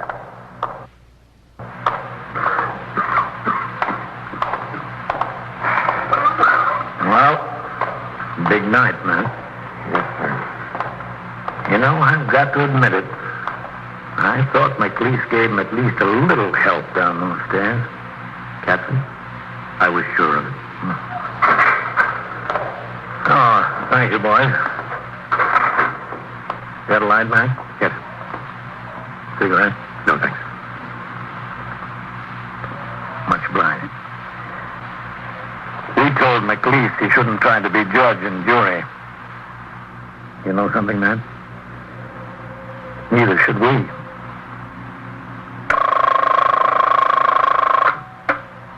First Precinct, Sergeant Collins. What do you mean, robbed? Held up? Where is it? The what bar and grill? Oh. What's the address? Yeah. Did they have guns? How many men?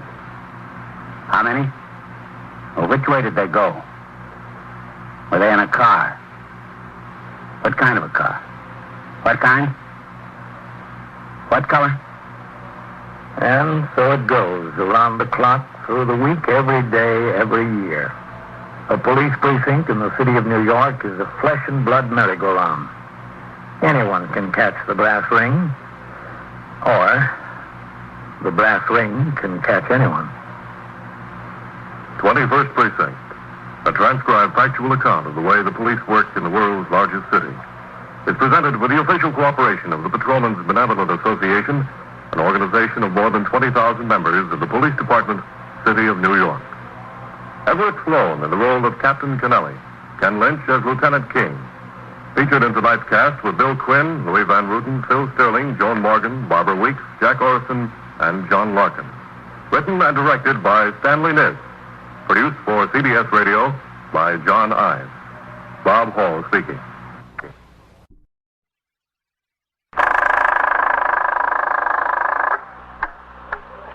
21st Precinct, Sergeant Waters.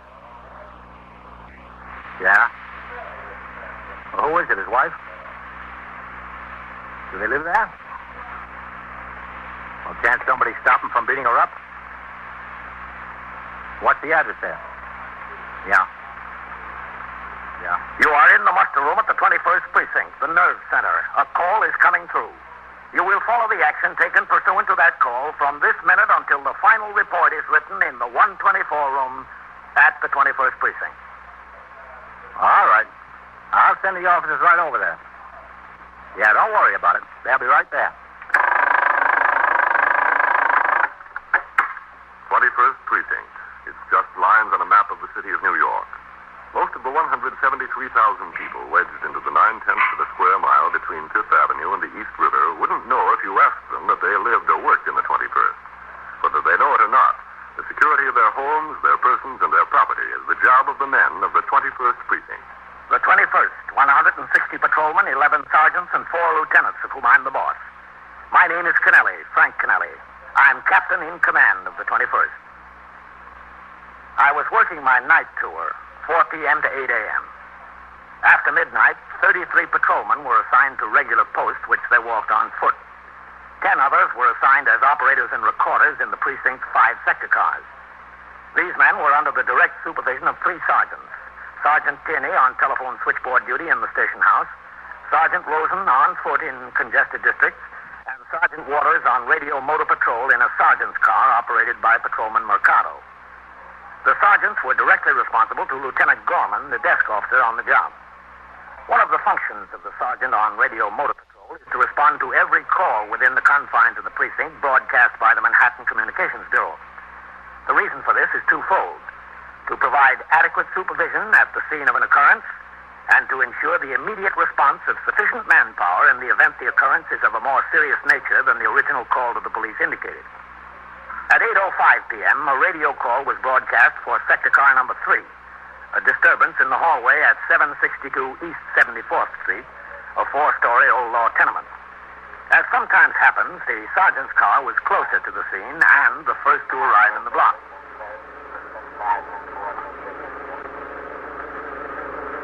Next to the end of the block down there. Yes, sir. Oh, doesn't look like there's much to it, Sergeant. Supposed to be inside the hall. Okay. Let's go. Yes, sir.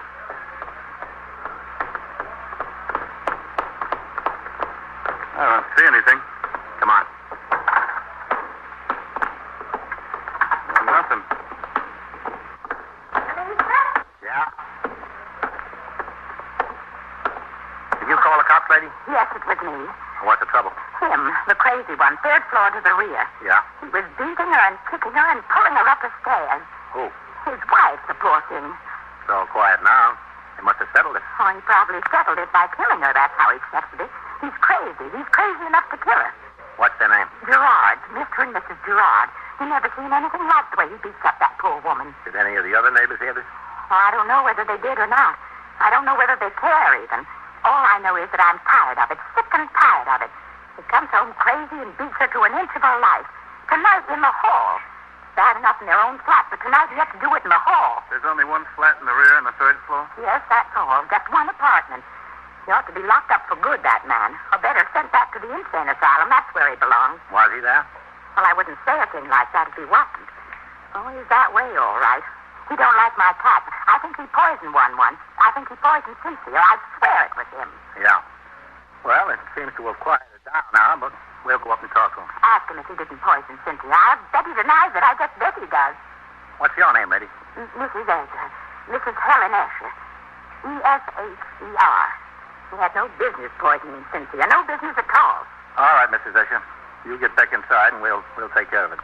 You send him back to that insane asylum now. That's where he belongs. You send him back there. All right, just close the door. We'll see you in a minute. I will, but don't you forget. You too, young man. We won't forget. All right, if you promise. Okay. Oh, it's going to be a great debate who's the psycho in this case, Sergeant. Yeah. Put your light on the mailbox there. Yes.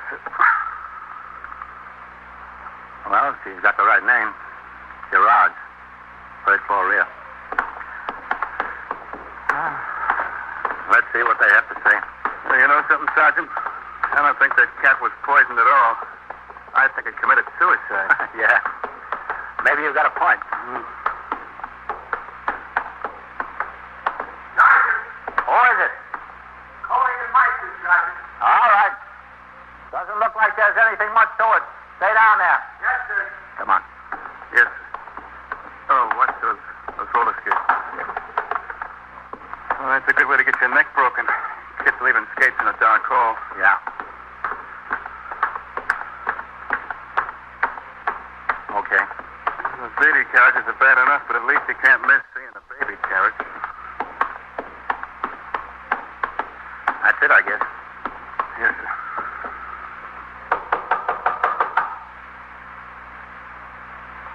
Well, it's quiet in there. Yeah.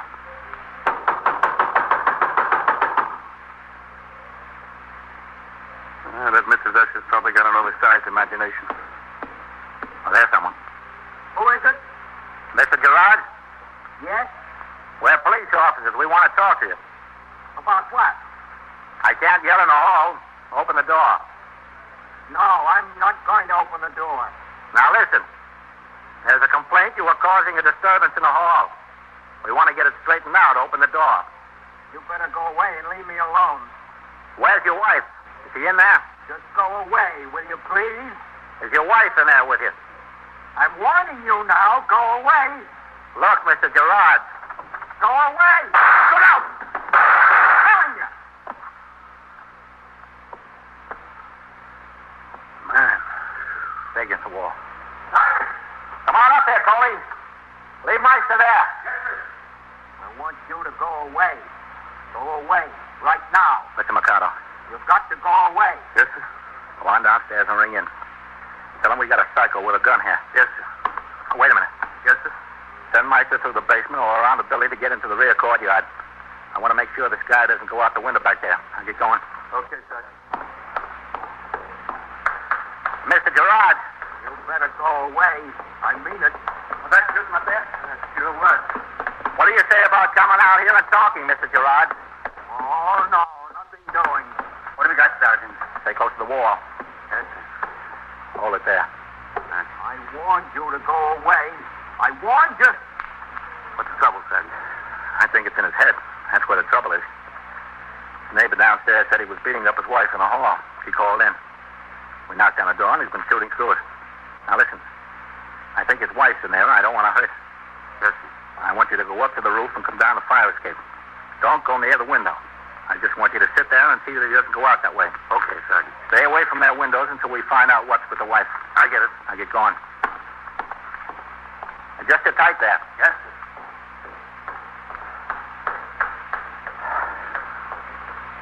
Mr. Gerard. Are you still there? I told you to leave. Why don't you open the door and talk to me? Get away from the door. Don't you touch it. I'm not touching it. Is your wife in there with you? She's no better than you are. The thought she does is to make me trouble. She makes me trouble from the minute I wake up in the morning. Yeah. Well, sometimes wives can be like that. It's not only sometimes. She's like that all the time. All the time. You don't know what I go through. You don't have any idea. She makes me so mad. I just feel like killing her. Just like killing her. Now, look, Mr. Gerard. It's not going to get you any place talking like that. What's going on up there? Who is that? Police officers, lady. Shut your door and stay inside your flat. What? Shut your door and stay inside your flat. This is the police. Oh, all right. Who is that? A neighbor. They're just as bad as anybody. Those neighbors don't give you a minute's peace. Not a minute's peace. And they're always taking her side. I don't like them to take her side. What's between a wife and a husband is their own affair. Yeah, I think so. You've got to make them respect you. Because if they don't respect you, you're just like dirt under their feet. I wouldn't go that far, Mr. Gerard. Sometimes neighbors are good to have. I'm not talking about neighbors. I'm talking about wives. My wife. You've got to make them respect you. Well, look. Supposing I come in and we'll talk it over. No. I don't want to talk it over. Come on now, open the door. Get away from there. I don't want to have to kill you. Open up and we'll talk it over. I'm warning you. Come on. You can't say I didn't warn you. No, I can't say that. And it won't do you any good to count the shots I fire either, because I've got a pocket full of bullets and the gun is always loaded. I'm not going to run out of bullets. You can put that down in your book. What's your wife doing, Mr. Gerard? What? What's your wife doing? It's none of your business. Is she in there? Of course she's in here. Where'd you think she'd be? Sergeant? Who is it? McConnell, Sergeant. I rang in. You want me up there? Post yourself down there at the front door. Keep the people out of the hall. Okay, Sergeant. Who are you talking to? Another police officer. Oh. Is your wife close to you there? She's right here, yes. Right here, in the living room. I'd like to talk to her. No, I couldn't let you do that. Why not? I couldn't let you do it, that's all. I'm sorry about all this. I don't like to cause anyone trouble. All you got to do is open the door. But I guess I've got a good excuse. I was in the state hospital, you know. Oh? Were you? That's for people who are sick. A person can have a sick mind just as he can have a sick heart or a sick lung. He's ill, and he can get better. Did you know that? Yeah, I know it. That's exactly what the doctor told me, and I'm glad you realize it. Not many people realize that. I want to talk to your wife, Mr. Gerard. Why do you want to talk to her? I just wanted to tell her not to worry. I want to tell her that you won't hurt her anymore. What? I want you to promise me you won't hurt her anymore. I promise you. I give you my word of honor. All right. Now, how about opening the door? No, I couldn't do that. And don't you try it either. I warned you before, and I'm warning you again. I won't try it. You better not. You want to know what's good for you? The only thing is I'm worried about your wife. You don't have to worry about her. I killed her. A minute ago, you said she was right there. But she is right here, where I killed her. You wouldn't do a thing like that, Mr. Gerard. I did it. I just couldn't stand it another minute. She should have realized that I have feelings, too. After all, she can't treat me like that. Somebody's got to respect you, or you amount to nothing in this world, nothing at all. And they try to make you dirt under their feet. And I'm tired of all that. There comes a day when a man has got to assert himself. Yeah, Mr. Gerard. And this is sure your day. You are listening to 21st Precinct, a factual account of the way police work in the world's largest city. Now back to 21st Precinct and Captain Kennelly. Within a few minutes, a radio motor patrol car from the adjoining sector, detectives, and an emergency service car equipped with tools and tear gas responded to the scene. Men were placed on every floor of the building, on the roof, on the fire escape, and in the rear courtyard, all on the instructions of Lieutenant Matt King, commanding officer of the 21st Detective Squad. When the second call went out over the radio, I was in the office of a public dance hall on York Avenue, discussing with the manager complaints of rowdiness we had received concerning some of his patrons. The call was heard by Patrolman Farrell, who was waiting downstairs in the car. He came into the manager's office and gave me the information. I rang into the station house, and after Lieutenant Gorman, the desk officer, gave me whatever information he had, we made the run. There were now 6 department vehicles on the scene, and the sidewalk was crowded with curious civilians. 3 men were on the job, keeping the crowd moving as I walked into the building where Patrolman Mercado was posted at the door. Hello, Captain. Mercado? Where's Lieutenant King? Upstairs? No, sir. He's down here in that flat back there. He's talking to the woman who called in with the original complaint. Okay. Yes, sir. What about the wife? Well, the man keeps saying he killed her. All right.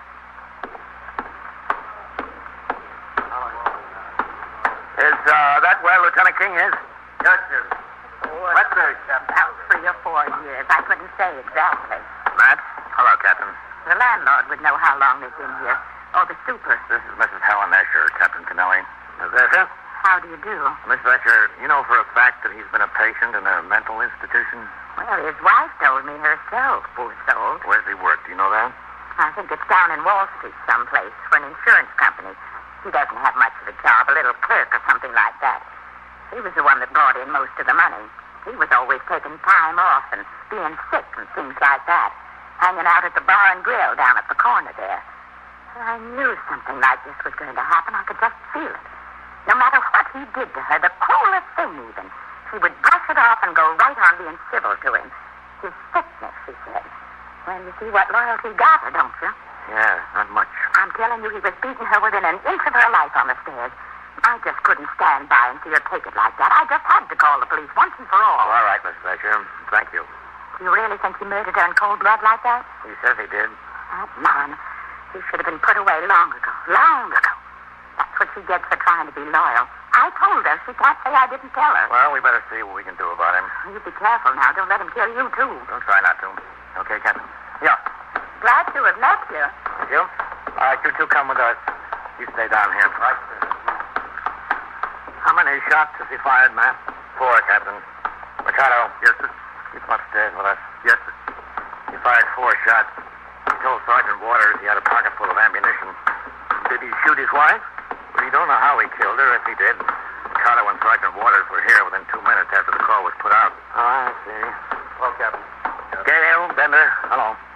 Next floor, Captain. A couple was in their flat already. Sergeant Waters heard no shot. I don't want anybody hurt over this, Matt. I think we can take him without anybody getting hurt. Good. That's it. First door up there. Stay close to the wall, Captain. Hello, Sergeant. You men hold it there. Okay, Lieutenant. You've been talking to him, Sergeant? Yes, sir. Think he wants to come out now?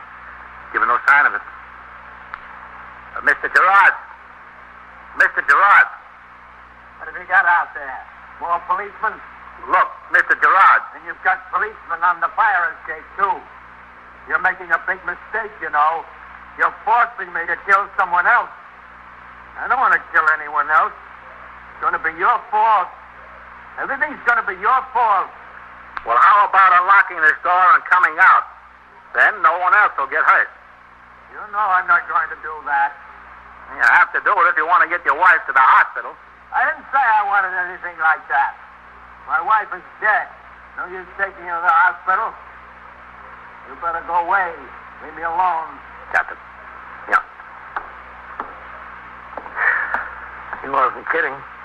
I see all 4 shots came through the door. Yeah, he meant it all right. Sergeant. Yes, sir. Come here a second. Okay, Lieutenant. Keep your eye on the door, Mikado. Yes, sir. I'm getting a little impatient with this guy. Well, that's better than getting shot. Yes, sir, it sure is. How much do you think it would take to kick that door in, Sergeant? Not much, Lieutenant. One good boot at the lock. Unless he has an extra bolt on it or a chain. Yeah. Well, what's he going to do while I'm kicking the door in? I was thinking about having the ESP men crack that window from the fire escape, dropping a gas shell in there. If he does any shooting, it'd be toward the fire escape. We could have the door open in the meantime. Sounds all right, Lieutenant. When he starts shooting, how am I supposed to know whether he's shooting toward the door or toward the window? No. What do you think about the wife? Think she's dead in there? He keeps saying she is. I believe him. Let's go up to the roof, take a look at the situation on the fire escape. Okay, Captain? Yeah, sure. You better get back on the door, Sergeant. If he talks, I want him to talk to you. Okay, Lieutenant. Go ahead, Sergeant. All right, Captain.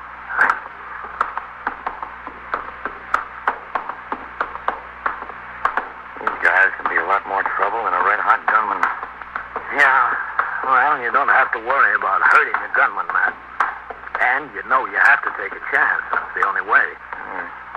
This fellow's sure full of fight. Yeah, yes, he is.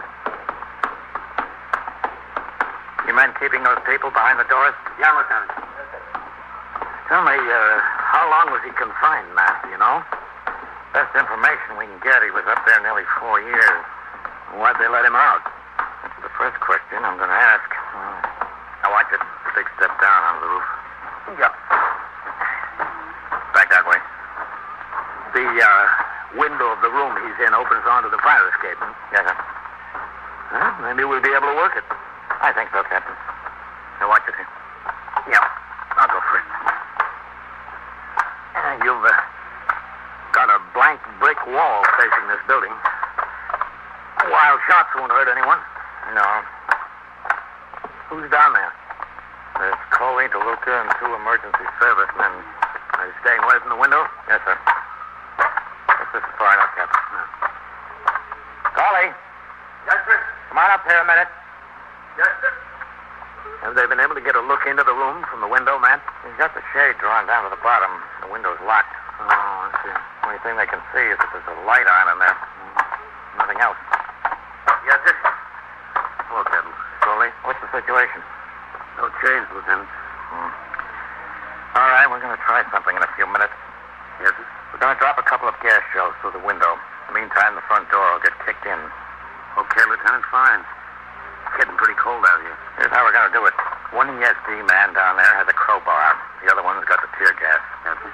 Right now, we'll use the crowbar to knock out the window and drop the shell in. As soon as it takes effect, we'll hit the front door. Yes, sir.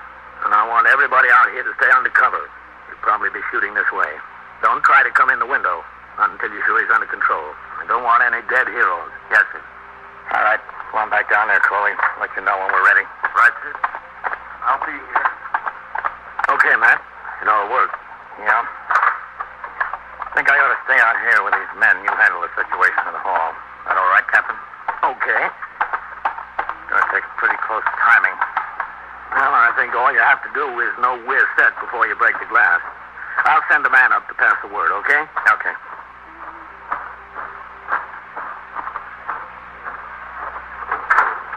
All right, Matt, I'll see you. Captain. Yeah. Yeah, Matt. Got to be fast. It will be. Okay.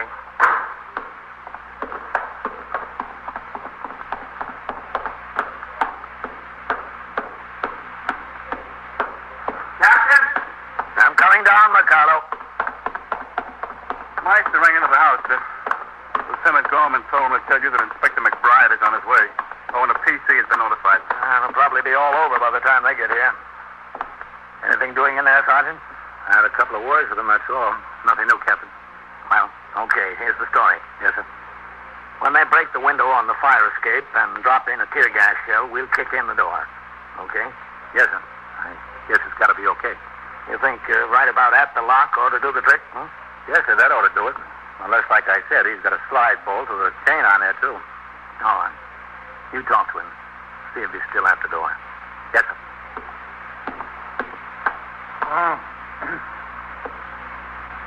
Mr. Gerard. Mr. Gerard. What is it? Don't you think we've been out here long enough now? How about opening the door and talking to it? I'm talking to you. But this can go on all night, you know. Marcano. Yes, sir? We don't want to be here go on up to the roof. Tell Lieutenant King we're set any time he's ready. Now, what do you say? Yes, sir. Now, how about it?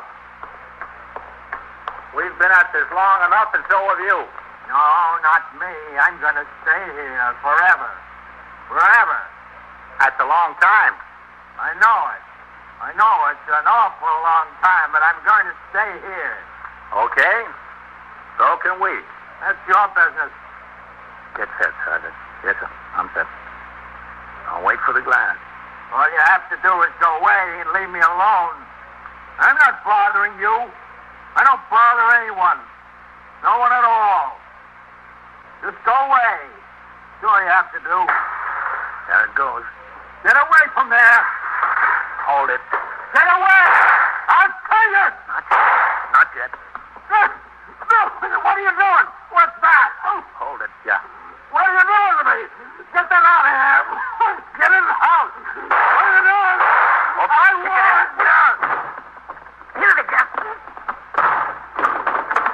All right. There he is. Grab him. I'll tell you all. Come here. Let me go. Get him down. Let me alone. That's it. Let me alone. All right. Get my gun. I got it. Get the cuffs on him. Here. Come on. Give me that. Give me that gun. Give me that hand. I've got it. Let me go. All right. That's good. That's good. Come on. Get him up. Come on. Get him off the floor. Let's go. You didn't have to. You didn't have to do it. Okay. This is good. You could have just let me alone. All I wanted was a little peace, that's all. Just a little peace. I guess he's dead all right, Captain. Of course he's dead. That's what I've been telling you. Can't anyone believe me? Not even when I'm telling the truth. All right, Mr. Gerard. They don't believe me. And they don't respect me. Nobody. Nobody at all. So what am I going to do? I don't know what I'm going to do. You don't have to worry about what you're going to do, Mr. Gerard. It'll all be done for you.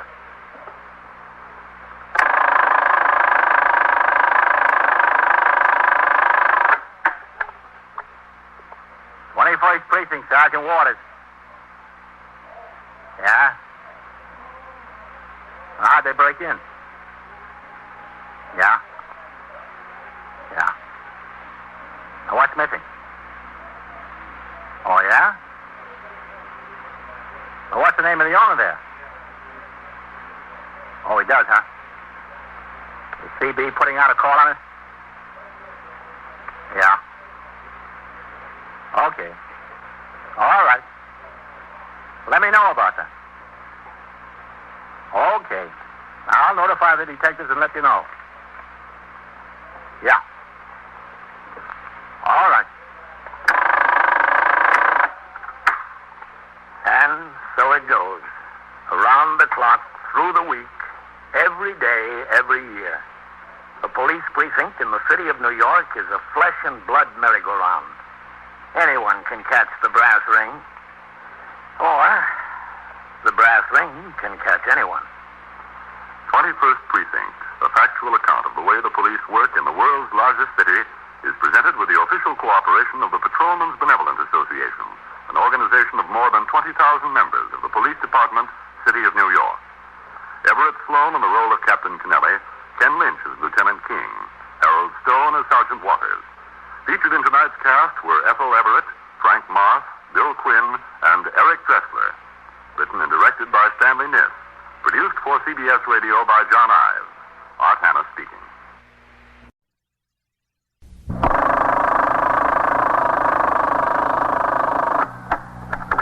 "21st Precinct, Sergeant Waters." Yeah, that's right. Armed robbery in the 24th. Well, we don't know much about it here. We got the car, that's all. It was parked over there on 2nd Avenue. It was in the alarms. Last night sometime. You are in the muster room at the 21st Precinct, the nerve center. A call is coming through. You will follow the action taken pursuant to that call from this minute until the final report is written in the 124 room at the 21st Precinct. All right. Yeah. We'll hold them here. Yeah. We got them. Okay. Yeah.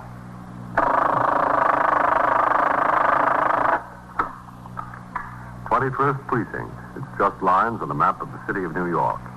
Most of the 173,000 people wedged into the 9/10 of a square mile between 5th Avenue and the East River wouldn't know if you asked them that they lived or worked in the 21st.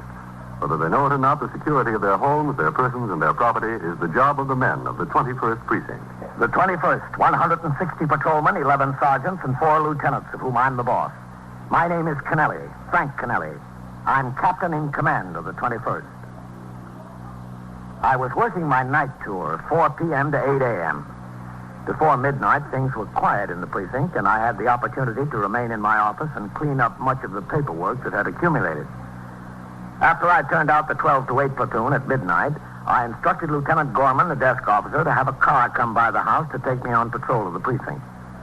In compliance, the Communications Bureau was requested to put out a radio call for sector car number 3, which, on receiving the broadcast, stopped at the nearest police call box. The car's recorder, Patrolman Vaccaro, was instructed to take over a foot patrol post, and the operator, Patrolman Farrell, drove the car to the station house to pick me up. During the course of my patrol, we first toured the northern end of the precinct, and then, on my instructions, Patrolman Farrell headed the car downtown. At 12:50 a.m., we were driving south on 2nd Avenue in the 80s. As we slowed down to stop for a signal, I saw a man concealing himself in the doorway of a closed bakery. At a glance, the man appeared to be a policeman. I told Patrolman Farrell to pull into the curb. All right, come on. Yes, sir. It is a policeman. Who is it? Meister? Yes, sir, Meister. What are you doing in there? See that Ford parked down there, Captain? Yeah? What do you say, Meister? Oh, hi, sir. What about the car? I saw it in the alarms before the turnout, Captain. It's wanted in connection with the armed robbery of a liquor store up on Upper Broadway. When was this? In the evening before midnight sometime, Captain. I didn't make a particular note of the exact time, only the description of the car. Farrell. Yes, sir? Take your car and pull it around the next corner there. Okay, Captain. And wait there. Yes. Did you ring in with it, Meister? Yes, I did, Captain. The lieutenant said stay here and keep my eyes on it. He's notifying the detectives.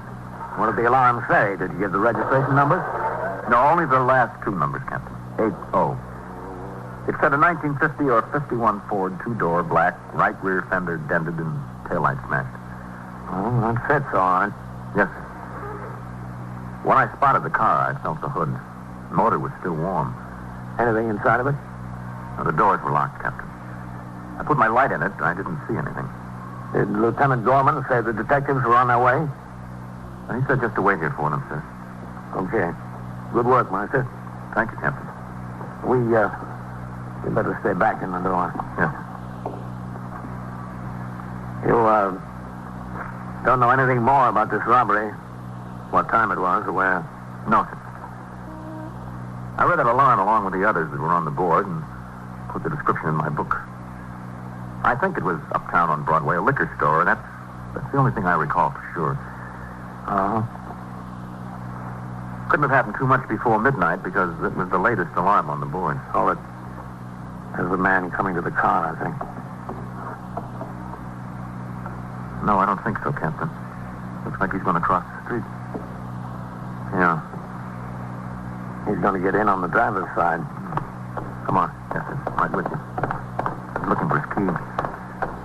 You take this side, I'll go around. Okay, Captain. Wait a minute, mister. Me? Yeah, you. Just stay out of the car. What's the matter? Okay, Captain? Come here, Meister. Yes, sir. You're the owner of this car? Sure. What's the trouble? What's with the gun? Get away from that pocket. Wait a minute. Don't get touchy. I was just going to show you my registration. Lean up against the car there. Put your hands on the top of it. Look, Cap, I don't know what this is all about. I'll tell you what it's all about. This car is suspected in an armed robbery. Now lean up against there and make it snappy. All right, I will. Don't get excited. Okay, Meister. Yes, sir. I hate to say it, but you guys got the wrong office someplace. Well, he's clean, Captain. Where'd you expect me to be? Look in the car, in the glove compartment. Yes, sir. All right, move over, mister. There's nothing in there. We'll see about that. I'm telling you, you got the wrong office, Cap. There's nothing, Captain. What's your name? McLeese. Joe McLeese. You have the registration for this car? Yeah. And your operator's license? Yeah, sure. All right, let's see him. I got to go into my pocket to get him. Go ahead. All right, I just wanted to make sure. What have you been doing tonight, Joe? Nothing. What was I supposed to have been doing? Where were you? Was having a few drinks. Here. Here's the registration. Take it, Meister. Yes, sir. And here's my driver's license. Okay. Now, listen, what's the deal? Let me ask the questions. Where are you coming from? Like just now, you mean? Yeah. I was over at the pub there, Jeremy's. Where's that? Down there, 2 blocks down Second Avenue. How come you parked up here? Because when I parked the car, it was early. There wasn't any place near to park. What's your birthday, Joe? June 4th. What year? 1919, like it says on there. Well, these things check out, Captain. Here, put them back in your pocket, Joe. Yeah. Take this one, too. What time did you park here? I don't know. 9 o'clock, 9:30, something like that. You sure about that? Sure, I'm sure. That's when you went to the bar? Yeah. And you've been there since? Sure, I've been there since. Go ask Jerry. Ask anybody in there. You didn't leave at all? Well, I went out for a few minutes to get a little air, you know. All that smoke in there could get your eyes if you don't get some air. The detectives are here, Captain. Oh, it's DeLuca. What do you need detectives for? You got him, Captain? Yeah. Got me for what? What do you say, Meister? This is the car, Lud. What car? And this is the guy. Say, if you're a detective, solve me a mystery, will you? What's this all about? Come on, Lud. I'll show you the back of the car. Okay, Captain. What's this all about? That's what I like to know. We'll find out in good time. Well, this looks like the car, all right. Well, that's why I took some time getting over here. I rang up to the 24th to get some more information than was on the alarm. What time was this robbery? About 10:25. This fella claims he's been in a bar since 9:30. Was this stick-up man all alone? That's what the witnesses say, Captain. Fella double parked on Broadway up there. Went into the liquor store and boosted the clerk. Clerk started out the door after him. The man took a couple of shots, hit him in the arm, and ran to the car. I got plenty of witnesses that saw both the car and the man.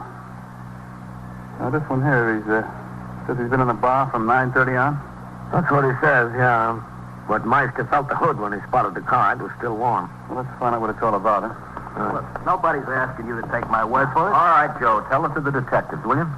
I'm asking you, just go in the bar and ask Jerry, that's all. Ask any of the guys in there. They'll tell you I was sitting at the bar there. They'll even tell you the flavor of the beer I was drinking. Ever been arrested, Joe? What's that got to do with now? When was the last time you were arrested? Last time I wasn't arrested. They had me in because they wanted to talk to me about something. Oh, who was that? Downtown, down 9th Precinct. What do they want to talk to you about? Who knows? Who knows what they want to talk to you about? Somebody did something. When was this? Like around Christmas. Ever do any time, Joe? Sure, I did some time. There's no secret about that. For what? It was what they call grand larceny. That's got nothing to do with this. And what are you going to do? Hold it against me every little thing because I did a bit once? It don't mean I was into this thing. No, it doesn't, Joe, but you got to admit it sure drops the odds. The suspect and his automobile were taken to the station house, and I walked around the corner where Patrolman Farrell was waiting in sector car number 3 to continue on patrol of the precinct. At the station house, Patrolman Meister took the suspect upstairs to the 21st Detective Squad office to await arrival of detectives from the 24th precinct in which the armed robbery had occurred. In the meantime, Detective DeLuca drove to the bar and grill where Joe McLeish said he spent the entire evening. It was now nearly 1:30 in the morning, and business had tapered off. As DeLuca walked into the place, there was only one patron at the bar. Down at the far end, the bartender had a morning tabloid spread open to the sports page. What do you say? Hi. I'm a detective. Oh, yeah. Yeah, I thought you looked familiar. He came over here and talked to me a couple of months ago. Some guy claimed he got rolled by a babe in here. Yeah, that's right. Hey, what happened to that guy? Did he ever get his money back? Well, he was married and he didn't want to press it too hard. Got weak in the knees as soon as he thought he might have to appear in court. He should have thrown her out before he picked up this dish. Yeah, that's right. I ain't seen her around here anymore. What's your name again? DeLuca. Oh, yeah, DeLuca. How about something? No, thanks. Look, you know a fella called Joe McLeish? Joe McLeish. Yeah. Jerry.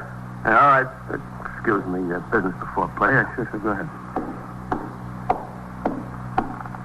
Same? Yeah.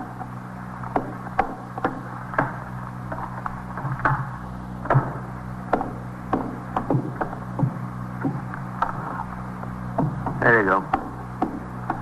Take it off here? Yeah.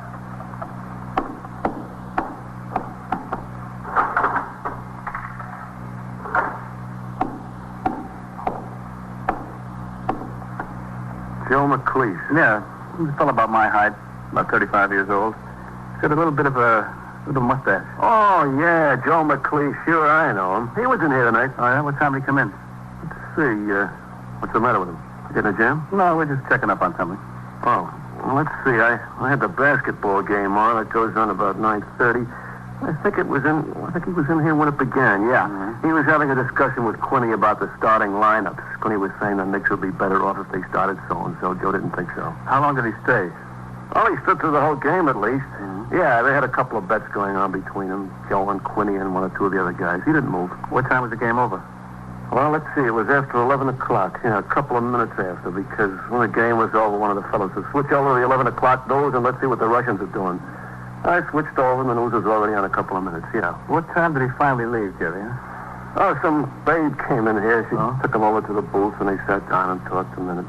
He left with her and he came back a little while later. Came back alone. What time did she come in? Oh, I couldn't say exactly. 11:30, like. How long was he gone? Oh, a half hour maybe. You know this girl? Well, yeah, she comes in here once in a while. What's her name? Ellie something. Ellie what? That's on the tip of my tongue. Ellie Kurt, yeah. Ellie Kurt. Good night, Jerry. Take it easy. Look, you know where she lives? Yeah, I think so. I cashed a paycheck for her once and the bank sent it back. She didn't endorse it like it was made out exactly. I had to go over there and get her to endorse it again. I don't remember the number, but you walk around the corner and it's in the building with the shoemaker there. She lives upstairs. Okay, Jerry, thanks. Listen, Mr. DeLuca, I don't want to be anybody's friend. I hope Joe isn't in any jam. I don't like to make any trouble. Well, look, just don't worry about it. If he's got trouble, he made it for himself. You are listening to 21st Precinct, a factual account of the way police work in the world's largest city. Before leaving the bar, Detective DeLuca telephoned the 21st Squad and spoke to Lieutenant Matt King, his immediate superior. After relaying the information he had obtained, he was instructed to walk around the corner and attempt to locate the woman, Ellie Kurt, to see what light she could shed on the case. In the meantime, I was still out on patrol in sector car number 3 with Patrolman Farrell as operator. At 1:50 a.m., we had left the precinct and driven to the 22nd Precinct, which is on the 86th Street Transverse in Central Park, in order to fill the car with gasoline and have the oil checked. As Patrolman Farrell was signing the MT9 receipt for the gasoline, I sat in the car. My attention was suddenly brought to the radio speaker when I heard the CB dispatcher put out a call for car 681, which is the departmental number for sector car number 2 of the 21st. The recorder in car 681 responded and gave his location at 73rd Street and York Avenue. CB then instructed 681 to make a run. A police officer shot, ambulance responding. I tapped on the horn as a signal for Patrolman Farrell. He hurried to the car and we rolled on the call, proceeding out of the park, across 84th Street and down 2nd Avenue with the siren wide open. In dispatching men to the scene of a serious crime or an emergency, specific instructions are given by the Communications Bureau to only one car. In addition, however, the sergeant's car and all other departmental vehicles within a radius of 5 blocks must respond irrespective of sector, precinct, or division boundary lines. When we neared the scene, I could see that there were already 4 cars on the job. Sector cars 1 and 2 from the 21st, a car from the traffic precinct C, and the sergeant's car. All right, give him a hand on the sidewalk here, Farrell. Yes, sir. Come on. Sergeant. Sergeant Waters? Oh, Captain. What is it? Who shot? It's not a policeman, Captain. Oh? DeLuca sent a civilian to call in. He got it a little mixed up. Well, who is shot? All right, Coley. Keep the sidewalk clean here, will you? Get them away from that door. DeLuca went up to talk to some woman here. Guy inside the apartment started shooting at him. Second floor, Captain. Well, is the man shot? Yeah, Captain. He looks dead. All right, Fogle, get those people back inside their flats, will you? Okay, Sergeant. Okay. Did anyone notify the desk officer and CB that it wasn't a police officer shot? Yes, sir. That's where I've been. I just rang in. What about the ambulance? It's on the way, Captain. The detectives? Well, DeLuca's here. In the front there, Captain. And Lieutenant King. Get those people away from the door, huh? Right. Okay, Captain. Come on, move out of here. All right, Captain. Yeah. He looks like he's had it. Yes, sir, but he almost gave it to me first. Yeah? Where's Lieutenant King? He's in the bedroom there talking to the woman, it's Ellie Kurt. What happened, Lud? Well, it was on the same deal with the car Meister spotted. I was checking out this Joe's story, so I went to the bar and grill. Bartender bore him out almost 100%. The only thing is, he told me a woman came into the place about 11:30 and Joe left with her. And he came back alone about a half hour later. Woman was this Ellie Kurt. She lives here. Yeah? Well, I walked on over here and came upstairs to talk to her. I knocked on the door and I could hear some whispering going on inside, so I was set. She opened up the door and let me in, and I started to talk to her about Joe. And this here fella came out of the kitchen. He had an old 32 nickel-plated Spanish make in his hand and started after me. Oh, you see in the wall there are two of the shots. Yeah. But I was ready for him now. Well, you didn't hit any wall, Lud. No, sir. How about that ambulance, Sergeant? Down away, Captain. I don't think the ambulance is going to do him any good, sir. He looks about right for that stick-up, wouldn't you say? Yeah, that's the guy, all right, Captain. And what does this Ellie have to say? I didn't get much of a chance to talk to her. She was pretty hysterical until Lieutenant King started to talk to her. I had a tough time keeping her quiet. How'd the call get mixed up? It came over police officer shot. Oh, yeah. Neighbor down the hall came out, and I told him I was a police officer and there'd been a shooting, and for him to call the police. Well, he was a bit excited, and his English wasn't too good, so he got the whole thing upside down. Yeah. Well, I'll go on in here.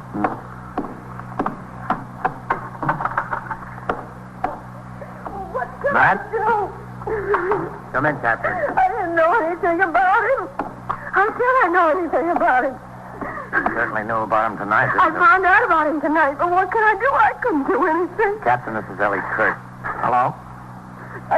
I didn't know Duck was going to shoot at the cop. He didn't tell me anything about that. He just told me to say he wasn't here, that's all. Just say he wasn't here. Listen, is he dead? Yes, we think so. Well, don't you know? We're waiting for the ambulance surgeon. It's up to him to say so. Oh. He really was not a bad fellow. I didn't think he was very bad till tonight. All right, now what happened? Well, he was here and there was somebody knocking at the door. I don't mean start there. I mean start earlier tonight. Oh. From the time Dunk got here. Well, you see, we had this date. He was supposed to be here at 9 o'clock. We were going to go downtown and have some pizza and beer. You know, that's what he told me we were going to do. What time did he show up? Well, it wasn't until about 11 o'clock. And, boy, I was mad. I almost didn't let him in. He told me it wasn't his fault. He couldn't help it and everything like that. Stood out there knocking on the door, and I said, if you're 2 hours late, you might as well not come at all, if that's as reliable as you can be. I was really sore. But you let him in. Well, he begged me to open up. He said he couldn't help being late because he was in a jam, a real jam. The way he was talking, I could see he wasn't lying about that, so I let him in. What did he tell you? Well, he said he borrowed this car from a friend of his, a fellow named Joe something, McLeese. Did you know him, Joe? Oh, yeah, I met him. I met him a couple of times. Anyway, Dunk said he borrowed Joe's car tonight, and he got in some trouble, and I asked him if he had a wreck. He said, no, it wasn't anything like that. And he told me to go down to the bar there, to Jeremy's, you know the place that's around there on 2nd Avenue? Yeah, we know. And he asked me to go down there and find Joe and tell him to come up here to the house.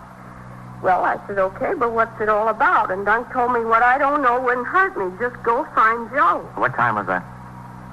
Oh, I don't know. It was about 11:30 or something like that. You went down to the bar. Yeah. Did you find Joe? Yeah, he was sitting there. I told him Dunk was at my house and wanted to see him. And right away, Joe thought Dunk wrecked the car. I said, no, it wasn't anything like that. But he was in a jam. So we come back here together, Joe and me. What did Dunk tell Joe? Well, first, Dunk told me to get in the bedroom so they could talk. And I said, listen, whose house is this anyway? But Dunk said he had something private to talk over to Joe. And so I came on in here. But you heard what they were talking about? Yeah, after it started to get loud. What they talking about? Well, you see, Dunk had told Joe he wanted to borrow the car to go pick up a vacuum cleaner or something like that he bought for his mother. And Joe lent him the car if he'd fill it up with gas.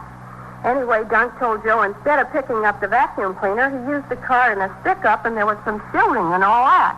Did you hear where the stick-up was? No, I didn't, but I'm telling you, my heart sunk right down to the floor. I didn't know Dunk was mixed up in anything like that. You know, I didn't think he was no perfect angel, but I had no idea there was anything like stick-ups with him. Well, what did Joe have to say? Well, I'm telling you, he was plenty burned up. He was really mad at Dunk for taking the car under false pretenses like that and putting a lot of heat on it. He was steaming. Then why did Dunk tell him anything? Why didn't he just return the car? Well, to tell you the truth, he was a little bit worried that someone saw the car and got the license numbers and all that. So he told Joe if anyone came asking any questions for Joe not to say anything about Dunk borrowing the car. What did Joe say to that? Well, he told Dunk he was out of his mind. I can see his reasoning. Then Dunk said he didn't think anyone saw the license number, but he just wanted to make sure, and Joe said he was crazy. If the cops came in, what was he going to tell them? How'd they settle it? Oh, they settled it all right. How? Well, they were arguing back and forth, and finally Joe says to Dunk, how much did you get? And Dunk says, how much did I get and what? And from the boosting, Joe says. So Dunk told him $180. So Joe says, all right, give me half. I won't say anything. Well, Dunk didn't want to go for that, but in the end he did. He gave him half. You overheard all of this? Well, they were screaming so loud I couldn't help it. I couldn't sit in here and twiddle my thumbs, could I? Then Joe left? Yeah. Where'd he go? I don't know. He just left. Dunk gave him back the keys to the car, and he just left. Did you say anything to Dunk about what you heard? Are you kidding? You think I wanted to get involved in something like a stick-up? Not me. Dunk stayed here? Yeah. I wanted to go out and get the pizza like he promised, but he just wanted to sit around. The whole thing was bothering him. A stick-up? Oh, no. Give him the half to Joe, I think. Well, what happened when the detective knocked on the door? Well, Dunk said, ask who it is. And I asked, and the detective said it was a detective. So Dunk says, don't say anything about him being here. And he went out in the kitchen. So I let the detective in, and he started asking a lot of questions. And I wasn't going to lie to him, and Dunk must have heard this. So he comes out with that gun, and believe me, I was scared. I was scared to death. I knew somebody was going to get killed. That's the way these things can wind up. Somebody getting killed. You know it, and I was afraid it was going to be me.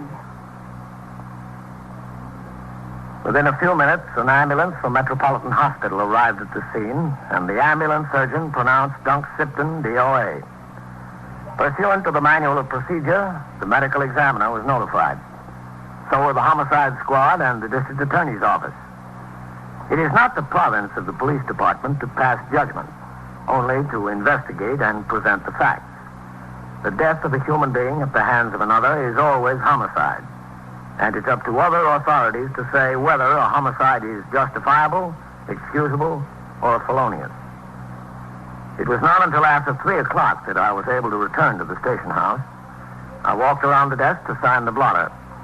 Lieutenant Gorman, the desk officer, told me that detectives of the 24th Squad had arrived at the station house to talk to Joe McLeese. When they came into the muster room, he informed them of the shooting, and they drove directly to the scene.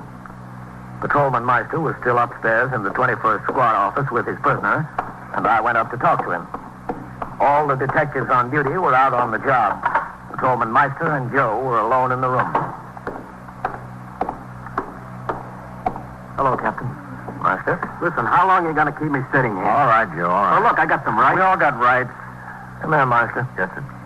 I'm entitled to an answer, don't you think? Stay on that bench. You'll get your answer later. You've been telling me that for hours.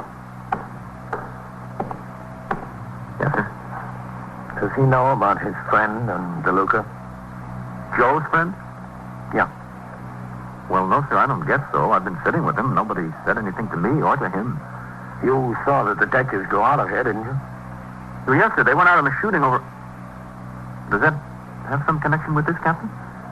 It sure does. Hello, Captain. Matt? Well, we're all cleaned up over there, Captain. You bring the girl in? DeLuca is. Good work, Meister. Well, yes, thank you, sir. Let's talk to him, Captain. Yeah. Oh, Joe. You still here? Not because I want to be. Look, Captain, I was in that bar all night. I don't know anything about any stick-up. You know how many cars there are like mine? There must be 10,000 in the city of New York. Yeah, maybe there are. I'd hate to have to count them, I'll tell you that. What do you say? Let's call it a night, huh? Up to now, I didn't mind it because I want to help you out if I can. But fair is fair. I don't know anything about what you want to know. Now, Joe, that's a great big lie, isn't it? Why should I lie to you? I got nothing to lie about. You know where I was, Captain. Tell him. Yes, I know where you were, Joe. So that settles it. And I know where you're going to be, too. Where? Well, when you're down there and the judge says 10 years, ask him for half.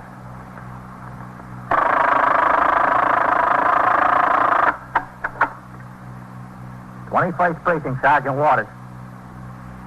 Yeah? A shooting? Where? At the museum or near the museum? Who's doing the shooting? Well, are the police officers there? Now, where is it exactly? And so it goes. Around the clock, through the week, every day, every year. A police precinct in the city of New York is a flesh and blood merry-go-round. Anyone can catch the brass ring, or the brass ring can catch anyone. 21st Precinct, a factual account of the way the police work in the world's largest city, is presented with the official cooperation of the Patrolmen's Benevolent Association, an organization of more than 20,000 members of the Police Department, City of New York. Everett Sloan in the role of Captain Kennelly, Ken Lynch as Lieutenant King, Harold Stone as Sergeant Waters. Featured in tonight's cast were Eileen Palmer, John Larkin, Frank Moss, John Sylvester, and Frank Campanella. Written and directed by Stanley Niss. Art Hanna speaking.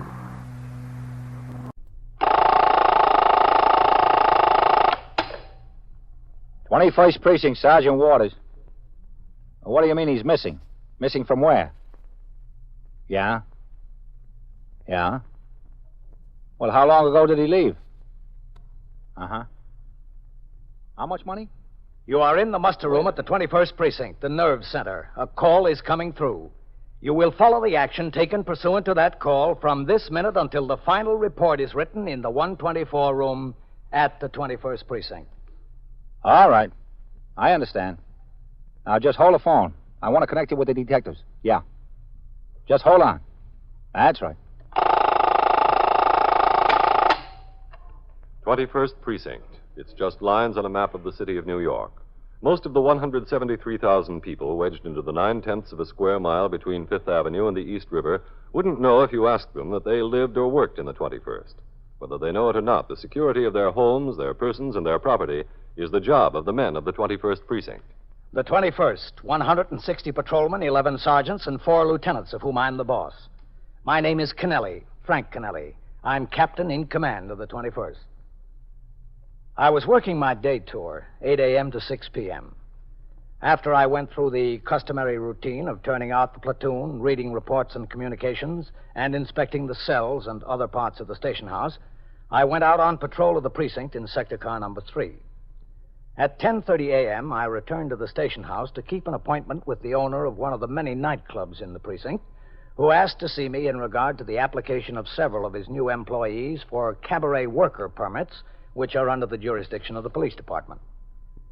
After he left, I went into the back room and up the rickety stairs past the 21st Detective Squad on the second floor to the third floor, where the precinct youth patrolman, the safety officer, the civil defense patrolman, and the precinct hack inspector each have their offices. As I walked down the narrow hallway, I could see inside the open door of the hack inspector's office. Patrolman Jaffe sat behind his desk, and a man wearing a baseball cap and a washed-out sports shirt stood in front of him. And how long after that was it before you noticed the briefcase in the back of your cab? Captain? Hello, Jaffe. Well, I took the car around the corner, and this lady flags me, and she gets in. When I turn around to listen where she wants to go, I see the briefcase. Listen, what do you want from me? I brought it into the station house, didn't I? You're supposed to thoroughly search the interior of the cab after discharging each passenger. There was trucks double parked and a line in back of me when he got out. How could I hold up traffic? I ought to send you down to the Hack Bureau on a violation. For what? For being honest? For not looking in the back of the cab as soon as possible. I told you. Jaffe. Yes, sir, Captain. I want you to call down to the license bureau and check on these for me. Yes, sir. The owner of the cabaret was just in my office. He's got these new people working for him, and he hasn't heard. Yes, sir, I'll get right on it. Could I go now? I'm only losing time. Yeah, you can go. But look in the back of your cab, will you? I will. Don't worry about that. Oh, Jaffe, if the desk officer calls, I'll be in the detective squad. Yes, sir. For being honest, you're getting a jam. You've got to be honest faster. Listen, I came in at the first station house I passed at the first opportunity. I brought the briefcase right in and gave it to the lieutenant down there. The lieutenant gave me a hard time for being honest. He just wants you to stay honest. Well, so long. Whole deal over nothing. Over a briefcase. Is Lieutenant King in his office? Oh, yes, sir, Captain. He's in there. Yes. Captain Kennelly. Come in. Hello, Matt. Captain? You busy, Matt? No, sit down, Captain. I was just going over the telephone record of the squad.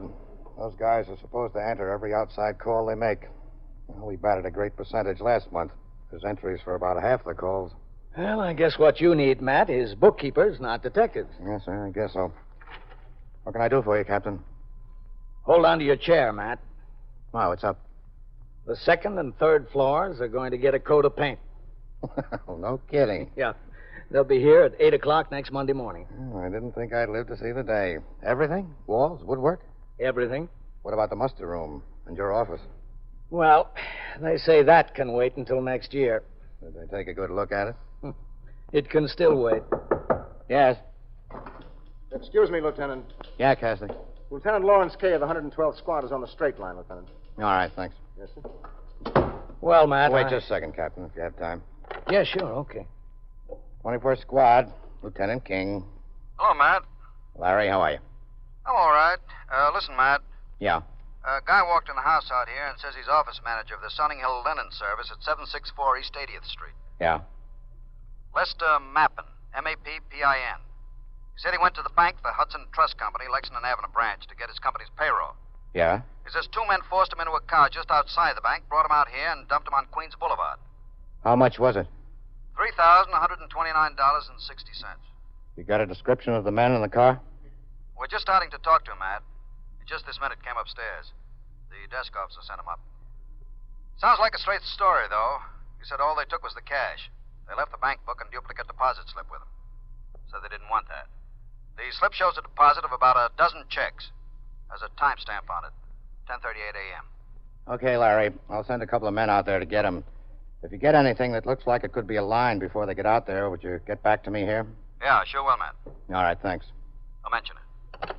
What is it, man? Payroll stick-up, Captain. Yeah? Two men grabbed the office manager of a linen service as he was coming out of the Lexington Avenue branch of the Hudson Trust Company.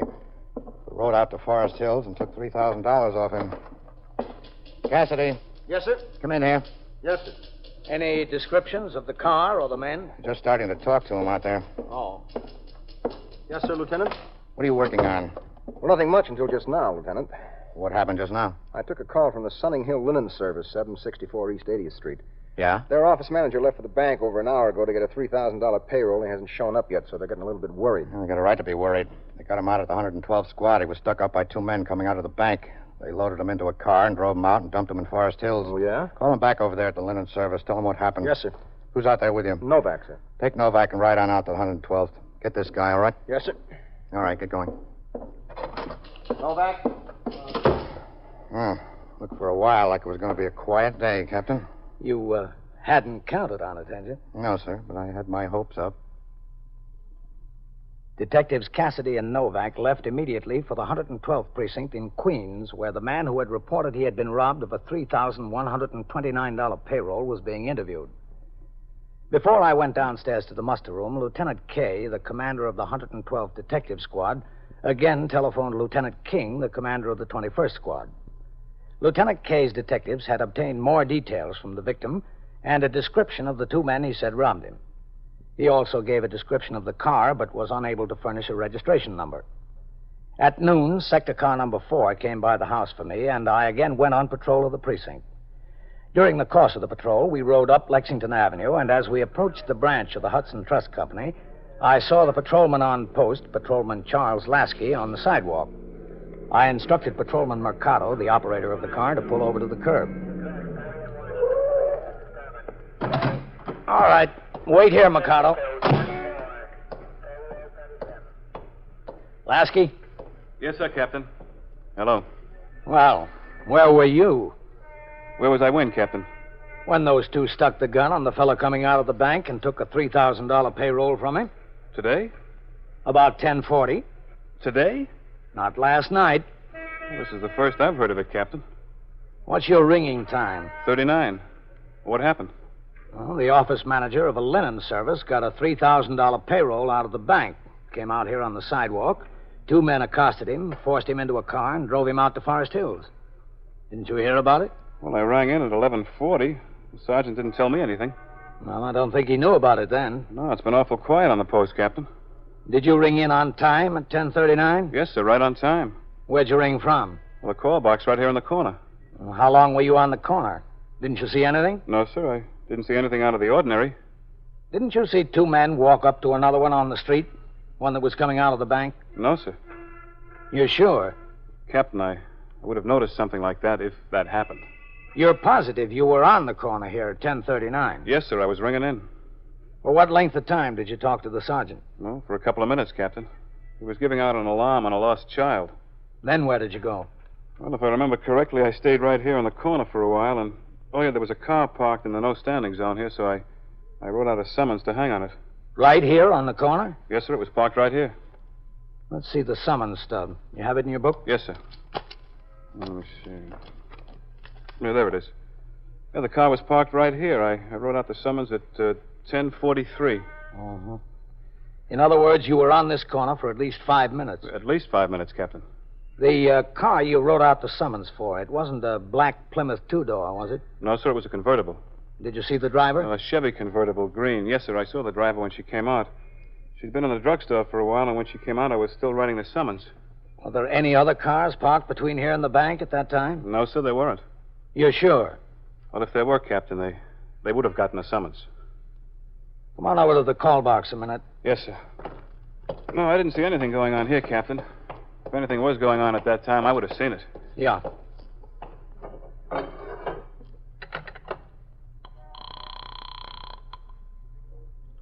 Precinct, Sergeant Waters. Captain Kennelly on box 14. Yes, sir, Captain. Sergeant, look on your telephone record and tell me what was the last time Lasky rang in. Yes, sir. 11:40, Captain. And the time before that? 10:39, Captain. From box 14? Yes, sir. From box 14, both times. Sergeant, connect me with Lieutenant King, will you? Yes, sir. Hold on, Captain.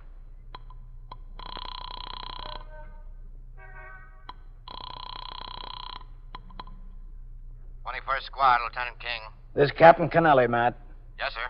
Matt, did that hold-up victim tell the detectives out at the 112th that the two men accosted him as soon as he came out of the bank? Yes, sir. They held a gun on him, took him across the sidewalk to the curb? Yes, sir, that's right. Said they had their car parked there right at the curb. Down at the corner from the bank? Yes, sir, that's right, down at the corner. Matt, I'm over on that corner now. Yes, sir. Lasky on post here was on this corner from the time of the robbery and for at least 5 minutes afterwards. He didn't see anything like that happen. Well, he might have missed it, Captain. The guy said it happened awful fast. They got him in the car in a hurry. Oh, that's the point, Matt. Lasky says there was only one car parked here. It's a no-standing zone. He gave the one car parked here a summons, and it wasn't the getaway car. It was a green convertible. Is he sure he was there during the time of the robbery? Well, the man's deposit slip was stamped 1038 in the bank, isn't that right? Yes, sir, that's right. 1038. Well, Lasky rang in from this call box here at 1039. Oh, did he? Yes, and he was standing here writing out the summons after that. The time on the summons is 10:43. That puts a little bit different light on things, Captain. Yeah, I think it does. Did they get back from Forest Hills with the victim yet? No, sir, but they left there. I expect them back any minute. Well, I'm kind of interested to hear a little bit more about this robbery, man. So am I, Captain. If there was such a thing. All right, I'll be in a little while. Yes, sir. Captain, if those stick-up men parked their car there, I'd have seen it. I'd have tagged it. I don't think there was a car. If there wasn't a car, Lasky, there wasn't a stick-up. You are listening to 21st Precinct, a factual account of the way police work in the world's largest city. You hear your confession repeated over and over again, drummed into your head. They make you memorize it, sign it, and by torture and drugs, they finally get you so you yourself believe it. Then, finally, they put you on the witness stand, and you hear a voice admitting the guilt. You don't even care anymore. You hardly realize that it's your own voice, repeating the words they want you to say. Yes, that has happened in some countries. But there's a very good reason why it couldn't happen to you. 15 words in our Bill of Rights are your protection. They say very clearly, no person shall be compelled in any criminal case to be a witness against himself. When we read about the rigged trials, the phony witnesses, the drugged confessions that take place in certain countries today, we're pretty glad that our Constitution was written by men of foresight. Well, maybe they couldn't look ahead to our day, but they were determined to protect us against such things happening in this country. For ourselves, for generations to come, this right exists, assuring us of fair trials, due process of law, and no one can compel us to be a witness against ourselves. It's right there in black and white, in words that have been unaltered for 165 years. It is one of our freedoms. Now back to 21st Precinct and Captain Kennelly. When I got back into the car, I instructed Patrolman Mercado to return to the station house. He made a right turn at the next corner and came downtown on 3rd Avenue. I got out of the car and told him to pick up his partner and resume patrol. Then I crossed the sidewalk, walked up the stone steps into the muster room where Lieutenant Gorman was desk officer and Sergeant Waters was on telephone switchboard duty. 21st Precinct, Sergeant Waters. Oh, Captain. Yes, Sergeant. All right, 17. Division called. Inspector McBride wants to talk to you. All right. As soon as I sign the blotter. Yes, sir. What's doing, Ray? 21st Precinct, Sergeant Waters. Well, what's the trouble, lady? Yeah? Yeah? Heavy smoke is coming out of the smokestack? Well, I'll tell you what you do. You call the Department of Air Pollution Control. Air Pollution Control. Yes, ma'am, that's right. Worth 40495. Worth. W-O. Well, I agree with you. Something ought to be done about that. Yes, ma'am. You're welcome. Don't mention it. What time did Inspector McBride call, Sergeant? Oh, it was 12:14, Captain. Oh. I told him you were out on patrol. I asked him if he wanted you to get a radio call put out for you. He said no, just have you call him when you got back into the house. All right. Oh, and there's a couple of other messages. I left them on your desk. Okay. We go straight on through the back there, Mr. Mappin. Hello, Cassidy. Oh, Captain. Mr. Mappin, this is Captain Kennelly, commanding officer of the precinct. How do you do, Mr. Mappin? Well, it's too bad what happened to you. Yes, and in broad daylight, right on the street in broad daylight. Oh, Cassidy, will you tell Lieutenant King I'm back in the house? Yes, sir. And that I'll be upstairs in a little while. Yes, sir. All right, right back that way, Mr. Mappin. You just can't tell. You just can't tell about what? Just can't tell what's going to happen to you in broad daylight. Yeah, well, lots of things can happen. Upstairs. Yeah. How did they know I was going to be in the bank and when I was going? Oh, they have ways of finding those things out. In broad daylight. Yeah, well, it has to be in broad daylight. The bank isn't open at night. It's right over that way. Who is it I'm going to see? Lieutenant King. Oh, yeah. Go ahead. Thank you. It's all right. Right back there to that little office. I'd like to get a chance to call my office. Oh, you will, Mr. Mappin. I'd like to let them know where I am. You can call him. Yes. Cassidy, Lieutenant. Come in. Go ahead. Thank you. Lieutenant King, this is Mr. Mappin. Why, Mr. Mappin? Well, considering everything all right, I guess. Sit down, please. Thank you. Where's Novak, Cassidy? He's parking the car, Lieutenant. Okay. Well, that was some experience you had, Mr. Mappin. Yes, it was. I'd really like to call my office and let them know where I am. All right. Use this phone. Thank you.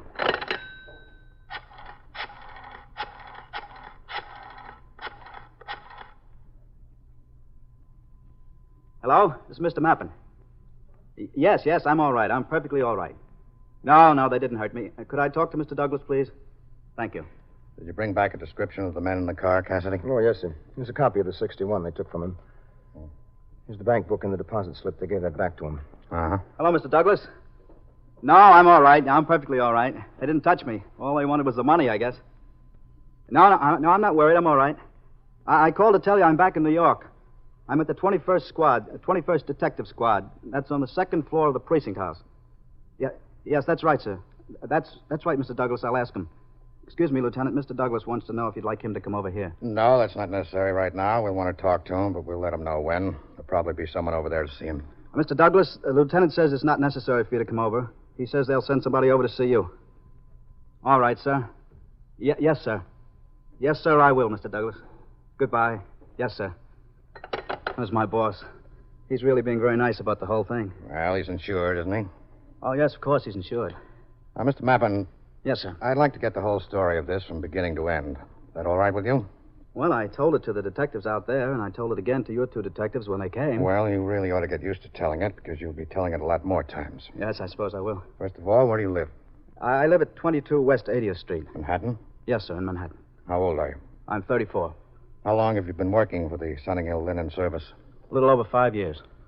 You always been employed there in your present position? No, I was one of the cashiers when I first came. I was promoted about 2.5 years ago. Just what does that mean, office manager? Well, I'm in charge of the entire office, all the girls, stenographers, and the clerks and the cashiers, everybody who works in the office. I see. Will you tell us what the routine is about the payroll? What do you mean, routine? I mean, just how is it made up and who gets it? Everything about the payroll itself. Oh, well, of course, it's not our complete payroll, you know. The office help is paid by check, and the drivers and the workers in the laundry get paid in cash. They get paid every week, and we get paid every 2 weeks, the office help. Well, why is that? I haven't any idea. It's just a system the accountant introduced several years ago. Must be some reason for it. Yes, I suppose there is. Now, payday is today, naturally. Naturally. Well, about 9:30 this morning, I phoned to the bank and told them exactly how I wanted the payroll made up. That is, I told them the payroll would be $3,129.60. I told them how many fives, how many tens, how many ones, and so forth that I would want. So they'd have it ready when you got there? Yes, that's right, in a package. You took a deposit to the bank also? Oh, yes, checks that had come in. There's no sense making 2 trips when you can make 1. Well, why isn't the payroll made up from the cash that the drivers bring in? It's mostly a cash business, isn't it? Yes, it is, but the money the drivers bring in comes late in the afternoon, and we take it over and put it in the bank in the night depository. Mr. Douglas doesn't like to leave all that cash around the office overnight. He says the safes are not very safe. The ones that we have, that is. He thinks it's wise to put it in the night depository. So do we. You went to the bank? Yes, I went to the bank, and first I made my little deposit. It was just 10 or 12 checks from some of the accounts that had come in. I gave the teller the payroll check, and he gave me the package containing the payroll. That was at 10:38 a.m. Oh, it was around there. I don't know exactly what time. Well, here's a deposit slip from the bank. You can see where it has the time stamped right on it. Oh, yes. I never noticed before they put the time on it. They do, yes. You left the teller's window with a package of money. Yes. $3,129.60. I headed out the front door to Lexington Avenue, just the way I do every week. When I got on the sidewalk, I turned to go back to the office. You're going to walk back? Yes. It's quite a pleasant day. I thought I would. And then I felt myself being shoved up against the wall, and these 2 men were there. One of them had his hand in his pocket, and I was sure it was a gun. It must have been a gun. It could have been anything else. And they told me to go over to the curb and get into the car, and I did. You just did? Well, there's nothing wrong in that, is there? There's nothing wrong in not wanting to get hurt. I mean, after all, it's only money. You can't take a chance of getting hurt just to save the money, especially if it's insured. Especially, yes. What happened after they put you in the car? Well, they told me to look down at the floor and not to look at either of their faces. They said they wouldn't hurt me if I didn't make them any trouble. And as I said, it's only money. I decided not to make them any trouble. I looked down at the floor, and I kept looking down at the floor. They told me they were going to take me someplace and let me out. And they took you out to Forest Hills? That's right. I knew we went across the bridge, and we were driving out Queens Boulevard. I don't know where exactly they were taking me, but they were very nice about the whole thing. They laughed. They gave me back the bank book and the deposit slip, as you can see. They said they had no use for that, and they knew how much trouble it would cause me if they took it and if it was destroyed.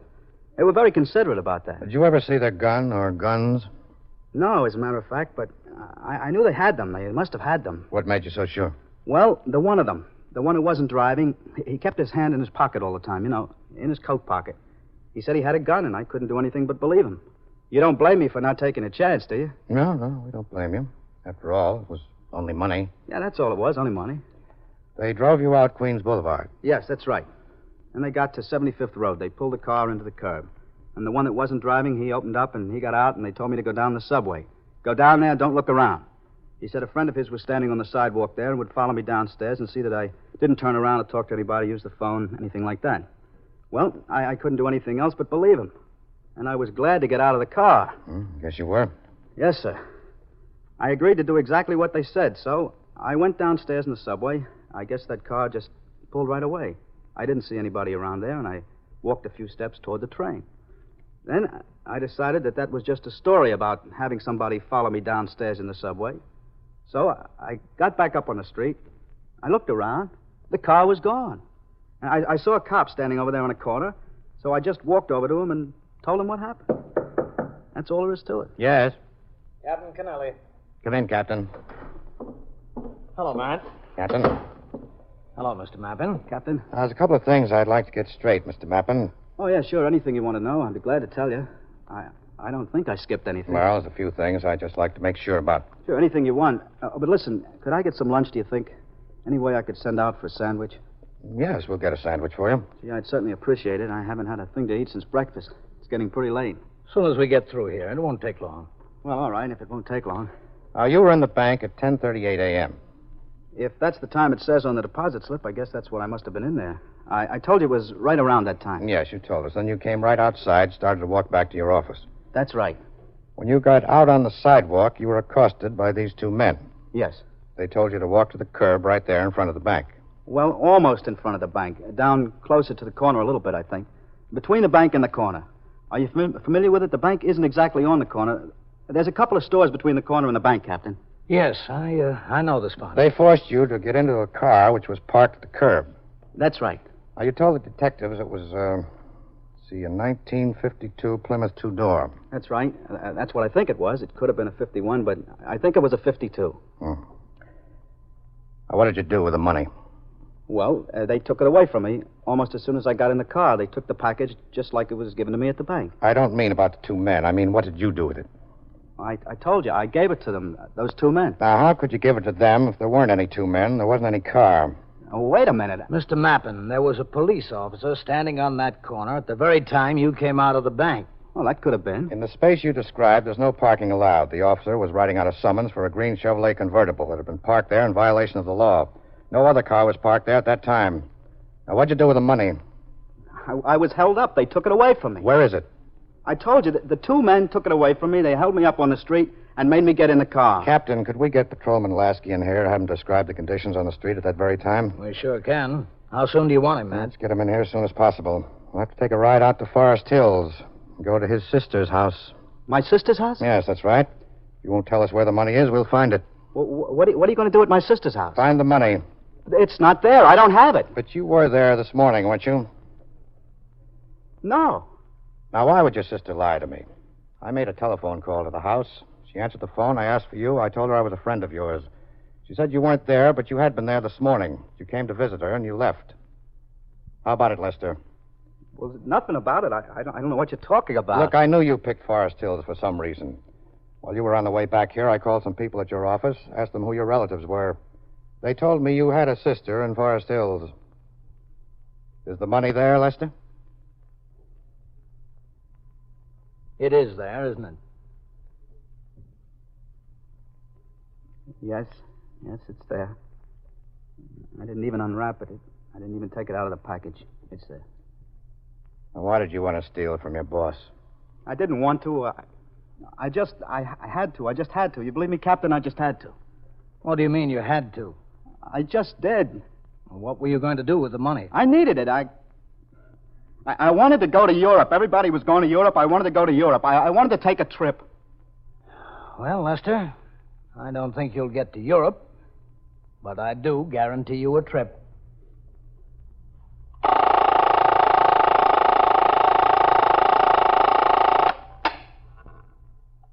"21st Precinct, Sergeant Waters. What kind of accident? Yeah? Yeah? Well, is anyone hurt? Do you need an ambulance there? Who was hurt? Passengers of the bus or passengers of the car? Did the sergeant's car arrive on the scene yet? Yeah? Well, what are the traffic conditions there now? Yeah. All right. I'll notify the Communications Bureau to send an ambulance. Yeah. Are you placing the driver of the automobile under arrest? Okay. All right. Yeah.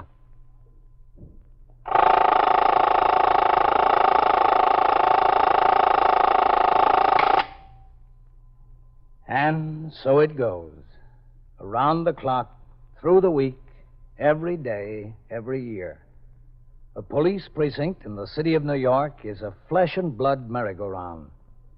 Anyone can catch the brass ring, or the brass ring can catch anyone. 21st Precinct, a factual account of the way the police work in the world's largest city, is presented with the official cooperation of the Patrolmen's Benevolent Association, an organization of more than 20,000 members of the Police Department, City of New York. Everett Sloan in the role of Captain Kennelly, Ken Lynch as Lieutenant King.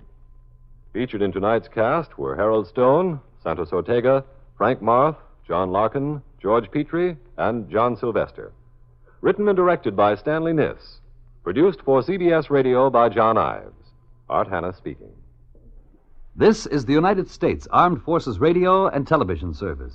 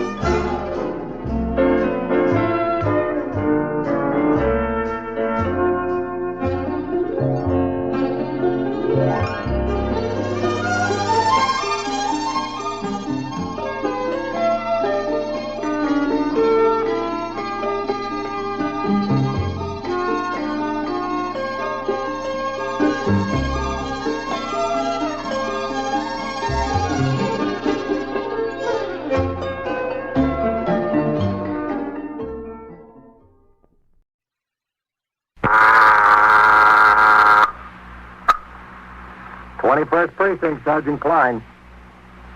Yes, ma'am. Case? It isn't gas?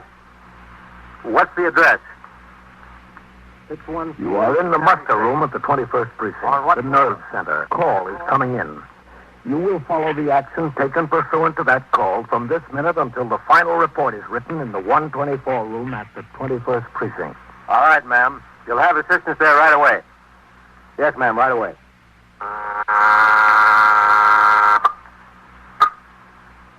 21st Precinct. It's just lines on a map of the city of New York. Most of the 173,000 people wedged into the 9/10 of a square mile between Fifth Avenue and the East River wouldn't know if you asked them that they lived or worked in the 21st. Whether they know it or not, the security of their persons, their homes, and their property is my job. My job and the job of the 160 patrolmen, 11 sergeants, and 4 lieutenants of whom I'm the boss. My name is Kennelly, Frank Kennelly. I'm captain in command of the 21st. What makes a city? Not buildings, not subways, not business. People make a city. From dawn to midnight, from midnight to dawn, the rich and the poor and the good and the bad pour their lives together and stir up the city, as in the 21st.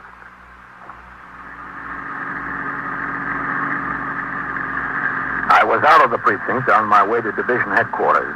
There was a meeting of precinct commanders in connection with new regulations for the supervision of cabarets and dance halls. It was 8:38 a.m. when the radio call went out. 21 Precinct, cars 313 and 314. The address 614 East 7th Street on the second floor. All right, turn around, Johnny. Let's take a look. Emergency squad and ambulance responding, okay?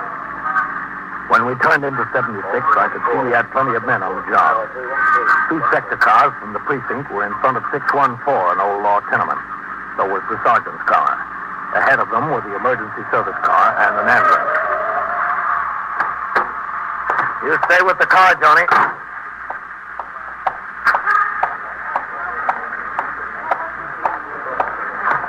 Police officer.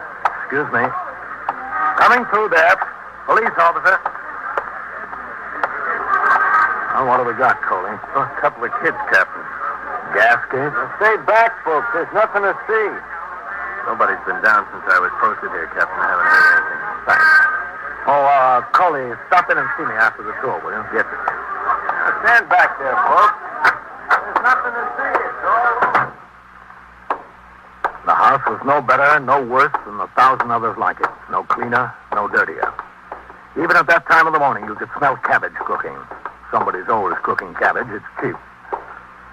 At the top of the stairs, the cop was posted in front of the rear flat on the second floor. All the neighbors had been shooed back behind their own doors.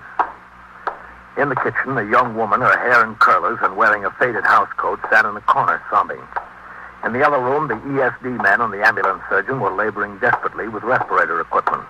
Sergeant Burns was standing in the doorway between the two rooms. What do we got, Sergeant? 2 kids? Yes, sir. Is that the mother? Yeah. They're twins. 2 boys, 9 weeks old. How are they? I don't think it looks good. Let me try for a pulse again here? Yes, sir. That's good. Hold it there. All right. Where's the father? He was a corporal in the Air Force. Killed in the crash in Alaska 7 or 8 months ago. Oh. She said that since she brought the twins home from the hospital, she'd been keeping them in a couple of dresser drawers. These. She said she puts the 2 drawers on the table at night right next to each other. Mm-hmm. Each of the twins got wrapped in tight in a blanket in his own drawer. Then she uses this yellow blanket across the top of both the drawers. That's what knocked them out. Blanket on top. What's her name? Lucas. Mrs. Ruth Lucas. Let's talk to her, Sergeant.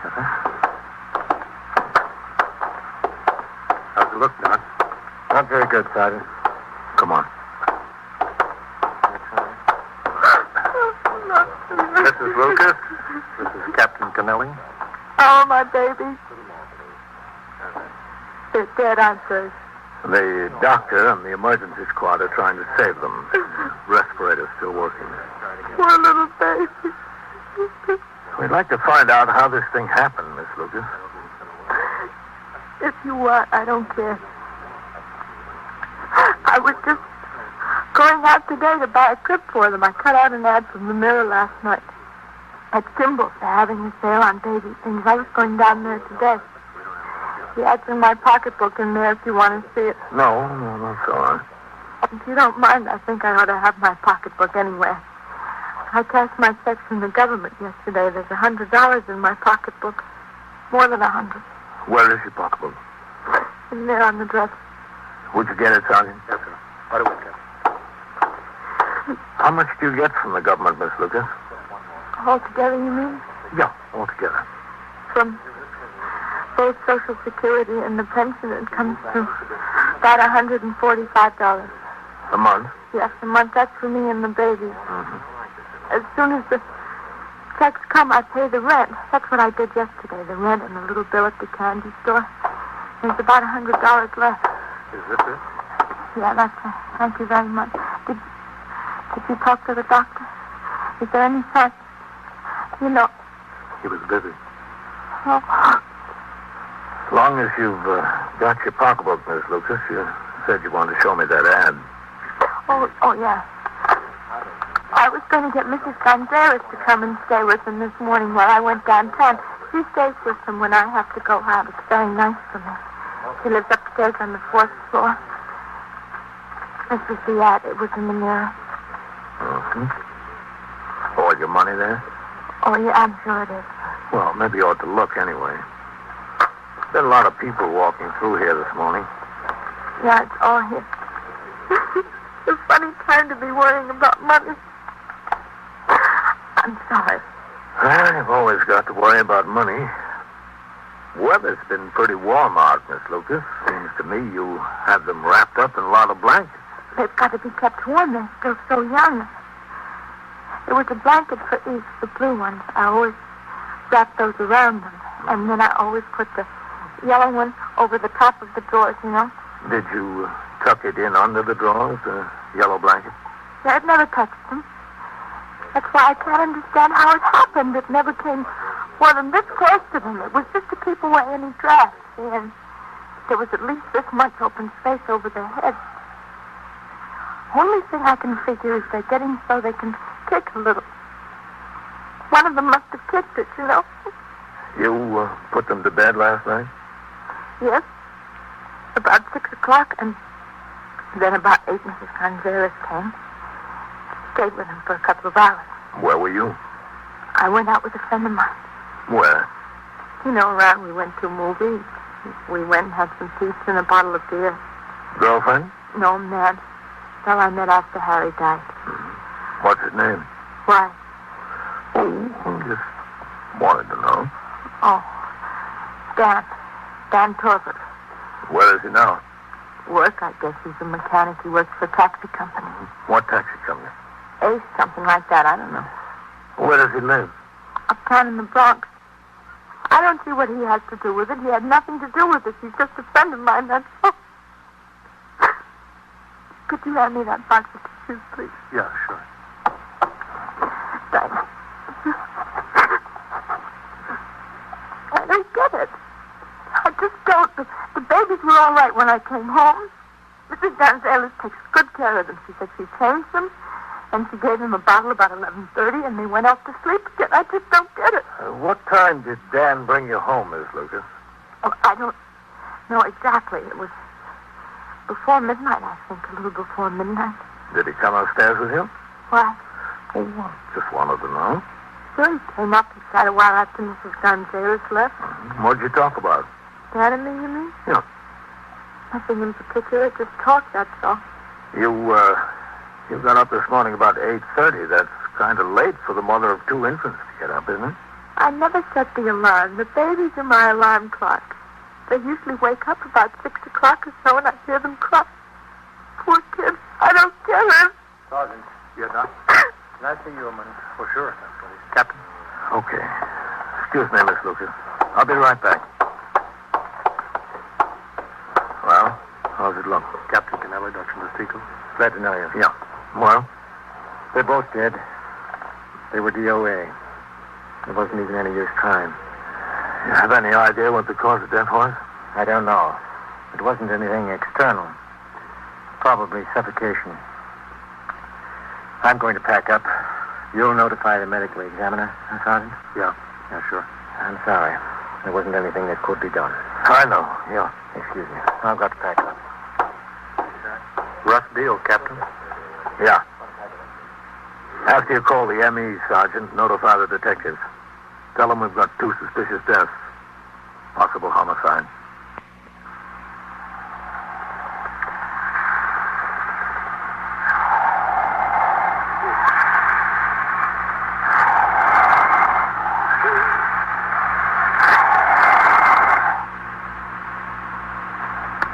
The longer you're in the job, the easier it is to do the hard thing. But there's one thing that never gets easier. That's telling a mother her kid is dead. I told Mrs. Ruth Lucas that both of hers were dead. I left Sergeant Burns in charge with instructions to wait for the arrival of the medical examiner and the detectives. Sector men were ordered to resume patrol. On the way downstairs, I thought of a squeal I investigated as a detective before the war. A mother, a girl from a good, hard-working family, couldn't stand her baby crying day and night. She grabbed him by the throat and strangled him. That was messier, but the twins were just as dead. She did. I tell you, she did. All right, lady. You'll get a chance to tell your story. Oh, hello, Captain. Captain? Are you the captain? Yes, that's right. Coley, keep the people moving. Yes, sir. Now, look. Kill those babies? I know it. That's a very serious accusation, ma'am. I'm making it. What's your name? And Mrs. Gonzalez, Mrs. Mary Gonzalez. You the woman who stayed with the babies last night? That's right. I stayed with them all the time. I loved those babies. She had no use for them. No use at all. Well, that doesn't mean she killed them, Mrs. Gonzalez. Oh, don't it? She wanted to marry this Dan Corbett, but he didn't want any ready-made family. She told me that herself. When did she tell you that? Oh, last night. Before that, even. Look, Mrs. Gonzalez, I'd like you to talk to the detectives who are handling this. Have you got time to come to the station house now? Right now? I'll give you a lift in my car. Oh, I was just going out to the butcher. All right. The detectives will come around to see you. Oh, I'll go. I'll go now. Okay. Come on. Don't forget to stop in, Coley. Yes, sir. I love those babies. Couldn't have loved them more if they were my own grandchildren. And I got two grandchildren in Jersey City. What time did she get home last night? It was after midnight, way after midnight. Miss Lucas said it was before midnight. Oh, thank you. It was after. I came at 8 o'clock and she gave me $1.25 for 5 hours. That goes to show you I love those babies. Station house, Johnny. Wouldn't mind children for that unless I loved them. And I was always bringing them things. Toys and clothes and things like that.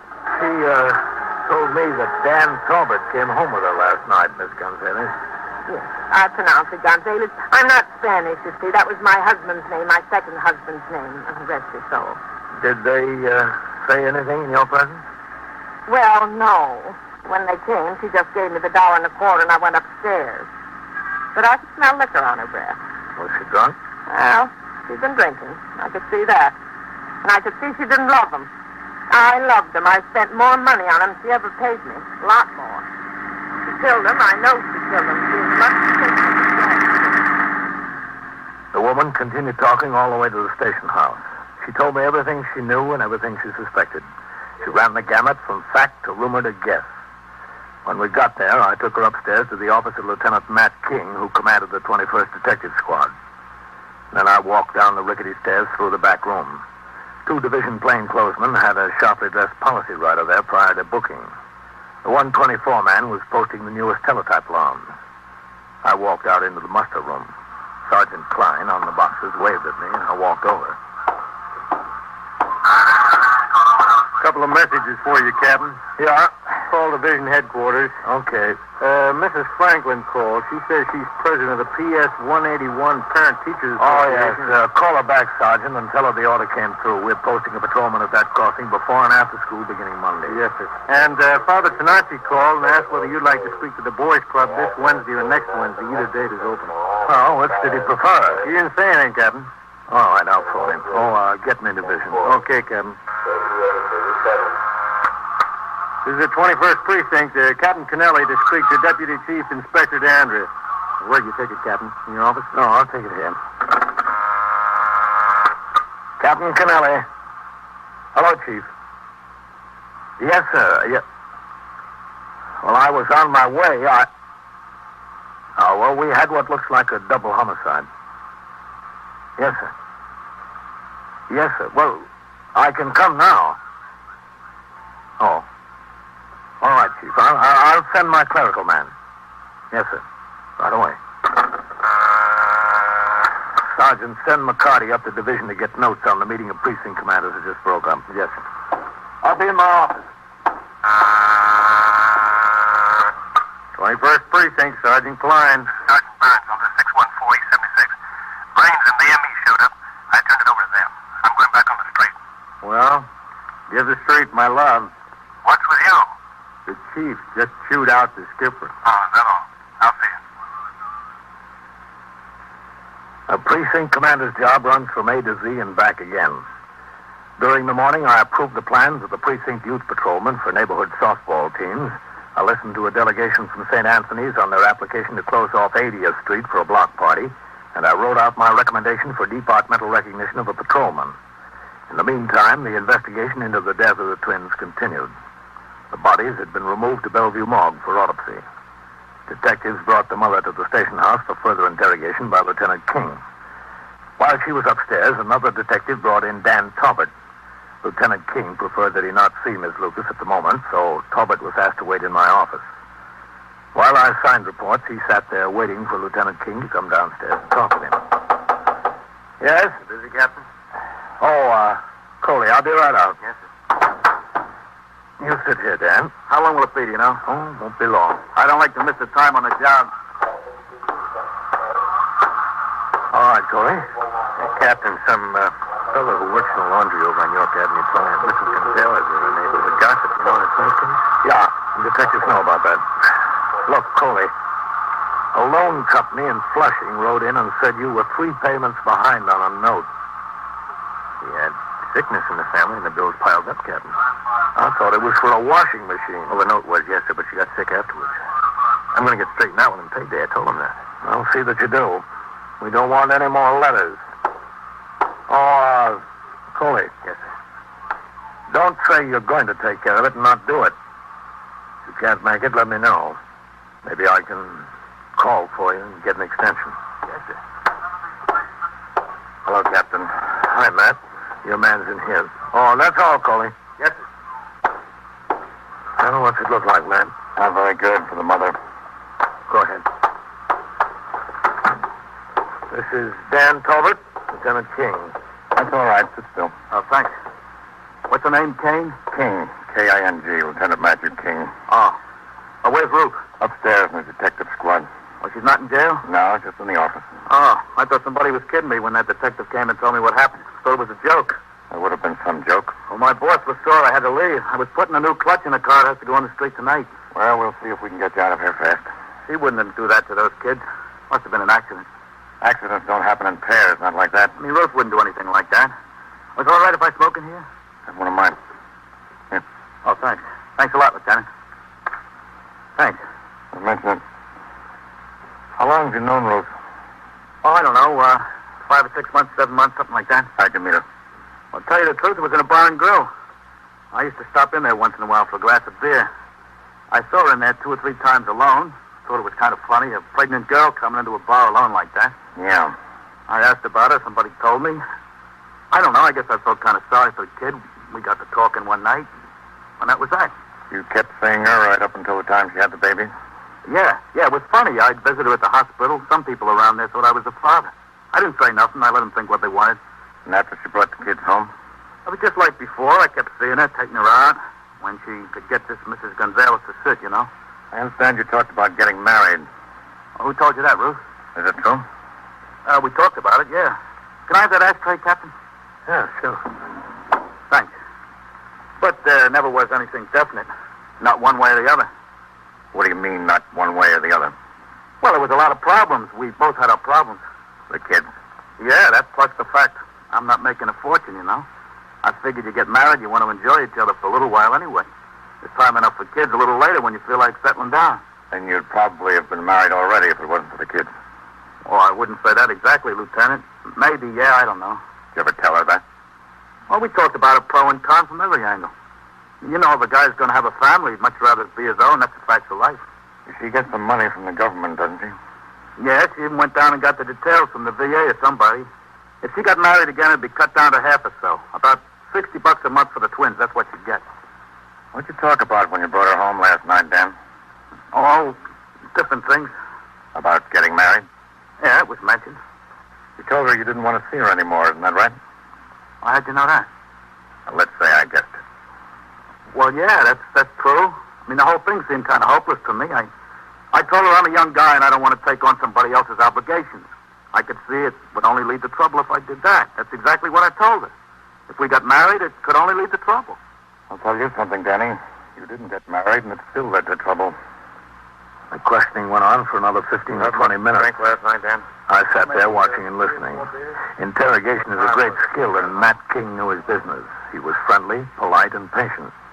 Dan Talbot tried to be as helpful as he could without hurting Ruth. He was helpful, but he hurt her. Step by step, Lieutenant King was building a case of murder first against Ruth Lucas. At 4 p.m., I turned out the platoon for the night tour. At 4:10, Sergeant Klein came into my office for a conference in regard to tours off for accumulated days spent in court by men in his platoon. I guess that does it, Captain. Thanks. All right.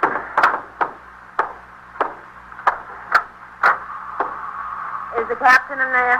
Well, he's busy now, ma'am. Can you tell me what it's about? I want to see the captain. Well, I said the That's captain... all right, Sergeant. I'll talk to her.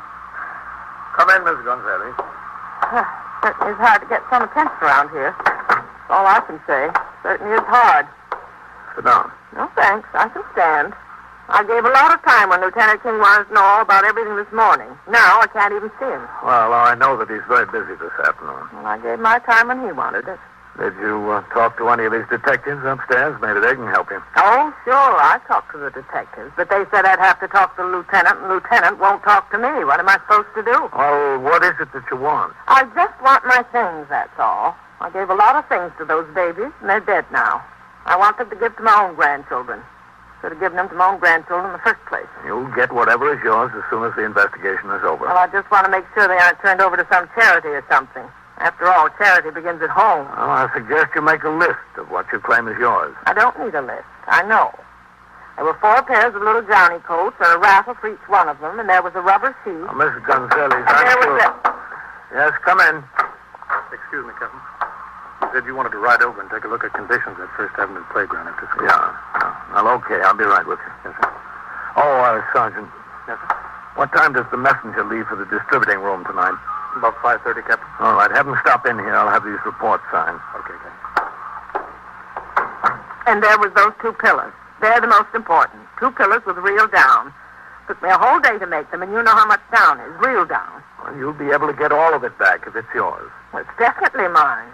I didn't give her anything. I only loaned it. The pillows couldn't be anything except loaning because she didn't even know about them. I just put them in last night. You put them in where?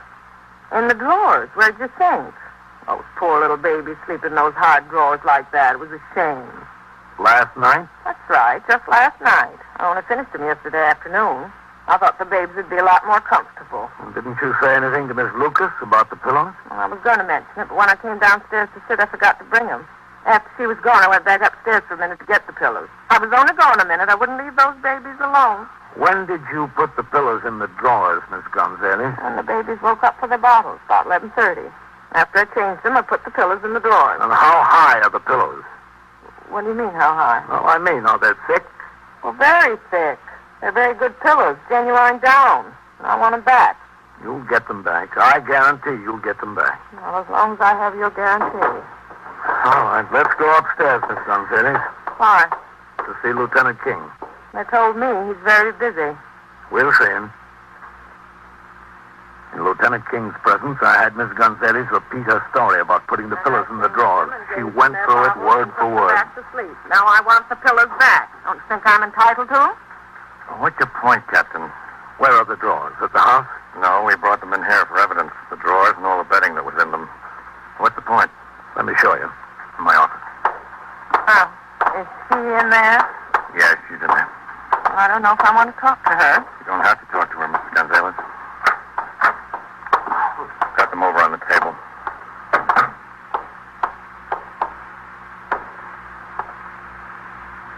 Hello, Mary. Hello. Over here. Here they are. The pillows are right under the sheets. That's where I... Just a minute, Miss Gonzalez. I'll do it. Well, they're my pillows, after all. Now, look, man.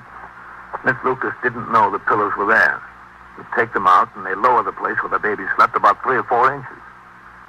Yeah. With them down that much lower, there was plenty of room for them to breathe when the yellow blanket was pulled tight over the top.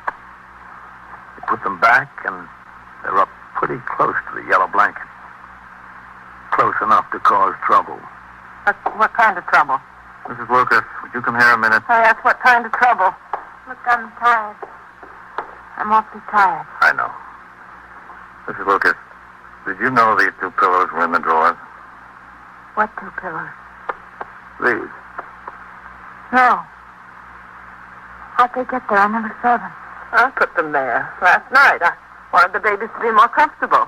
Didn't you see that they were sleeping a little higher than usual? No, I really didn't. You mean that I caused the babies to smother me? That's right. You did. Oh, dear God. Dear God. All right.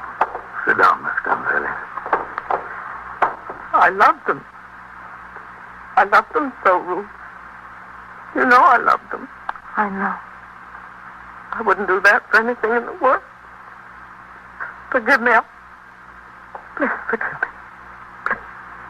Oh, Mary, I forgive you. It wasn't your fault. Accidents happen.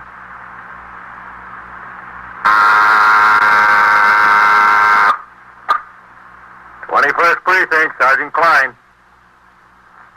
Yes, sir? What's the address? 205, 209. Inside? In front of the shoemaker. What's the trouble there?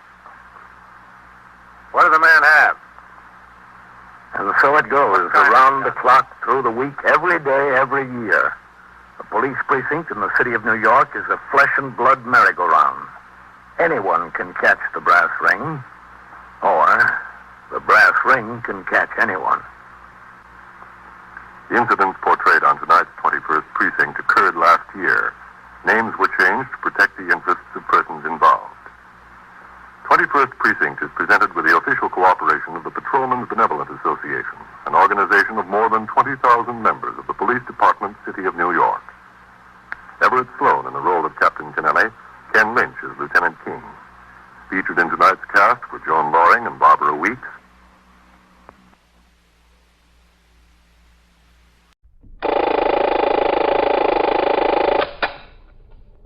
21st Precinct, Sergeant Waters. Stole your what? Yeah? Oh. Where was this? 647? Where was it? Uh-huh. You are in the muster room at the 21st Precinct, the nerve center. A call is coming through. You will follow the action taken pursuant to that call from this minute until the final report is written in the 124 room at the 21st Precinct. All right, I'll tell you what you'd better do. You'd better come into the station house and give a report to the detectives. Yeah, that's right. Between Lexington and 3rd. Okay, you're welcome. 21st Precinct. It's just lines on a map of the city of New York. Most of the 173,000 people wedged into the 9/10 of a square mile between Fifth Avenue and the East River wouldn't know if you asked them that they lived or worked in the 21st. Whether they know it or not, the security of their homes, their persons, and their property is the job of the men of the 21st Precinct. The 21st, 160 patrolmen, 11 sergeants, and 4 lieutenants, of whom I'm the boss. My name is Kennelly, Frank Kennelly. I'm captain in command of the 21st. I was working my night tour, 4 p.m. to 8 a.m. During the early part of the tour, I had been called in from patrol to investigate the attempted suicide of a prisoner confined in the cells in the rear of the station house. The prisoner, a young man of 23, had been arrested by detectives during the afternoon on a charge of grand larceny. After questioning, he had been booked by the desk officer and placed in a cell to await the opening of court. At the time of his booking, his necktie, belt, and shoelaces had been taken from him, but he attempted to hang himself using his shirt sleeve as a noose. Patrolman Bailey, the station house attendant who was in charge of the cells and the prisoners, prevented the suicide with the assistance of the 124 man, Patrolman Fallon. When I returned to the station house, I talked to the prisoner, who appeared to be demented. I instructed the desk officer, Lieutenant Gorman, to notify the Communications Bureau of the occurrence and to send for an ambulance. A UF-49 addressed to the New York State Commissioner of Correction covering the details of the incident was prepared by Patrolman Fallon and was on my desk for my signature when I returned from my meal at 10 minutes after 8. I signed the communications along with other reports and walked out into the muster room where Lieutenant Gorman was desk officer and Sergeant Waters was on telephone switchboard duty. 21st Precinct, Sergeant Waters. Captain. Hello, Sergeant. What kind of prisoner? What's doing, Red? Pretty quiet tour, Captain. Good. How's the boy that tried to string himself up back there? Did you hear? Yes, sir. Bellevue notified me he's ready for court. But they think he's a definite psycho. Well, there's not much doubt about that. Lieutenant. Yes, Sergeant. Coley's got a boy over there who's standing near a firebox and about to pull the hook. Yeah? He thinks it might be the kid who's been turning in these false alarms. I'm going to send a car around for him. Okay, send number 5. And I want to go out on patrol, Red. Yes, sir. Sergeant? Yes, sir. And have number 2 come by the house and take the captain on patrol. Yes, sir. Excuse me, is this where we report something stolen? Oh, yes, ma'am, right here. Oh, what is it that was stolen? A violoncello. Your what? His cello, a musical instrument. Oh. It's my Joseph. Darling, please. Where would I get another Joseph? Where? Let me tell them, darling. I'm sure they can find it. Never. Where would they find it? Where? Well, maybe we can if you just tell us what it's all about. Where was it stolen from? From under my eyes. From under my very eyes. Please, Igor. Where can I get another Joseph? Igor. All right. We were going to our place in the country in Rockland County. Nyack. You know where is Nyack? Yes? Well, we had the car parked in front of our apartment house. In front. Right in front. Where is your apartment house? 647 Park Avenue. Under my very eyes. My Joseph. Igor. My life. Please, darling. They'll try to get it back. Won't you? We'll try, sure. Captain, number 2 is on the way for you. Okay. You had the car parked in front of your apartment. Yes, that's right. We were going to the country for the weekend. My husband had just gone upstairs with the doorman to get a suitcase, and I was down at the car. To leave the car with my Joseph inside. All right, darling. I'm sorry. Sorry? What would be sorry? Well, you see, I remembered something else I wanted my husband to bring down. So I just stepped inside the foyer for a minute to use the house phone. I was only inside a minute. 10 seconds was too much. 1 second. The cello was already in the car? I brought it downstairs myself when the garage came with the machine. Myself. Nobody is allowed to even lift up my Joseph except me. Now, where is it? Some thief, some bum. That's where it is. Did you see the thief? No, I didn't see him. I couldn't from where I was phoning. Did you notice it was missing right away? I noticed it was missing when I came downstairs. Well, I had no reason to look in the car. You had no reason to look someplace else with my Joseph in there. I never dreamed it could happen in 1 minute. It takes less time than that to happen. What is your name, please? We are Mr. and Mrs. Rudgvik. Rudgvik. Your first name? Igor, I am. She is Irene. 647 Park Avenue. Yes. Aren't you the virtuoso who'll be soloist with the Philharmonic next Monday night at Carnegie Hall? In the main auditorium. Not without my Joseph. Darling, you can use the Amati. My Joseph or nothing. Or nothing. What is Joseph? A nickname for the cello or something? A nickname? It's a Joseph. Joseph is an instrument made by Giuseppe Guarnerius. I thought that was just what he called it. Giuseppe, Joseph, Guarnerius. It was made in Cremona in 1759. Like a Stradivarius, you mean? What, like a Stradivarius? There is no comparison, none. A Stradivarius is a tone sweet, sugary. A Joseph is robust, full, no comparison. A cello isn't that great big one, is it? That's a double bass. A double bass is not for a virtuoso. A double bass plays the boom, boom, boom in the full orchestra. Oh. A cello is this high, 48 inches. You can identify the instrument if it's recovered, can't you? Of course. How many Josephs are there? And how many in this country? But your particular one. I can identify it. Was it in a case?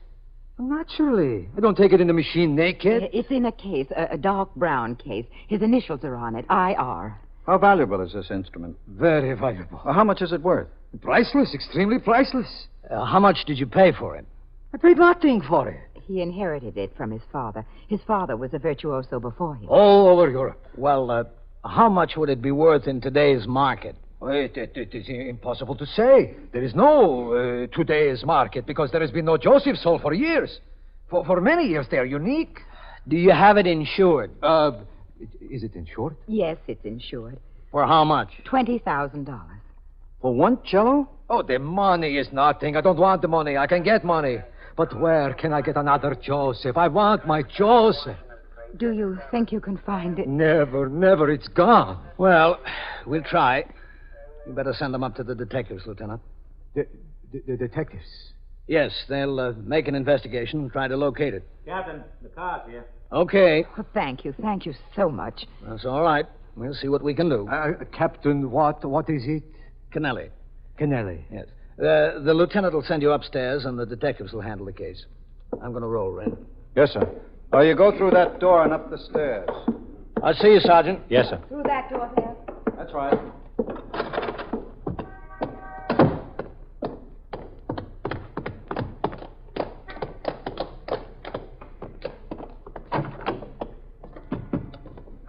Hello, Captain. Vaccaro. There's a political rally at 80th Street and York Avenue. Let's take a look over there. Yes, sir.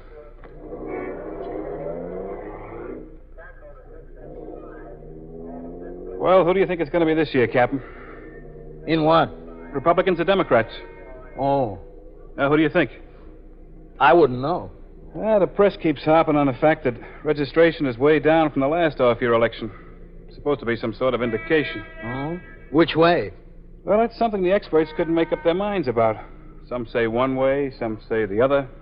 Well, I guess it depends which side the expert is pulling for. Yes, sir, I guess it does. Yeah, but it's a hard one to figure, though. You take things like what happened in Maine, and the president with his personal appeal, and scandal here and there, and kennel dogs. You roll them up, and what do you got? What? Beats me. Well, I wouldn't worry about it, Vaccaro. It'll all be solved for you the morning after election. Yes, sir, I guess it will. Oh, you want to go up first to York, Captain? Either way. Yes, sir.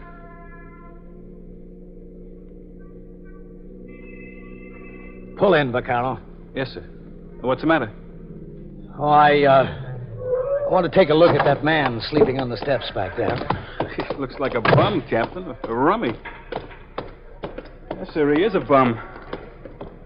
Boy, these guys will crawl in any place. What's that he's got with him there? Oh, come on, this guy isn't any working musician. No, I don't think so. All right, come on, mister.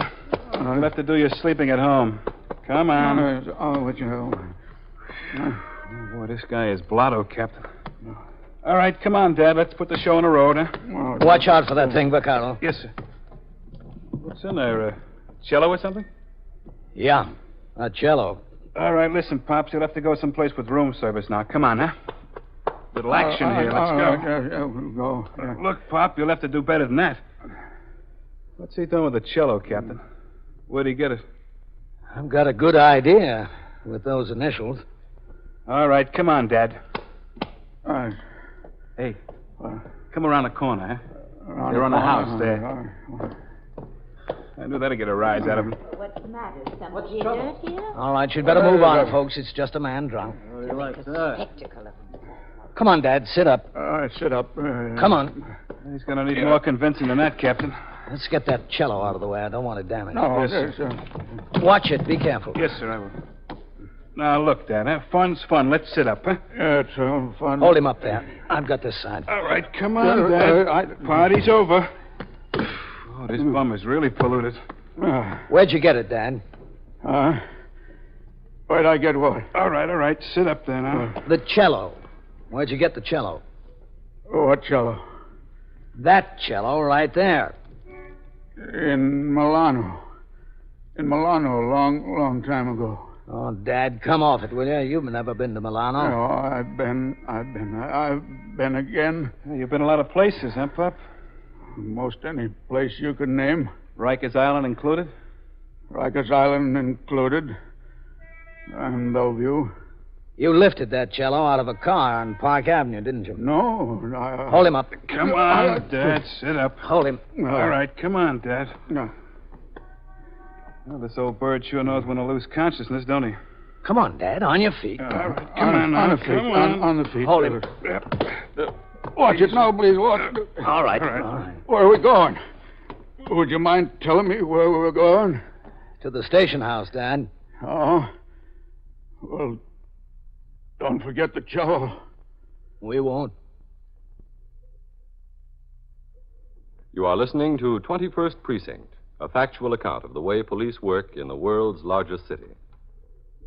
If you were to sit down and list some of the rights and freedoms that you have, you'd probably list the big things like freedom of speech, freedom of the press, freedom of religion, and others.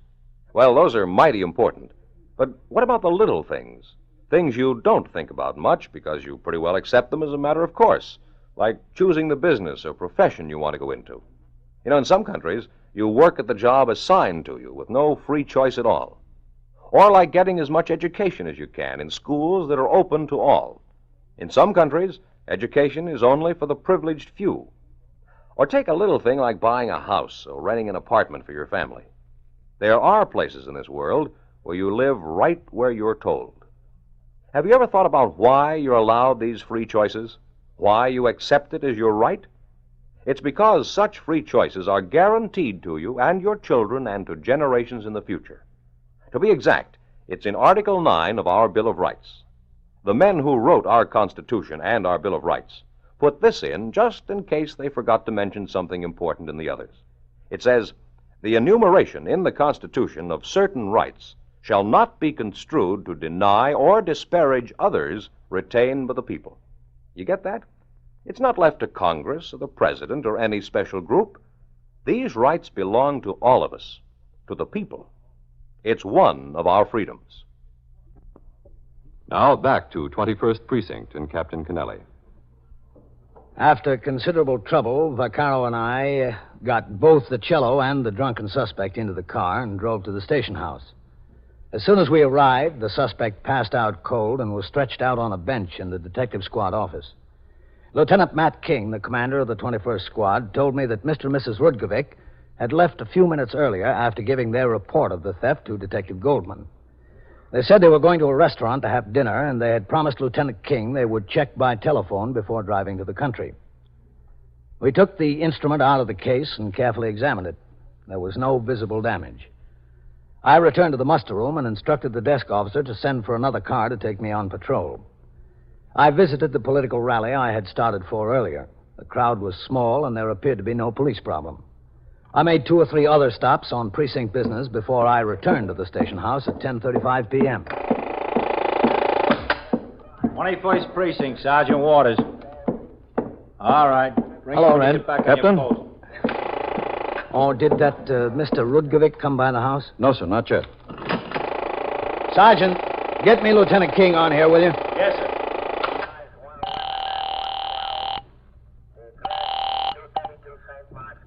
Squad, Lieutenant King. This is Captain Kennelly, Matt. Did you hear from Mr. Rudkovic? No, sir, not yet. But that stew bum has come around. I'm just beginning to talk to him. All right, I'll be right upstairs. Yes, sir. I'm going upstairs to the detectives. Yes, sir. Did you get a look at that cello, Captain? I did, yeah. Does it look like $20,000? Not to me. To me either. I'd rather have the cash. I'll be upstairs. Yes, sir. 21st Precinct, Sergeant Waters. Now, wait a minute, not so fast. Where is this you're talking about? Hello, Meister. Farrell. Hello, Skipper. Farrell, Yes, sir. what tour are you working? 12 to 8, Captain. We came in early to talk to some of the fellas on PVA business. Oh, okay.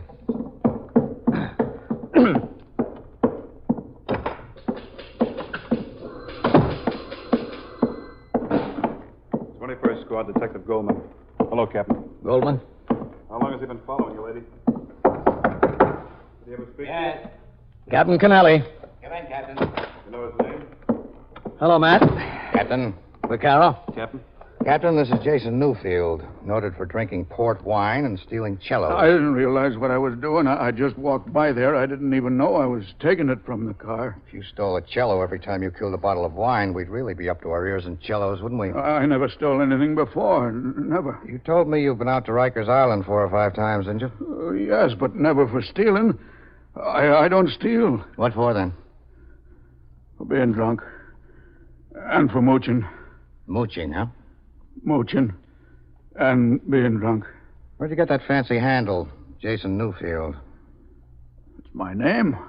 Oh, I guess it's got to be. Couldn't think that up. Where do you live, Jason? Oh, here and there. Around. Where? I flopped down on the Bowery. What were you doing uptown on Park Avenue? I was just walking. I got a right to walk on Park Avenue. What were you doing uptown? I went to work over on Lex this afternoon. Work? What kind of work? I wanted to make a couple of bucks. I got on setting up pins in an alley over there. Wasn't any good, though. The boss said I was too slow on the uptake. He gave me my money and told me to get out. What time was that? I don't know. It was just about getting dark. Just about then. What'd you do? I put the money in my pocket and I went downstairs. And into the first package store you saw? Well, as a matter of fact, yes, I got a bottle of wine. There wasn't anything wrong in that, was there? I earned it, didn't I? I was entitled to buy a bottle of wine. What was it, a pint? A quart. You went over to Park Avenue? Well, I went walking. You know, I swigged a little bit and I walked some. That's the way I like to drink. Swig and walk a little bit. And you walked right up to this car and stole a $20,000 cello. $20,000? Is it what it's worth?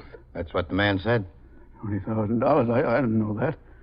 I didn't mean to steal it. I never stole anything before, never. Well, you started big. Well, I had no intention of taking anything like that. I didn't. Maybe you weren't looking for a cello. But you had your eye on something, Jay. No, I was leaning against the building there. I was taking the last swig out of the bottle, and I saw this lady and this man come out of the house. He was carrying this cello, and they walked to the car, and he put it in. Then he went back into the house with the doorman, and she waited there. I just stood there and watched her for a minute. Jay, now you can be interested in either wine or the ladies. Not both. I was interested in the cello. I thought you had no intention of stealing it. Well, I didn't. I was just interested in it. You weren't interested in the cello, just how much you could get for it in hock. Well, the cello is my instrument. Oh, is it? Well, didn't I tell you? No. Must have forgotten to mention it. Oh, yes. I was with the Hamburg Symphony. Yeah? I was the only American ever to study under the great... The great who? Pentek. Pentek in Budapest. The only The American? only American student he ever took. I was a young man. I was in Hamburg with a symphony. I was just a nobody in the cello section. Nobody. He came to be the soloist for a concert. The great Pentek. Huh? Oh, yeah, it was a Pentek. We rehearsed that day, and we rehearsed. I remember, and suddenly he told the conductor to stop the whole orchestra. He wanted to hear me play alone. And the conductor and the whole orchestra looked at me, and I played it alone. When I finished, he said, "You were very good." He said, Pentek, meaning himself, was getting old, and would I come to Budapest and study with him? So you went to Budapest? Oh, naturally. It was a great honor. I went and I worked and I studied with Pentek.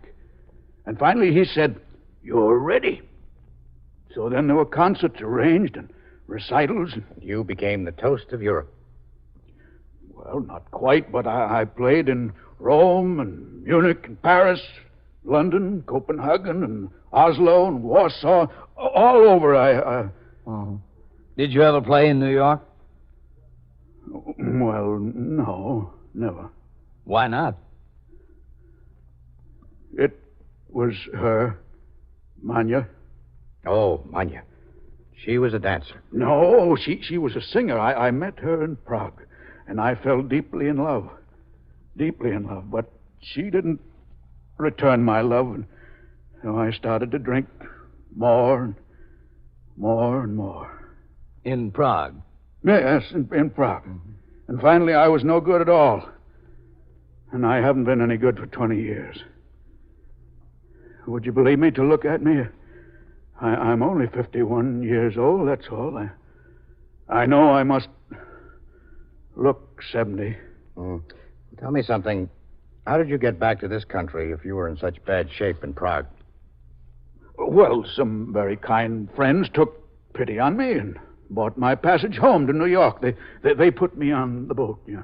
The boat from Prague to New York? No, first the train to Hamburg, then the boat. You never saw Manya again? Never, and I never will. Jason, I've been in this job 14 years. I've seen a lot of everything, especially thieves and liars. You're the lousiest thief and the best liar I've seen to date. No, that's the only truth. boat trip you ever took was to Rikers Island. 21st Squad, Lieutenant King. Oh, yeah? All right, Goldman. Tell him I'll be right out. Mr. Rudkovic is outside, Captain. You want to come? Yeah. Oh, just a second, Matt. Jason, did you ever hear of Mr. Igor Rudkovic? Who? Igor Rudkovic. No. A great virtuoso. You stole his cello. Oh, him? Yeah, I've heard of him, but... Well, I haven't been keeping track of things lately. I guess you haven't.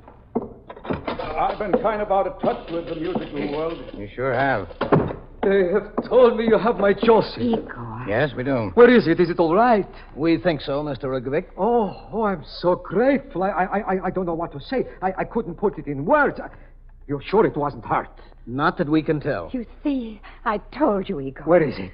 In my office, in there. Good. Mr. Rudkovic, the thief is in there, too. Oh, he is? Igor, please don't get upset. You have a concert Monday, remember? I don't care for the thief. My Joseph. Is he dangerous, Captain? No, I don't think so. There he is, Mr. Rudkovic. Yes, my case. We looked at it.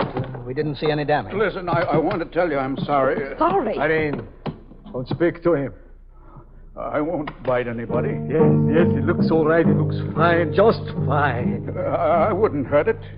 That's the last thing I'd do.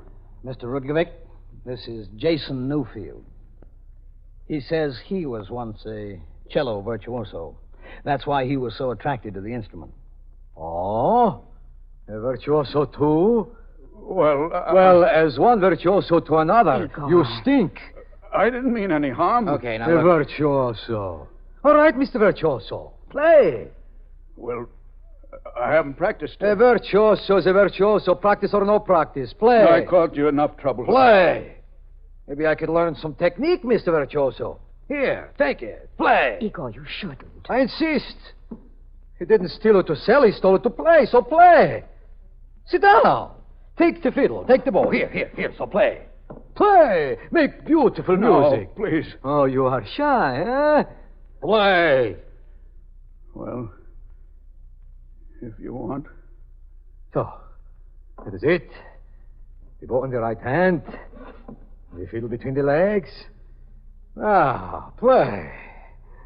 Oh, what should I play? Anything. Igor. All right.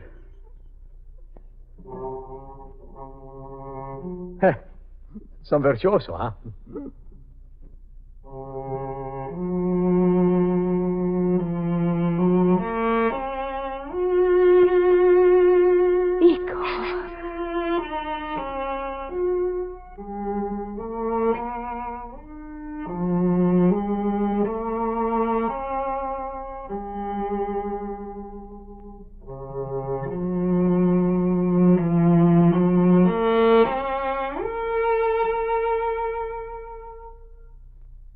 I'm sorry. I didn't remember all the notes. It's been a very long time. That was very good, Jason.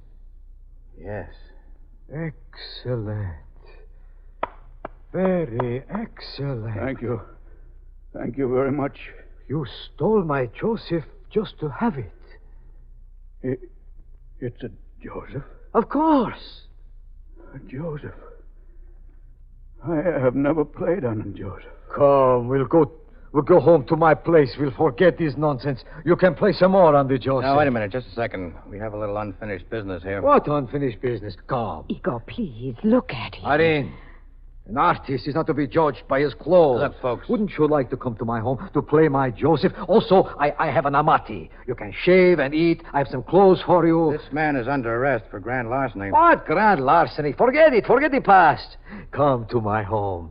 Would you like that? You know what I'd like? I'd like a drink.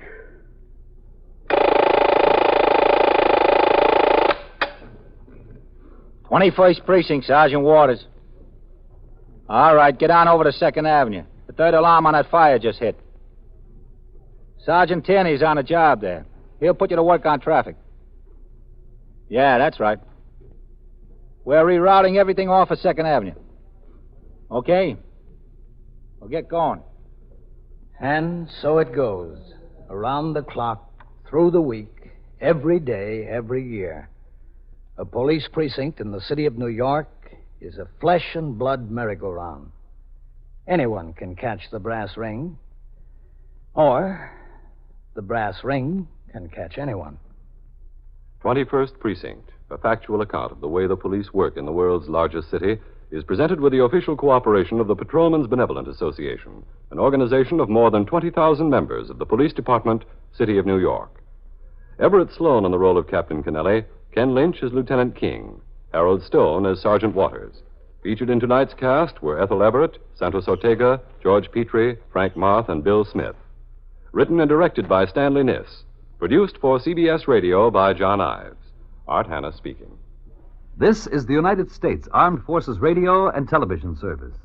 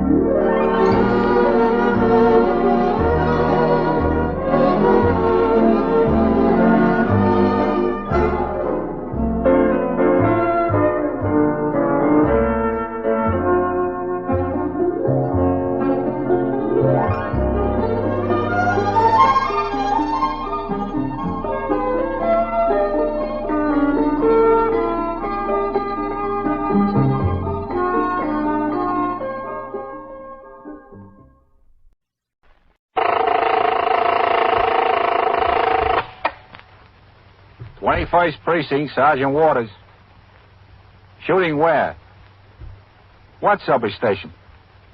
Oh, what is it, a robbery? A what? Who is this? You're in the muster room at the 21st Precinct, the nerve center. A call is coming through.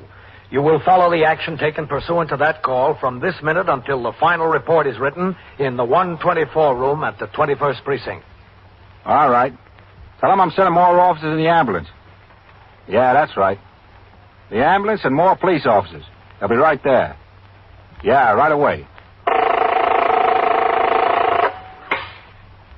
21st Precinct. It's just lines on a map of the city of New York. Most of the 173,000 people wedged into the 9/10 of a square mile between Fifth Avenue and the East River wouldn't know if you asked them that they lived or worked in the 21st. Whether they know it or not, the security of their homes, their persons, and their property is the job of the men of the 21st Precinct. The 21st, 160 patrolmen, 11 sergeants, and 4 lieutenants, of whom I'm the boss.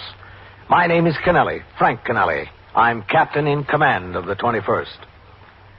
I was working my night tour, 4 p.m. to 8 a.m. It was a busy night in the precinct. At 9:20 p.m., Patrolman Joseph McGill rang in stating that he had reason to believe there was a dice game in progress in the rear of a barber shop on his post. The desk officer, Lieutenant Harry L. Snyder, conveyed this information to me, and I instructed him to notify the 6th Division plainclothesmen, whose job it is to enforce the laws relating to public morals in the 21st and other precincts of the division. At 5 minutes after 10 p.m., Deputy Inspector Elias Zimmerman and 4 plainclothesmen arrived in the precinct to act on the information. With the assistance of Patrolman McGill, 2 men from Sector Car Number 2, and myself, the suspected premises were raided. A dice game was, in fact, in operation. 17 men were placed under arrest. The patrol wagon was summoned, and they were brought to the station house for booking. The muster room was swarming with suspects and police officers. As Lieutenant Snyder took the pedigree of the first suspect and entered it into the arrest record, I stood behind the desk. All right, now keep it quiet. Where do you think you are? All right, who's first? This one. Step right up there. What's your name? What's the traffic, Captain? Yeah. Joe Mappin. First name is Joseph? Joseph, yeah. What's your middle name? Joseph C. Middle name, not the initial. Carl. Joseph Carl Mappin. All right, now let's keep it quiet. C-A-R-L? That's right, C-A-R-L. How do you spell the last name? M-A-P-P-I-N. Look, I want to get this straight. I wasn't shooting crap. I was in the barber shop to get a haircut. You can ask anybody. How old are you? 32 in March. Where do you live? 3420 Florence Avenue. In the Bronx? All right, I don't want in the Bronx, yeah. Keep it quiet. What do you work at? Electrician. I'll be in my office, Lieutenant. Electrical contract. Take everything out of your pockets and put it on the desk. Oh, Sergeant, I'll be in my office. Yes, sir. Oh, see what that woman wants, Sergeant. Yes, sir. Lady, over here, please. Everything money, too? Everything. Excuse me. I didn't want to be any trouble. What can I do for you? Get it down. Keep I want to it quiet talk to back someone, there. a policeman. What about? Cigarettes, too? You want them out there? Well, I don't know how to... Excuse me. Yes, all right. 21st Precinct, Sergeant Waters. How much I got there? $52.20. Lieutenant Snyder's busy now. What'd you find there? Yeah? All right. Wait just a second, will you? It'll be just a minute, lady. All right, don't worry. Keep it quiet. Captain, would you mind handing me that aided card on the desk there? Which one? That's it, sir, right there. Here you are. Thanks, Captain. He's in Roosevelt Hospital with a possible fractured leg. A right leg. You take the call, Sergeant. I'll talk to the lady. Yes, sir.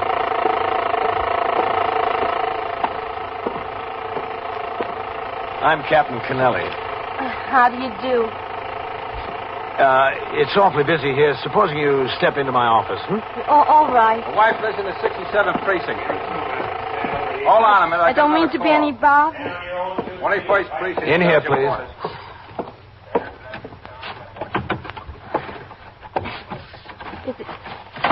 Is it like that all the time? So busy? Not all the time, no. Would you sit down? Mrs. Toppin, Mrs. Eva Toppin. Would you sit down, Miss Toppin? Thank you.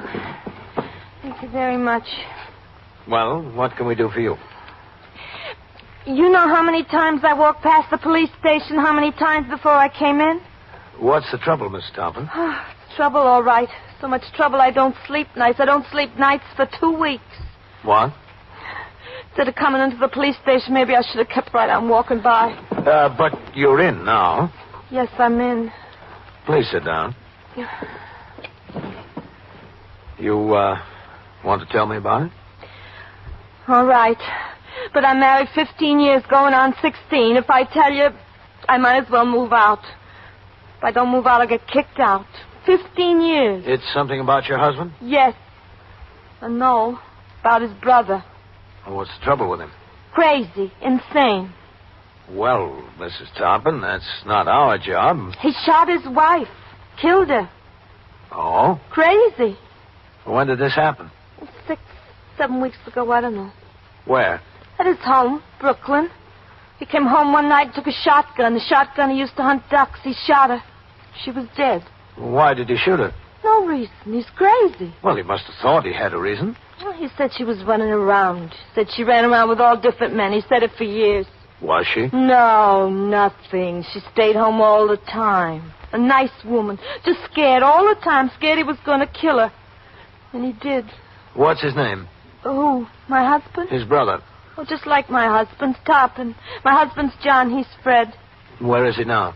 Fred? Yeah. I don't know right now. Well, wasn't he arrested? They didn't catch him yet. Are they looking for him? Oh, sure, yeah. They knew right away it was him that killed her. It was his gun. The lady downstairs from them heard the shot. She came out in the hall. He was running down the stairs. He ran down the stairs and out in the street. And they haven't caught him yet? No. This was in Brooklyn 6 or 7 weeks ago? Yes, Brooklyn. Well, the police have been working on it, haven't they? Oh, sure, all the time. From as soon as she was shot. A detective came to our house and told us about it. We went to Brooklyn with him, to some police station there. We went to the place where they had her laid out in a, what do you call it, morgue. They asked us a lot of questions. Does your husband have any other brothers and sisters? No, just him, Fred. So a day or two goes by and he still isn't caught. They went to a funeral and everything like that. There were detectives at the funeral, too. The same detectives that talked to us. They said they thought maybe Fred would come, but he didn't. After the funeral, one of the detectives came to our house. He waited there, and then another detective came and also waited. Have they still got detectives planted at your house, Mrs. Tompin? Planted? What do you mean planted? Well, are they still waiting there? Oh, no. After 10 days, so maybe 2 weeks, one of them came in for a cup of coffee with me and John. He said, the detective, they thought Fred had gone away from town, Pennsylvania someplace. They said they wouldn't wait at our house anymore. I see. Well, what's the problem now, Mrs. Tompin? The problem is John heard from Fred. Oh? Fred called John on the telephone at his place of business 2 weeks ago. Didn't John call the detectives? No. Well, why didn't you? I didn't know. I didn't know till the day before yesterday. I went to put money in the savings account. I saw $200 was taken out. $100 once and $100 again. When John came home, I showed him the bank book. He told me his brother called him on the job and told him he needed money. He called him twice for money, and twice he went to the bank and got it out. $100 each time. Why didn't he get in touch with the detectives? He wouldn't do anything against his brother. Oh, but you said he's out of his mind. I say he's out of his mind, yes. The detectives say he's out of his mind. Everybody says he's out of his mind. Everybody except John. John don't believe it. He sticks up. His brother could kill 3 wives and rob 4 banks, and to John he'd still be all right.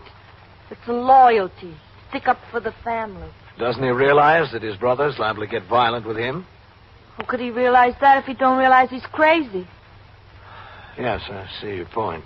I can't mention it around the house. One word that anything is wrong with Fred makes John mad. He thinks it's a reflection on him. He thinks people will say runs in the family. He's insane, too. He should realize it. I asked him who's kidding who. Wasn't Fred in Harlem State Hospital for 2 years? I asked him why did they send him there. He said to get a rest. What are you going to do with something like that? You can't even talk to him about the subject. Well, why didn't you come and see us or call the Brooklyn detectives before?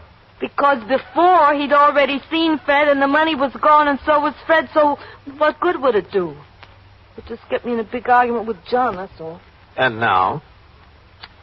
Well, I noticed today the bank book was gone again. He took it when he went to work. I see. It was back after supper. Back where we keep it all the time in the drawer with his socks. Another $100 was withdrawn out. You think he saw his brother during the day? No. Why not? Because also after dinner he went to paint the pipes under the sink. He took off his good pants and put on his old pants. The $100 was still in his good pants. Well, then you think, Mrs. Tarpon, that he hasn't seen his brother yet. I don't think it. I know it. Well, maybe he's seeing him tonight. No. Tonight, right now, he's playing 7-card rummy with a neighbor in the neighbor's flat downstairs. Where did you say you were going? 36th Street, to the movie. That didn't make him suspicious? Why? Whenever he plays rummy, I go to the movies. I see. What time does he expect you home? 11:15, 11:30, when he finishes the rummy game. All right. In the meantime, I'd like to take you upstairs to talk to the detectives here. If you want, all right. Now? Yes, please. Captain, Yes. I don't want you to think this is because John took $300 from the bank to give to his brother. I didn't say I thought that. $300 takes a long time to save. To give it to a maniac that goes around killing wives is not right. I'm loyal also, but there is a time and a place to do the right thing. That's what I made up my mind. Enough is enough. Don't worry about it, Mrs. Tarpon. He won't draw any more out of the bank. You are listening to 21st Precinct, a factual account of the way police work in the world's largest city. When you sign up for a course or series of courses with the United States Armed Forces Institute, you're getting the same education normally available in civilian schools and colleges. USAFI is under the direct supervision of an office of the Deputy Assistant Secretary of Defense for Education and Manpower, with outstanding civilian educators who work with military leaders in the formulation of plans for USAFI. A civilian agency evaluates and makes academic credit recommendations for USAFI courses. This aids schools and colleges in granting credit for educational work done with USAFI. As a result of this cooperation, USAFI courses are based on those available from civilian institutions as well as the needs of the armed forces. So, increase your power through knowledge with USAFI. Now back to 21st Precinct and Captain Frank Kennelly. I took Mrs. Tarpon upstairs to the 21st Detective Squad and into the office of Lieutenant Matt King, commanding officer of the squad. There she went through substantially the same story she had told me. As Lieutenant King and one of his detectives began to question the woman in greater detail, I left and walked down the worn stairs through the back room and out into the muster room. The crapshooters were still being booked at the desk as I went into my office and closed the door. At my desk, I dug deeper into the pile of reports and communications to be signed in time for the precinct messenger to take them to division headquarters with the morning mail. Yeah? Oh, come in. Now keep it quiet. Hello, Matt. Yeah, what's going on out there? It's like a convention. It is. Convention of crapshooters. Oh? How many of them did you bag? 17. Sit down, Matt. Thanks. Is that all? The others are plainclothesmen from division. Oh. Well, Lieutenant Snyder is going to have writer's cramp before he's finished with that hole. Yeah. Say, what do you think of this Mrs. Tarpon story, Matt? It looks pretty good, Captain. Oh? I called out to the 62nd Squad. Uh-huh. They had such a case. Fred Tarpon, the husband of the dead woman, is still a fugitive. The squad commander wasn't there. His assistant was on the job. He told me they suspected the man might turn up at his brother's. As a matter of fact, I remembered they spoke to me a month or so ago that they were going to put a plan on an apartment building here in this precinct. Well, where are you going from here, man? Well, it's their case, Captain. This acting Lieutenant Eric Hertz I spoke to and a man from Brooklyn West Homicide are on the way over now. What are they going to do? Put a tail on the husband to see if he takes the money to Fred? Well, we thought we might do that at first, Captain, but we decided over the phone to pick him up tonight. Well, why? If this John Tarpon is anything like his wife says, you're taking a chance. He might just shut up. The other way, it'd probably lead you to Fred. Well, we thought it out pretty much, Captain. He might have had a date to meet his brother today and missed him. We could tail him around for 2 or 3 weeks before they make contact again.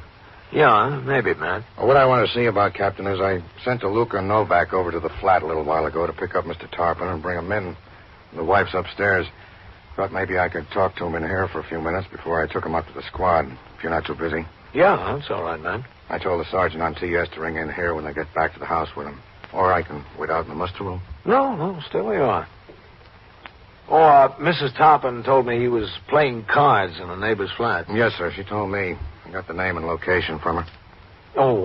I got something I want to show you. Huh?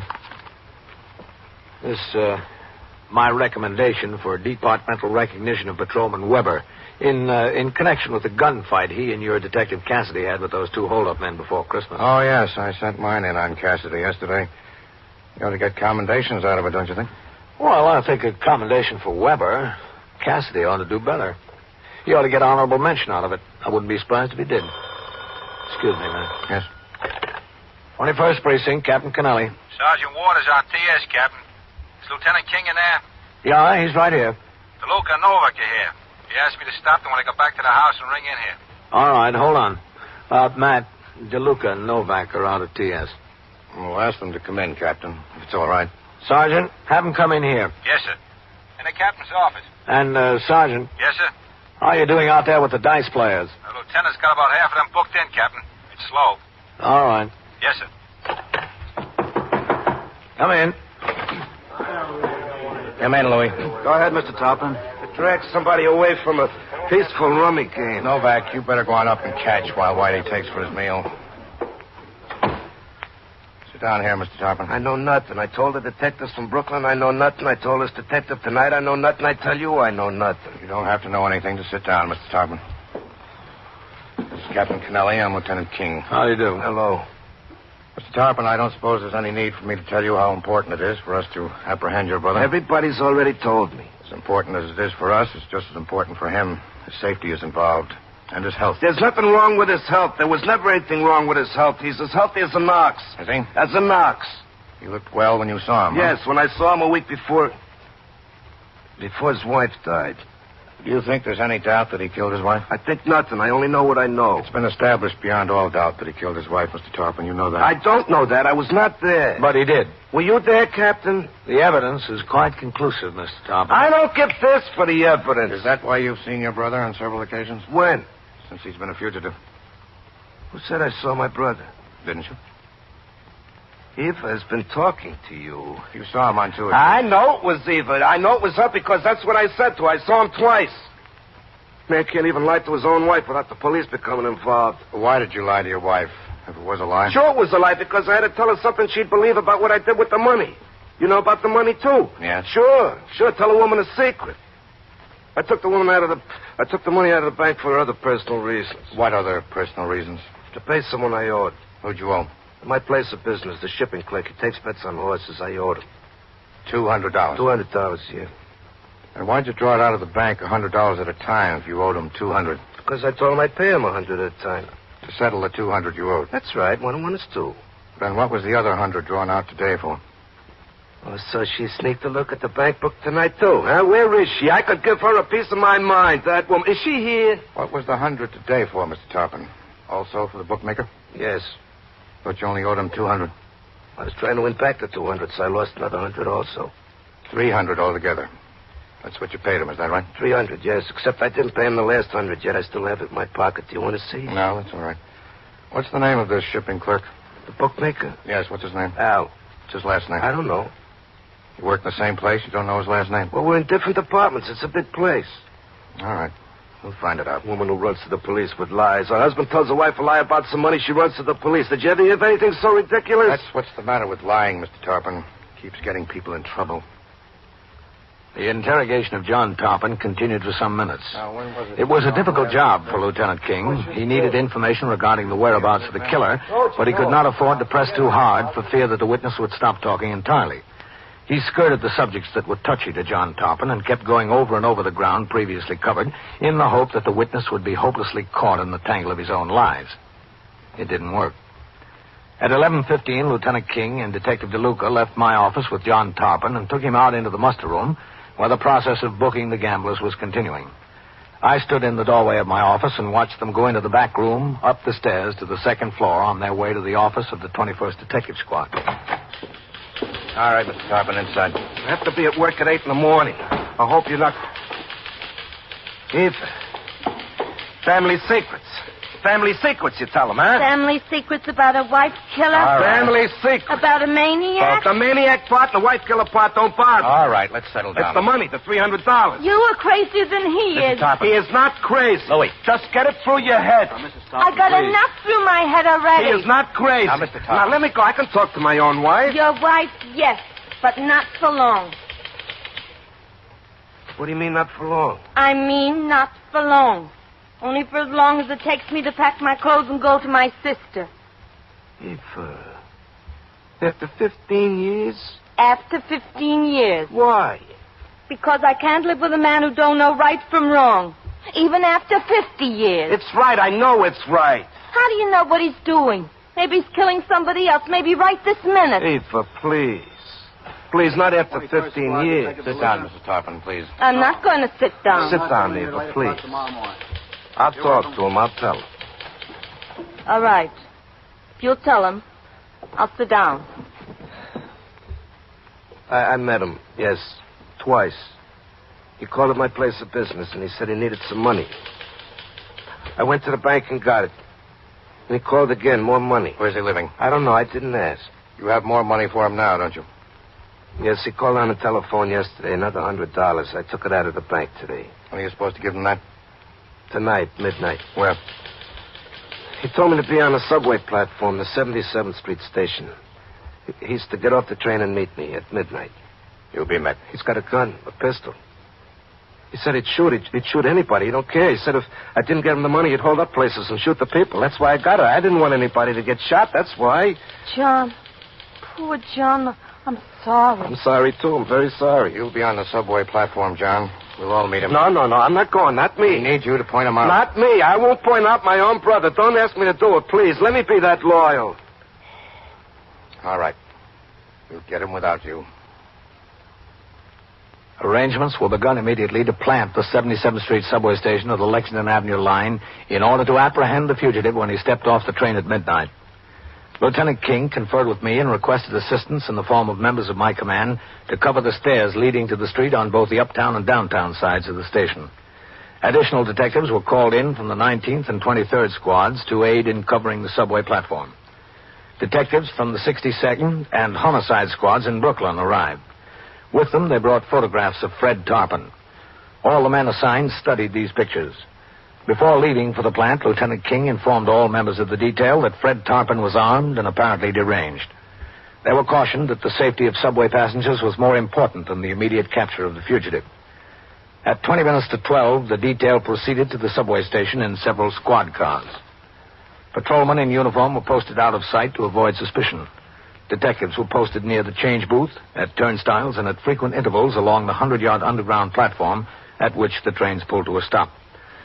Other detectives were assigned to board each train as it stopped at the preceding station. We waited.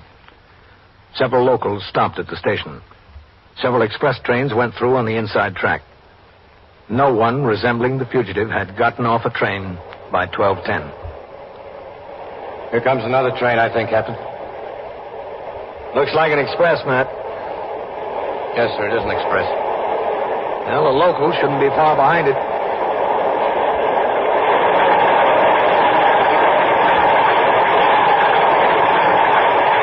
Minutes after. What? It's 12 minutes after 12. Oh, yeah. Think he's going to show? It beats me, Matt. Well, it'd beat me worse if John wasn't telling the truth. If he was supposed to meet his brother some other time in some other place. Wait a minute. Here comes the local. Yes. Looks like everybody's set. Better be on this one or the next one if he's coming.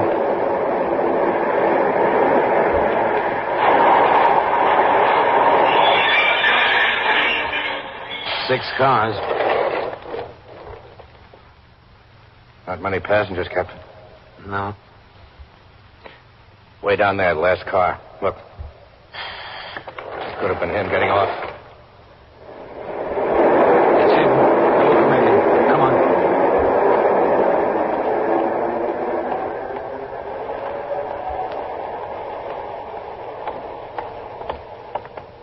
He's going to talk to him.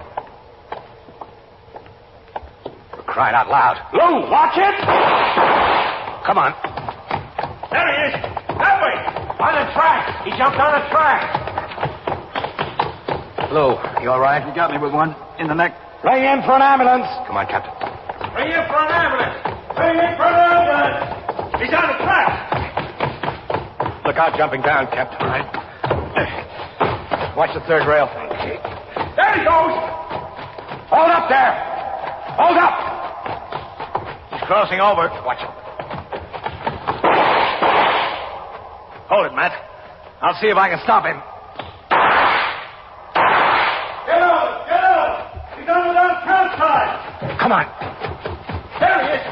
Hold up, mister! Let's cross over, Matt. Train coming! Train coming! Train coming! Watch it, Captain. Downtown Express. You see him? There he is, across the tracks. Get out of the way. Watch the train.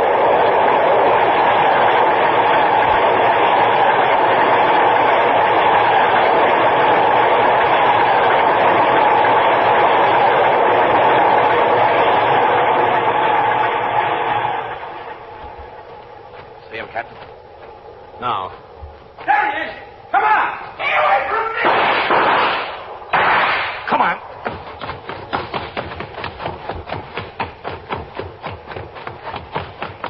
Tarzan? There! There he goes! Down the track! Down the track! Fred!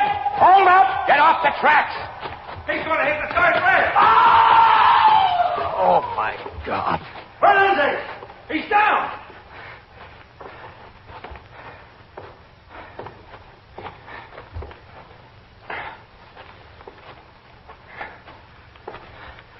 Watch him. You see that spark? I saw it. Yep. Threw him 10 feet. How'd you make it so fast, Sergeant? I crossed the track up above. Watch him now. Grab his gun. Got it. Fred. Fred. He's had it, I think. How is it? Everything okay? It's okay. Well, at least one thing, Matt. What, Captain? He did his brother a favor. He won't have to plead insanity in court.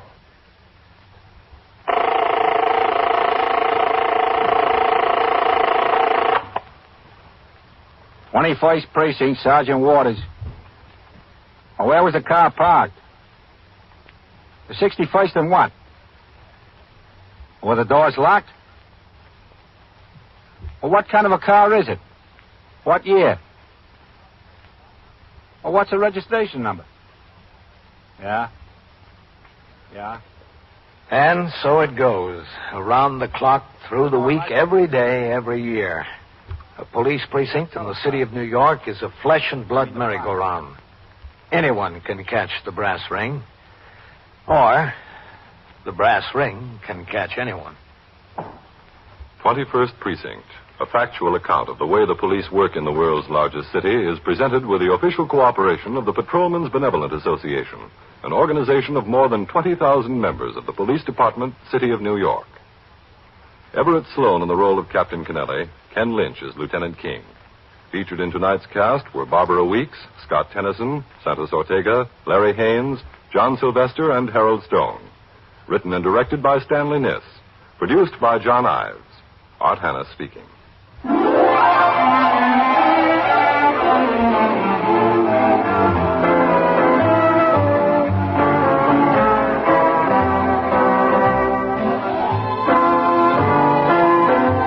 This is the United States Armed Forces Radio and Television Service.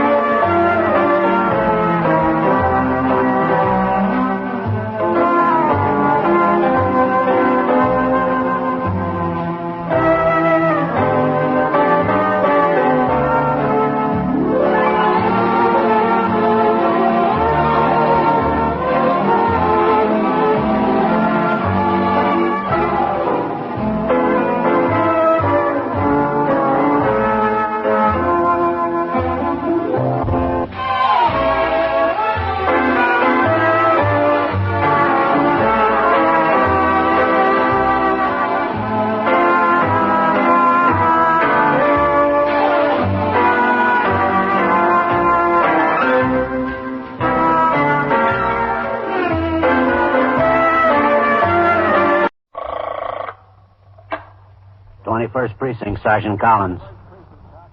What do you mean, robbed? Held up?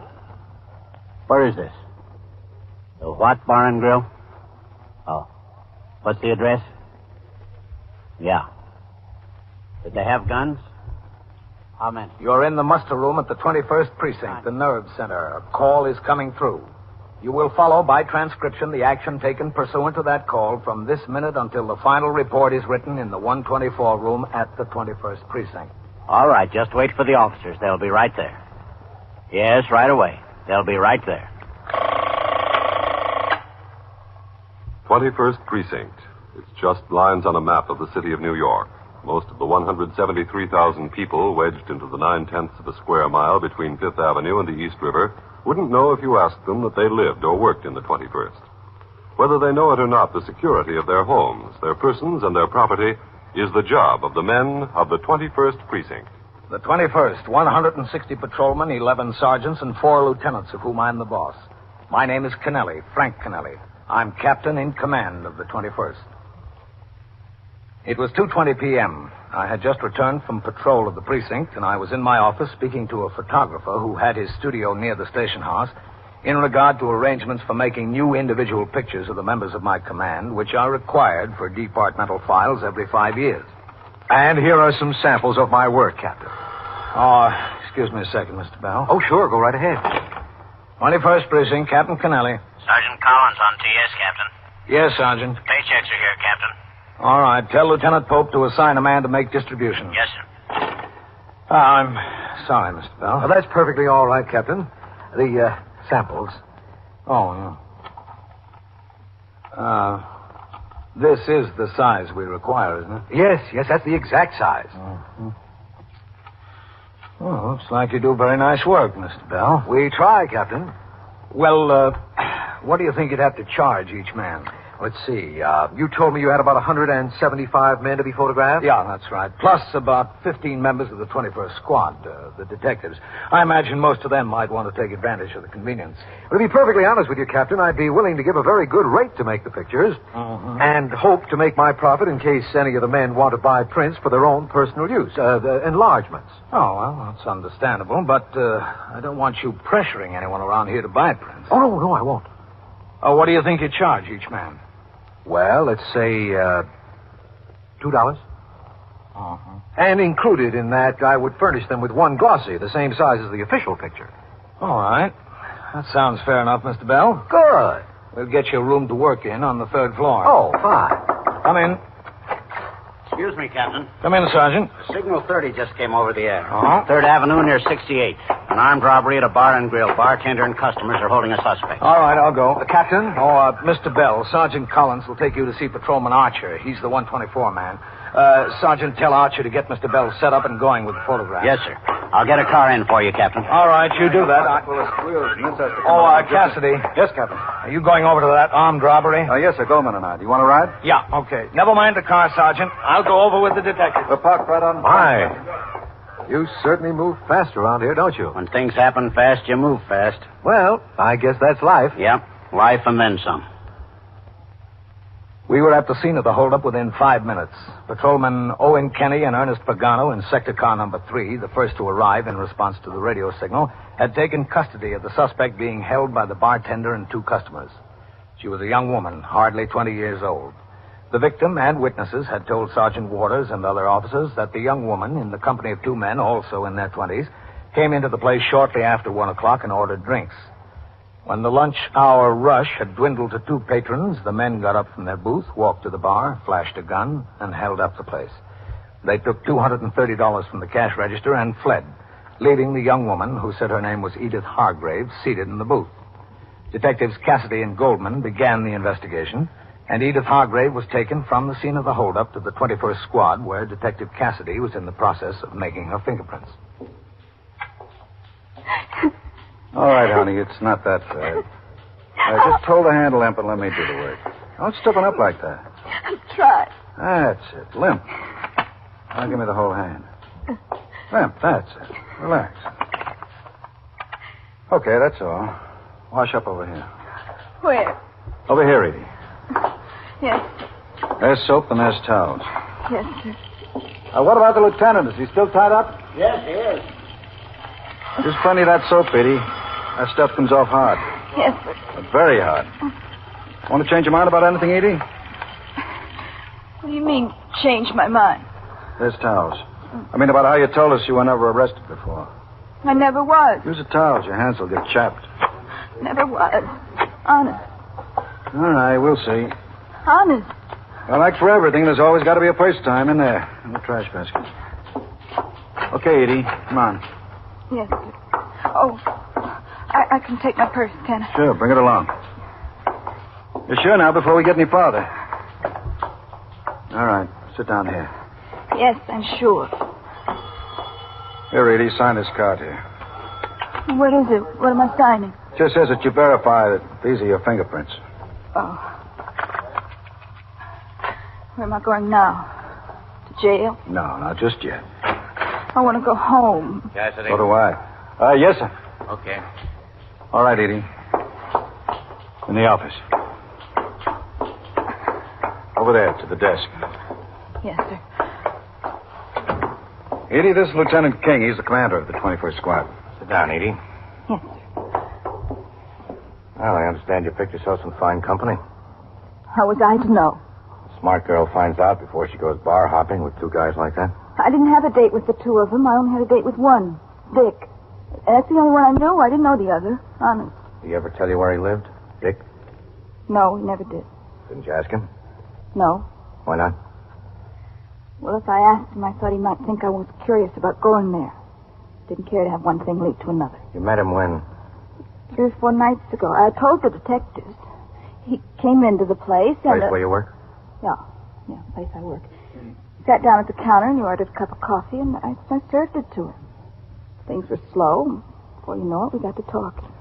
Guess you got to talking too much, huh? Well, he looked like a nice enough boy. The other one didn't look like a nice boy, did he? I didn't even know about him. Dick and I had this date for this afternoon before I went to work.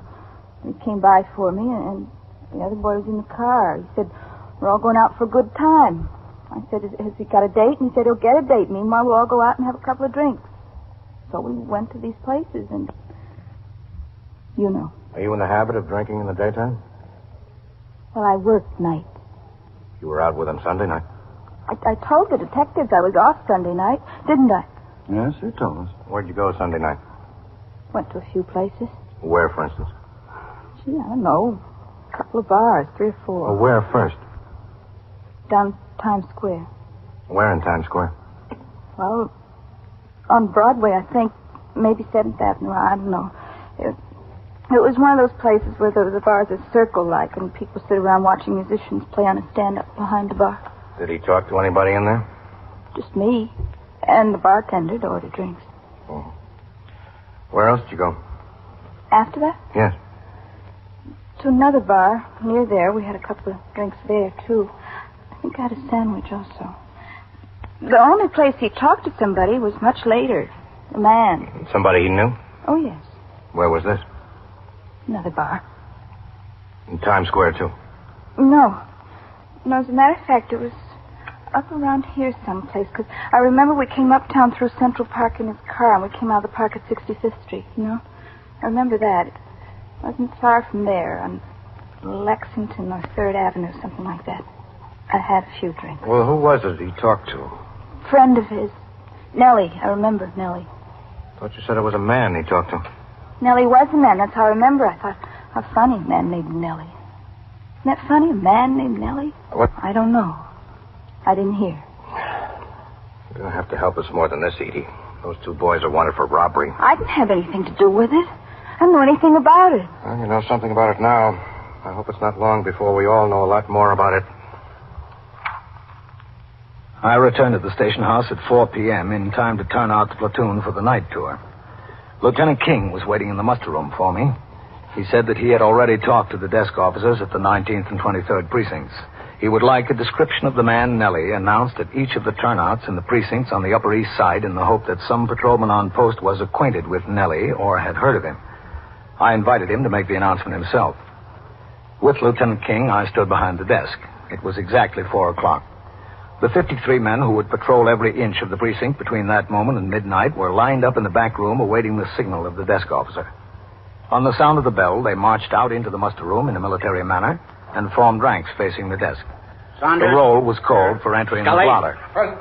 Taub? Yeah. Turner? Here. Underwood? Here. Weber? Here. Weeks? Present. Wolf? Present. Ziegler? Here. All right, men. A couple of things. We've had 3 or 4 complaints about peddlers annoying people on the streets to purchase toys and flowers. If you see any of these peddlers on your post, I want you to stop them and examine their license. If they have no license, give them a summons. Or if they're causing too much of a nuisance, bring them into the station house. I want these complaints to stop. Also, beginning tomorrow and for the next 2 days, the photographer will be on the 3rd floor to make official photographs for the department files before and after the 8 o'clock and 4 o'clock turnouts. Details are on the bulletin boards.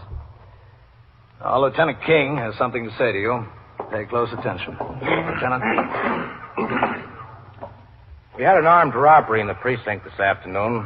In the course of the investigation, we've developed the information that one of the suspects is acquainted with a man who hangs around a bar someplace on the east side. Perhaps in this precinct, perhaps in the 19th or 23rd. We'd like to locate the acquaintance in the hope he could lead us to the suspects. The acquaintance is described as about 35 years old, 5 feet 8 inches, and 150 pounds. He has brown hair, rather thin on top. We know he goes under the name of Nellie. On your posts, have any of you men run into a man of that description known by the name of Nellie? Lieutenant? Yes, Weber? Are you acquainted with a man named Nellie answering that description? Yes, sir. All right, you stay here. You're temporarily relieved from your post. Yes, sir. Sergeant, post the platoon. Platoon, 10 shot. Right face. Forward, heart. Weber. Yes, sir, Captain. Come on to my office. Matt? Counting, Captain. Okay. Go ahead. Yes, sir. Which is your post, Weber? Number 11, Lieutenant. You know a Nellie, hmm? Yes, sir. He's one of the guys that hang out around there. Has he ever given you any trouble? No, he stays pretty clear of me, Captain. What does he do? He says he's a mechanic. He might be working at it, I don't know. Hangs around 2 or 3 bars there every night. Had some information that he was hustling policy slips once a couple of months ago. Reported it, and the plainclothesman checked him out. Nothing to it, I heard. I do know he's done time. Oh? For what? Receiving stolen goods, Lieutenant. Recently? A couple of years ago he got out.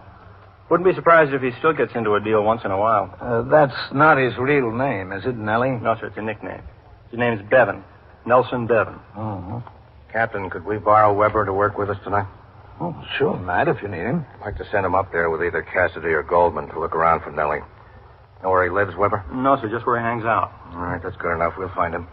Okay, Weber. Change into your civilian clothes. You got your work cut out for you.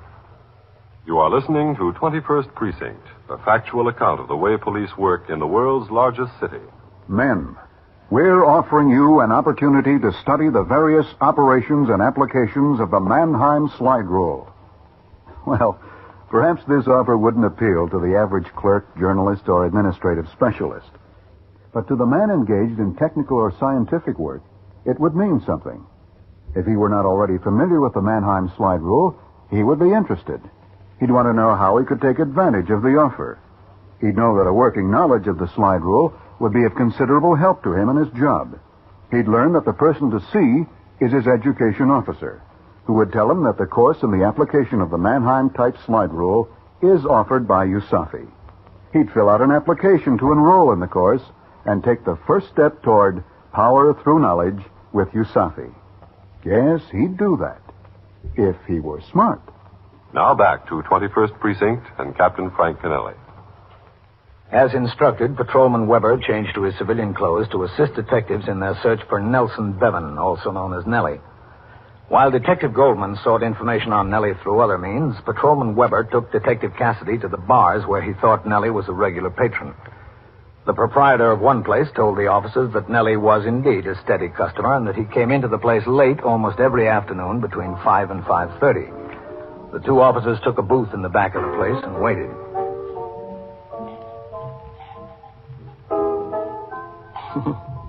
Sure beats walking a post. Yeah, I guess it does. Hey, Cassidy, how many years you got in the job? 12. And in the brains? Almost 9 now. Yeah. How'd you make it?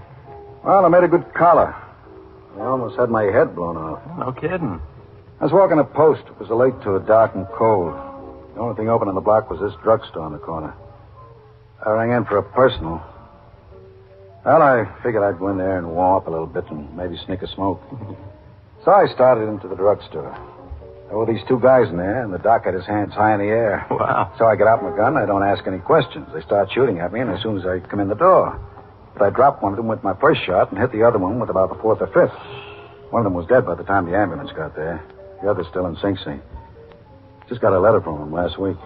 That was some collar. Yeah. Old Commissioner Valentine showed up at the station house at 4:30 in the morning. Patted me on the back and made me a detective on the spot. Mayor LaGuardia had me down to City Hall the next day. For tea. Well, I'm trying to make it the other way. I'm going to Delahanty's now, studying for the sergeant's examination, and that's Nellie. Yeah? He just stepped up to the bar. Brown overcoat. Uh-huh. All right. Let's go talk to him. Okay. Keep it social for now. Let me spring it on. Okay? Okay, sure. Hello, Nellie. Oh, how are you? Patrolman Weber. Sure, I know you. Patrolman Weber, sure. You're not working tonight, huh? Yeah, I'm working. No blue suit? Not tonight. Nellie, this is Detective Cassidy. Glad to know you. Yeah. Where you been keeping yourself, Nellie? I haven't seen you around. Oh, busy. You know me, Mr. Weber. Busy. I understand you're in the general merchandise business, Nellie. Oh, you got me wrong, Mr. Cassidy. We've always got you guys wrong, huh? I'm out of that business, Mr. Cassidy. I've been out a long time. That right, Mr. Weber? You know me. Yeah, I know you, Nellie. Hey, how about a drink, huh? How about a drink on me? No, thanks. Well, if you don't mind. Skull. Skull. Nellie. Yeah, Miss Cassidy? Where's Dick? Dick who? The guy you spoke to in here Sunday night. I don't know what you're talking about. I don't know any Dick. Come on. Let's take a ride to the station house. We'll talk about it there. Oh, Dick. Yeah. Dick. Where is he? I don't know where he is, fellas. Him and me are just strangers, practically. I was introduced to him just once, and I seen him here that night. What night was it? Sunday. Yeah, I seen him in here Sunday, and we had a few words. About what? Time of day. We just passed the time of day. Is that all? Yeah, you know. Hello, how are you? What's new, that's all. Come on, Nellie. Wait a minute. Where is he? I don't know where he is. That's the honest to goodness truth. I don't know a thing about him. I don't even know his last name. What do you want from me? What did he want from you? You know the kind of reputation I got. He had a ring and a watch he wanted to realize something out of. I told him I wasn't in that kind of business anymore, and that was that. How did you meet him? Some guy pointed him out to me. What guy? What guy? I don't know what guy. I know a million guys. Just one of those things. I was standing on 2nd Avenue one afternoon last week, and he walked up to me. He asked me to come over and sit in the car, so I did. He had these things he showed me, and I told him I didn't want any part of them. What, is this guy hot, Dick, this Mr. Weber? Burning. Good thing I didn't have anything to do with him. What kind of car? It's a Hudson, I think. A tan Hudson. It's 49 or a 50, something like that. Well, that checks, Cassidy. Everything I tell you checks. You know me, Mr. Weber. Yeah. You know me from way back. Too far back. Where is he? I don't know. That's the honest to goodness truth. Where does he hang around? How should I know where he hangs around? All I know about him is what I told you. I've seen him only that twice. Once when we had the merchandise, and once that Sunday night. I don't know him from Adam otherwise. I know nothing about him. You give me a stack of Bibles, I'll swear. I still wouldn't believe you, Nellie. You wouldn't? Come on, let's go in. Is that trip necessary? Yeah. Can I at least finish my drink? Go ahead. Well, skull again. Skull, Nellie. It was 5:45 p.m. when I signed the last report in my folder and put it in the letterbox with the other reports and communications to be picked up and taken by the precinct messenger to the 6th Division office at 160 East 35th Street. I got up from behind my desk and walked out into the muster room. Yes, sir, Captain? Go ahead, take the call. Yes, sir. 21st Precinct, Sergeant Collins. Yeah, Coley. Listen, walk around and talk to the owner of that dress store at 613 before he closes. Remind him again to set his burglar alarm correctly. We don't want to make another run there during the night.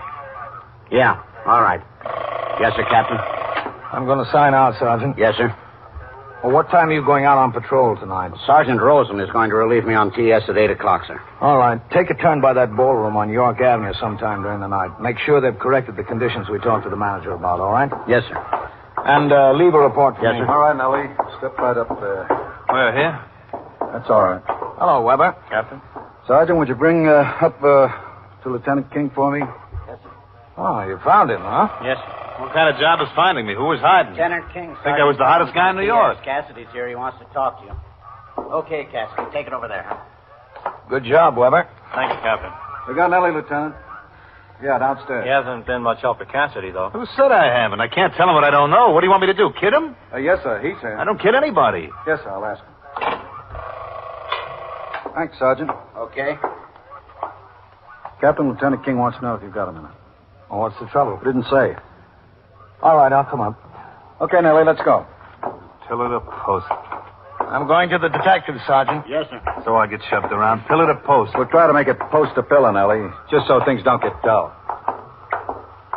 We walked out of the muster room and into the back room where two motorcycle patrolmen from motorcycle precinct number 1 were sitting at the table going over summons stubs preparatory to informing the desk officer of the summonses they had issued motorists in the 21st precinct.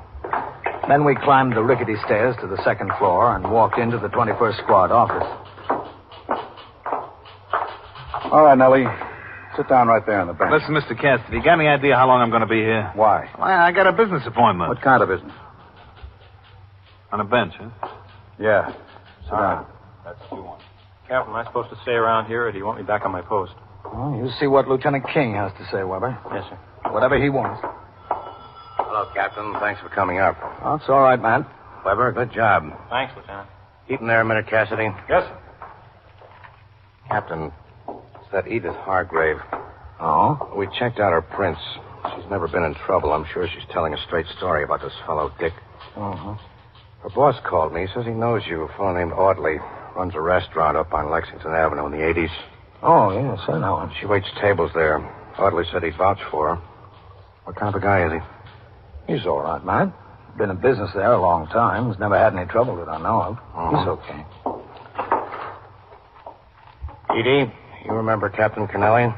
When can I go? Can I go soon? I will see. You'd know this, Nellie, if you saw him, would you? I told you I would. All right. Walk over to the door there. Let me know if you see him sitting outside. Really? I want to go home. See him? Yes, on the bench. That fellow. That's him. All right. Cassidy, bring him in here. Yes, sir. Sit down, Edie. Oh, excuse me, Captain. Oh, it's all right. All right, Nellie. Inside. Pillar to post. Shut the door, Cassidy. Yes, sir. This is Lieutenant King and Captain Kennelly. Nellie Bevan. Gentlemen. Know this young lady, Nellie? She looks familiar, I'll say that. She was with Dick on Sunday night when he met you. Was she? You know I won't. All right, Nellie, you can save yourself a lot of trouble. We want Dick and the guy he was with. We want them in a robbery this afternoon, and we think they're right for 5 or 6 more. Now, where is he? I said I know where he is. I don't know him that well.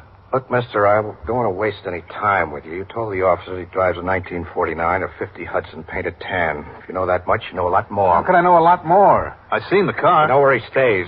He told you where he stays, didn't he? No. Well, where do you think he stays? What, do you want me to speculate? Yeah, speculate. We'll go from there. Well, once in a conversation, he said he parked his car at nights near that museum over there. You know, on the west side, right off the park? Museum of Natural History? Yeah, that one. So? So if he parks his car there at night, he must stay around there someplace, don't you think? I don't know what to think, Nellie. We'll see what we can find out. The interrogation of Nelson Bevan, also known as Nellie, continued. Meanwhile, Lieutenant King had Patrolman Weber take the girl Edith Hargrave to a restaurant for a meal. After listening to the questioning for some minutes, I went downstairs, signed the blotter, and left the precinct to go off duty. At the end of an hour, Lieutenant King had gotten no more information from Nellie on the whereabouts of the suspects. He concluded that Nellie knew no more. It was decided to trace the suspects by attempting to locate the car parked on the street in the vicinity of the Museum of Natural History, located on the west side of Central Park between 77th Street and 81st Street. Inasmuch as this location was out of the 21st, the commanders of both the 20th and 24th detective squads were called. Each furnished 2 detectives, and with 4 men from the 21st, the search of the streets began later that night. Because of his work on the case so far, Patrolman Weber continued temporarily as the partner of Detective Cassidy. Shortly before midnight, they were cruising on Columbus Avenue looking for a 1949 or 1950 Hudson painted tan. Suppose we go up to the corner, take a right, and come back in the next block. Okay, Weber? Yeah, sure. We might be batting our brains out for nothing. Wouldn't be smart for them to hold on to that car any longer. They know we've got the girl. You give them credit for being smart, leaving her in the bar like that, taking her along on a robbery. Some of them get smart at strange times. Take a right, huh? Hey, Cassidy, look up there. Go on, straight through. 49 Hudson. Pull up ahead of it. Yeah. Let's have a look. I'm right with you. Of course, I grant you that not everybody owns a Hudson, but there's a few of them around. Yeah. Fill the hood. Warm? Well, I'll try the door. Uh-huh. Well, what's the matter? This could be the car. Girl said she remembered a little blue knob on the steering wheel, like that one. Whoever left it here must be coming back for it. Yeah? There's a bottle of whiskey under the seat. Half full, too. Well, what now? Suppose you ring in to Lieutenant King. Yeah. Tell her what we've got. I think it's a car. Ask him to check out the registration and see if there's an alarm out for the car. Yeah, there's a candy store on the corner. Good. Use the phone in there. I'll keep my eyes on the car. Okay.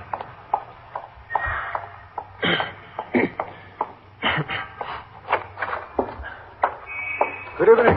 Good evening, Pop. Yes, sir. Something? Yeah, for the telephone, please. For the telephone. Stay open all night. What do I get? The telephone customer. The telephone. On the wall. Yeah, thanks.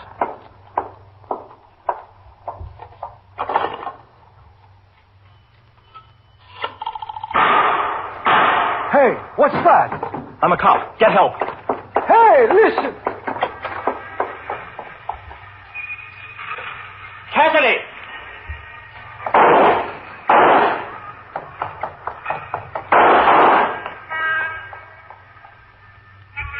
Cassidy?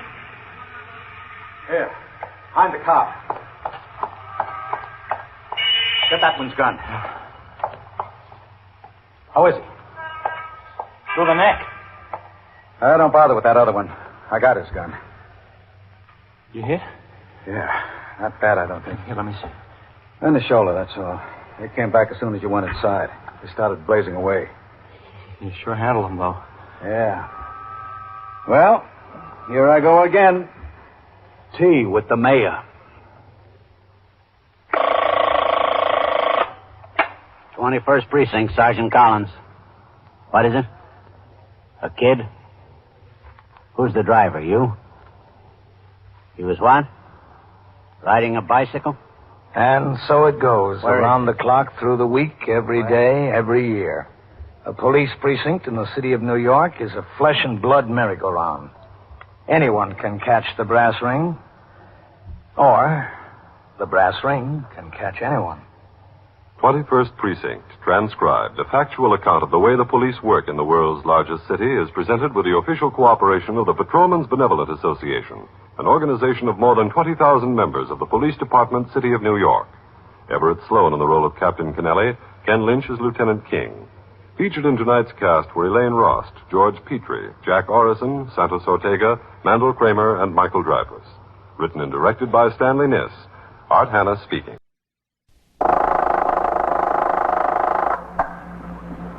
21st Precinct, Sergeant Waters. Oh, wait a minute. What's the address? Yeah. All right. Now, what's the trouble there? There's gas leaking? From what apartment? Well, how do you know it's leaking? Yeah. Yeah. I see. You are in the muster room at the 21st Precinct, the nerve center. A call is coming through. You will follow the action taken pursuant to that call from this minute until the final report is written in the 124 room at the 21st Precinct. All right. The officers will be right over there. Right away, yeah. You wait outside for them and show them where you think it is. Okay.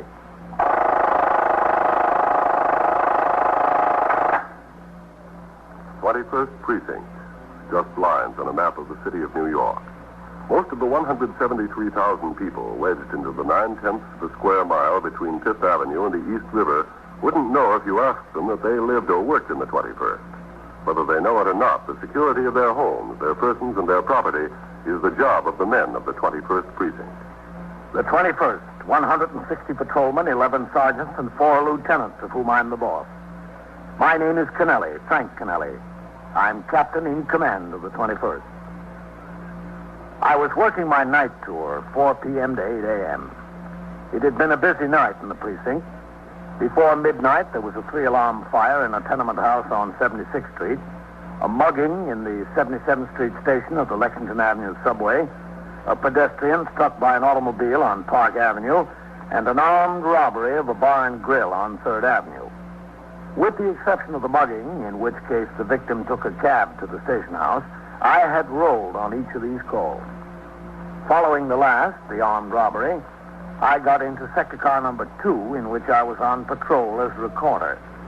I instructed the operator, Patrolman Daniel Mercado, to return to the station house, and he proceeded in that direction under the L structure along 3rd Avenue. I don't know, Captain. What did he say they were, 17 or 18 years old? Yep. 17-year-olds picking up bars. Yep. You hear about somebody over 20 getting in trouble lately, it's an exception.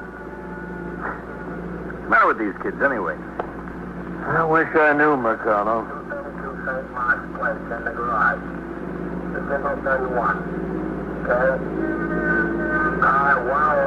Guns and knives and gang fights and muggings.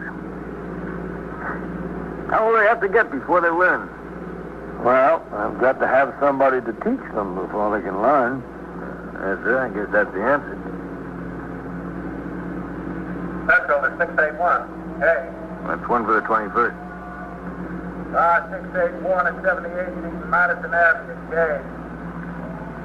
At 792 East 83rd. A gas leak in the building. Emergency squad and ambulance. Make the run, Mercado. We're almost on top of it. Yes, sir. 10-4.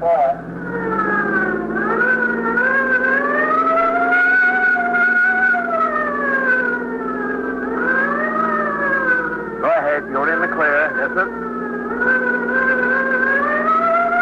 All right, go on. Make the turn. You're okay. There it is.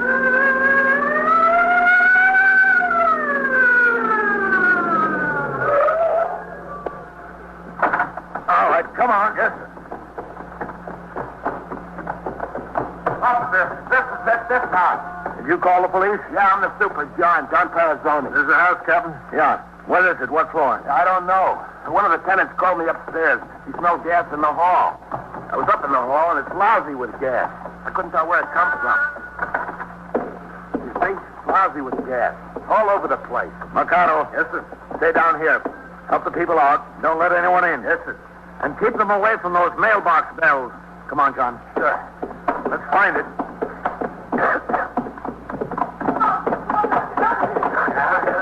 All right, folks, take it easy. You'll get out. Yeah, we'll get out to bed. Come on, easy, folks. Don't rush. Where do you think it was coming from, John?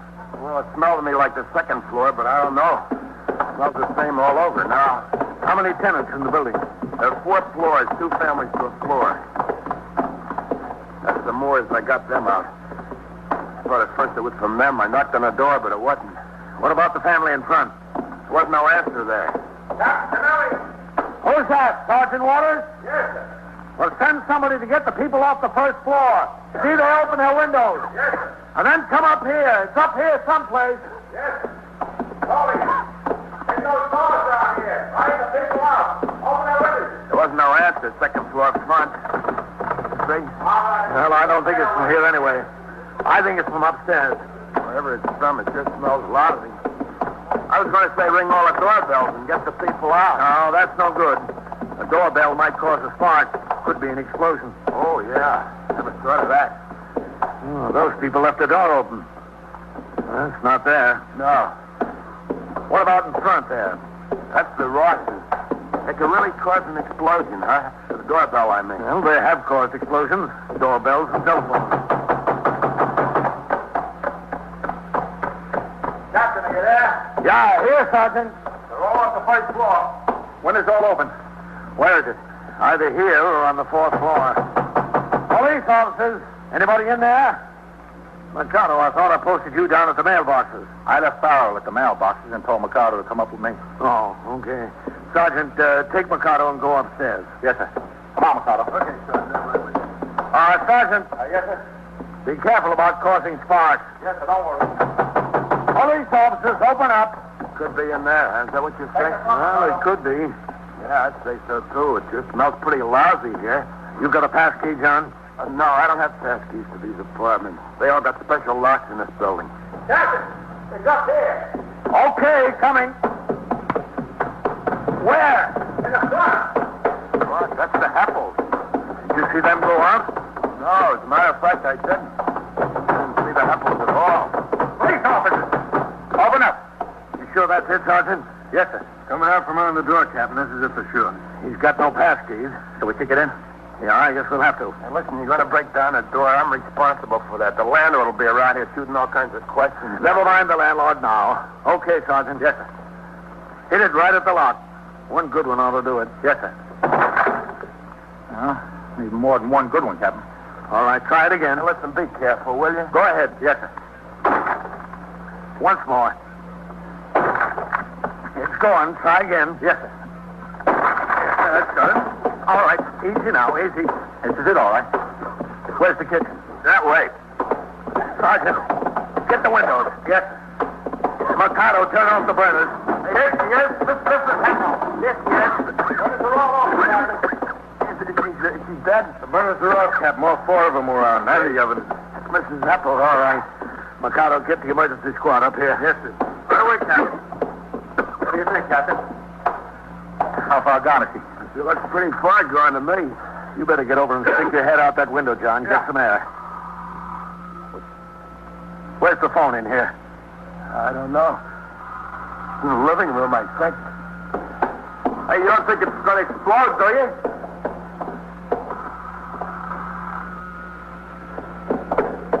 Find the phone, Captain? Yeah, here it is. Hold the wire a second. Sergeant. Yes, Captain. See if we can get more of a draft through here. Yes, sir. Okay. Hello. This is Region 44099? Yes, this is Region 44099. Hold on. Sergeant, see what you can do for her. Yes. Hello. Who is this? This is a police officer. Police officer? Well, where's my wife? Are you Mr. Heppel? Yeah, that's right. What's the matter? Well, where are you? Well, I'm in a sales meeting at the Astor Hotel. Where's my wife? I think you better come home right away, Mr. Heppel. There's been an accident here. An accident? What kind of an accident? Listen, is she hurt? Is she all right? Well, we don't know. We just got here. We found her on the floor. The gas burners were on. The gas burners? I'll be right there. Boy, that was lucky.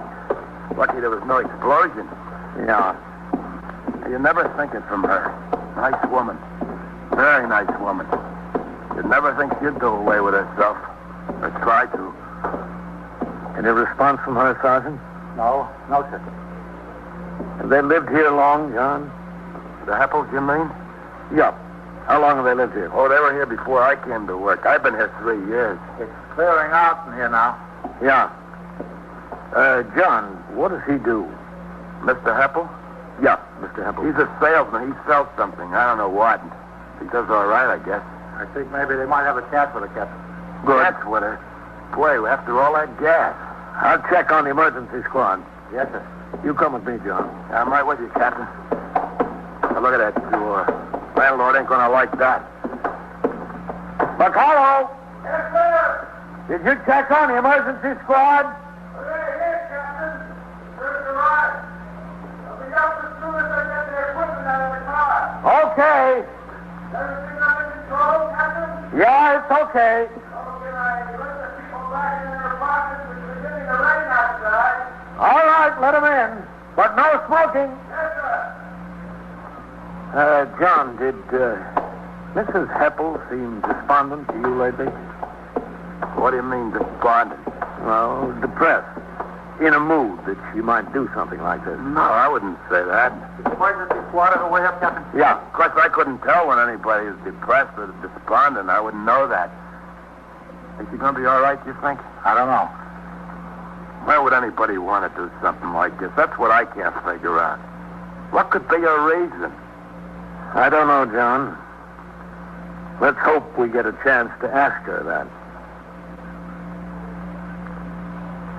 You are listening to 21st Precinct, a factual account of the way police work in the world's largest city. Within minutes, 2 patrolmen from the emergency service squad arrived upstairs with apparatus and were at work attempting to revive the gas victim, Mrs. Margaret Heppel. For this and other rescue work, 13 emergency service squads are strategically located throughout the city of New York. A specially designed truck equipped with hundreds of rescue devices is maintained by each of these squads. In addition, 2 radio emergency patrol cars equipped for light rescue duty are assigned to each squad and perform around-the-clock patrol duty within their territory to augment the regular precinct patrol force. Almost as soon as the emergency squad men got to work, an ambulance from Beth David Hospital arrived, and the ambulance attendant hurried upstairs to assist the officers. By that time, the odor of gas had cleared out of the kitchen, and along with Sergeant Waters, I watched as the specialist struggled fiercely to revive the woman. At the end of 15 minutes, there was still no response. How much pressure have you got on this? It's all right. It's fine. What do you say she is, Captain? About 35? Yeah, about that. Think they're going to be able to do any good? Well, they haven't done much good so far, Sergeant. No, they haven't. Look around on this side, will you? Okay. Husband ought to be here by now. Oh, I don't think he's had time to get uptown. Guess not, Captain. Oh, Here's the detective. Hello, Captain. Matt? Lieutenant King. Hi, Fitz. Hello, Sergeant. How are they doing, Captain? No response yet, man. Any folks there? Did he leave a note, Sergeant? No, sir. None that we found. All 4 burners were wide open, Matt. The oven jet was on. The oven door was open. Wasn't any accident. Keep her legs warm, will you?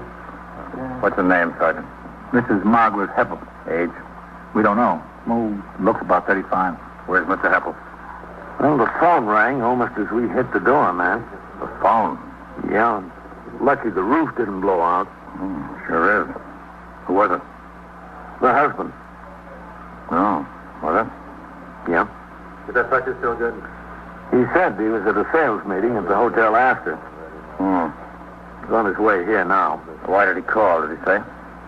He wanted to talk to his wife. Let's take a look around, Captain. Fitz, you and the sergeant stay here. Okay. Hold it now. We'll switch over tanks. Okay. How's she doing? Any response yet? No, sir, not yet. Okay, switch them over. Keep it going. Keep it going now. She took those too, man. I guess she wanted to make a good job of it. No telling how many she used out of the bottle. What are they, sleeping tablets? Well, that's what they look like. We haven't touched them. Fitz, come over here and get these sleeping tablets together. This window was closed tight, Matt, but not locked. What's in the other rooms, Captain? Find any notes there? We didn't see any. You want to take a look? Yes. All right, keep that pressure there. Who discovered it, Captain? That's it. One of the tenants smelled gas in the hall, called to the super. Super rang in with it. Mercado and I were heading back to the house from that armed robbery. We were just around the corner when the call came over. We got here first. Pretty nice furniture. They must not be too badly off. No, I guess not. How'd you get inside? We kicked in the door. Wasn't the chain on the door? No, but it was locked. You did kick it, Captain. 210 pounds kicked it in. Sergeant Waters. Captain, the husband's on his way up. I seen him get out of the cab. Okay, John. I hurried up to tell you. How is she? No response yet. Oh, it's too bad. This is Lieutenant King, commander of the 21st Detective Squad. John Parazoni, the superintendent of the building. All right, pleased to meet you, Lieutenant. Where is she? All right, Mr. Heppel, just take it easy, will you? Where is she? The officers are working on her with respirator equipment. There's nothing you can do. I just suggest that you stay out here with us. If there's something I can do, there must be. I know how you feel, and I know that you want to help her all that you can. Well, of course I want to help her. Then I suggest that you stay out here and let the officers do their work. How is she? Do you think she has a chance? Well, they wouldn't be working on her if she didn't. Mr. Happel, why don't you come downstairs to my apartment? I'll let you know what's going on. Won't you, Captain? No, I don't want to get down there. I want to stay here. You can stay here, Mr. Heppel. Right here. But is she going to be all right? That's what I want to know. Is she going to be all right? Well, we're doing our best. That's all I can tell you. You should see what they got in there. You should see the equipment. Just tell me honestly. Do you think she has a chance? She's got a chance, Mr. Heppel. A good chance. Oh, Mr. Heppel, this is Lieutenant King, commander of the 21st Detective Squad. Detective Squad? Yes, that's right. Well, what are the detectives doing here? What do we need detectives for? We roll on every unusual occurrence. In a case like this, we investigate to see that there are no suspicious circumstances. You didn't find any suspicious circumstances around here, did you? No, we didn't. Well, that depends on what you'd call suspicious. John, why don't you go down and tell all the tenants that they can go back into their apartments now? Oh, I told them all already. Well, go downstairs anyway. Well, go down to your own apartment. All right. I'll get out of my own apartment. What does he mean? It depends on what you call suspicious. He didn't mean anything, Mr. Heppel. He must have meant something. He said it. He said it. We didn't. Listen, can I just go in there and have a look at her? I'd like to look at her and see what I can do to help. There's nothing you can do, Mr. Heppel. You're positive about that? Because if there is, I want to do it. I'm positive. Mr. Heppel, what time did you leave the apartment tonight? Well, I guess it was about 7:15, 7:30. You have dinner here? Yeah, sure, I had dinner here. Did your wife give any indication that she was in a depressed mood? No, she didn't. She didn't at all. Was she feeling all right when you left? Of course she was. She wasn't feeling all right. I wouldn't have gone. You told the captain that you were at the hotel after the sales meeting. Is that right? Yeah, that's right. Meeting was called for 8 o'clock, so it must have been 7:15, 7:30 when I left the house. What do you sell? Well, I work for the supermarkets. You know, I'm sort of a promotion man for a bakery. I go around the supermarket, see that the bread and the cakes, the cookies are all displayed. Nice. The root man is servicing the supermarket's okay. That's my job, to tend to that. Did you work today? Yeah, sure, I work today. I work every day. Listen, couldn't you give me any indication of how she's going to be? I'm worried. I'm awfully worried. We understand that. I'd like to be able to go in to see her. I wish you'd let me. Mr. Heppel, there's nothing you can possibly do that's not being done already. You'll get plenty of chance to see her. But she may die. She may be dead now. Well, if you insist on going in, Mr. Heppel, I'll take you.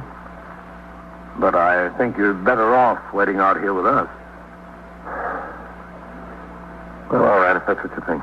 What time did you get home from work, Mr. Heppel? Oh, it must have been about 5:45. I think it was just about 5:45 because I went in and got washed up and turned on the radio. The 6 o'clock news. I listened to the 6 o'clock news. Was your wife home when you got here? Yeah, sure, she was home. What did she say to you when you got home? I don't know. I don't remember. I don't know exactly what she said.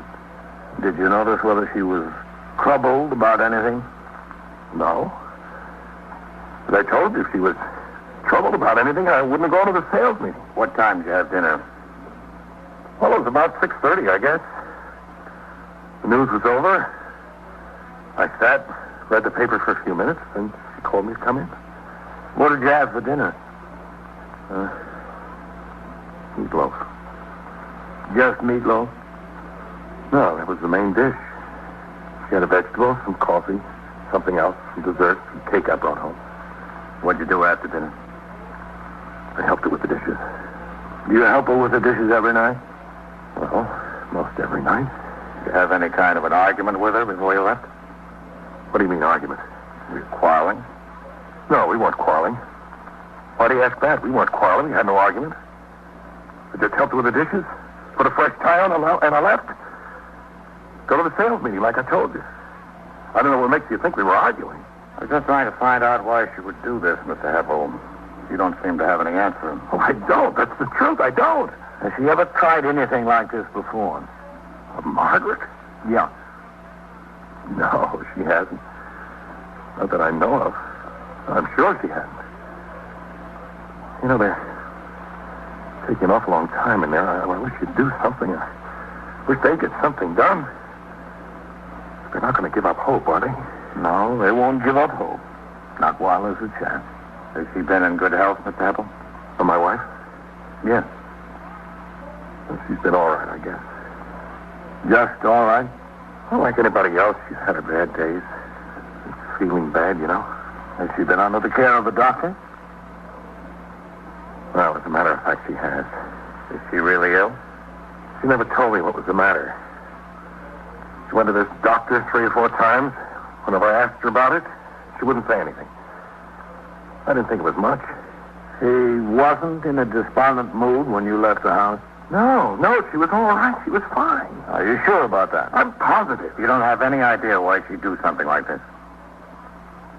Oh, wait a minute. Wait a minute. She was worried about something. What? Well, she's been worried about her sister. Her only sister. Her sister's been in a sanitarium upstate. You know, she got a bad chest, TB. You think she might have been despondent over her sister? Oh, I didn't say that. Look, you're asking me to search my mind and see if I can think of something else she'd be despondent over. That's the only thing I can think of, her sister. Now, please, let me go in. I want to see her. I've got to see her. All right. Okay, man? Sure, Captain. It's okay. Oh, Mr. Heppel. Yeah? Why did you telephone home? What do you mean? As soon as the police officers got in the apartment, the phone rang with you. Oh. Why'd you call her? Oh, I don't remember now. Oh, I wanted to tell her I'd be home in about a half hour. I wanted to know if she'd like me to bring some ice cream, something like that. Sometimes she asks me to bring ice cream home. That's why I wanted to find out. Well, can we go in now? Okay. Has she been taking sleeping tablets, Mr. Heppel? We had some around here. If she couldn't sleep, she took one. It's nothing like a habit. Just occasionally, you know. If she couldn't sleep, sometimes I took them myself. She's in the kitchen. Thanks. Oh, Sergeant, this is Mr. Heppel. Is she going to be all right? Now, working, Mr. Heppel. All right, let's try it a little bit more. I know they're working with her. She's going to be all right. I've got to know that. I've got to know she's going to be all right. That's it. That's good. We're getting some response. You're getting some response, Captain. Good. All right. Get back out of the way, man. Give them some room to work. Thanks, Captain. Thanks a lot. You can make that mixture a little richer now. Okay. That's it. That's good. What do you think? She's coming around. Looks like she might be all right. Got some pulse. Good pulse. Okay. Good work. Well, she's coming around, Mr. Heppel. Is she? They say they think she'll be all right. Are they sure? Well, they're pretty sure, Mr. Heppel. Captain? Excuse me. Okay, put it on supplemental. Yeah. What is it? She's conscious, Captain. All right, cut it. I want to take the mask off. Yeah. Mrs. Heppel? Mrs. Heppel? I'm dizzy. I'm very dizzy. You'll be all right. Very dizzy. She'll have a shot of caffeine to counteract those sleeping pills as soon as she gets in the hospital, Captain. I feel very well. Mr. Heppel. I feel terrible. Yeah? Come here. Very bad. How is she? Is she all right? I'm dizzy. Oh, Margaret, what happened? What did you do? Ed? I'm sorry. Sorry, Ed. Why did you do it? I feel terrible. Don't try to move, Mrs. Heppel. Why did you do it? I don't know. I was just tired. Very tired. Margaret, honey. All right, Mr. Heppel, you better let them get her to the hospital. Very All right, open up that stretcher. Now, Captain, I'll see you at the station house. Thanks, Captain. Thanks a lot. That's all right. Oh, she was lucky. Very lucky. Yeah, she was. But that isn't very hard. Not when you don't want to be lucky.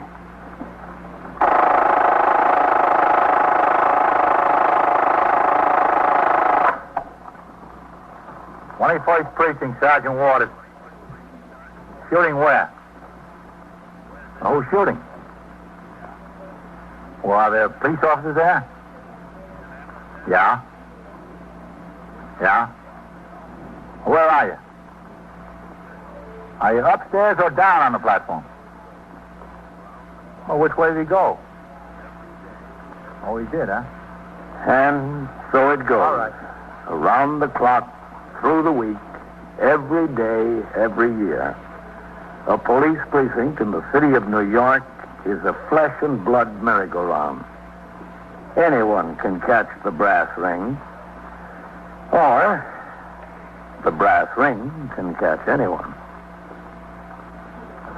21st Precinct, a factual account of the way the police work in the world's largest city, is presented with the official cooperation of the Patrolmen's Benevolent Association, an organization of more than 20,000 members of the Police Department, City of New York. Everett Sloan in the role of Captain Kennelly, Ken Lynch as Lieutenant King. Featured in tonight's cast were Bryna Rayburn, Harold Stone, Bill Lipton, John Shea, Joseph Julian, and Phil Sterling. Written and directed by Stanley Niss. Produced for CBS Radio by John Ives. Art Hanna speaking.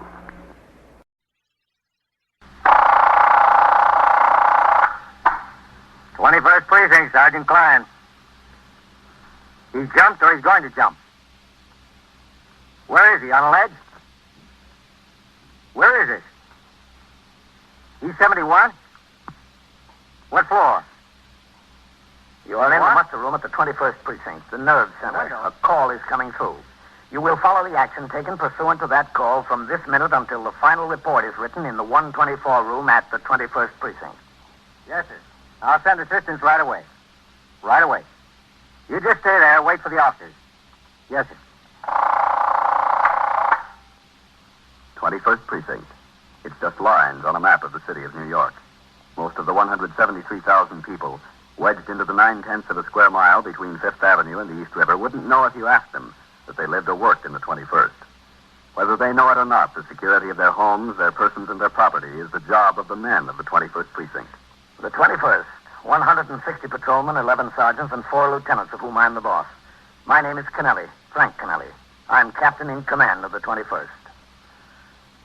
I was working my day tour, 8 a.m. to 6 p.m. When I returned from patrol of the precinct at 2:20 p.m., the desk officer, Lieutenant Snyder, told me he had received word from the district attorney's office that 9 of my men, Sergeant Collins and 8 patrolmen, had been instructed to appear before the New York County Grand Jury at 10 the following morning. All had been at the scene when a gang of 5 safe burglars were apprehended 3 weeks earlier. I took the teletype communication concerning this matter and went upstairs to Lieutenant King's office in the 21st Detective Squad on the 2nd floor. Come in. Hello, Matt. Come in, Captain.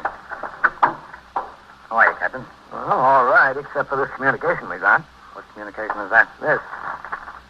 Matt, there were 4 safe and loft squad detectives there and 4 of your men when that collar was made. They don't need any of my men to make a case. For the trial, maybe, if it goes to that, but not before the grand jury. I don't think so, Captain. All of those men are working the day tour tomorrow. Take 9 men away to really knock a hole in my platoon. Well, that's a mistake, Captain. Some assistant down there probably told his clerk to get all the police witnesses to the grand jury, and he did.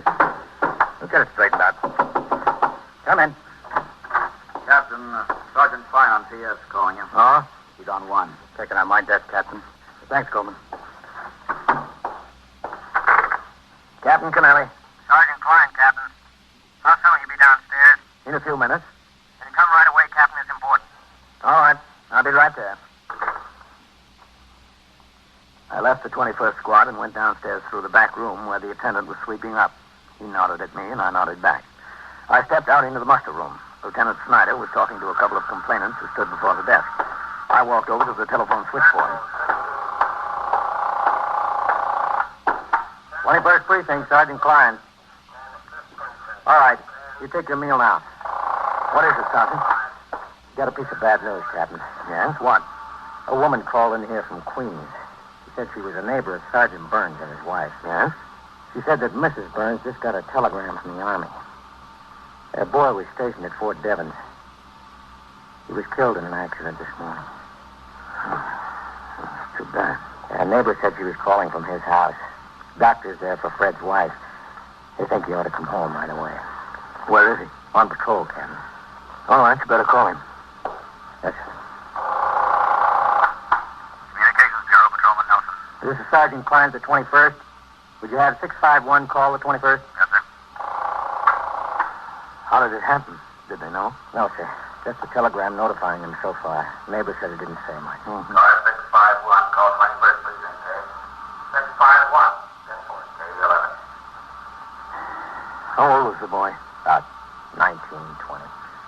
He was their only child, wasn't he? Yes. His name was Fred, too. Fred Jr. They're always talking about that kid. They loved to fish together. It's all he used to do when he was swinging or working the night to go fishing with his boy. What do I say to him when he rings in, Captain? I'd rather not be the one to tell him. Have him come into the house. I'll talk to him. Yes. 21st Precinct, Sergeant Klein. This is Lieutenant King, Sergeant. Would you tell Captain Kennelly that was a mistake? None of your men have to appear at the grand jury tomorrow. Yes, sir. I'll tell him. Okay, thanks. It was Lieutenant King, Captain. They don't need any of our men for the grand jury tomorrow. Oh, good. 21st Precinct, Sergeant Klein. Sergeant Burns, box 18. Oh. Hello, Fred. Come into the station house, will you? What's doing? Captain wants to talk to you. What's the matter? Just come in, will you? All right. Tell the skipper I'm on my way. I'll be on 5 minutes. And don't eat things that disagree with you. He's on his way, Captain. He'll be here in 5 minutes. Send him into my office. Yes. A large part of a policeman's job is conveying bad news. Hardly a day goes by that we're not required to notify a wife or mother, a father or husband that someone close is dead or sick or in serious trouble. These notifications are difficult enough when total strangers are involved. Telling a man you've known and worked with that his only son is dead is twice as hard. I waited in my office. I tried to read over a few of the reports that had accumulated, but my eyes turned automatically through the open door into the muster room.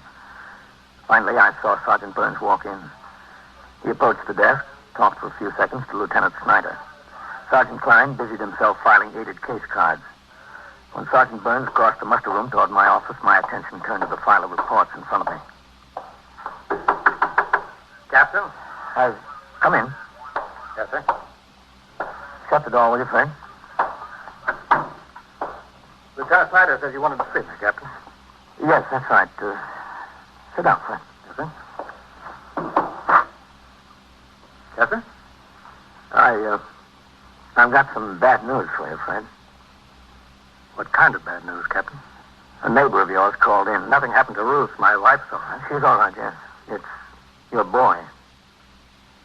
What happened to him? The Army sent a wire. He was in an accident. He's dead. Yeah? I'm sorry, Fred. Are they sure? For sure it was Freddie? Well, all we know is what your neighbor called in and told us, Fred. That's all. How's this happen? What kind of an accident? Where? I don't know, Fred. Dear God. What am I going to do? How am I going to tell Ruth? She knows, Fred. The wire came to your home. Oh, yeah. Yeah. 19 years old, that's all. Just 19 years old. When he got out of the Army, he was going to try and get on the cops. I told him all the time, you don't want that, get into something where there's more money. But it made me feel good that he wanted to get on the cops, like I was setting a good example. Well, sit still, Frank. Thanks, Captain. Thank you. You stay in here. Poor Ruth. Oh, there's a doctor with a friend. She'll be all right. Oh, yes, that's good. It's going to be kind of rough on her. She's got nobody else besides me and him. That's all she's got, Captain. Just me and him. Just me now. Just me. You stay in here, friend, or if you want me to stay with you. No, sir. That's all right. You don't have to stay. All right, friend. Whatever you want. What I want, I grab it. I'll be outside. Yes, sir.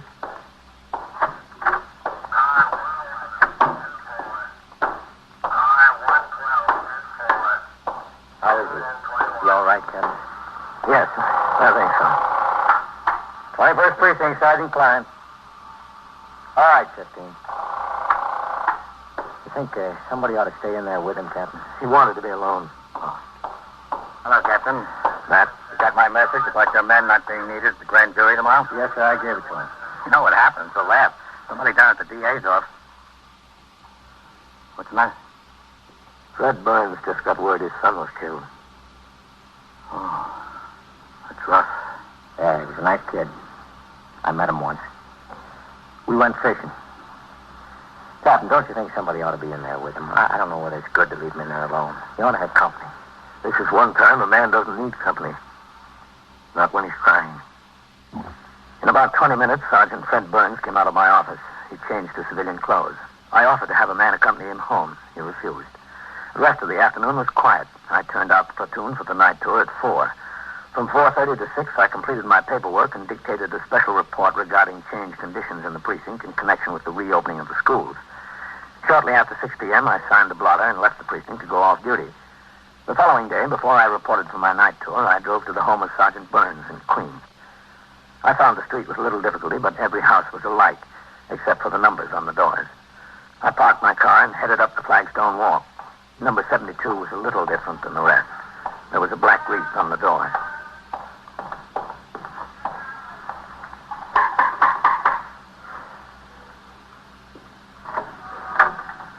Hello, friend. Oh, Captain. Come in. Thanks. I hope you'll excuse the way things look around here. Oh, yeah, sure. With all that's happened and Ruth so broken up, there hasn't been much chance to get things straightened out. They brought him home late last night. For a while, she's all right, Captain, and then you know. I can't blame her. I feel that way myself. I understand. Ruth, this is Captain Kennelly. You have my deepest sympathy, Miss Burns. It's awful. It's awful. Yes, ma'am. Captain. He was going to be 19 next month. Raise a boy and see him like this in your own living room. He just got made corporal just the day before. It's rough. Army sent that flag along with him, having 2 soldiers come over for the funeral. Army's been very nice about the whole thing. CO called me up on the phone last night and told me how the whole thing happened.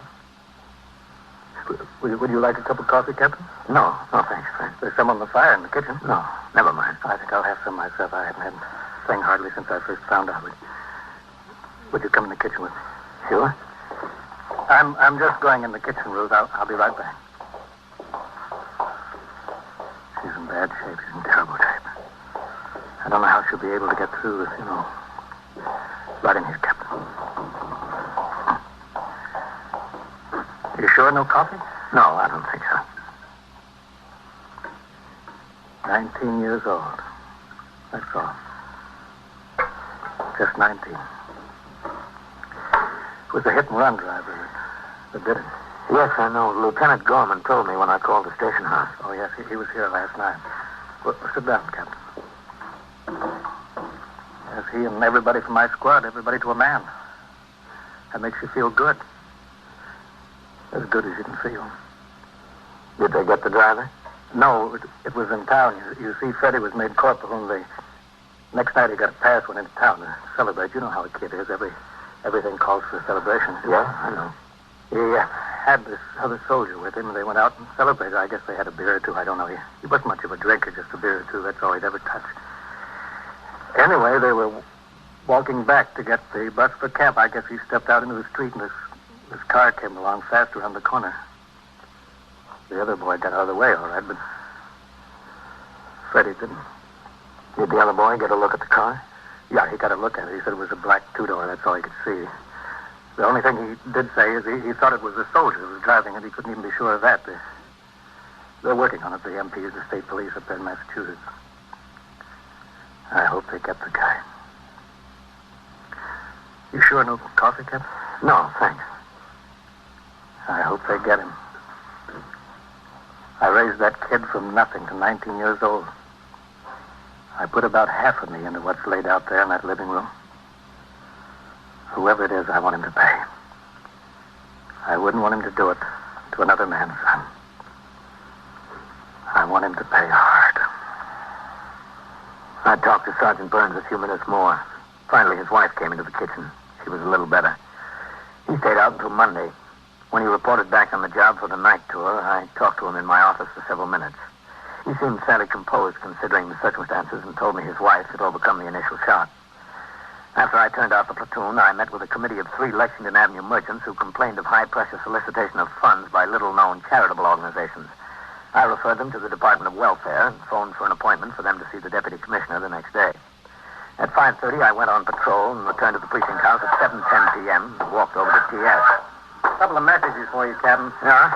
And there's someone waiting for you. Who's that? Well, he said he was with Take the call, Sergeant. Yes.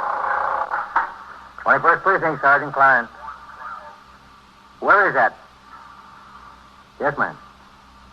And we got a call on that from someone else a few minutes ago. The officers are on the way over. They should be there any second. You're welcome, ma'am. What's that, Sergeant? A family argument over on East 67. Oh. Who is it that's waiting for me? Lieutenant Nayland, Captain. He says he's with the 1st Army Military Police Apprehension Unit. Well, where is he? Well, I asked him to wait in your office, and I told him you were due back in the house any minute. He's in there. Okay, thanks. Yes. I'll be in my office. 21st Precinct, Sergeant Klein. Lieutenant Nayland? Yes, sir. I'm Captain Kennelly. How do you do, Captain? Lieutenant Richard Nayland, 1st Army MP Apprehension Unit. I'm glad to know you. Sit down. Thank you, sir. Well, what can I do for you, Lieutenant? We got an arrest to make in your precinct, Captain. Oh? You need some assistance? Yes, sir, I think we will.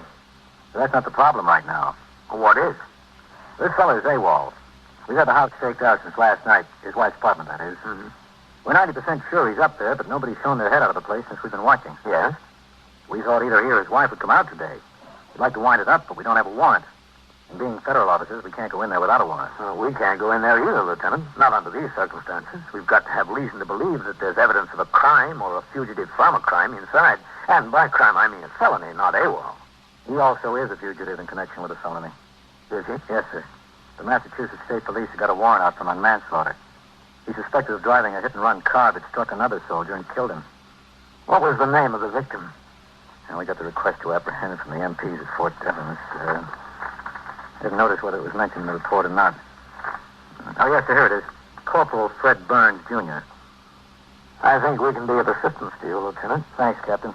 Anything you can do will be appreciated. We're glad to do it. The victim's father is a sergeant of police in this precinct. Yes? Yes. Well, that's a strange coincidence. It doesn't happen every day. It's funny. I'm sorry. I guess funny is not quite the word. I told the MP officer the case was properly in the province of the detectives, and I took him upstairs to Lieutenant King's office.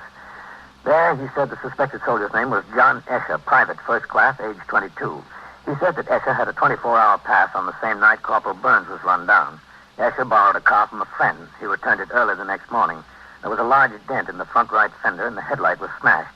Escher failed to report for duty the following day and had been AWOL since. This information had been forwarded to the 1st Army Military Police by Fort Devens MPs with a request that Private Escher's listed residence be checked. The residence was a small flat on the 3rd floor of an old law tenement building on East 76th Street. Lieutenant King and I sought all the available information from the MP officer. How many men have you got planted over there now, Lieutenant? Well, Lieutenant, we got the request yesterday from Fort Devens. I sent 2 of my best men right to the address. We staked the place out. We haven't seen either her or him since we've been there. She hasn't come out. Well, maybe she's not there. She might have gone to meet him someplace. There's somebody there, sir. I got hold of the people who live downstairs from them. They've been hearing voices and people walking around in the actual place. People? That's what they said. 2 people at least. Has Ector had any previous criminal records you know of, Lieutenant, before he went into the service? No, Lieutenant, no record at all. He had gone AWOL once before. That was limited to company punishment. He overstayed a leave 48 hours. Well, Captain, suppose we go have a look. All right, Matt. But there's one thing. Yes, sir? Can I use your phone to TS? Sure. Thanks.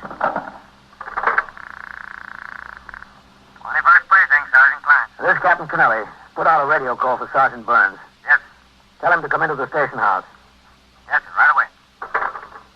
I think he'd like to go along. I'm sure he would, Captain. In 5 minutes, Sergeant Burns was in the station house. He appeared to accept his instructions as he would in connection with any other duty assigned. We left the precinct house for the East 76th Street address at 10 minutes to 8. It was just getting dark. Lieutenant Nayland spotted the 2 men he had planted watching the buildings. He signaled for them to join us. Lieutenant King gave his instructions. He, Lieutenant Nayland, Sergeant Burns, and myself would lead the way up the stairs to the 4th floor. An MP and a detective right behind us would proceed straight up the stairs to the roof of the building to block an escape that way. The other officers would remain on the 3rd floor landing. All right, you drop off here. Yes, sir. Let the detectives and the MPs handle it, Fred. We'll stay in the background. Yes, sir. And you keep away from the boy. Yes, sir. All right, up quietly now. The door in the front. Henny, the tally, up to the roof. Right, sir. Okay.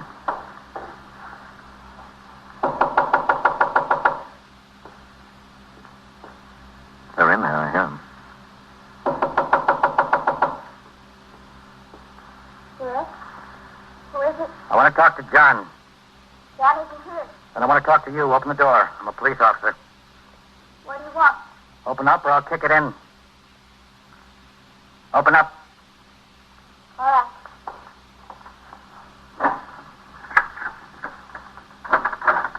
Where's John? He's not here, Honor. Isn't he? All right. He is. But please, he's scared. He's scared half to death. He told me about the accident. He did. He said he didn't see that soldier. It wasn't his fault. It really wasn't. Why didn't he stop the car? I don't know. Where is he? He don't know why either. He just didn't, that's all. Where is he? In the bedroom. Is he armed? Does he have a gun? No, he doesn't have a gun. All right. Wait a minute, please. I don't know what's the matter with him. He's sick, I think. He came home and he wouldn't leave the house. He wouldn't let me leave, not even for food. He hasn't had a thing to eat all day. He's sick. I know he's sick. All right, you stand there. You take care of her. All right. Let's get him. John, open up. No. Stay away from there. Open the door. Stay away, I'm telling you. He said he'd jump out the window. That's what he said. John? All right, let's push it in. Give me a hand. Okay, Lieutenant. Go on, friend. Yes, sir. Together. Now. Stay away. Again. Now. Warning. Once more. Quick. Don't come any closer. Get out of that window, boy. What are you trying to prove? Don't come any closer. I'll jump. I swear I'll jump. That's 4 floors down to the street. I know what it is. Don't come any closer now. I'm warning you. Don't. Now, look, John. Stay where you are. Well, he really will. He told me he would. We can stay here all night, John. We've got all the time in the world. Stay there if you want. If you come any closer, I'll jump. I swear I will. Ring in for ESD and an ambulance. Tell them what we've got. Okay, Captain. Come out of that window, boy. Get some sense. No, I'm not. This isn't so bad. Not worth dying over. Isn't it? Can I talk to him, Captain? Matt? Sure, Fred. Go ahead. Listen, son, I'm not listening. Don't try to calm me. All right, you're in a little trouble. Everybody's been in a little trouble. Stay where you are. I'll go out, I swear. That'd be a smart thing to do, wouldn't it? That's going to solve everybody's problems, huh? You'll solve mine? What about your wife? What about your folks? Look, don't try to con me. Stay where you are now. All right, now come on, get out of there. Why make things worse than they are? It's not that bad. Plenty bad. Not so bad. For other people, maybe. Everybody knows you're sorry about running down that soldier. And AWOL isn't anything. It's nothing. I'm telling you, stay away. I'll go out. Do you know the soldier that you ran down? No, I didn't know. Well, then what are you worried about? Come on out of the window. You're throwing your life away over something that doesn't mean a thing to you. You'd probably get out of this whole thing anyway. It was an accident. Kid stepped off the curb. Right in front of you. He did. He did. I had the light with me. It wasn't my fault. I didn't even see him. I just got a little excited, that's all. Just a little excited. All right, now, come on. Let's sit down and talk about it, John. Just tell us about it. What'll they do to me? Nothing much. Take my word for it. What's your guarantee?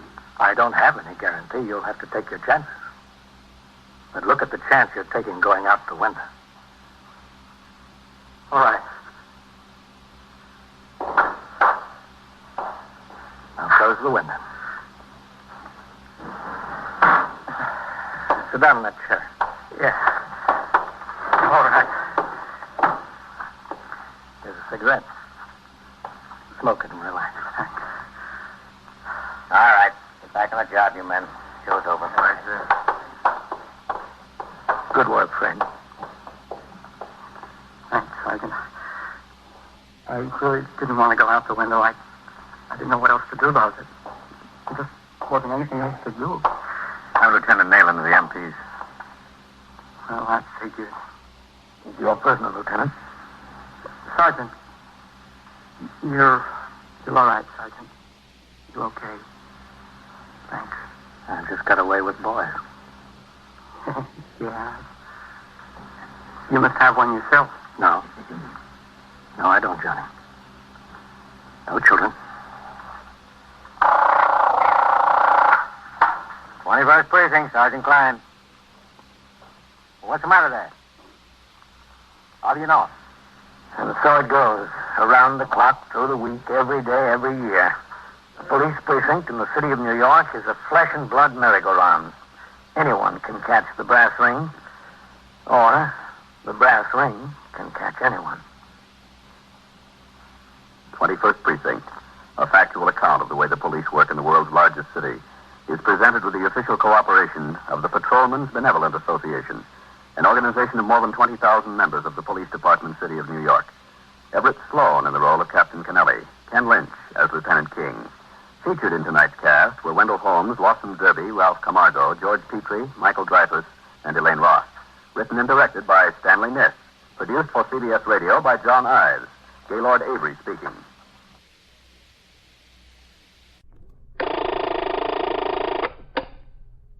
"21st Precinct, Sergeant Waters. The shooting where? Talk into the phone, will you? Where's the shooting? Lexington and what? Yeah, well, who shot? Who? Yeah?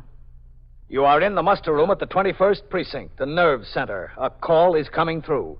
You will follow the action taken pursuant to that call from this minute until the final report is written in the 124 room at the 21st Precinct. Okay. Go back there and wait. The officers will be right over there. Yeah, that's right.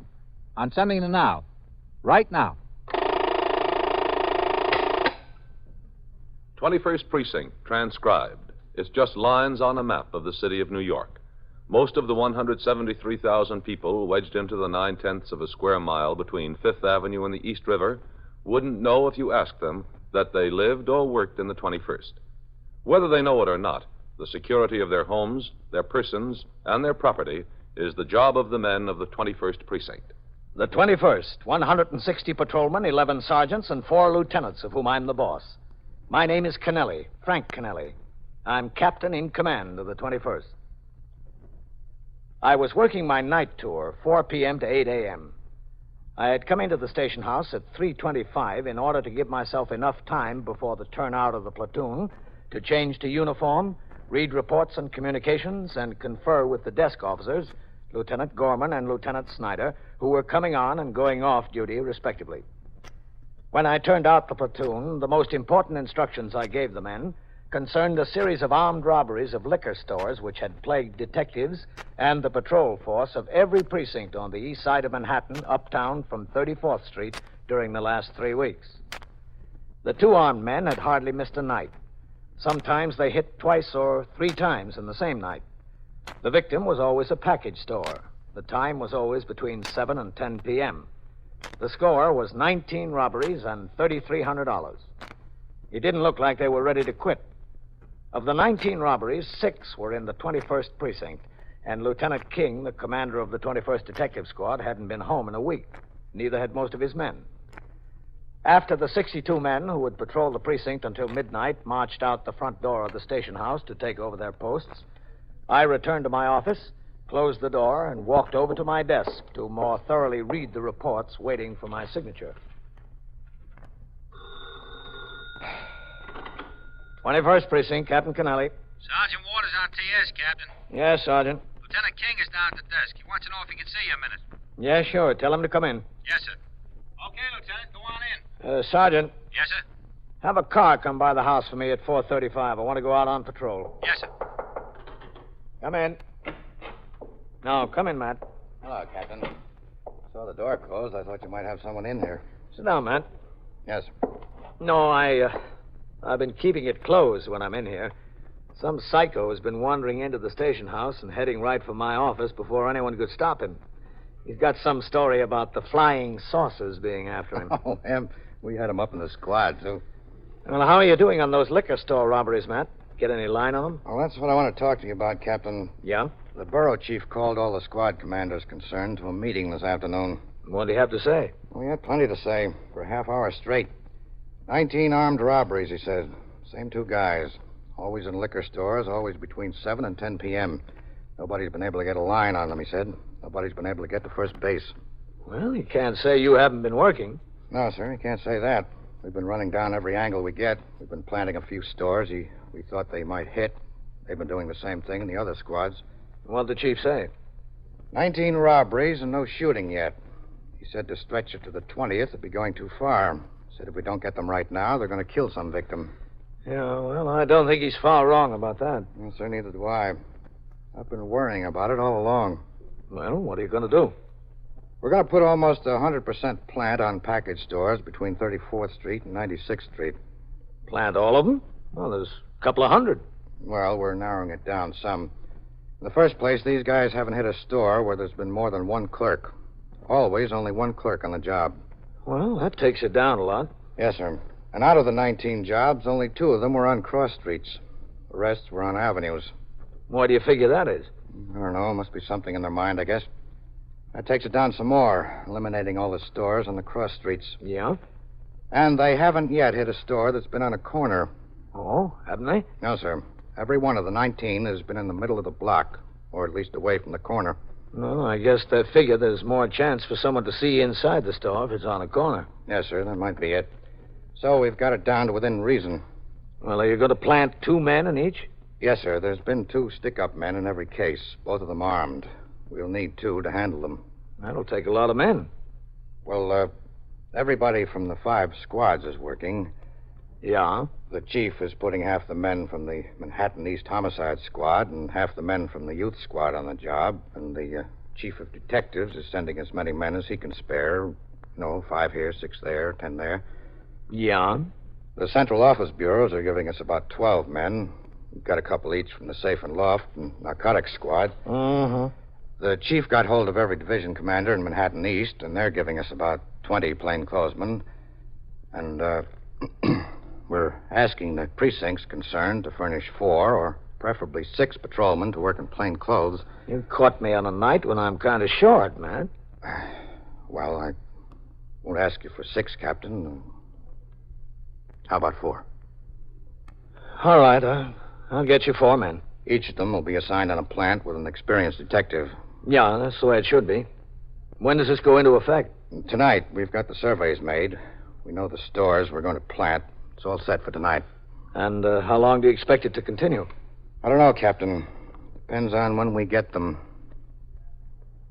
Immediately after conferring with Lieutenant King, I went out into the muster room and around behind the desk to apprise Lieutenant Gorman, the desk officer, of the situation.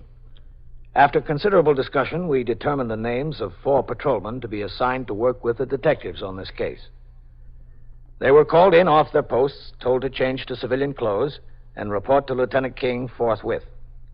Within an hour, Lieutenant King furnished to Lieutenant Gorman a complete list of 31 package stores in the precinct that would be planted in the hope of catching the stick-up men in the act of committing robbery. As patrolmen on post rang in at their stated times, they were informed by the desk officer of the stores on their posts in which detectives would be on duty. Patrolman Fallon, the 124 man, typed up complete lists for the men in sector cars and the sergeants. At 6:45 p.m., Detective William Novak of the 21st Squad and Patrolman Paul Vaccaro, who had been assigned to work with him in plain clothes, were on Lexington Avenue walking toward the Fairbridge liquor store, which they were under instructions to plant. Plant's the worst deal in the book. It's better than walking post. Yeah, well, you told me that 3 hours from now, and you're a liar. Hey, wait a minute. That's it, isn't it? Yeah. Let me talk to the guy, Vaccaro. Oh, yeah, sure. Okay.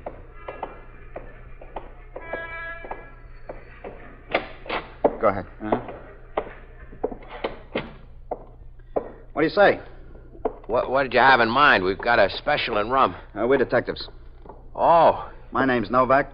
This is Vaccaro. Hi. How are you? Healess. Jack Healess. Glad to know you. You know, for a minute I was worried when you came in. I've been hearing all this about watch out for 2 men together, those holdups, you know. Yeah. Well, that's what we're here to see you about. What do you mean? Are you the boss? You own the place? No, I'm not the boss. I'm just a clerk. The boss went home. He works days. I work nights. Yeah, well, we want to stick around here a while tonight. What do you mean, stick around? Why? Well, I'll tell you, Jack, it's not that we're expecting anything, but just in case these guys do walk in, we want to give you some protection. Okay? Listen, you're sure? Sure about what? That you don't expect them here. We don't expect them here any more than we do any place else. We're covering a lot of places tonight. Oh. Hey, listen, what's this here? Special on champagne? Yeah, special this week. It's pretty cheap for French champagne. Lay off. That's a lousy year. That's why it's cheap. The connoisseurs won't touch it. Oh. This neighborhood is lousy with connoisseurs. I wondered why it was so cheap. These guys have held up a lot of package stores, huh? 19. I've been working here 8 years. Nobody has ever stuck me up yet, knock on wood. Well, you can never tell when your number's up. So what we'd like to do is stay back there in the stock room while you just go about your business. Okay? It's all right with me. Let's take a look back there. Yeah, sure. It's not much. Go ahead. After you. Thanks. I'll get the light. It's not much back here. You said it. But if this is where you want to stay, I guess up to you. Well, I'll tell you what we'll do. We'll move a couple of these cases around so we can sit on them. All right? Yeah. Wait a minute. I'll give you a hand there. Get that one over there, Vaccaro. Okay. Make it a little more comfortable. Yeah. Where do you want it? Yeah, right here. Now, let's see how this is going to be. Shut that door about halfway, Vaccaro. Okay. Now turn out the light, huh? All right. Yeah, this is going to be all right. We can sit back here and see everything that goes on out in the store with a bird's eye view. You want the light on now? Yeah, for a minute. That's generally where you stand? At the counter, isn't it? That's where all the customers come into you? Yeah, that's right. Right there. Good. And where can we put our coats? I don't think I've got any more hangers back there. Oh, never mind. We'll just throw them over the cases. All right, if you want to. Okay, Vaccaro, take your coat off. Yeah, okay. Now, before we get settled down, let's go out in front again a minute. All right. You don't think they'll come, but just in case they do, what happens? Well, that's what I was going to tell you. Now, one of these guys always comes up to the counter. The other one stands near the door. Yeah. We can see both the counter and the door from back there, so we can see both of them. Here comes a customer. Okay. Good evening, madam. Good evening. I'd like a fifth of scotch, please. Did you have any particular kind in mind? Well, This is very nice. Selkirk and Peebles. Selkirk and Peebles? A very fine brand of Scotch whiskey. Well, I'll have to admit I never heard of it. Hey, look at that label. Selkirk and Peebles, established in 1778. Must be good if they stayed in business that long. Must be. But don't you think I ought Lady, to... I'll sell you anything you want, but you take my word for it. You take this Selkirk and Peebles, and you'll be back for more. Let me put it to this gentleman here. Now, what do you think of S&P? I'll tell you the truth, I'm not a scotch drinker. I don't know one scotch from the other. Well, my husband is, and he does. Then you take this bottle of Selkirk and Peebles home to your husband. And if he's not satisfied with it, I'll miss my guess. Well... You'll be back for more. All right. What did you say, 2/5? One. Just one, please. Here you are. Out of $10. Yeah, 60, 75, 6, 7, 8, 9, and 1 is 10. Thank you very much. Call again, ma'am. Good night. And you'll be back for more. I hope so. Selkirk and Peebles, huh? The boss says push it, so I push it. The salesman sold him, so I got to sell the customers. Mm-hmm. It's good. It's as good as any of them. Never even heard of it. I got news for you. Neither did I. Well, let's get set here. Now I'll tell you. And you just go about your business the way you would normally. Now, forget we're even back there. All right. We'll see everything that goes on out here, and if these two guys come in, don't try to signal us. Don't try to attract our attention. Don't look to the back. Just do what they tell you. Get your hands up in the air, open the cash register, do whatever they tell you. All right. And when we yell at them, they won't pay any more attention to you. They turn around toward us. You hit the floor and stay there. All right? Okay. Now you got me a little shaky. Now, don't be shaky, Jack. Let me ask you a question. If they come in here, are you better off alone, or are you better off with us in back? You sold me. Come on, Vaccaro. Right with you. Just a normal operation, okay? Okay. Get the light, Vaccaro. All right. Now, settle down. You've got a long wait. Yeah.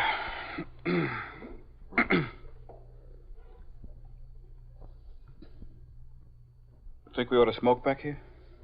I don't see why not. Just keep it covered. Novak. All right, I see them. Sit tight. Two of them. And they fit. Good evening, gentlemen. Good evening. What do you got in a bottle of rye? Yeah, here's a real nice one. Okay, I'll take it. Anything else? No, that'll be all. How much? That'll be $4.05. Easy. Yeah, sure. Thank you, gentlemen. Call again. Yeah. All right. Bye. Oh, brother. Yeah. Jack, you're a real trooper. What do you mean I'm a real trooper? Those two guys looked right. You acted as natural as all get out. Well, why shouldn't I? They're from the shoe store around the corner. I've known them for years. All right, just keep up the good work. Hey, look, it's not going to be like that every time the door opens up, is it? I'll tell you. That depends who opens the door. You are listening to 21st Precinct, a factual account of the way police work in the world's largest city. Today's newspaper is just like yesterday's, you figure. Hardly seems worthwhile to buy one, since the authorities closed down all the newspaper plants except their own. Government decrees, new laws, work quotas. Makes pretty dull reading. And there's no sense in trying to figure out what's true and what isn't. You get their side of the news, or none at all. Can't compare it with others. There aren't any others. And people are so afraid to talk that you hardly get any news by word of mouth anymore. Well, that's the picture in some countries where the government owns or controls the press, but not in yours. You know why? It's because your government is absolutely forbidden from ever making a law to restrict freedom of speech or freedom of the press. Those freedoms were protected for you by a group of men who sat down 165 years ago and wrote out our Constitution and Bill of Rights. In the first article, they wrote, "Congress shall make no law abridging the freedom of speech or of the press." That's why you can buy a newspaper with an editorial page, where someone writes his views on a particular subject. If his views aren't in accord with yours, well, you can write in and tell him so, and like as not, they'll print your letter the next day. And you have a freedom of choice of which newspaper you want to read, too, or which book you want to buy, or movie you want to see. It's guaranteed for you by our Bill of Rights. It is one of our freedoms. Now back to 21st Precinct and Captain Kennelly. While Detective Novak and Patrolman Vaccaro waited on a plant in the stockroom of the liquor store on Lexington Avenue, Officers were concealed in other package stores in the 15th, 19th, 21st, and 23rd precincts where the rash of armed robberies had broken out.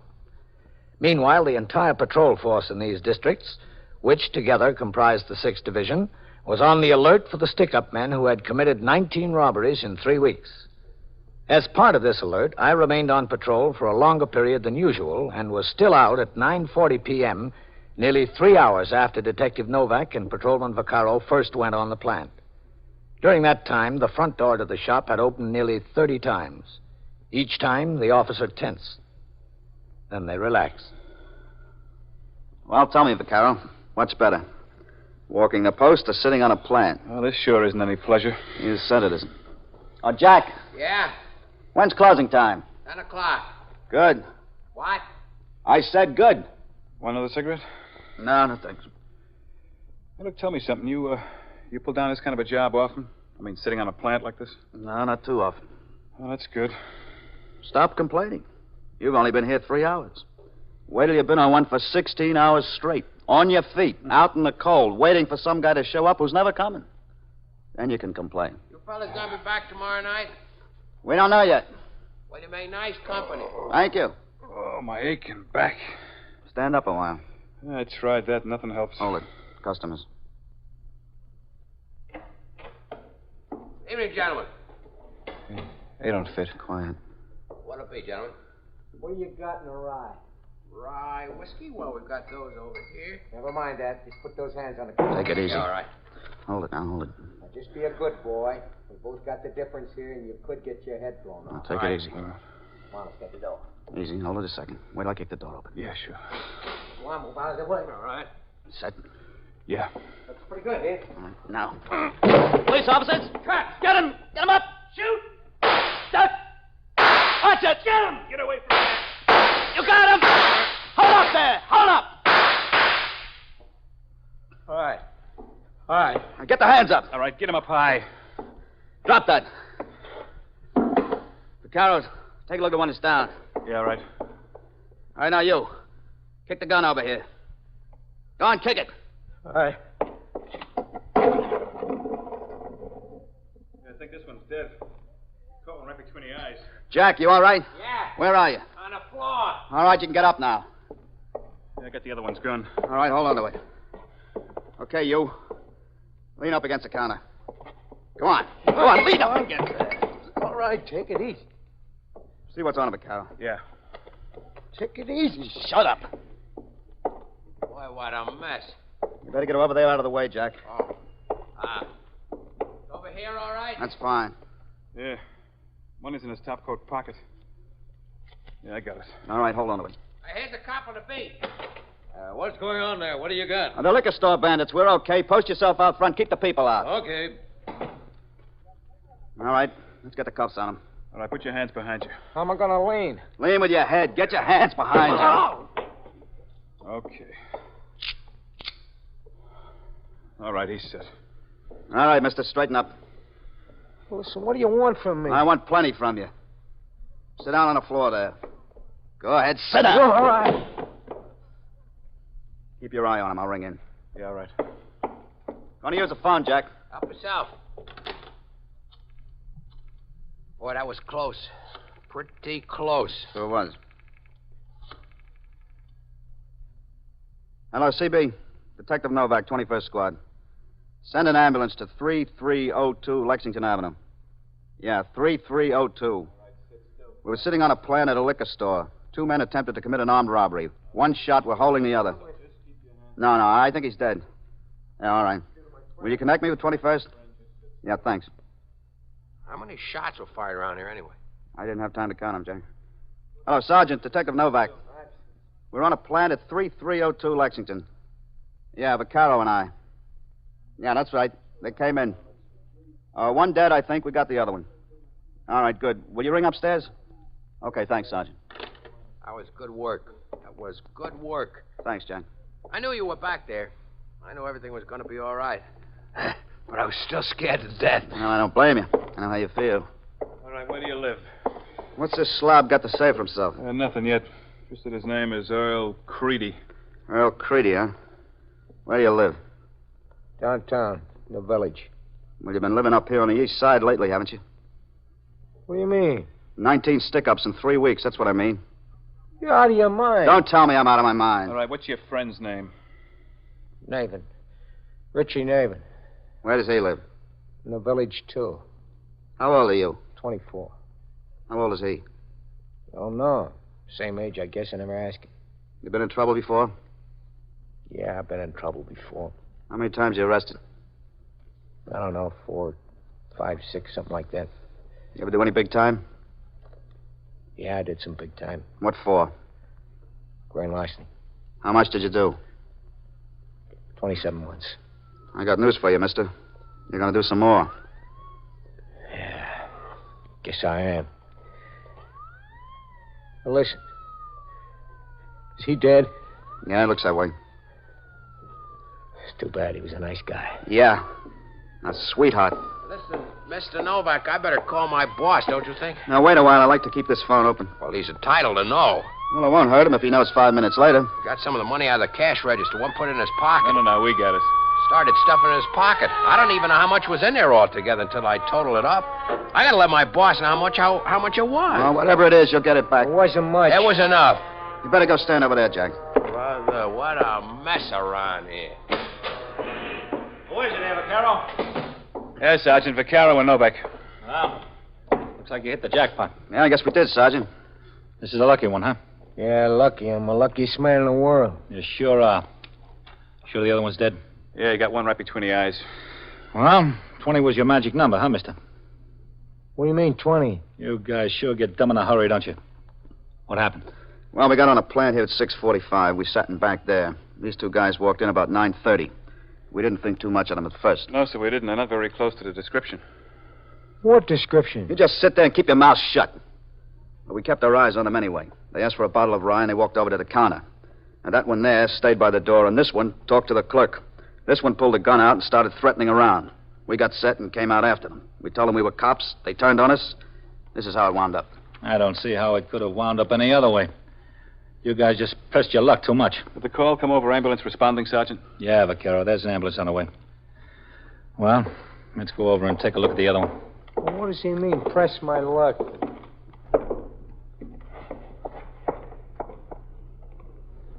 Yeah, I think he's had it. Who's a good marksman? You or Novak? Well, to tell you the truth, Sergeant, I don't know.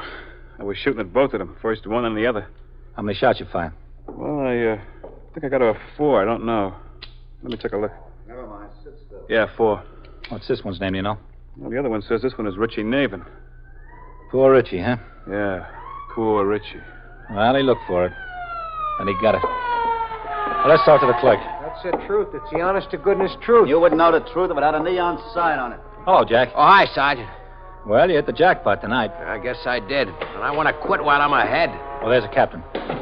Hello, Captain. Good work, Vaccaro. Thanks, Captain. Well, this ends a lot of trouble for us. Yes, I know. They gave you a rough time, huh? Well, we weren't sure at first that it was them. They weren't too close to the descriptions we had. I know it was them. I was looking at their guns. Well, I want to see what that one has to say for himself. Don't forget you fellas have your topcoats in back there. Don't worry, we won't. Hello, Novak. Captain, this is the sorriest thief you ever met. He gets hooked hot on the job, his partner gets killed, and he's still got nerve enough to insist that this is the first deal he's been in on. What's your name? How many times do I have to say it? Now, look, mister, you better get straightened out and get straightened out fast. Now, tell the captain your name.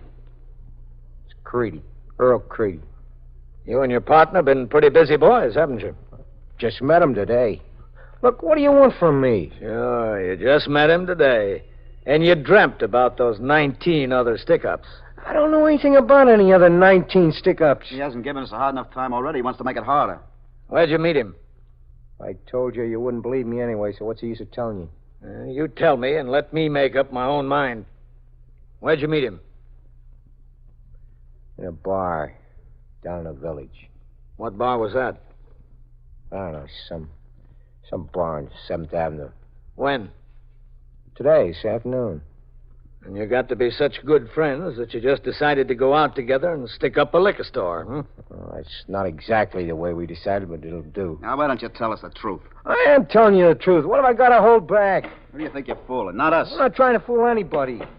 You're past that stage. Hello, Captain. Oh, Matt. Good work, Novak. Thank you, Lieutenant. And this is Earl Creedy. The other one's Richard Navin. Earl doesn't believe in telling the truth. He says this is the first liquor store he ever heisted. He says he had nothing to do with those 19 others. He's right. He didn't. He didn't? Got yourself a good pair of heisters, Novak. But the ones we're looking for just hit down the 15th precinct. Not 5 minutes ago. No kidding. You see, I told you. Did they hit a store that was planted, Matt? No, they got away clean, Captain. Number 20. I get dropped on number 1. And they hit number 20. Some luck I got. Well, you're better off than they are, Earl. You're through. They're still shopping around for what your friend got.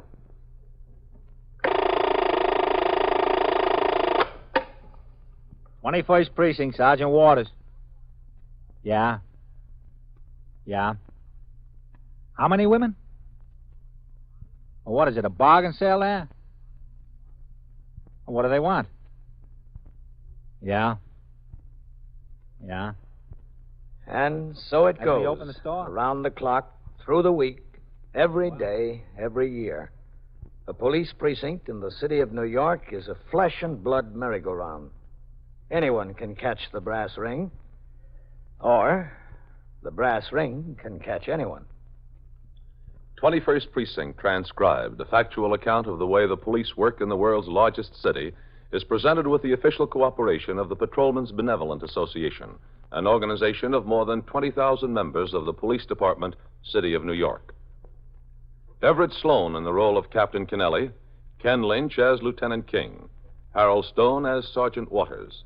Featured in tonight's cast were Martha Greenhouse, John Sylvester, Frank Marth, Mason Adams, and Lawson Zerby. Written and directed by Stanley Niss. Produced for CBS Radio by John Ives. George Bryan speaking. This is the United States Armed Forces Radio and Television Service.